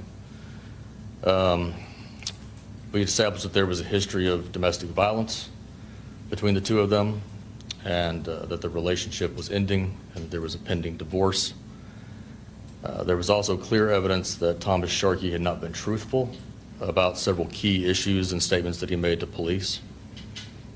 Over time, we were able to develop enough evidence to have probable cause to get an arrest warrant and to charge him with her murder.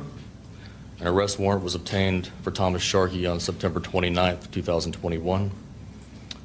Because of the high-profile nature of the case, and because Mr. Sharkey had been evasive with us throughout much of our time, we went very quietly about obtaining the arrest warrant, but the intent was, once he was arrested, to formally charge him in Harris County with her murder. We contacted the Gulf Coast Violent Offenders Task Force to assist us in locating Mr. Sharkey. They developed leads that he was located in Fort Myers, Florida, and they contacted the Marshals Fugitive Task Force in that area. That task force of U.S. Marshals located Mr. Sharkey staying with a relative in Fort Myers at approximately 10 p.m. last night. They were able to make contact and establish that he was inside the residence. Mr. Sharkey avoided them, ran upstairs when he learned that law enforcement was there for him, and he took his own life using a firearm. His identity was confirmed by the relative that was on scene, by the arresting officers who had been looking for him, and by official identification that he had in his possession. The Lee County Sheriff's Office in Florida is conducting the death investigation of Mr. Sharkey. I would like to emphasize that this has been a very tragic series of events for both families, the Robanals and the Sharkeys. They've been through hell, essentially, with the attention of the public on this case. I want to put out there that no one else is suspected of any involvement in the case, and no one else is under investigation in the case. We have clear evidence that Mr. Sharkey acted alone. Both families are composed of innocent people who have been through a lot and are in pain, especially the Sharkeys right now, his family. I would ask that people give both families their privacy and space to grieve. The family of Mr. Sharkey did not know that he was wanted in the case at the time, as we were able to keep the warrant secret. Mr. Sharkey also did not know that he was wanted until last night when he was confronted by law enforcement. And at that point, I'll open it up to any questions. Can you describe how he was being evasive to authorities? Well, he left the state not long after the homicide, and especially here recently, detectives made efforts to meet with him in order to collect a DNA sample from him. He agreed to do that. He was living in Georgia at the time, and detectives went to Georgia to try and obtain his DNA sample, and suddenly he no-showed, dropped out of contact, came up with a very bizarre story later on about why he had essentially disappeared. And then a short time after that incident, he relocated to Florida. When exactly did you request the DNA? When was that supposed to happen in Georgia? That was supposed to happen, I believe, end of July. Early August of this year. We had been making efforts to get him to meet with us to provide that sample for some time. That was just finally the time that he agreed that a detective could meet him in Georgia to obtain the sample. So what was the tipping point where you said, this is the person who you believe killed Alexis Sharkey? There was no one bombshell piece of evidence that suddenly shifted everything in our favor. Like I said, the investigation was very lengthy. There's a lot of different pieces of circumstantial evidence, a lot of things that we had to comb through. Mr. Sharkey's behavior and our conversations with him over time and evolving stories and the ability to disprove stories, that took time, and eventually the mountain of evidence essentially just became high enough. But did you wait too late? No. You don't think you waited too late? No. The goal would have been to get him alive, obviously, perhaps. Of course, but we don't really have any control over his actions in that scenario. It took almost a year. Yes, like I said, it was a detailed, lengthy investigation. There was a lot of various theories and conspiracy theories that came up that we had to look into and disprove. There was alternative suspects presented, including people that were presented by Mr. Sharkey, that we had to investigate. So no, we weren't able to move on an arrest until we were able to get to a point that we had eliminated sufficiently those other possibilities and built enough evidence to have a case that could not only arrest and charge but convict. Can you expand on the conspiracy theories? Was this only from Sharkey? Was it from people like on social media? Yeah, I mean, because of the high-profile nature of the case, there was various tips that come in. There's also, family members that are trying to help, and they provide information from things that they saw on a chat board or, on Instagram. And then, like I said, Mr. Sharkey himself, in his explanation of what happened, provided a suspect description of somebody that he claimed to have seen Ms. Sharkey leaving with. Can you talk about what led up to her death that night, what we know?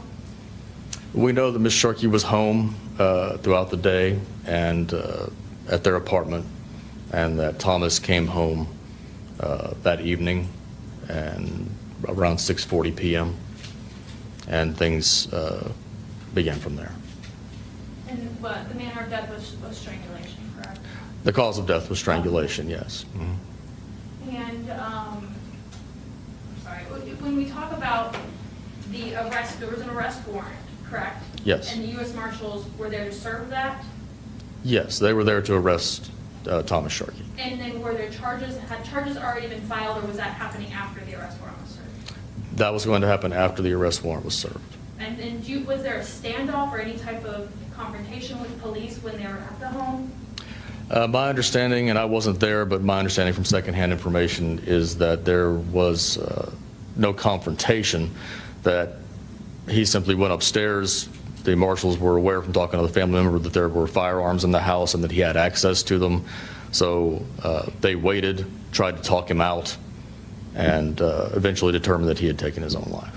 So he was never a threat to the actual officers? Not from my understanding, no. You have to ask them too, so. Were they inside the house, or were they in the doorway having this conversation? You'd have to ask them. I'm sorry? You'd have to ask the marshals that question, not us. They haven't told you where they were? I haven't got into every detail of the arrest situation with them, no. What happens now? Now, we have some laboratory work left to do. We already had some lab results pending regarding DNA evidence, but now that we have Mr. Sharkey's DNA sample, of course, we'll have to get that from Florida and be able to compare that to the ongoing analysis that's happening right now.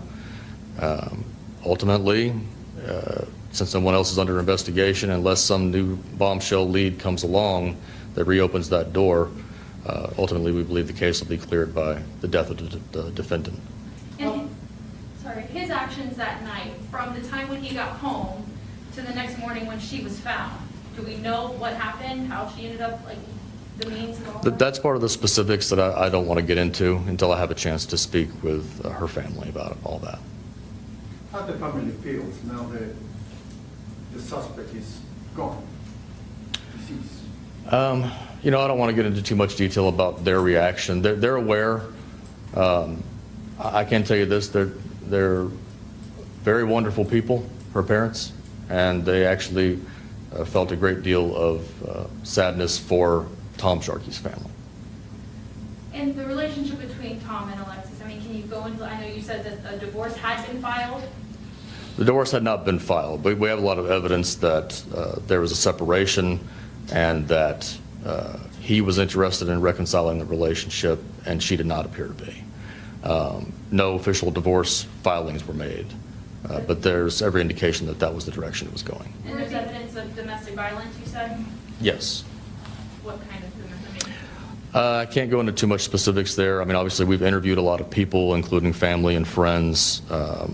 We've obtained a lot of evidence in digital formats, and there's several sources that confirm that that's true. He was physically abusive? Yes. You said that they had separated or were separated. Did they still live together at that apartment?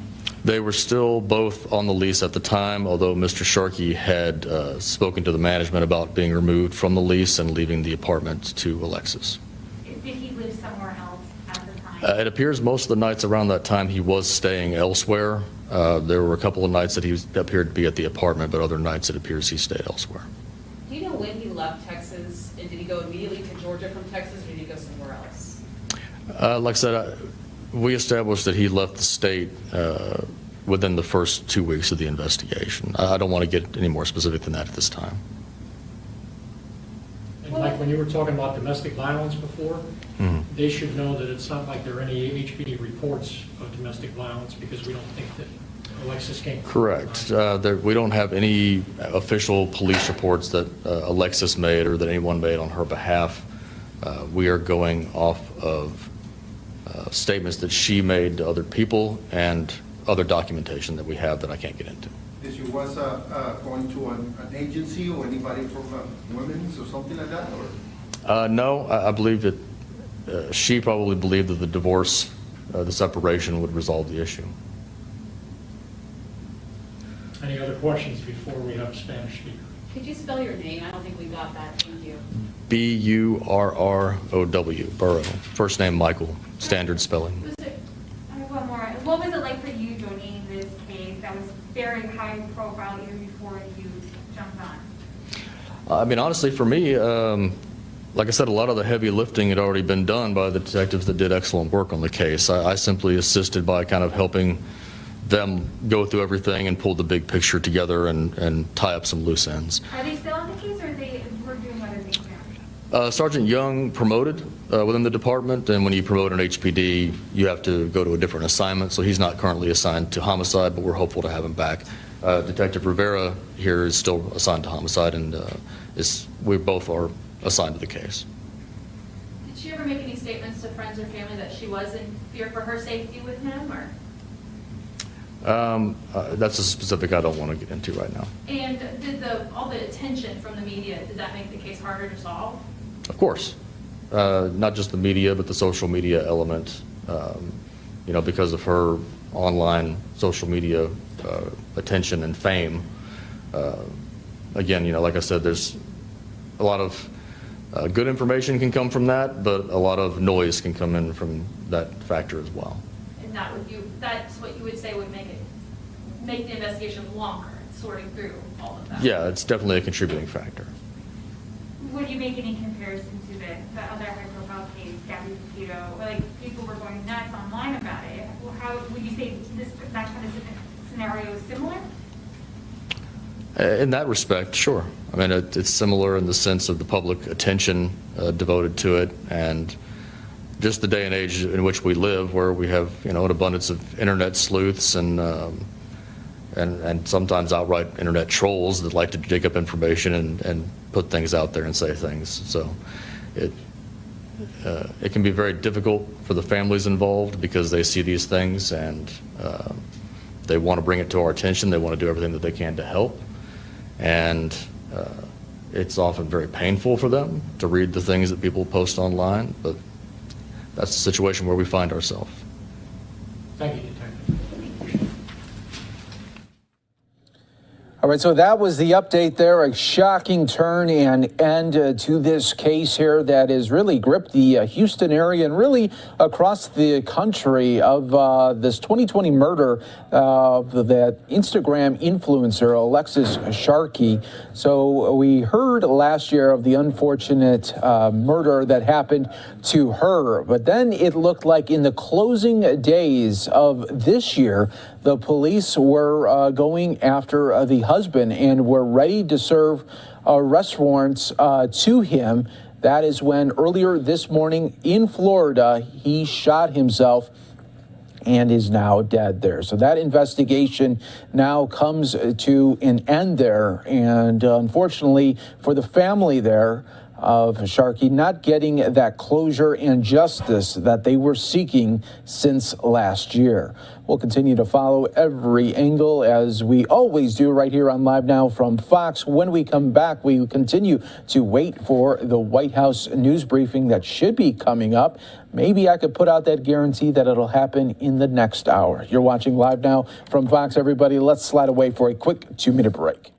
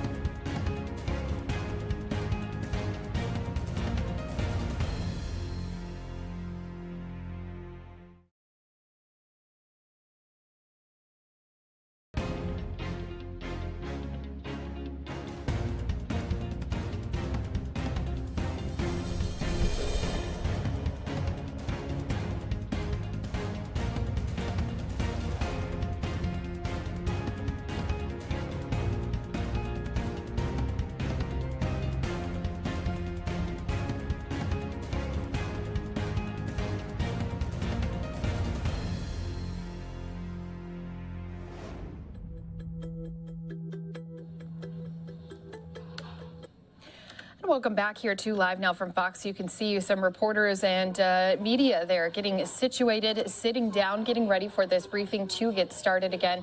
One that does happen a little bit later here. We'll, of course, be jumping into that here on Live Now from Fox. But I want to let all of our viewers know we do also continue to follow the story of Gabby Petito as the search for her fiance, Brian Laundrie, is still underway. So we will be getting a fresh update on the latest in this investigation and in the Gabby Petito case coming up here in just about 5 minutes. But until that time, I did want to let all of our viewers know ahead of just a little bit earlier, we did have some activists speaking out against this oil spill that took place again on the coast of California. More than 126,000 gallons of crude oil spilled into the ocean. A lot of people speaking out as this has really not only closed down beaches, now also has caused a number of marine life to get stuck in this oil. And again, this is off of the Southern California coast.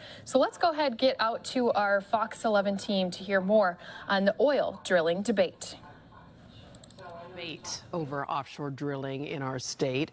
And environmentalists and consumer advocate groups say the devastation we're seeing is just further proof that we need safer, cleaner energy solutions. Lisa Tucker, pardon me, is a consumer advocate with Consumer Watchdog. She joins me now.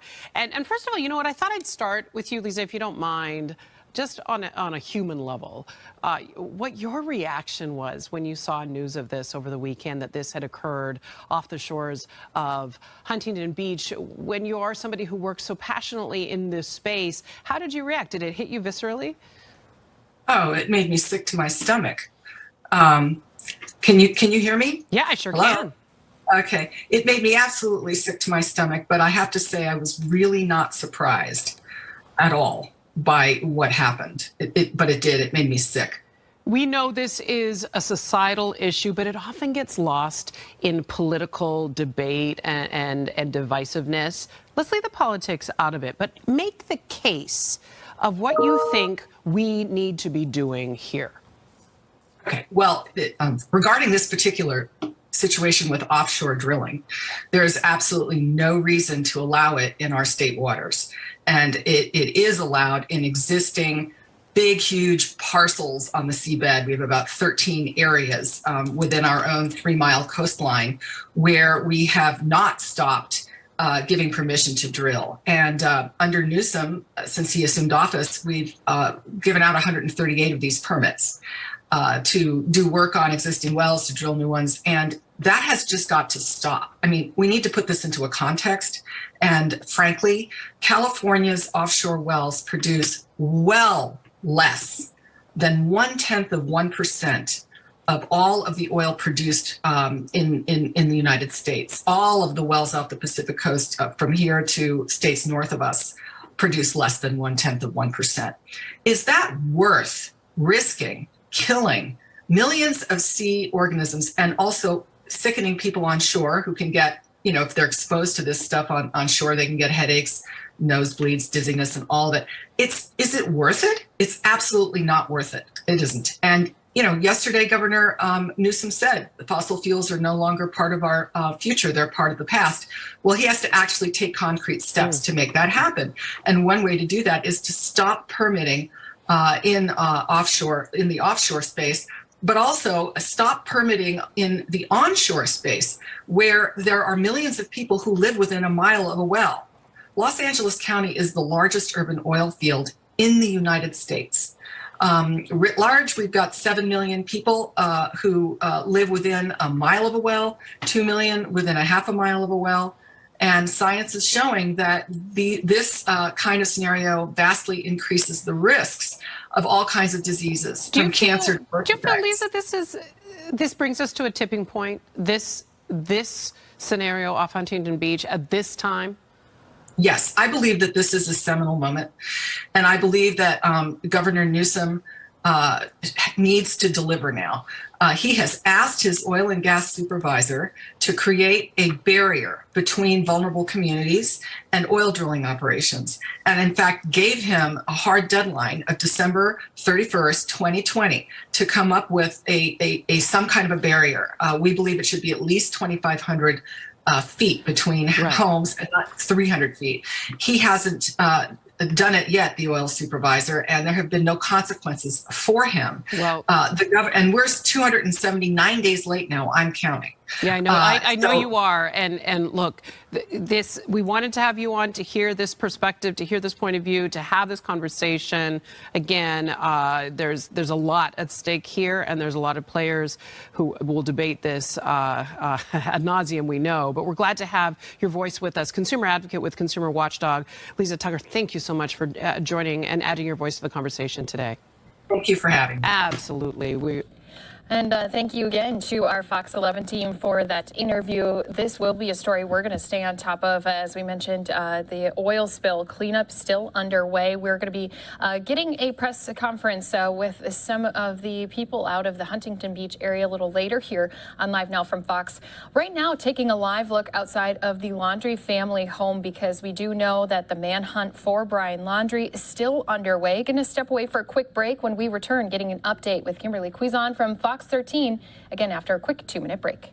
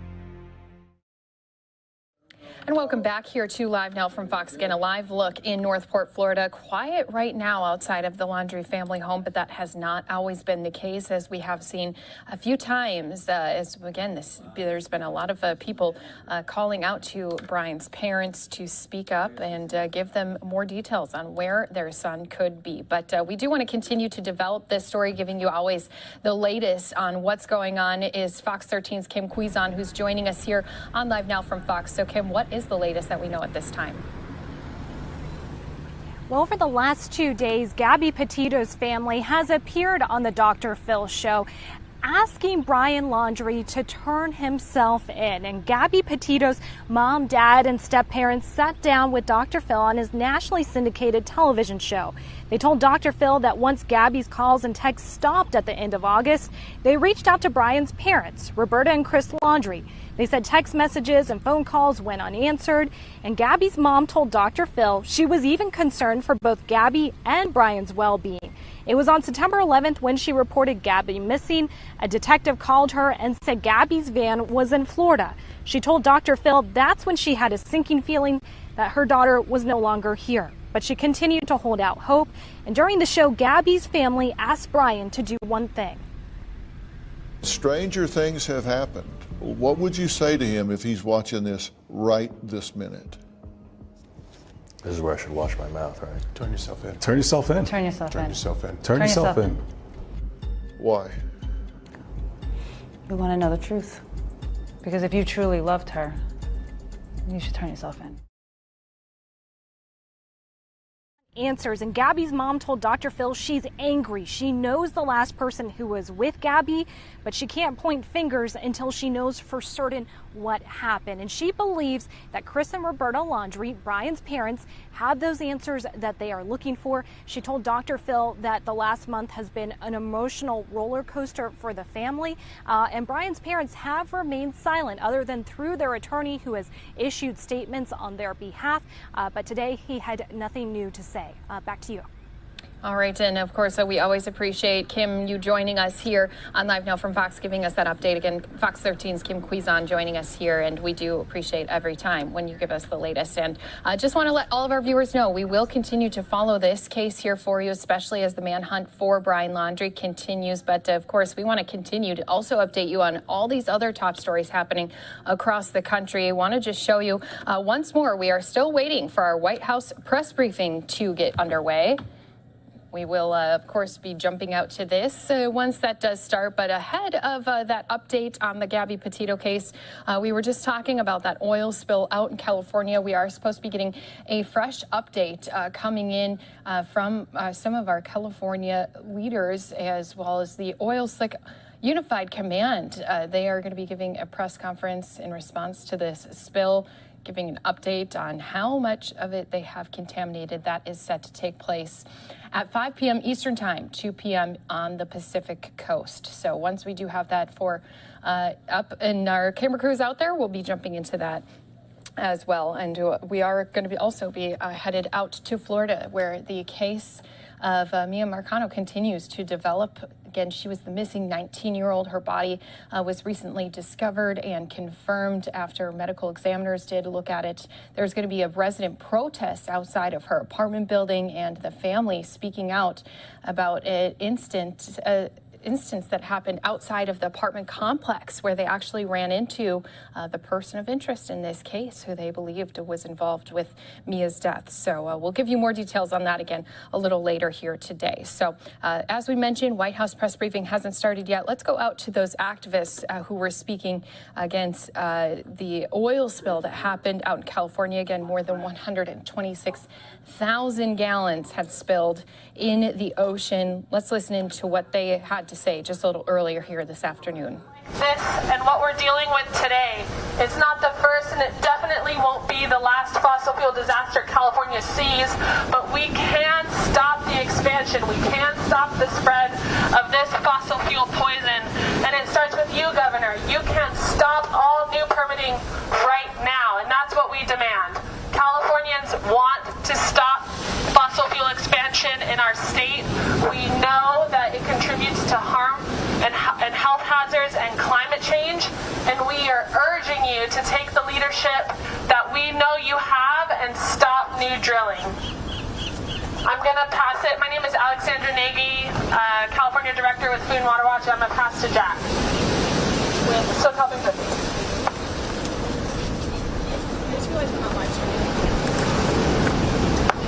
Yeah, I'm Jack Ide with SoCal 350 Climate Action, and I do a lot of ecosystem restoration work.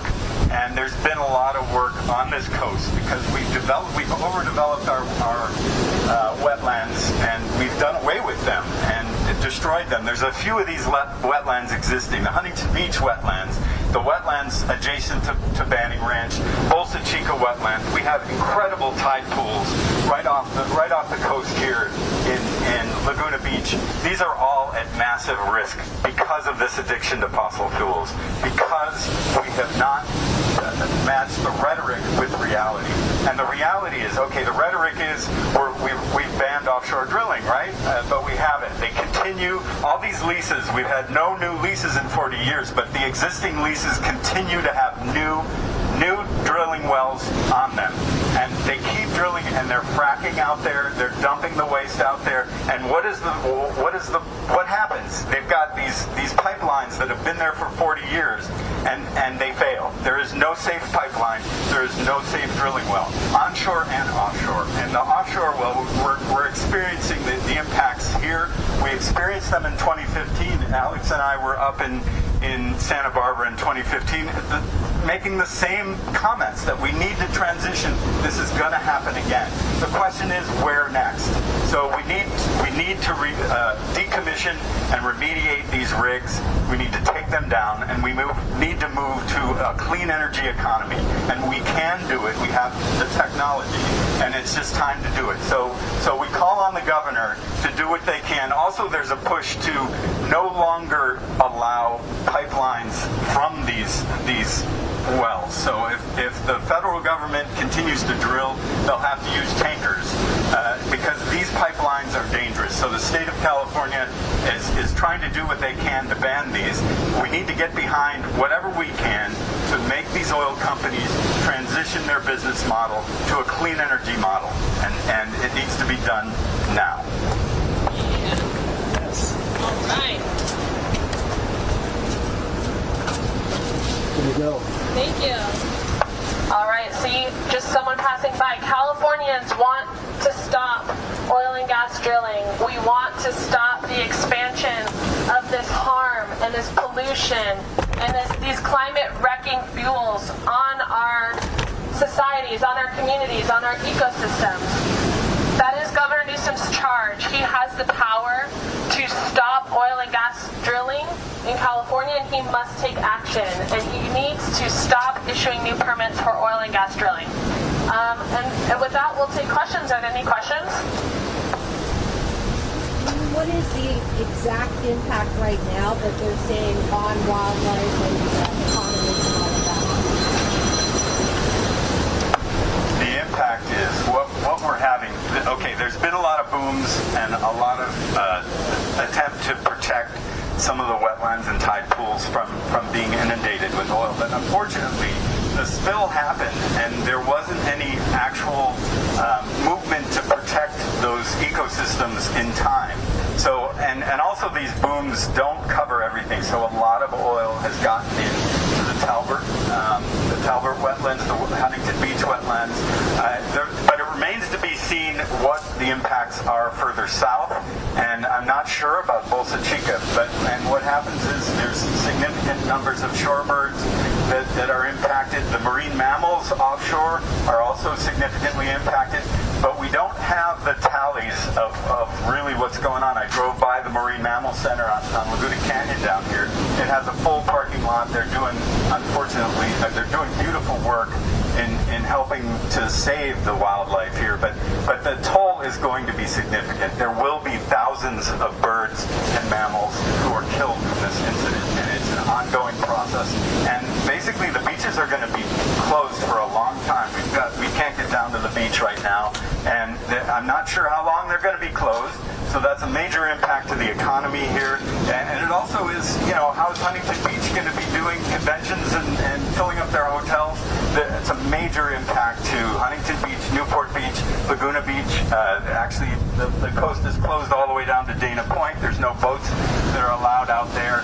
And there's so much wildlife between here and there. These tide pools just north of here in Laguna are an absolute treasure, and for those to be inundated with oil is just an unimaginable tragedy, and something that I went to school at UC Santa Barbara after in the decades after the 1969 spill, and I studied environment based on oil drilling to stop this oil drilling, and here we are 50 years later. We're still dealing with the impacts, and so we need to transition away, and we need to do it now. Yes, thank you, Mac. Any other questions? All right, so we were just listening into a little bit of that. Again, some activists just stepping out there, sharing their thoughts on what is going on as cleanup continues. Now, investigators have said that a ship's anchor may have hooked, dragged, and torn an underwater pipeline that spilled tens of thousands of gallons of crude oil into the ocean off Southern California. Now, this is all according to federal investigators, who also found the pipeline owner didn't quickly shut down operations after a safety system alerted to this possible spill. So a lot still revolving around this incident that took place again over the weekend. A lot of community members also upset about the response from the Coast Guard. So again, there's a lot of people wanting to know more about this timeline of the weekend spill, which has fouled beaches and those protected marshlands, potentially closing them for weeks, with commercial and recreational fishing also a major hit to the local economy. And again, there's been some reports of a possible spill, a petroleum smell and an oily sheen on the waters that came in on Friday night, but weren't with the pipeline's operator. They didn't report that spill until the next morning. So we do know that there's been a class action lawsuit that's been filed because of this spill. And again, there's been just a lot of people trying to piece together the latest timeline with this incident. So they do say that there was an alarm that had went off in a company control room around 2:30 in the morning Saturday. That pressure had dropped in the pipeline, indicating a possible leak, but Amplify waited until about 6:01 a.m. to shut down the pipeline. This is, again, of course, according to preliminary findings of the investigation. So we'll continue to follow this. As we mentioned, there is also a press briefing that is set to take place a little later here this afternoon, less than an hour away. So we'll be putting that out here for our viewers with us on Live Now from Fox. But wanted to continue to give you more stories happening here across our country. Here's a live look at our capital, where earlier this week we heard from a whistleblower calling out one of our biggest social media giants, Facebook, saying that they are putting profit over the safety of their users. We're going to be getting into what does it mean to have these whistleblowers step forward. Going to be speaking with someone who is with the National Whistleblowers Center about how important it is for these people to step forward. More to come here on Live Now from Fox after a quick 2-minute break.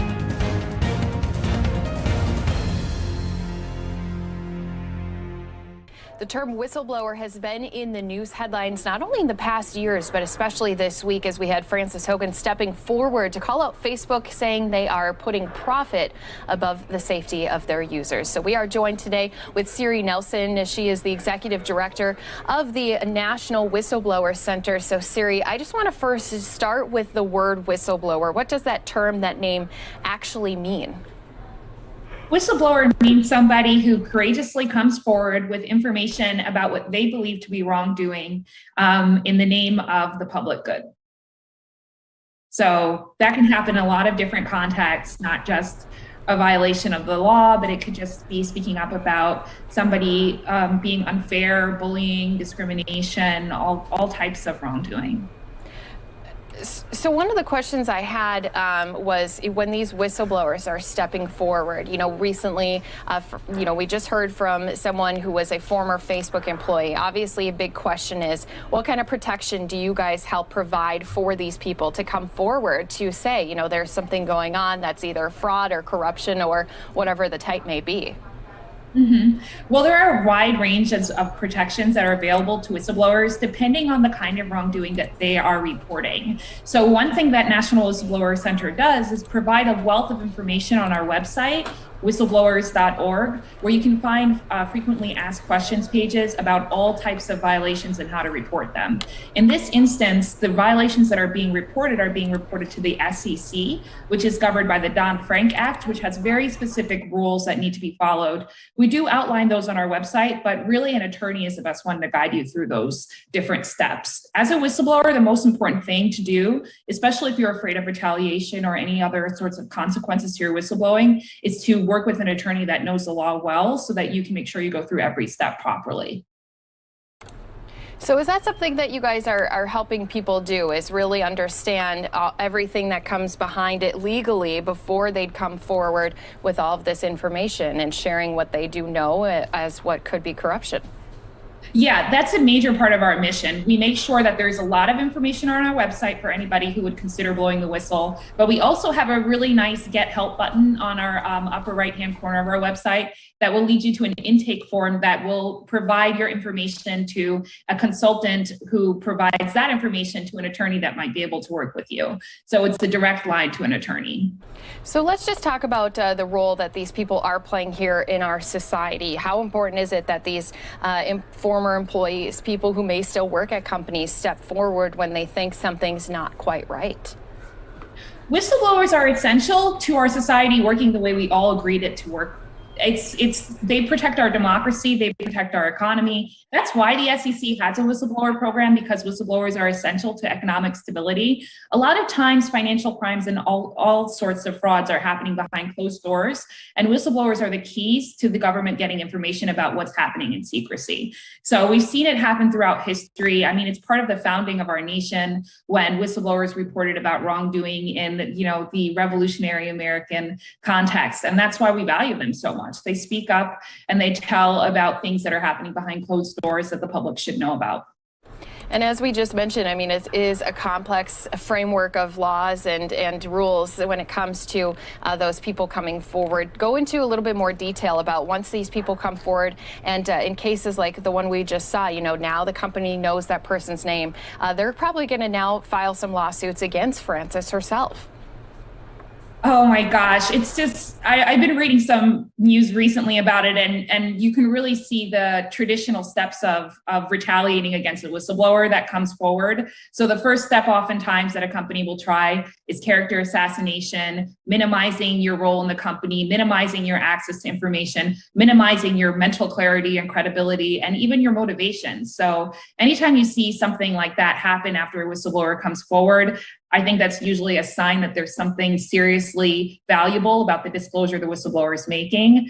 Retaliation is something that whistleblowers are, of course, always afraid of.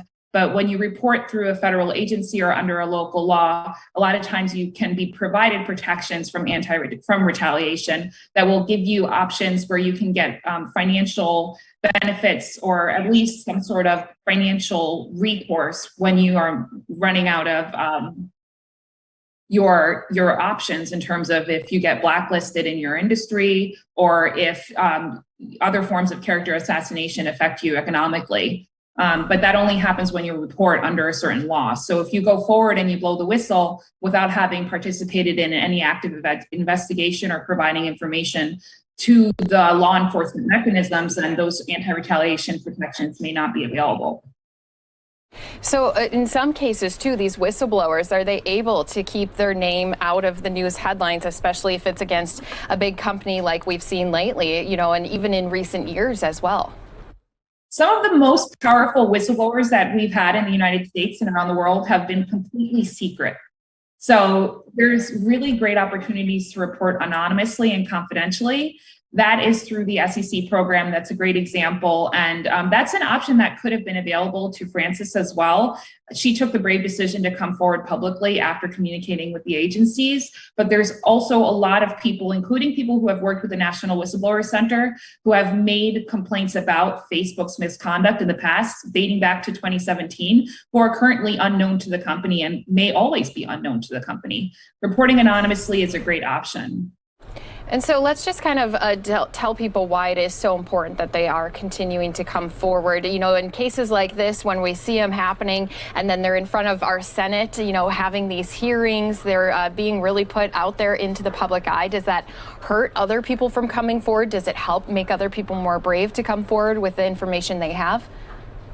It's critically important that people continue to come forward because Congress needs to understand how serious and how broad these issues are and how pervasive they are in the tech industry. Any fraud needs to be put to an end. And when tech industry is lying about what they're doing and how they're handling information, what their products can do, the best people to tell the truth are the ones who are on the inside and can see and explain how the system works to senators who are not engineers or data scientists. So it's a very brave thing to do to come forward. And I think when you have major Senate hearings with people who are blowing the whistle, regardless of the industry, it encourages others to come forward because it shows that that issue matters. National attention on people like Frances just explains that everybody cares about wrongdoing and they want to see justice come to the front and hold people accountable for the things that they're doing and the lies that they're telling. So I love when this happens. I think it's great for whistleblowers everywhere. Is there anything that you would want to share with people before they do come forward? You know, anything that they should know about ahead of time? Firstly, you're not alone. Being a whistleblower can be incredibly isolating, especially when you're in the public eye and you're facing smear campaigns, but you are not alone. And you can come to NWC and find information and connections for support. But secondly, you should get an attorney. Attorneys are your best ally in blowing the whistle. They can help you understand your protections and they can provide you with the information you need to take the right steps at the right time to make sure you're fully protected and eligible for any awards that might be available to you based on your whistleblowing. Yeah, it's important to remember that you need to share that information to help protect other people, whether it's consumers, whether it's kids online. You know, you need to let those individuals know that you're keeping an eye out for them as well. So we do want to say thank you again, Siri Nelson, joining us here on Live Now from Fox, the Executive Director for our National Whistleblower Center. Hopefully this does help make others brave to come forward if they know of anything going wrong in their own workplace. Thank you, Christy. It was great chatting with you today. And once again, after that conversation, Siri did mention also something important that I think all viewers would like to hear. There's been a poll that Americans do want strong protections for whistleblowers who report corporate or government fraud. So she had said there is widespread bipartisan support, no matter with the demographic, for support for whistleblowers and whistleblower protection. A great study to know about, especially as they are encouraging people to come forward when it comes to fraud and corruption. We're going to go ahead and take a quick break, and Jen Psaki is in the White House giving a briefing. We'll be jumping out to that next year on Live Now from Fox.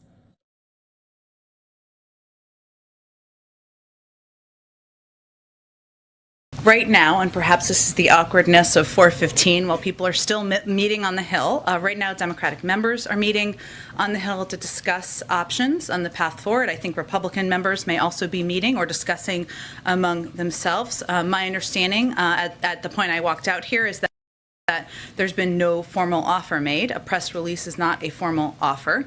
And regardless, even the scant details that have been reported present more complicated, more difficult options than the one that is quite obvious in the president's view and is in front of the faces of every member up on the Hill. We could get this done today. We don't need to kick the can. We don't need to go through a cumbersome process that every day brings additional risks. So they're discussing up there. We'll obviously be in close touch with them, as we will continue to be, and we'll see where we are at the end of today. And then one foreign policy question.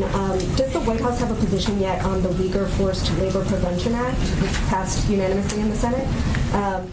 And just broadly in that same context, how do you respond to the criticism from Senator Rubio and some Republicans that the administration is sort of letting Beijing have some advantage on human rights abuses to try to win over their cooperation on climate issues? Well, we would absolutely dispute that notion. Unlike the former president, this president has spoken out against human rights abuses, has raised his concerns about human rights abuses directly with President Xi, and we have done that at every level from our national security team. In terms of the legislation, obviously we have spoken out about our concerns of human rights abuses in Xinjiang, and I would also note that the president also led an effort to have coordination on the international stage to address this issue, unlike his predecessors. But I'd have to talk to our legislative team about specific views on the piece of legislation. I know I spoke to it briefly last week, but I'll come back to you with that. Go ahead, Steve. Jake Sullivan reached a deal with the Chinese today for President Biden and President Xi to have a virtual summit before the end of the year. Do you see this happening around the G20 summit? And what's the advantage of them seeing each other face to face? Well, as I understand it, what came out of the discussions was an agreement to continue dialogue at a very high level. So what we've said, of course, and we continue to believe, is that leader-level engagement is an important part of our effort to responsibly manage the competition with China, especially given the coalescing of power in Chinese leadership. We're still working through what that would look like, when, and of course the final details. So we don't quite have them yet. Secondly, the president indicated last night that he had spoken to President Xi about Taiwan. Was this in their more recent phone call, and what exactly did he tell him? So you didn't ask this, but some others have asked this. He did not have a new call that you're not aware of, so just for full clarity on that.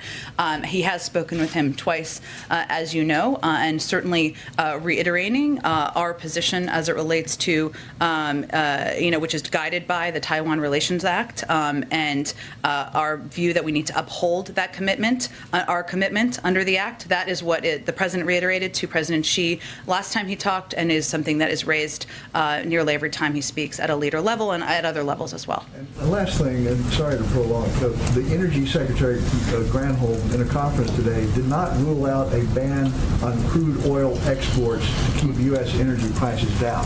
Is that something that's seriously being looked at?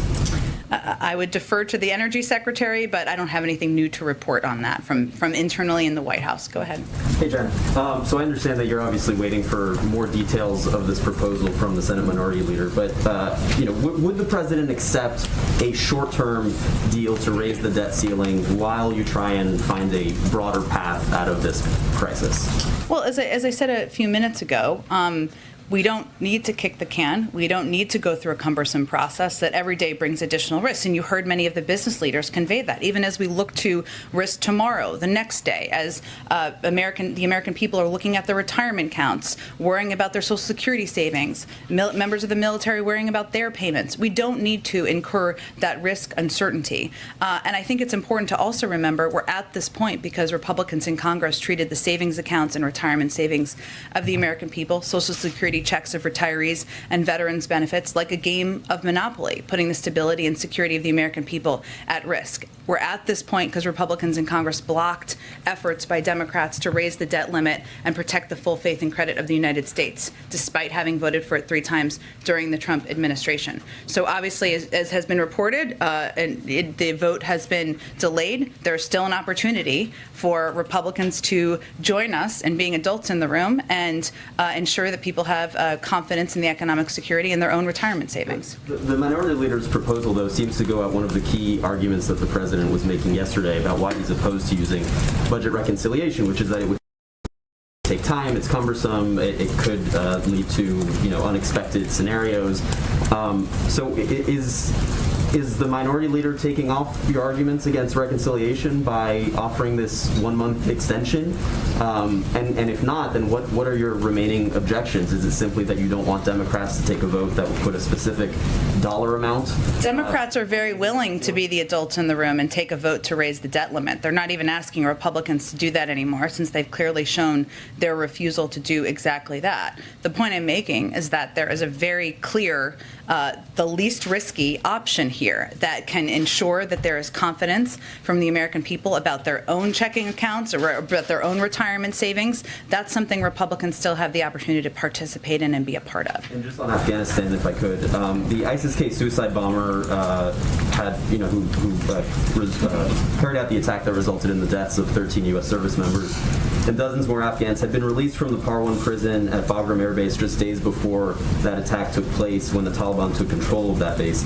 Should the Biden administration have done more to secure Bagram or transfer ISIS-K prisoners outside of that? And do you now accept that this attack would not have happened had the United States retained control of Bagram? Well, I can't speak to the specific case. I'd leave it to the intelligence community to speak to that, so I'd point you to them. I'd remind you that as it relates to Bagram, there was a decision made to close Bagram because it wasn't strategically in the interests of the United States and our national security to keep it open with 5,000 troops there protecting Bagram at a distance that was far away from the capital and far away from where people from the embassy would be evacuated. So that was the broad-based decision. I understand you're asking me a different question than that, but I just wanted to reiterate. Made the same decision had he known that it would result Again, I can't speak to this particular report. I would point you to the intelligence community. Go ahead. Thanks, Jen. Congress has passed countless short-term government funding measures. They have funded the government for 48 hours before. Wouldn't a short-term debt ceiling hike be preferable to default? The preference would be just getting this done today so we can move on to more business for the American people, and that option is still on the table. But the White House brought in all of these banking CEOs today to talk about how catastrophic it would be if the U.S. were to default. Why not send the markets that assurance, if you have the opportunity, that at least for the next 8 weeks, the debt ceiling is going to be secure? Well, if we're looking at the best options, why kick the can down the road a couple of more weeks? Why create an additional layer of uncertainty? Why not just get it done now? That's what we're continuing to press for, and that's our first choice. Go ahead. Thanks, Jen. A week ago, the National School Boards Association wrote to the president to say that their teachers feel like some parents protesting recently could be the equivalent to a form of domestic terrorism. And then the Attorney General put the FBI on the case. So does the administration agree that parents upset about their kids' curriculums could be considered domestic terrorists?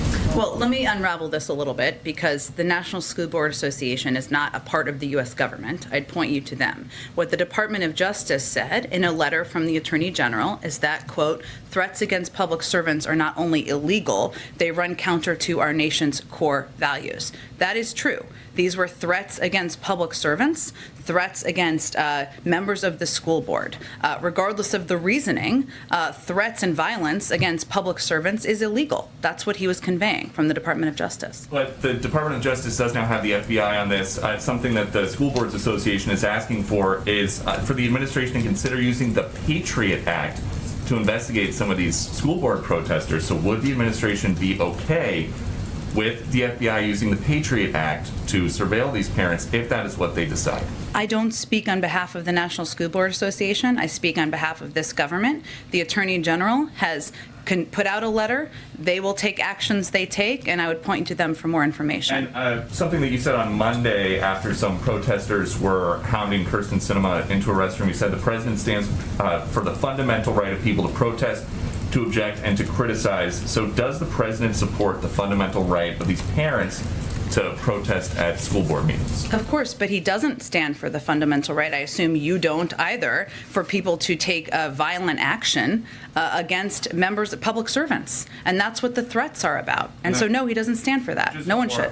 John Kerry says that after France was cut out of the nuclear submarine deal and they were upset enough about being left in the dark, that they pulled their ambassador. He went to the president and, quote, the president literally had not been aware of what had transpired.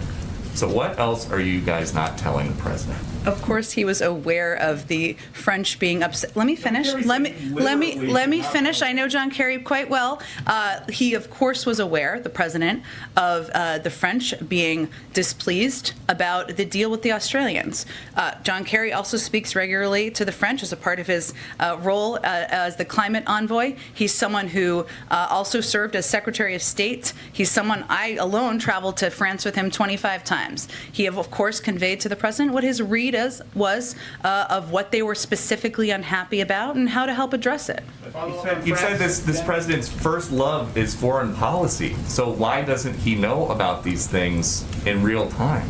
Of course he knew about the French being displeased. Let me finish. Literally had not been aware. Peter, I would encourage you to ask John Kerry specifically about the context of his comments. The president and the former secretary are also good friends.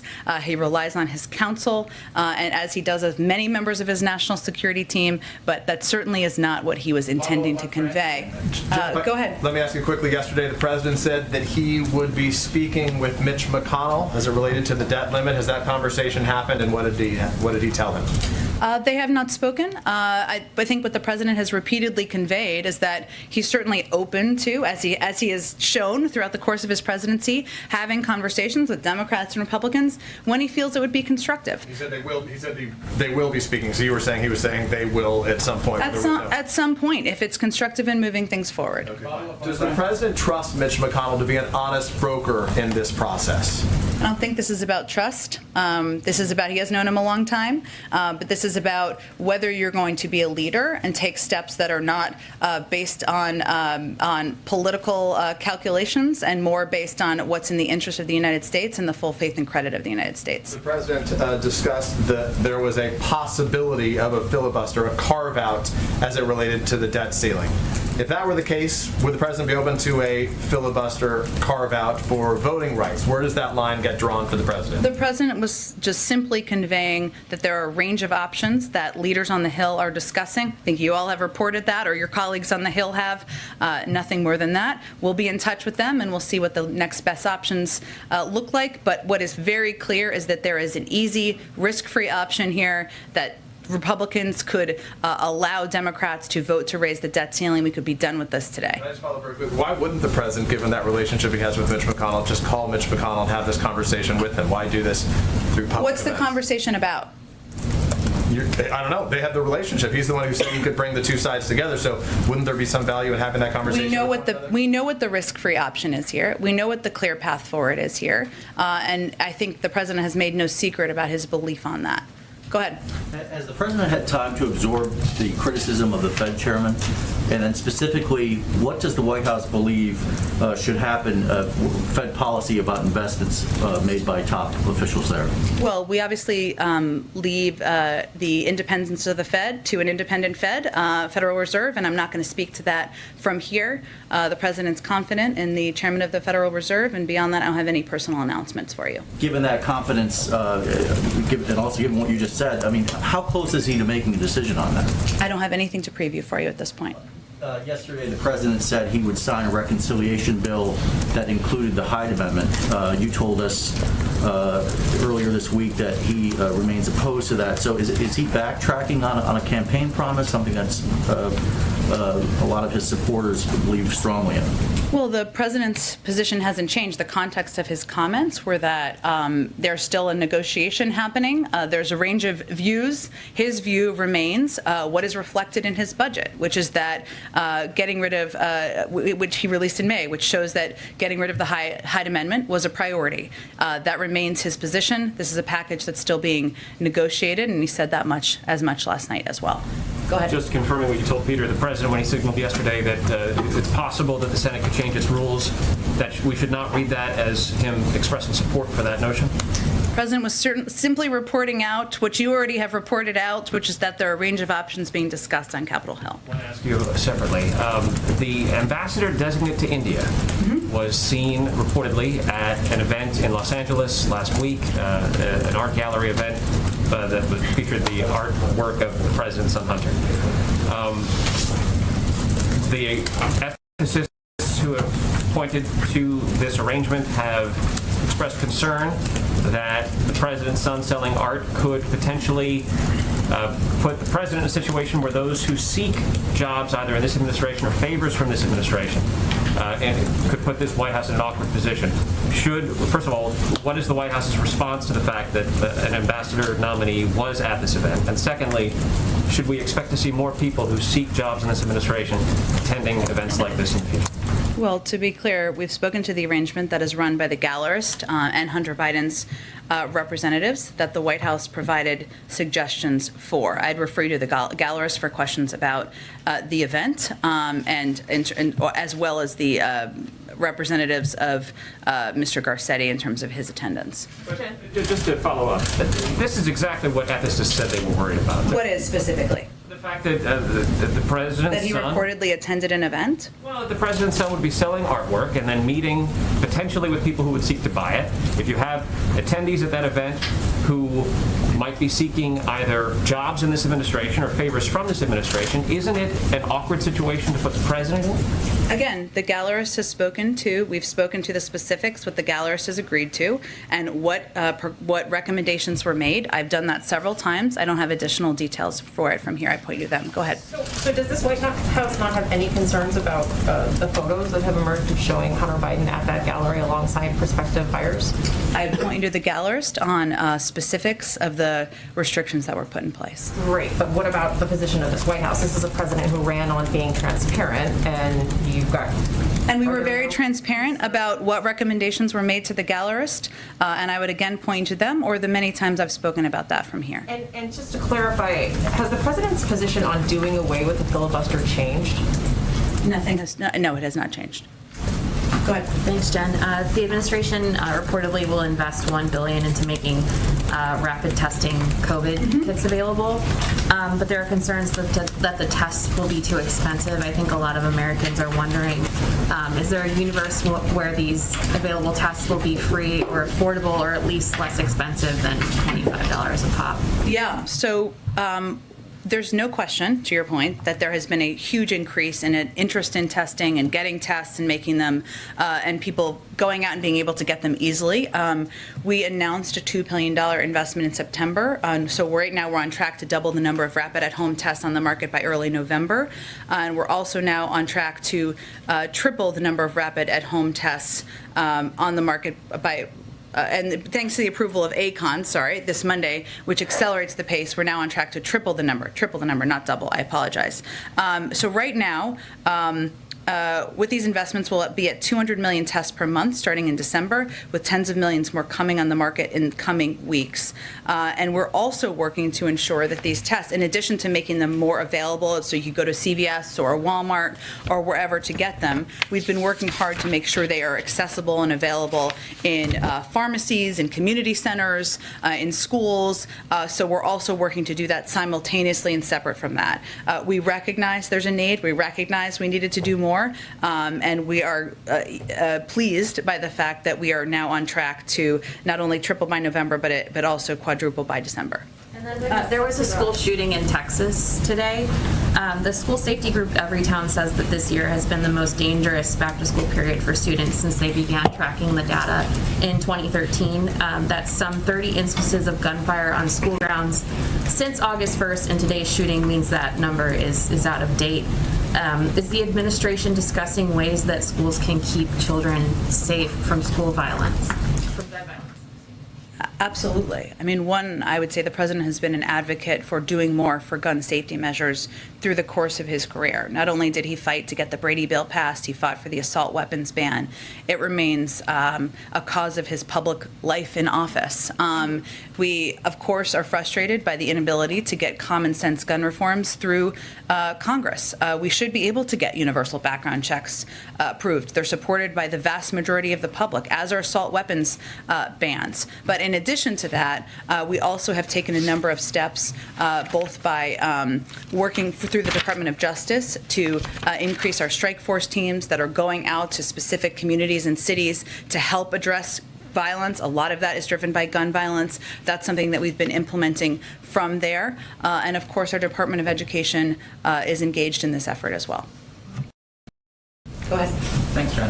Yesterday's hearing by a Facebook whistleblower underscored several major issues with the company, including, as many senators pointed out, issues with Section 230. On the campaign trail, Biden said that Section 230 should, quote, immediately be revoked, and that it should be revoked because, quote, Facebook is not just an internet. Thank you again to all of our viewers here with us on Live Now from Fox. We've been listening into this White House press briefing with Press Secretary Jen Psaki. We're going to be sending some people off into a quick 2-minute break, continuing to listen in here as she is addressing not only, obviously, the trouble that our members of Congress have had on agreeing on the debt ceiling limit, but also questions on border security, safety, and much more. We're listening in again here on Live Now from Fox. He's also called, I would note, because there were a range of issues that were raised during the whistleblower's testimony yesterday on the FTC to adopt rules to address unfair data collection and surveillance practices in his executive order on promoting competition in the American economy. So yes, more needs to be done. Reform should happen. We also need to do more on privacy and antitrust. And certainly watching testimony yesterday raised a lot of those issues again for people. Go ahead. Thanks, Jen. Does the president have any intention of speaking with Senators Manchin or Sinema at all this week? I can't predict for you day by day. We have been in touch with Senator Manchin and Sinema at a senior staff level, and certainly I wouldn't rule it out. I wanted to ask a follow-up question on an earlier question about the Hyde Amendment. The president has not been shy about his opposition in recent years to the Hyde Amendment. As you mentioned, he made that clear in his budget blueprint. He made that clear as a candidate when he was running for president. So can you explain why it is he's saying that he would sign this bill either way, with or without this language? He's reflecting that it's a negotiation. It's ongoing. We don't know what the final product will look like. Go ahead. Can I ask a little bit about energy prices? Gas prices in the U.S. are fairly high. We're seeing exceptionally high prices of certain energy products in Europe right now. Is the U.S. domestically considering a release from the SPR to bring down oil prices at this time?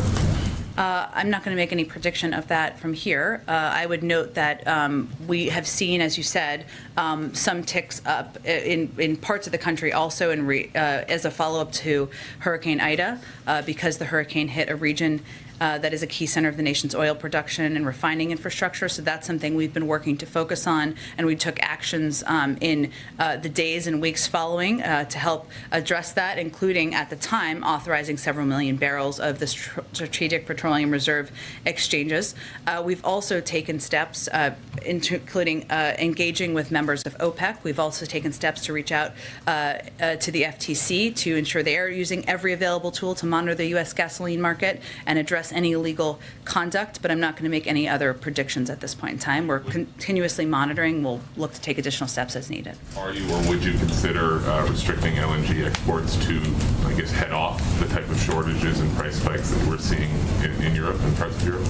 I'm just not going to make any additional policy predictions at this point in time. I broadly say, overall, these are fundamentally price crunches on, non-renewable sources of fuel. We're heading into COP's summit here. Yeah. Do you worry that this could impact the pledges that countries are willing to make? Will other governments get weak-kneed about going green at a time when they're facing brewing sort of political crises at home over really skyrocketing prices of non-renewable fuel sources? We certainly hope not. I mean, I think what COP26 is about is to continue the conversation on the international stage at the leader level. That has been going on below the leader level continuously, basically, about our need to work together to address the climate crisis. One of the greatest national security crises the president sees. A number of other world leaders agree on that front. Certainly, we all want to keep gasoline prices low, but the threat of the crisis, the climate crisis, certainly can't wait any longer. Go ahead. Go ahead. Yeah, thanks very much. On the, you sound pretty lukewarm about the McConnell idea. If the Democratic caucus were to get behind it, is it a given that the president will get on board? Or? We'll see where things are. This is an ever-moving news cycle. Because as we speak, there seems to be some positive vibes there regarding this, whereas you're giving, you know, the opposite? I would say, actually, in my read of it, there's a diversity of views in the Democratic caucus, as is to be expected. And they're meeting now. We'll be in close touch with them, so I just don't want to get ahead of that process. Thank you. Go ahead. I know we're still a few weeks away from the G20, but I wanted to see if the president would be open to meeting with Putin again at the G20. And does he feel like his last meeting with Putin was effective? Does the president feel like he's seen any change in Russia or Putin's behavior since then? Well, I don't have any predictions for you on the bilateral meetings. That's something that we're still working through at this point in time. Every day. And in terms of how constructive his meeting was with President Putin, as he said at the time, we didn't expect it to be a light switch where all of a sudden everything would be hunky-dory in the relationship. It's not. We have remaining concerns, but it was an opportunity to express them at a high level, see what work could be done over the course of the long term to address it. So I don't know that we're going to do a month-by-month assessment. It's something that we have continued conversations with members of the National Security team about many of the issues were raised. Those are ongoing. We're continuing to strive to make progress. Do you have any update on Afghanistan and how many Americans are still there? And does the president feel the Taliban's cooperating still with efforts to get those remaining Americans out? We remain, through appropriate channels, of course, in touch with Taliban officials. In terms of the specific numbers, I'd point you to the State Department, and they have the most updated number on that, given they oversee that process. Go ahead. Jim, there's been some reporting that saying that Democrats are planning to accept the short-term debt limit increase. So given that we now have some reporting on that, can you just give us some guidance on what the White House thinks about that idea? Not yet. I have to dig further into that reporting, not to question it, and talk to the team here about where things stand. And as far as when I came out here, they were still meeting. But we'll venture to get back to you as soon as we have something more concrete to convey. Thanks, Jen. When the president was talking today about Republicans and the debt ceiling, he said if they don't want to do the job, just get out of the way. We'll take the heat. We'll do it. When he says we'll take the heat, what did he mean by that? What political risk is he acknowledging there for Democrats? Well, I think one of the reasons we're at this point is because Republicans in Congress would rather bet on a misleading and inaccurate campaign season talking point. We're not betting that that's going to work, but his point, the president's point is, regardless, we're willing, Democrats are willing to vote alone without any Republican votes to raise the debt ceiling. You just need to allow us to proceed with that vote. And on the testing question that had come up about the rapid test, this $1 billion investment will quadruple the test by December, in addition to everything else from the past couple of weeks. But why has it taken so long to get this rapid testing to this point where it will be by December, when Europe is flooded with rapid tests? Is it the authorization process and the timeline on that, or is it on the production side, or both? Well, one of the things we've been working on is to increase production, as you know, and also increase, I would say that the demand for these tests here has increased a lot in the last several weeks. So we're also working to meet that and ensure that we are meeting the moment here in the United States. In terms of the specific mechanics, I would encourage you to ask the COVID team that question. Missing the moment, though, by, the demand has gone up in recent weeks because kids have gone back to school. Should this have been ready for back to school so that you could go to a CVS or any of the pharmacies or government sites and get these tests? I mean, again, we just announced last month enormous investment. We're quadrupling availability by December, tripling by November. I think that is speaking to how seriously we take this and how we're working to ensure there are accessible, cost-effective tests out there and available to the public. Go ahead. What plans does the White House have to address the risk of oil spills from existing platforms, existing leases that are still operating? You mean like the one that happened in California? Right. I would really point you to the Department of Energy for specifics there. The White House has policies on stopping future leases, possibly, things like that. But, this is an ongoing threat, that happens as, offshore drilling continues. Is there an interest in investing in the infrastructure of the pipeline to enhance their safety, shutting them down? What are your thoughts on that? Well, again, I think as we've seen, and there's been an ongoing investigation about what exactly was the root cause here, so I don't want to kind of speak to that as that's been ongoing. But beyond that, I would point you to the Department of Energy. Two very quick things on the spill. Does the White House have a working theory on what caused the spill? And secondly, you have an update on federal resources that have been dispatched to respond to the spill. Sure. I do have an update on federal resources. Let me see. On the leak, just so I don't forget to answer this part, it's still under investigation. As you may know, the oil has stopped leaking. The pipeline has been removed from service. In terms of our government efforts, 4,788 gallons of oil have been recovered and 11,360 feet of containment boom have been deployed. As of yesterday, 6 miles of shoreline have been cleaned. 328 response personnel with additional assets are on the way, have been deployed. As we said earlier this week, the Department of Transportation's Pipeline and Hazardous Materials Safety Administration investigators are on the ground in the Unified Incident Command Center. And on Monday, we also issued a corrective action order to the operator mandating immediate corrective action, including performing a root cause failure analysis, integrity assessment, and remedial work plan. Beyond that, Unified Command, of course, who are on the ground, would have any additional steps we're taking that are up to date. Go ahead, April. Jen, we see there are crisis moments. Everything is in crisis mode here. But there are other issues that are percolating as well that some feel are at crisis levels. Black agenda issues. The Vice President just had the heads of Divine Nine in a meeting. Frank Good, direct discussion, we were told, about issues, particularly voting rights. What is the President expecting when it comes to dealing with the Black agenda, particularly with those that have the small window like voting rights and also the George Floyd Justice and Policing Act? What is he expected to do? What is he planning on committing to make sure these things happen? He wants to get both done. He wants to sign them into law. As you know, and you've told me in the past, the Black agenda is bigger than voting rights and bigger than the George Floyd Police and Justice Act. Both are hugely important. The President has committed to getting them both done. He wants to sign them into law. We need Congress to move forward on both to get that done. They are. The Black agenda is huge. It's vast. But in this moment, there's a small window of time before elections happen. And the concern is